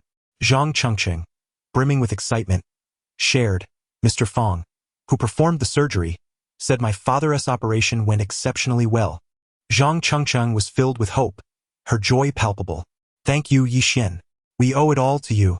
Her mother, Wu Lihua, expressed with gratitude, tears in her eyes. Zhang Chengqing, her eyes red, added, Yixian, you are extraordinary. Upon arriving at the hospital, Yixian visited teacher Zhang, who was still under anesthesia but was reported to be recovering well. Wu Lihua, overwhelmed with emotion, expressed her regrets for misunderstanding him in the past. As mother and daughter offered their heartfelt thanks, Yixian took his leave, feeling satisfied. I'm a bit hungry, he mused, strolling to a nearby tea restaurant for a meal. This was close to where he had worked previously, and he often came here for lunch. After a long time away, he found himself reminiscing about the flavors. Upon entering the restaurant, he was suddenly called from behind. Yevuan. Turning around, he was surprised to see a familiar face, an old colleague from his previous job. Yixian, is that really you? Jennifer exclaimed, rising to greet him, her excitement evident. You seem different, she remarked, looking him up and down. Really? What's changed? Yixian asked, puzzled. You've transformed. Your aura is entirely different. If you had this charm before, I would have pursued you. Yixian chuckled nervously. Please don't. I'm not worthy of such attention. Jennifer continued. You have become more appealing, handsome and charismatic, like a mature man who has been refined by experience. It's incredibly attractive. Yixian thought to himself, it might be time to make a graceful exit. Continuing the conversation, one might wonder if Jennifer's exuberant personality could lead her to take drastic measures against herself. A thought that left Yixian unsettled. Just as he was about to take his leave, Jennifer, with a playful grin, remarked, Don't worry. I know I'm not your type. No chemistry, but I have someone special to introduce you to. Curious, Yixian inquired about this special someone. Of course, I'm introducing you to a dear friend of mine, she said, gesturing to her seat. She's an exceptional woman, a former colleague of mine, and she just happens to be dining here as well. I'm sure you'll hit it off. She's single and looking for love too. Despite his reluctance to engage in yet another matchmaking endeavor, having learned his lesson from Aunt Song, Yixian found himself being gently but insistently ushered to the table where he was introduced to Helena. This is Helena, my best friend. SNT, she's stunning? A returnee from America, Jennifer declared. And this is Yixian, a charming young man who used to work with me. Helena, though her name bore a foreign luster, was indeed a local. She was a solid 7 out of 10 in looks, slightly more appealing than Jennifer, though her beauty was still modest. Upon meeting Yixian, her eyes sparkled, and she initiated an enthusiastic conversation.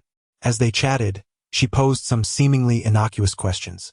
Do you give up your seat to the elderly on public transport? Of course. Yixian replied nonchalantly, thinking such a simple question posed no challenge. Then she inquired about his property management fees. How much do you pay for that? Yixian chuckled internally. Why would I pay fees for a property that I own entirely? However, as the conversation progressed, Helena's demeanor shifted noticeably. The warmth she had exuded earlier gave way to a frosty reserve. Suddenly, the atmosphere transformed from one of camaraderie to an icy exchange. Yixian, what is going on? She asked, her tone now laced with condescension. She began to speak in English, her words dripping with disdain. Many things in this country seem utterly ridiculous and trivial. Yixian, though fluent in English, could sense something amiss in her tone, prompting him to remain silent. Helena continued, her pride unabashed. I enjoy reading and playing golf in my spare time. The conversation grew increasingly awkward, as Yixian opted for silence, feeling the tension rise. Jennifer, sensing the discomfort, attempted to lighten the mood. This restaurant has great food. What do you both fancy? She pushed the menu towards Helena, who smirked. While this place is nice, it pales in comparison to a Michelin-starred restaurant I've dined at. Yixian stifled a laugh at the absurdity of her statement. A Michelin-starred restaurant? That's quite the claim. As Helena continued her order with an air of superiority, she demanded, I'll have a cappuccino, no sugar, no milk. The bewildered waiter, confused by her request, hesitated, but cappuccino is made with coffee and milk, ma'am. Without milk, it would just be American coffee. Helena's face soured. You don't understand that in other countries, cappuccino can be made without milk. Yixian nearly burst into laughter, while Jennifer buried her face in her hands, overwhelmed by the embarrassment. She wasn't like this before. What happened to her? Jennifer mused, reflecting on Helena's sudden transformation. Helena pressed on, ordering a steak. I'll have it medium rare. Yixian couldn't contain himself, chuckling at the absurdity of her request. The waiter, equally flustered, replied, Ma'am, we only serve steaks cooked to 3, 5, 7, or 9 degrees of doneness. Medium rare is not an option. Helena erupted in indignation. In my country, I always order medium rare. Why can't you accommodate me here? The waiter, unable to argue, simply nodded, while internally he shook his head at her ignorance. As the orders continued, Helena demanded a glimmering fish dish. Yixian burst into laughter again. Did you mean fresh? Jennifer, now completely exasperated, found the situation unbearable. Helena, oblivious to the tension she had created, confidently concluded her order. Now do you understand my meaning? The waiter, utterly perplexed, could only shake his head. Helena's frustration peaked. How can there be such a stupid waitress? Bring me your manager. Yixian was in tears from laughing so hard, while Jennifer, drained of energy, murmured, I think you meant shift, not shit. To ease the tension, Yixian suggested to Jennifer, why don't you order instead? Anything will do. With a reluctant nod, she approached the waiter to place their order, regretting her decision to introduce Yixian to Helena. Yet Yixian found himself entertained by Helena's antics. Watching her performance was far more amusing than he had anticipated. This is a free comedy show, he thought, eager for her to continue. Helena, undeterred, shifted the conversation back to Yixian. So, I've heard from Jennifer that you used to work at her company, correct? Yes, Yixian acknowledged. Then you were merely a junior staff member. She scoffed, raising her nose in disdain. I am a woman. You are a man. I may earn 3,000 a month, but my man must earn at least 300,000 to be worthy of me. Yixian chuckled, finding her entertaining. You're funnier than any comedian I've seen. Helena, dismissing his previous job, pressed, so what are you doing now? With a grin, Yixian replied, I'm a courier. What? Helena exclaimed, utterly shocked, unable to fathom that someone from a Fortune 500 company would move to delivering parcels. Helena's previous sense of superiority and disdain towards Yixian had now become blatantly apparent, devoid of any pretense. With a casual scoff, she leaned back in her seat, crossing her legs nonchalantly, showing no regard for Yixian, even abandoning any facade of civility. Yixian couldn't help but chuckle to himself. This woman was truly a character, a walking expression of confidence. Checking his phone, he noted with relief that his billion was still intact. Despite having changed jobs, he mused that his situation was markedly different from hers. Her arrogance was palpable. After leaving Jennifer's company, I jumped to another firm where my salary tripled, she declared with an air of superiority. With a mockingly sympathetic glance, she added, I now earn 15,000 a month. Yixian glanced at his phone again, reassured that his finances remain stable. And my current position is even more critical, Helena boasted, prompting Yixian to tease her further. What position is that? Secretary. She replied, momentarily blushing, though he was certain it was an act. With exaggerated pride, she continued, I am the boss's personal secretary. Emphasizing the word personal, she hinted at a special relationship with her boss. My boss, Su Jiqiang, is quite the catch, an affluent, charming gentleman in his 40s, recently divorced and at the pinnacle of his life. Helena's eyes sparkled as she continued, he is a billionaire, and there's a vast chasm between him and ordinary employees like you. Her confidence was almost intoxicating, as if she believed her boss's status somehow elevated her. Yi Xian interjected playfully, so, are you trying to woo your boss? Oh, how could you say that? Helena feigned shyness, covering her face. I've met his daughter a few times. You, of course, wouldn't know her beauty or her noble status. She's Su Yuanyuan, far more stunning than any star. Yi Xian nodded in agreement. I believe she must be beautiful. Helena scoffed, dismissing his comment. Have you even seen her? You can't fathom her family's wealth and beauty. Someday, I will rise to become the wife of a high-ranking executive, a wealthy lady with a fortune of billions. She concluded with a lofty ambition. So don't think your 10,000 a month would impress me. My sights are set on the stars. Yi Xian quipped, close enough. Having completed her grand performance, Helena took a sip of water, feeling parched from her exertions. Just then, Su Yuanyuan entered the restaurant, conveniently located near the hospital and Yi Xian's residence. The moment Su Yuanyuan laid eyes on Yi Xian, her expression lit up with delight. Without a hint of pretense, she rushed to his side, intertwining her arm with his, radiating an intimate energy that complemented her ethereal beauty.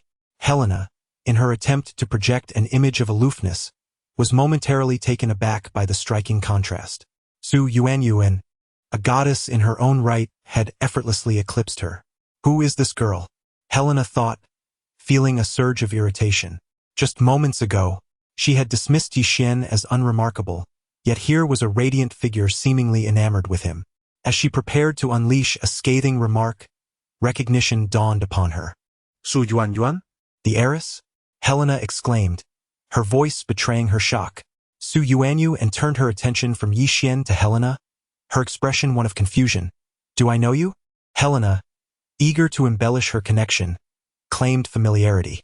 Yet, in truth, her encounters with Su Yuanyuan were merely brief and transactional, limited to delivering items to her father. Su Yuanyuan. However, did recall Helena as the secretary by my father's side. This revelation left Helena flustered. Just moments ago, she had disparaged Yi Xian, claiming he could never hope to bridge the gap between them. Yet here was Su Yuanyuan, the very embodiment of privilege, warmly embracing him. Helena's mind raced, grappling with the absurdity of the situation. Why, despite her relentless efforts to pursue Su Jiqiang and his esteemed daughter, had fate turned against her? Yi Xian, wearing a mischievous smile, relished the unfolding irony. Ah, how the wheel of fortune turns, he thought. With a playful grin, he introduced Su Yuanyuan to Helena. This is Yuanyuan, and as for Miss Helena, she has been quite vocal about her ambitions regarding your father and his wealth. Helena, suddenly panicked, stammered. I didn't mean. Her face paled, realizing that her clandestine aspirations had been laid bare, a secret she could never afford to reveal. She should just pack her things and leave. You, a mere secretary, dare to covet someone else's vast fortune? Dreaming of transforming from a sparrow into a phoenix? Do you wish to become a stepmother? Do you truly believe you are worthy? How many keys do you think you deserve? I truly don't. Helena shook her head vigorously, desperate to clarify her position to Su Yuanyuan. She understood all too well that Su Jiqiang had only one precious daughter, whom he cherished like a jewel. Su Yuanyuan's opinion was crucial for her to win Su Jiqiang's favor. She was still strategizing on how to get closer to Su Yuanyuan, to win her affection and become her close friend. Unfortunately, all her plans were thwarted by Yi Xian. Hello. So you intend to seduce my father? Su Yuanyuan, Despite her usual temperance, could no longer tolerate it. If it were you, could you accept a young woman, pretending to be close to your single father, scheming to become your stepmother and seize your billion-dollar inheritance? Absolutely not. Su Yuanyuan suddenly stood up and splashed a cup of water onto Helena's face. Instantly, her makeup ran, and the layers of cosmetics, thick as 2 millimeters, were disfigured by the water. Her eyeshadow smudged, and false eyelashes fell off, transforming her into a ghastly figure. Who are you? A human or a ghost? This makeup technique is most vulnerable to water. As one can see when celebrities sweat or get caught in the rain, their faces become unrecognizable. Ah, Helena covered her face while still trying to explain. Yuanyu, and you've misunderstood. It's not what you think. I advise you to leave the company immediately, or I will tell my father, and you will regret it. Su Yuan replied coldly. Yixian, let us go. There is no need to waste time on someone like her. Yixian took Su Yuanyuan to another place for a meal. Thank you, Yixian, for revealing the true nature of this scheming woman beside my father. I must tell him to get rid of her. You know, my father always thinks of himself as a domineering CEO. What kind of people is he surrounding himself with? Yixian laughed heartily. I've encountered many green tea bitches, each one more bizarre than the last. Let me tell you. The next day, Yixian woke up feeling refreshed, and beside him lay Su Yuanyuan. The sound of rain tapping against the banana leaves was soothing, and he savored the moment. After instructing the maid to prepare breakfast, they enjoyed a meal together. Yixian was ready to head to work, having accumulated 9 special deliveries, with only 1 remaining, Necessitating a faster pace. Given that the delivery area consisted of narrow streets, he decided to take a tricycle this time. At the traffic light, he encountered an experienced courier from Sidong Express, a rugged man with a weathered face, exuding life experience. They exchanged pleasantries while waiting for the light to change. How many deliveries have you made? Yixian inquired. 80 packages, the courier replied. Wow, that's impressive. Yixian exclaimed, giving him a thumbs up. The courier chuckled. It's because I start early. I begin my deliveries at 7. Why so early? Are you trying to earn extra money? Yixian asked. The courier shook his head. Not really. Yixian was puzzled. Then why wake up so early? The courier took a deep drag from his cigarette, radiating an unexplainable confidence, and said, Today is the weekend. Remember, on weekends and holidays, the earlier you deliver, the better. Yixian felt as if he had stumbled upon a grand secret, a revelation of monumental significance. The courier continued, the sooner you start, the more likely you are to encounter beautiful clients in nightgowns or sheer robes. Yixian was left speechless, unable to refute this profound insight. Indeed, the words rang with wisdom, and the seasoned courier's experience was evident. As the traffic light turned green, the courier sped off on his tricycle, leaving Yixian in awe, who then raised his thumb in admiration, realizing it was a gesture of respect. After delivering a few more packages, Yixian picked up a new delivery. It's to the International Financial Center? SNT, that my building? Since acquiring the property, he had yet to visit it. How could I have let that happen? 3 minutes later, he arrived at the International Financial Center. Looking up, he marveled at the towering structure, indeed requiring one to tilt their head back. This building, located in the heart of Financial Street, stood at 20 stories tall, covering a total area of 60,000 square meters, a bona fide A-class office space that had just been completed the previous year. Under the sunlight, it gleamed with the brilliance of a high-end skyscraper. The rent here was an astonishing 20 per square meter per day. Most small to medium-sized companies could never afford such a luxury. Only top-tier financial firms, those that earned in droves, could occupy such a prestigious office, which served not just as a workplace but as a testament to their corporate strength and image. Having an address at the International Financial Center was a statement of power in itself. Upon arriving at this grand building, Yixian felt elated delivering packages.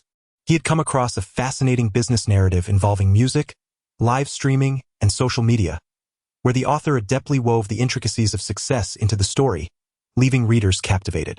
Once he parked and entered the lobby, he was struck by the opulence. The decor was inspired by the French Riviera, adorned with glistening imported marble, soaring 3-story ceilings, and magnificent chandeliers illuminating a central fountain surrounded by lush bamboo groves. Yes, you heard that correctly. A bamboo forest right in the lobby, exuding an air of understated luxury and cultural depth, with schools of koi fish playfully swimming beneath the leaves. This place had become a social media hotspot, a marvel in a location where every inch was precious. The extravagant bamboo grove and flowing water seemed to transport one to a paradise, a realm of unimaginable luxury. Yixian, who had seen much of the world, could only gasp in disbelief. Was this truly his building? Security personnel in polished uniforms greeted him with poise as he entered. The employees were stylish young women, dressed to the nines, showcasing their designer handbags, an embodiment of understated elegance. With the delivery in hand, Yixian approached the elevators, but two security guards blocked his way, declaring, "You cannot bring that package inside." "Excuse me?" Yixian raised an eyebrow, pondering the situation. The marble here was all imported from France. The head of security snorted, "What if this delivery person soils the floor?" Yixian found it amusing. It was his own building after all. Should he not be allowed to enter? Nevertheless, he chose not to engage in a dispute with them. How will the delivery be made then? Call the client to come down and collect it? The head of security pointed at the 10 elevators, asserting, moreover, anyone wishing to move between floors must possess a work card. Without it, even entry to the lobby is prohibited. These two security guards were puffed up with self-importance, feeling as if their lofty position made them superior to Yixian. Just as Yixian was about to speak, he heard a familiar voice exclaim in surprise, "Oh, Mr. Yi?" Turning to see Zhang Wu, the vice president of the property management company, who had previously clashed with Su Yuanyuan at the Summer Palace, Yixian recalled how Zhang Wu had ended up with a swollen face from his own actions. Upon seeing Zhang Wu, the two security guards immediately stood at attention, respectfully addressing him as Manager Zhang. The head of security quickly added, "This delivery person is unaware of the rules. We were just about to escort him out." To their astonishment, Zhang Wu rushed forward, eager to shake Yixian's hand, exclaiming, "Mr. Yi." The two security guards were left dumbfounded. Why was Zhang Wu, who usually acted so arrogantly, suddenly so effusive towards this delivery person? No, this isn't enthusiasm. It's obsequiousness, Yixian thought with a slight smile, indicating that his hands were occupied with the delivery and he could not reciprocate the handshake. Without hesitation, Zhang Wu seized the package from Yixian. The head of security was bewildered. How could the vice president, who usually carried himself with such arrogance, be delivering a package for a mere delivery person? "Oh, it seems I can't get upstairs." Yixian pointed towards the access control. "No problem." Zhang Wu promptly removed his access card and respectfully handed it to Yixian. "Here, you can use this. From now on, you are the only one permitted to deliver packages directly to this building." The two security guards exchanged uneasy glances, unsure of how to respond. Yixian smiled and teased the guards. Who would dare? Zhang Wu jumped up, glaring fiercely at the guards. The head of security immediately cowered, trembling in fear. Although Zhang Wu had previously been humiliated by Yixian, he was still the vice president of the property management company, which employed the security personnel. "Manager Zhang, we were just confused and did not recognize this gentleman." The head of security stammered, bowing his head in submission. "From now on, you are to keep your eyes open. No one else is allowed to deliver packages, but Mr. Yi can come and go as he pleases." Zhang Wu glanced at Yixian, who shook his head, signaling him to downplay the situation. Yes, we understand," the head of security said, his demeanor now completely respectful. It was clear that even Zhang Wu was delivering packages for this delivery person. How remarkable could Yixian be? "Which floor are you heading to?" Zhang Wu asked earnestly, eager to please. Yesterday, he had been publicly slapped by his brother-in-law, the chairman, and then scolded by Tang Jun at home. His sister was furious with him, wishing to strip him of everything. Despite his precarious position, Yixian had forgiven him and provided him with an opportunity. Thus, when Zhang Wu encountered Yixian, he acted as though he were serving an esteemed ancestor. In the midst of the astonished security guards, Zhang Wu hurriedly pressed the button for the elevator for Yixian. The head of security, quick on his feet, took the package from Zhang Wu's hands. Yixian entered the elevator unencumbered, while Zhang Wu and the head of security followed closely behind. The guards whispered among themselves, "Is this the delivery person? Why does he seem more imposing than our chairman during inspections? If this is how delivery personnel are treated, perhaps I should become one." Ding! The elevator arrived at the 9th floor. Yixian was delivering to Yuanbo Company, which, being located in this international financial center, was quite impressive. The recipient was Chairman Lu Yuanbo. The office was bustling with activity as employees hurried about their tasks. Then an extraordinary scene unfolded. A procession from the property management company, led by the head of security, approached. realizing that a throng of their subordinates was escorting a mere delivery person. The head of security decided to call for another set of guards to take the elevator up, ensuring that this delivery would not diminish his own status. Thus, a large group of security personnel, along with the dashing young delivery person, followed Zhang Wu's lead and entered the office. The employees were taken aback, astonished by the sight of so many security guards escorting a delivery person. Who is that? He seems like a high-ranking official. This young man is quite impressive. They marveled as Yi Xian approached the front desk, greeting the attractive receptionist with a smile. "Hello, miss. I have a delivery." The room fell silent. Countless mouths dropped open. The realization that this impressive entourage was merely to deliver a package left everyone bewildered. The receptionist, having never witnessed such an event, stammered, "Who is it for?" "It's for your company's chairman," Yi Xian replied. The receptionist, not daring to be negligent, quickly called for the chairman, urging him to come down to see the delivery personally, as it was being brought by Zhang Wu himself. Lu Yuanhua, equally astonished, arrived and exclaimed, "What on earth? Does delivering a package require such a grand procession?" He knew Zhang Wu well and was about to inquire what was happening when Zhang Wu pulled him aside. "Manager Lu, when did you become so approachable? Why are you personally delivering packages for a delivery person?" Lu Yuanhua laughed. "You have no idea. This delivery person's true identity is," Zhang Wu whispered, lowering his voice. Lu Yuanhua understood that Yi Xian was a person of modest demeanor. He preferred to keep his identity concealed. Otherwise, given Yi Xian's current status and wealth, there would be no need for him to deliver packages. Thus, he only informed Lu Yuanhua, as the chairman of the company, that he was the only one qualified to know this matter. Lu Yuanhua nearly gasped in astonishment. The extraordinarily handsome courier was indeed associated with this building. The nearby staff turned to look, and Zhang Wu quickly covered his mouth, whispering, "Mr. Yi values his privacy and dislikes ostentation." Lu Yuanhua's jaw dropped as he gazed in disbelief.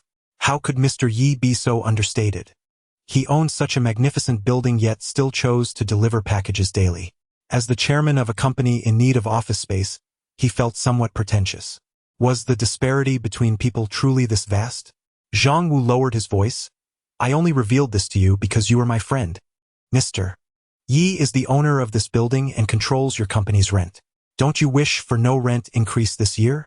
You should go and plead with him." Lu Yuanhua's eyes sparkled with realization. This building was indeed impressive. Each time he handed out business cards, people reverently regarded the office address and showered him with compliments. The company's image was undeniably crucial. However, the downside was the exorbitant cost. Renting a single floor of 3,000 square meters cost 60,000 a day, over 400,000 a month. Even though his company was profitable, such rent was no trivial matter. Lu Yuanhua contemplated negotiating for a rent freeze next year, but the property management stance was clear. It required the owner's approval. Upon learning of Yi Xian's identity, Lu Yuanhua felt a renewed enthusiasm and approached him earnestly. "Mr. Yi, do you have time tonight? It would be my honor to host you for dinner." The moment those words escaped his lips, the previously astonished staff of Lu Yuanhua's company, numbering in the hundreds, fell into stunned silence. If it was extraordinary for a courier to be escorted by the property security, then it was nothing short of miraculous for a chairman of a major company to extend such an invitation to him. What kind of courier was this? How could he be so remarkable? The urban professionals felt dwarfed by the courier's stature. Initially, Yi Xian declined the invitation, but Lu Yuanhua's fervor made it awkward for him to refuse, and he ultimately acquiesced. He felt that the manner of his delivery had drawn too much attention, risking the exposure of his secret identity. Henceforth, he resolved to maintain a low profile. After casually agreeing, he departed from the company, reminding Zhang Wu not to create such a spectacle again, as he preferred to remain inconspicuous. Zhang Wu, drenched in sweat, nodded vigorously, assuring, "Mr. Yi, it was my inexperience that led to this high profile. Next time, I will simply meet you at the entrance." Yi Xian still found the attention excessive. It was indeed too ostentatious to have several security guards accompany him during deliveries. After leaving, Lu Yuanhua watched Yi Xian's retreating figure and turned to his secretary. "Do you know how Cao Cao described a dragon?" The secretary, bewildered, responded with a blank expression. Lu Yuanbo continued. A dragon can be both grand and humble, can ascend or conceal itself. When grand, it soars among the clouds. When humble, it lurks beneath the waves. The secretary was taken aback. Could it be that the chairman was referring to this courier? Was he truly that extraordinary? Yi Xian continued his deliveries until noon when he prepared to take a break. Suddenly, an urgent delivery request arrived. A client needed a box of helmets, and the request was marked as urgent. She remarked that I was too unattractive to continue as her boyfriend, prompting a deep sense of despair within me. I truly did not comprehend what she expected me to purchase for her. Perhaps a drink? How infuriating! I must uncover the identity of that handsome fellow. I shall not rest until I have confronted him. Was it at the convenience store that Yi Xian encountered this handsome man? Did they collide? Surely, it was I. At that moment, Yi Xian's phone rang. He silently turned away from the man and answered the call. It was the striking girl from earlier, the one who scored an 80 on the attractiveness scale. Hello? Her voice was enchanting. Are you the delivery guy I met earlier? I suddenly feel a bit unwell. Could you come over? She spoke softly. You have to take responsibility, you know. Yi Xian felt the box of safety helmets in his pocket and tossed it aside. Humph. With merely an 80 in looks, did she think she could manipulate me? Not a chance. Just then, Lu Yuanbo called. Mr. Yi, we are hosting a banquet at Chinfu Restaurant this evening. Are you available? Chinfu Restaurant? Yi Xian had heard it was quite prestigious, though his knowledge was limited. Sure, I will definitely be there. Later that night, Yi Xian arrived at Chinfu Restaurant in his Cullinan. Upon stepping out of the car, he was warmly greeted by Lu Yuanbo, who had been waiting eagerly. Ah, Mr. Yi, welcome. Lu Yuanbo's eyes widened as he noticed Yi Xian's luxury vehicle, elevating his opinion of him even further. A Cullinan, worth over $1 million. Yet, this distinguished individual had spent the day working as a delivery man, dressed in a courier's uniform, a true embodiment of a delivery guy. As Lu Yuanbo contemplated his own life, he began to question if he had been too ostentatious. Here was someone far more impressive yet far more modest. A wave of guilt washed over him. The more he thought about Yi Xian, the more enigmatic he appeared, with an unbounded future ahead. Mr. Yi, please, come in. As they entered, 2 pink Mercedes cars pulled into the parking lot. Several women emerged, including the overseas returnee Helena, accompanied by her friends. The owner of the vehicles, Wu Meili, was Lu Yuanbo's personal secretary, a remarkable professional with an annual salary of $1 million. Helena approached Wu Meili, exchanging affectionate greetings. Thank you for bringing us to such a high-end place for dinner. Despite having been splashed with water earlier, Helena had meticulously prepared herself for the evening. After all, her life ambitions were grand. Even after being humiliated, she refused to let it deter her. You ruined my good fortune. I will not let this go. However, despite the setbacks, her connections remained strong. Wu Meili, a distinguished secretary of a publicly listed company and her close friend, was someone she needed to befriend. Wu Meili calmly interjected. I must correct your misconception. In the presence of Wu Meili, Helena adopted a humble demeanor. This Chinfu restaurant is not just any eatery. Wu Meili declared proudly, it serves authentic Beijing cuisine, situated in a prime location near Zongnanhai. It is one of the few restaurants within the Red Walls. Oh, I see. Helena nodded eagerly, impressed. Wu Meili continued. The restaurant has limited seating and requires reservations, as it is run by a renowned chef who has served the Grand Elder for 2 years. His portrait hangs within. The women gasped in admiration, realizing the restaurant's prestige. No wonder it's so impressive, catering to such high-profile patrons, exclaimed Helena, who was now thoroughly captivated by Wu Meili's connections. Wu Meili elaborated on the exquisite dishes the restaurant offered, made with the finest ingredients and culinary techniques. It is renowned for its specialties such as the purple perilla Wu Chong fish, martial shrimp, and braised pork. Helena exaggerated her praise for Wu Meili. You truly are remarkable for bringing us here. Wu Meili, basking in the attention, entered the restaurant. Helena, upon seeing the Cullinan in the parking lot, was taken aback. That car must be worth millions. Wu Meili, equally surprised, recognized the Cullinan's value. far exceeding her pink Mercedes. Despite her impressive salary, such luxury was unattainable. "Quick, let's take selfies," Helena gleefully exclaimed, snapping photos and sharing them on social media, showcasing their lavish dining experience.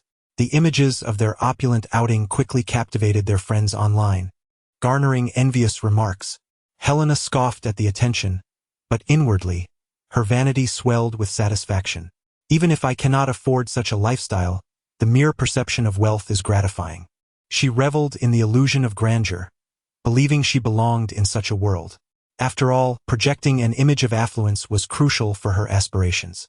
With that thought, she uploaded her glamorous photos, feeling triumphant as she entered the restaurant, designed with regal architecture. As they settled down, Helena recalled a humorous incident involving Yixin, eager to share it with her friends and indulge in a moment of mockery. "You won't believe what happened today. I encountered a delivery guy who was excessively confident. He was originally a corporate executive, albeit from a company ranked among the world's top 500. Yet what became of him? Can you guess?" To everyone's surprise, his next job was delivering parcels. Ha ha ha. The women in the group burst into laughter. Even more amusingly, Helena scoffed. "This subordinate today dares to aspire beyond his station, thinking he could court me. Humph!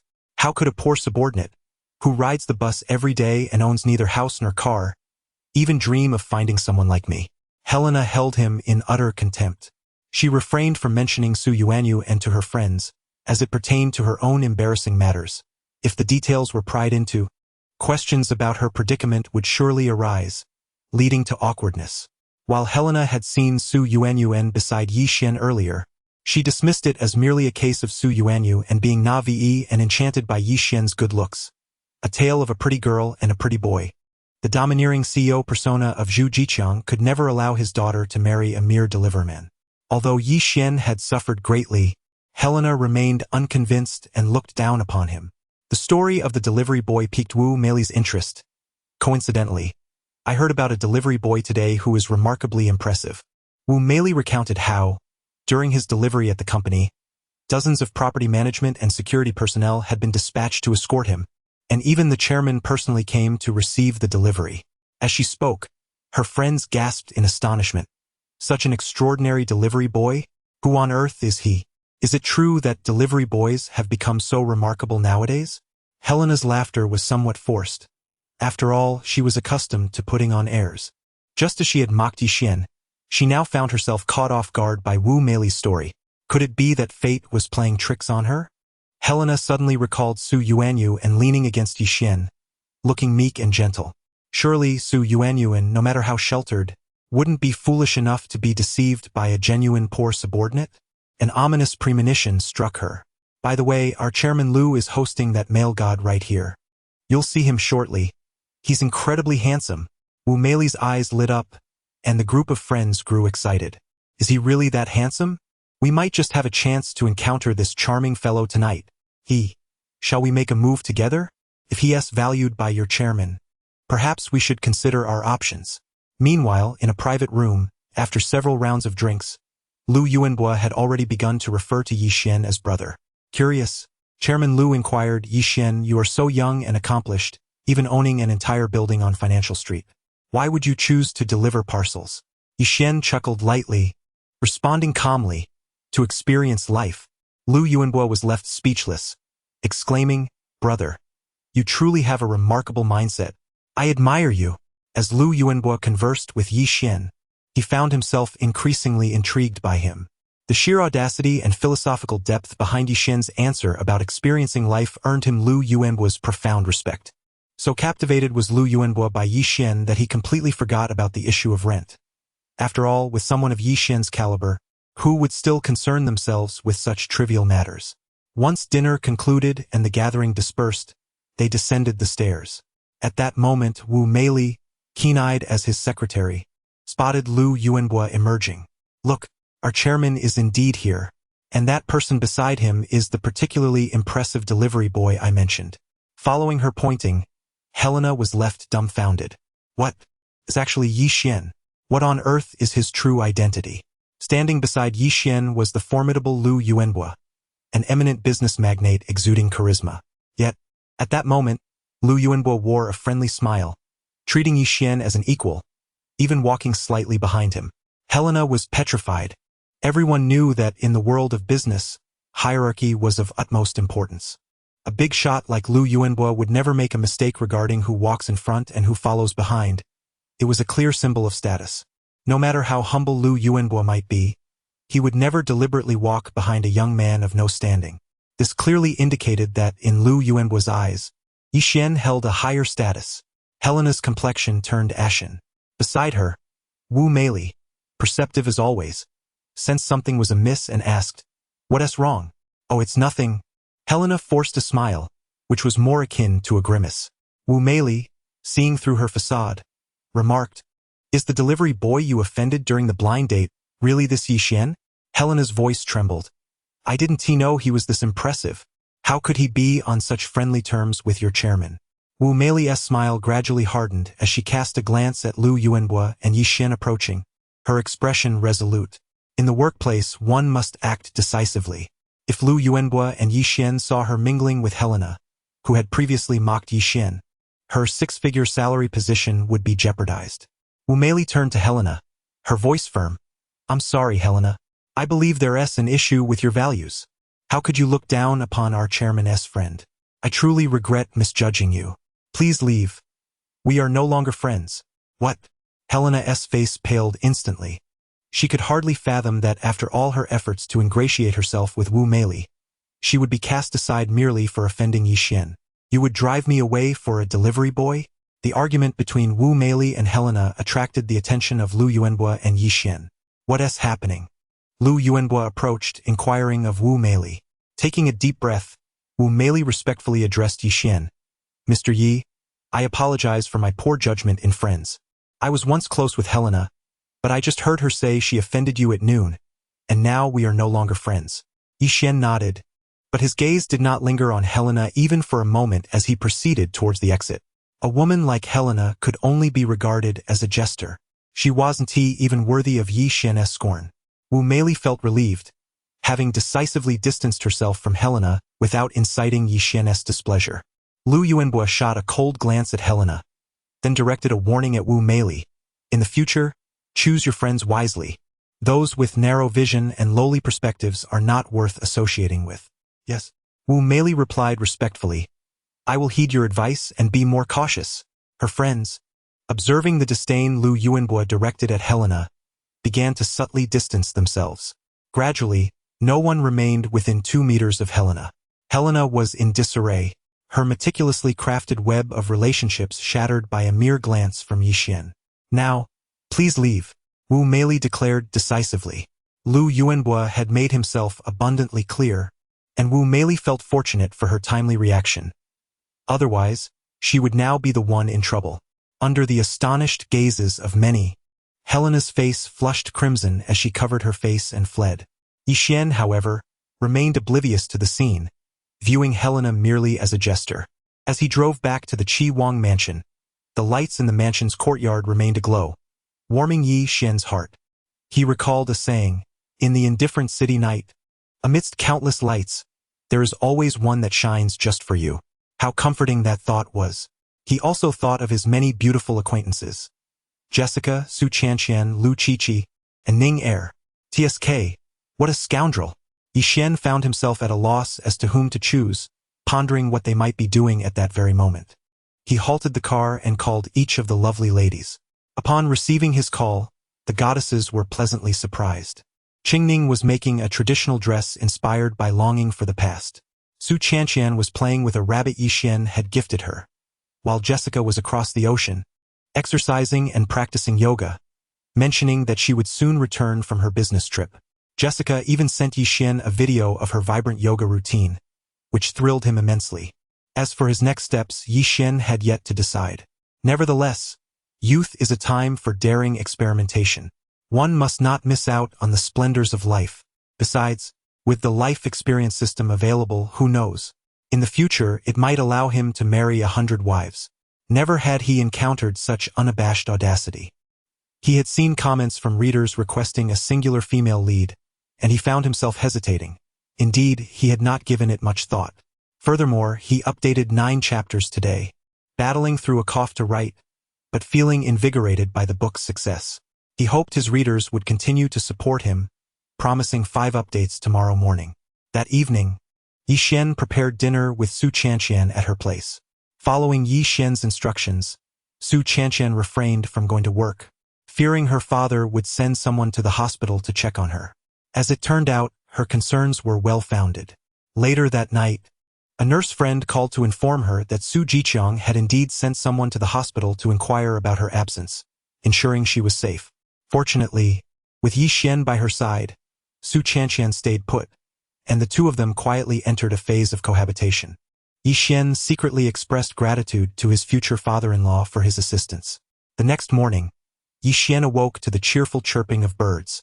Peering out the window, he admired the vibrant blooms of the Qi Wang mansion's garden, where a oriole sang sweetly from a tree. While others were awakened by alarm clocks, he was stirred by the delightful sounds of nature. How charming yet bothersome. Stretching leisurely, he mused. Only you could manage such ostentation. Beside him, Su Qianqian slept soundly, her angelic visage captivating him.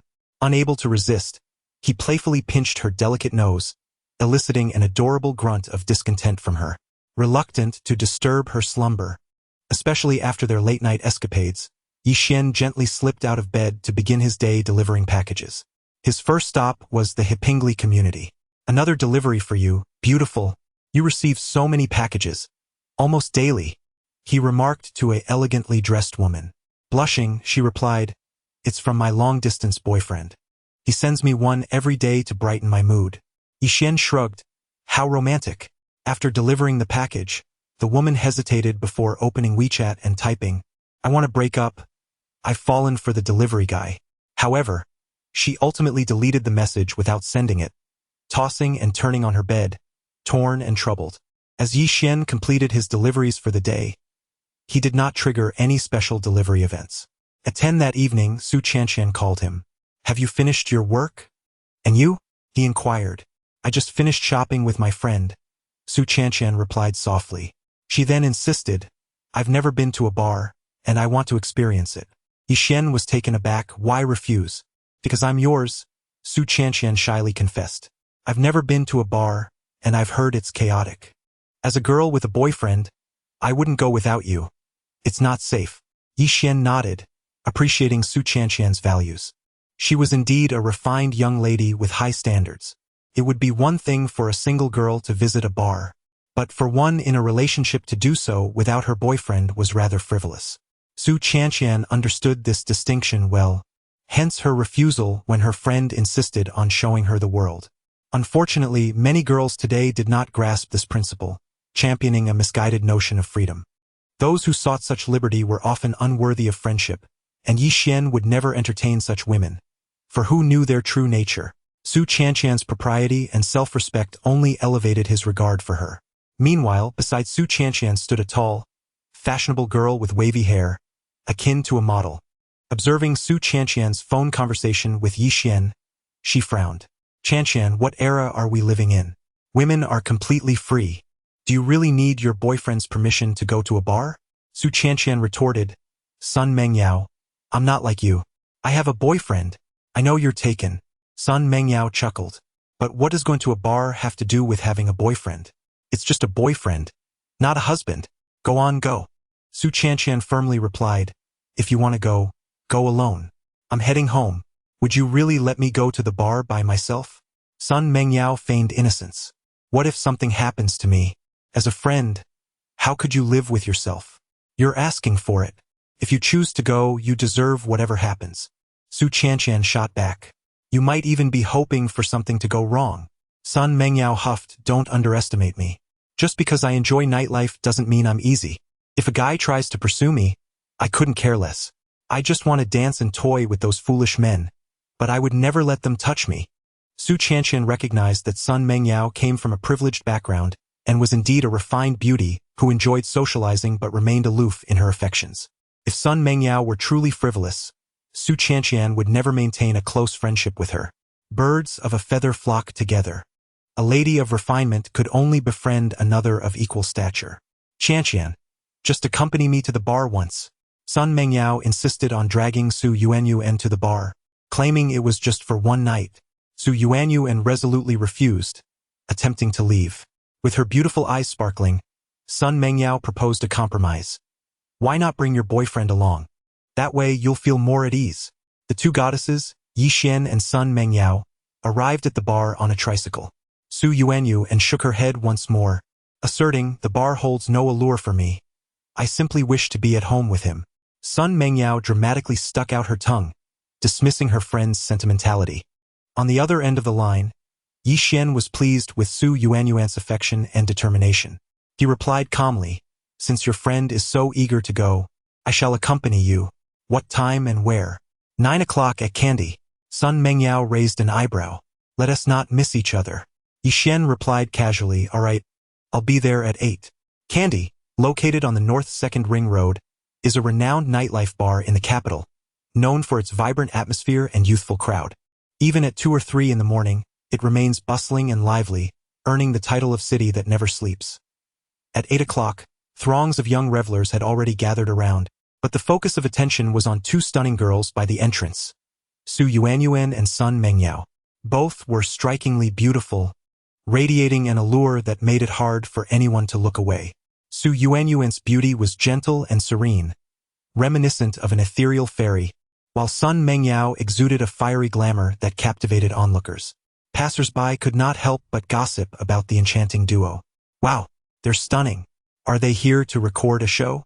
There's no way ordinary actresses can compete with them. Yuanyuan, where is your boyfriend?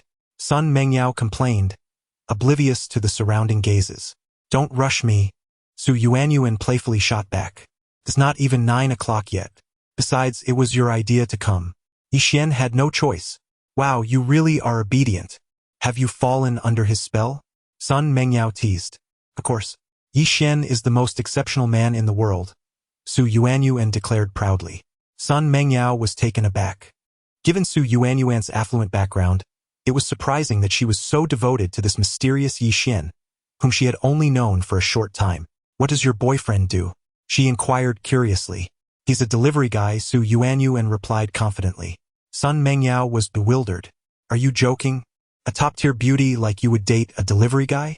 I like him for who he is. His financial status is irrelevant, Su Yuanyuan insisted, recalling Yi Xian's request for discretion regarding his true abilities. Sun Mengyao shook her head, secretly ridiculing Su Yuanyuan's infatuation. To her, it seemed either a jest or the folly of a naive girl. Though Sun Mengyao's wealth was not on par with Su Yuanyuan's, she believed that any man worthy of her attention should possess considerable wealth. She frequented bars to entice men, relishing the thrill of being desired yet unattainable. You must be pulling my leg, Sun Mengyao concluded. Suddenly, Su Yuanyuan exclaimed, He's here. Sun Mengyao craned her neck with anticipation. What sort of man could enchant a top-tier beauty like Su Yuanyuan? Amid their eager gazes, a delivery tricycle arrived, and a handsome young man stepped off. Yi Xian had intended to arrive in a more luxurious vehicle, but after completing one last delivery, he was late and had no time to switch cars. Yi Xian had always thought bars to be chaotic, so he didn't want Su Yuanyuan to be there unprotected. When Sun Mengyao saw him, she was utterly stunned. Oh my goodness! Su Yuanyuan's boyfriend is truly just a delivery guy? Su Yuanyuan rushed into Yi Xian's arms, exclaiming, Darling! Yi Xian felt a bit embarrassed as nearby men gawked in disbelief. How could such a stunning beauty embrace a delivery guy? Those who frequented Candy were typically self-assured individuals, yet they could hardly believe their eyes as the goddess openly showered affection upon a delivery man. Is this real? A goddess in the arms of a delivery guy? I can't handle this. Su Yuanyuan paid no mind to the whispers around her, sweetly expressing how much she missed Yi Xian. Darling, I've missed you so much. If it weren't for Sun Mengyao, we'd be together at home right now. Sun Mengyao stood aside, utterly petrified. Had Su Yuanyuan truly fallen for this delivery guy? Was the world going mad? Let us head inside and enjoy ourselves, Sun Mengyao said with a mischievous grin, leading the way. Yi Xian observed her keenly, sensing that Sun Mengyao, the proud and beautiful socialite, was devising a plan to deal with him. However, he was unperturbed by a woman's challenge. Reluctantly, He followed the enchanting Su Yuanyuan into the bar.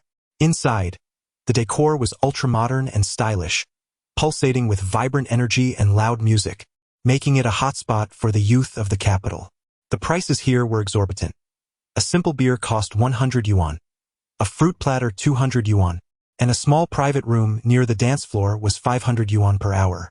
An evening here would easily set one back 1,000 or more. Sun Mengyao cast a sidelong glance at Yi Xian, a cold smile curling her lips. How audacious of this delivery boy to venture here. In her mind, she had already devised a plan for the operation to rescue Su Yuanyuan, specifically the bill rejection segment. Hey handsome, wanna go out tonight? My treat. Sun Mengyao thought to herself. Surely Yi Xian, as a man, would feel embarrassed to let her pay. To her surprise, Yi Xian nodded with a clever smile. Sure. Sun Mengyao nearly stumbled in disbelief. This man was utterly unpredictable. Miss Sun, how can I be so rude? Yi Xian said, swiftly grabbing the menu and instructing the waiter. I'll have this, and please reserve a private room for the night. Thank you. Hearing Yi Xian's words, the waiter's smile grew even brighter as he respectfully replied. Of course, sir. Please hold on a moment. Sun Mengyao's heart sank when she saw the bill rapidly climbing into the thousands. It wasn't that she couldn't afford it. She was simply exasperated. Initially, she had intended to use the bill as a deterrent against this delivery boy, but now she found herself outsmarted. Even if she wanted to backtrack, it would be embarrassing to admit, especially since she was the one who had suggested treating him. All she could do was force a smile while feeling a surge of disdain towards Yi Xian. Yi Xian, secretly amused by her vexation, only wished to tease the proud Sun Mengyao. When the time came to settle the bill, he would discreetly take care of it, for after all, she was a close friend of Su Yuanyuan, and a gentleman would never allow a woman to pay. The sight of Sun Mengyao, rendered speechless in her fury, was worth it. Determined to regain control, Sun Mengyao discreetly initiated her next strategy for Operation Rescue Yuanyuan. Season 2. The Seduction of the Hot Girl. She pretended to be nonchalant as she stepped outside to make a phone call. Hello? Kai, are you near Candy? I need you to do something for me. Alright, I'll wait for you. Hurry up. We're in the private room at Candy A08. Upon returning to join Yi Xian and Su Yuanyuan on the dance floor, Sun Mengyao's fury intensified as she witnessed them enjoying themselves. Moments later, a stunningly attractive girl entered the dance floor, radiating allure. She was Mu Changkai, a friend Sun Mengyao had summoned for backup. Despite her name suggesting innocence, Changkai was anything but. She was an expert at dancing provocatively and captivating men. As she sauntered into the dance floor, her eyes locked onto Yi Xian, who stood out even in a crowd of handsome men and beautiful women. Initially, Changkai had been indifferent to Sun Mengyao's request to flirt with a taken man, but now she found herself intrigued by Yi Xian's charm. With determination, she approached him, deliberately brushing against him. Yi Xian furrowed his brow. While he was indeed striking, he found such blatant advances rather distasteful. Su Yuanyuan noticed Changkai's relentless pursuit of Yi Xian and grew anxious. No matter how hard she tried, Changkai always found a way to get close to him, further exacerbating Su Yuanyuan's frustration. Meanwhile, Sun Mengyao observed from the sidelines, feeling a sense of triumph. Changkai is the hottest and most skilled seductress among my friends. If she goes after him, surely Yi Xian will reveal his true self. She thought with glee. Let us see if Su Yuanyuan still finds him appealing after this. Changkai, unleash your seduction skills. Sun Mengyao urged, winking at her. Changkai understood and began to flirt with Yi Xian, throwing flirtatious glances his way. However, Yi Xian merely frowned and remarked to Su Yuanyuan, "Doesn't that girl look a bit unhinged?" Su Yuanyuan burst into laughter, while Changkai nearly stumbled in embarrassment. The attempted seduction had backfired spectacularly. Sun Mengyao, observing from a distance, felt her plans unraveling before her eyes. The operation to attract attention had utterly failed.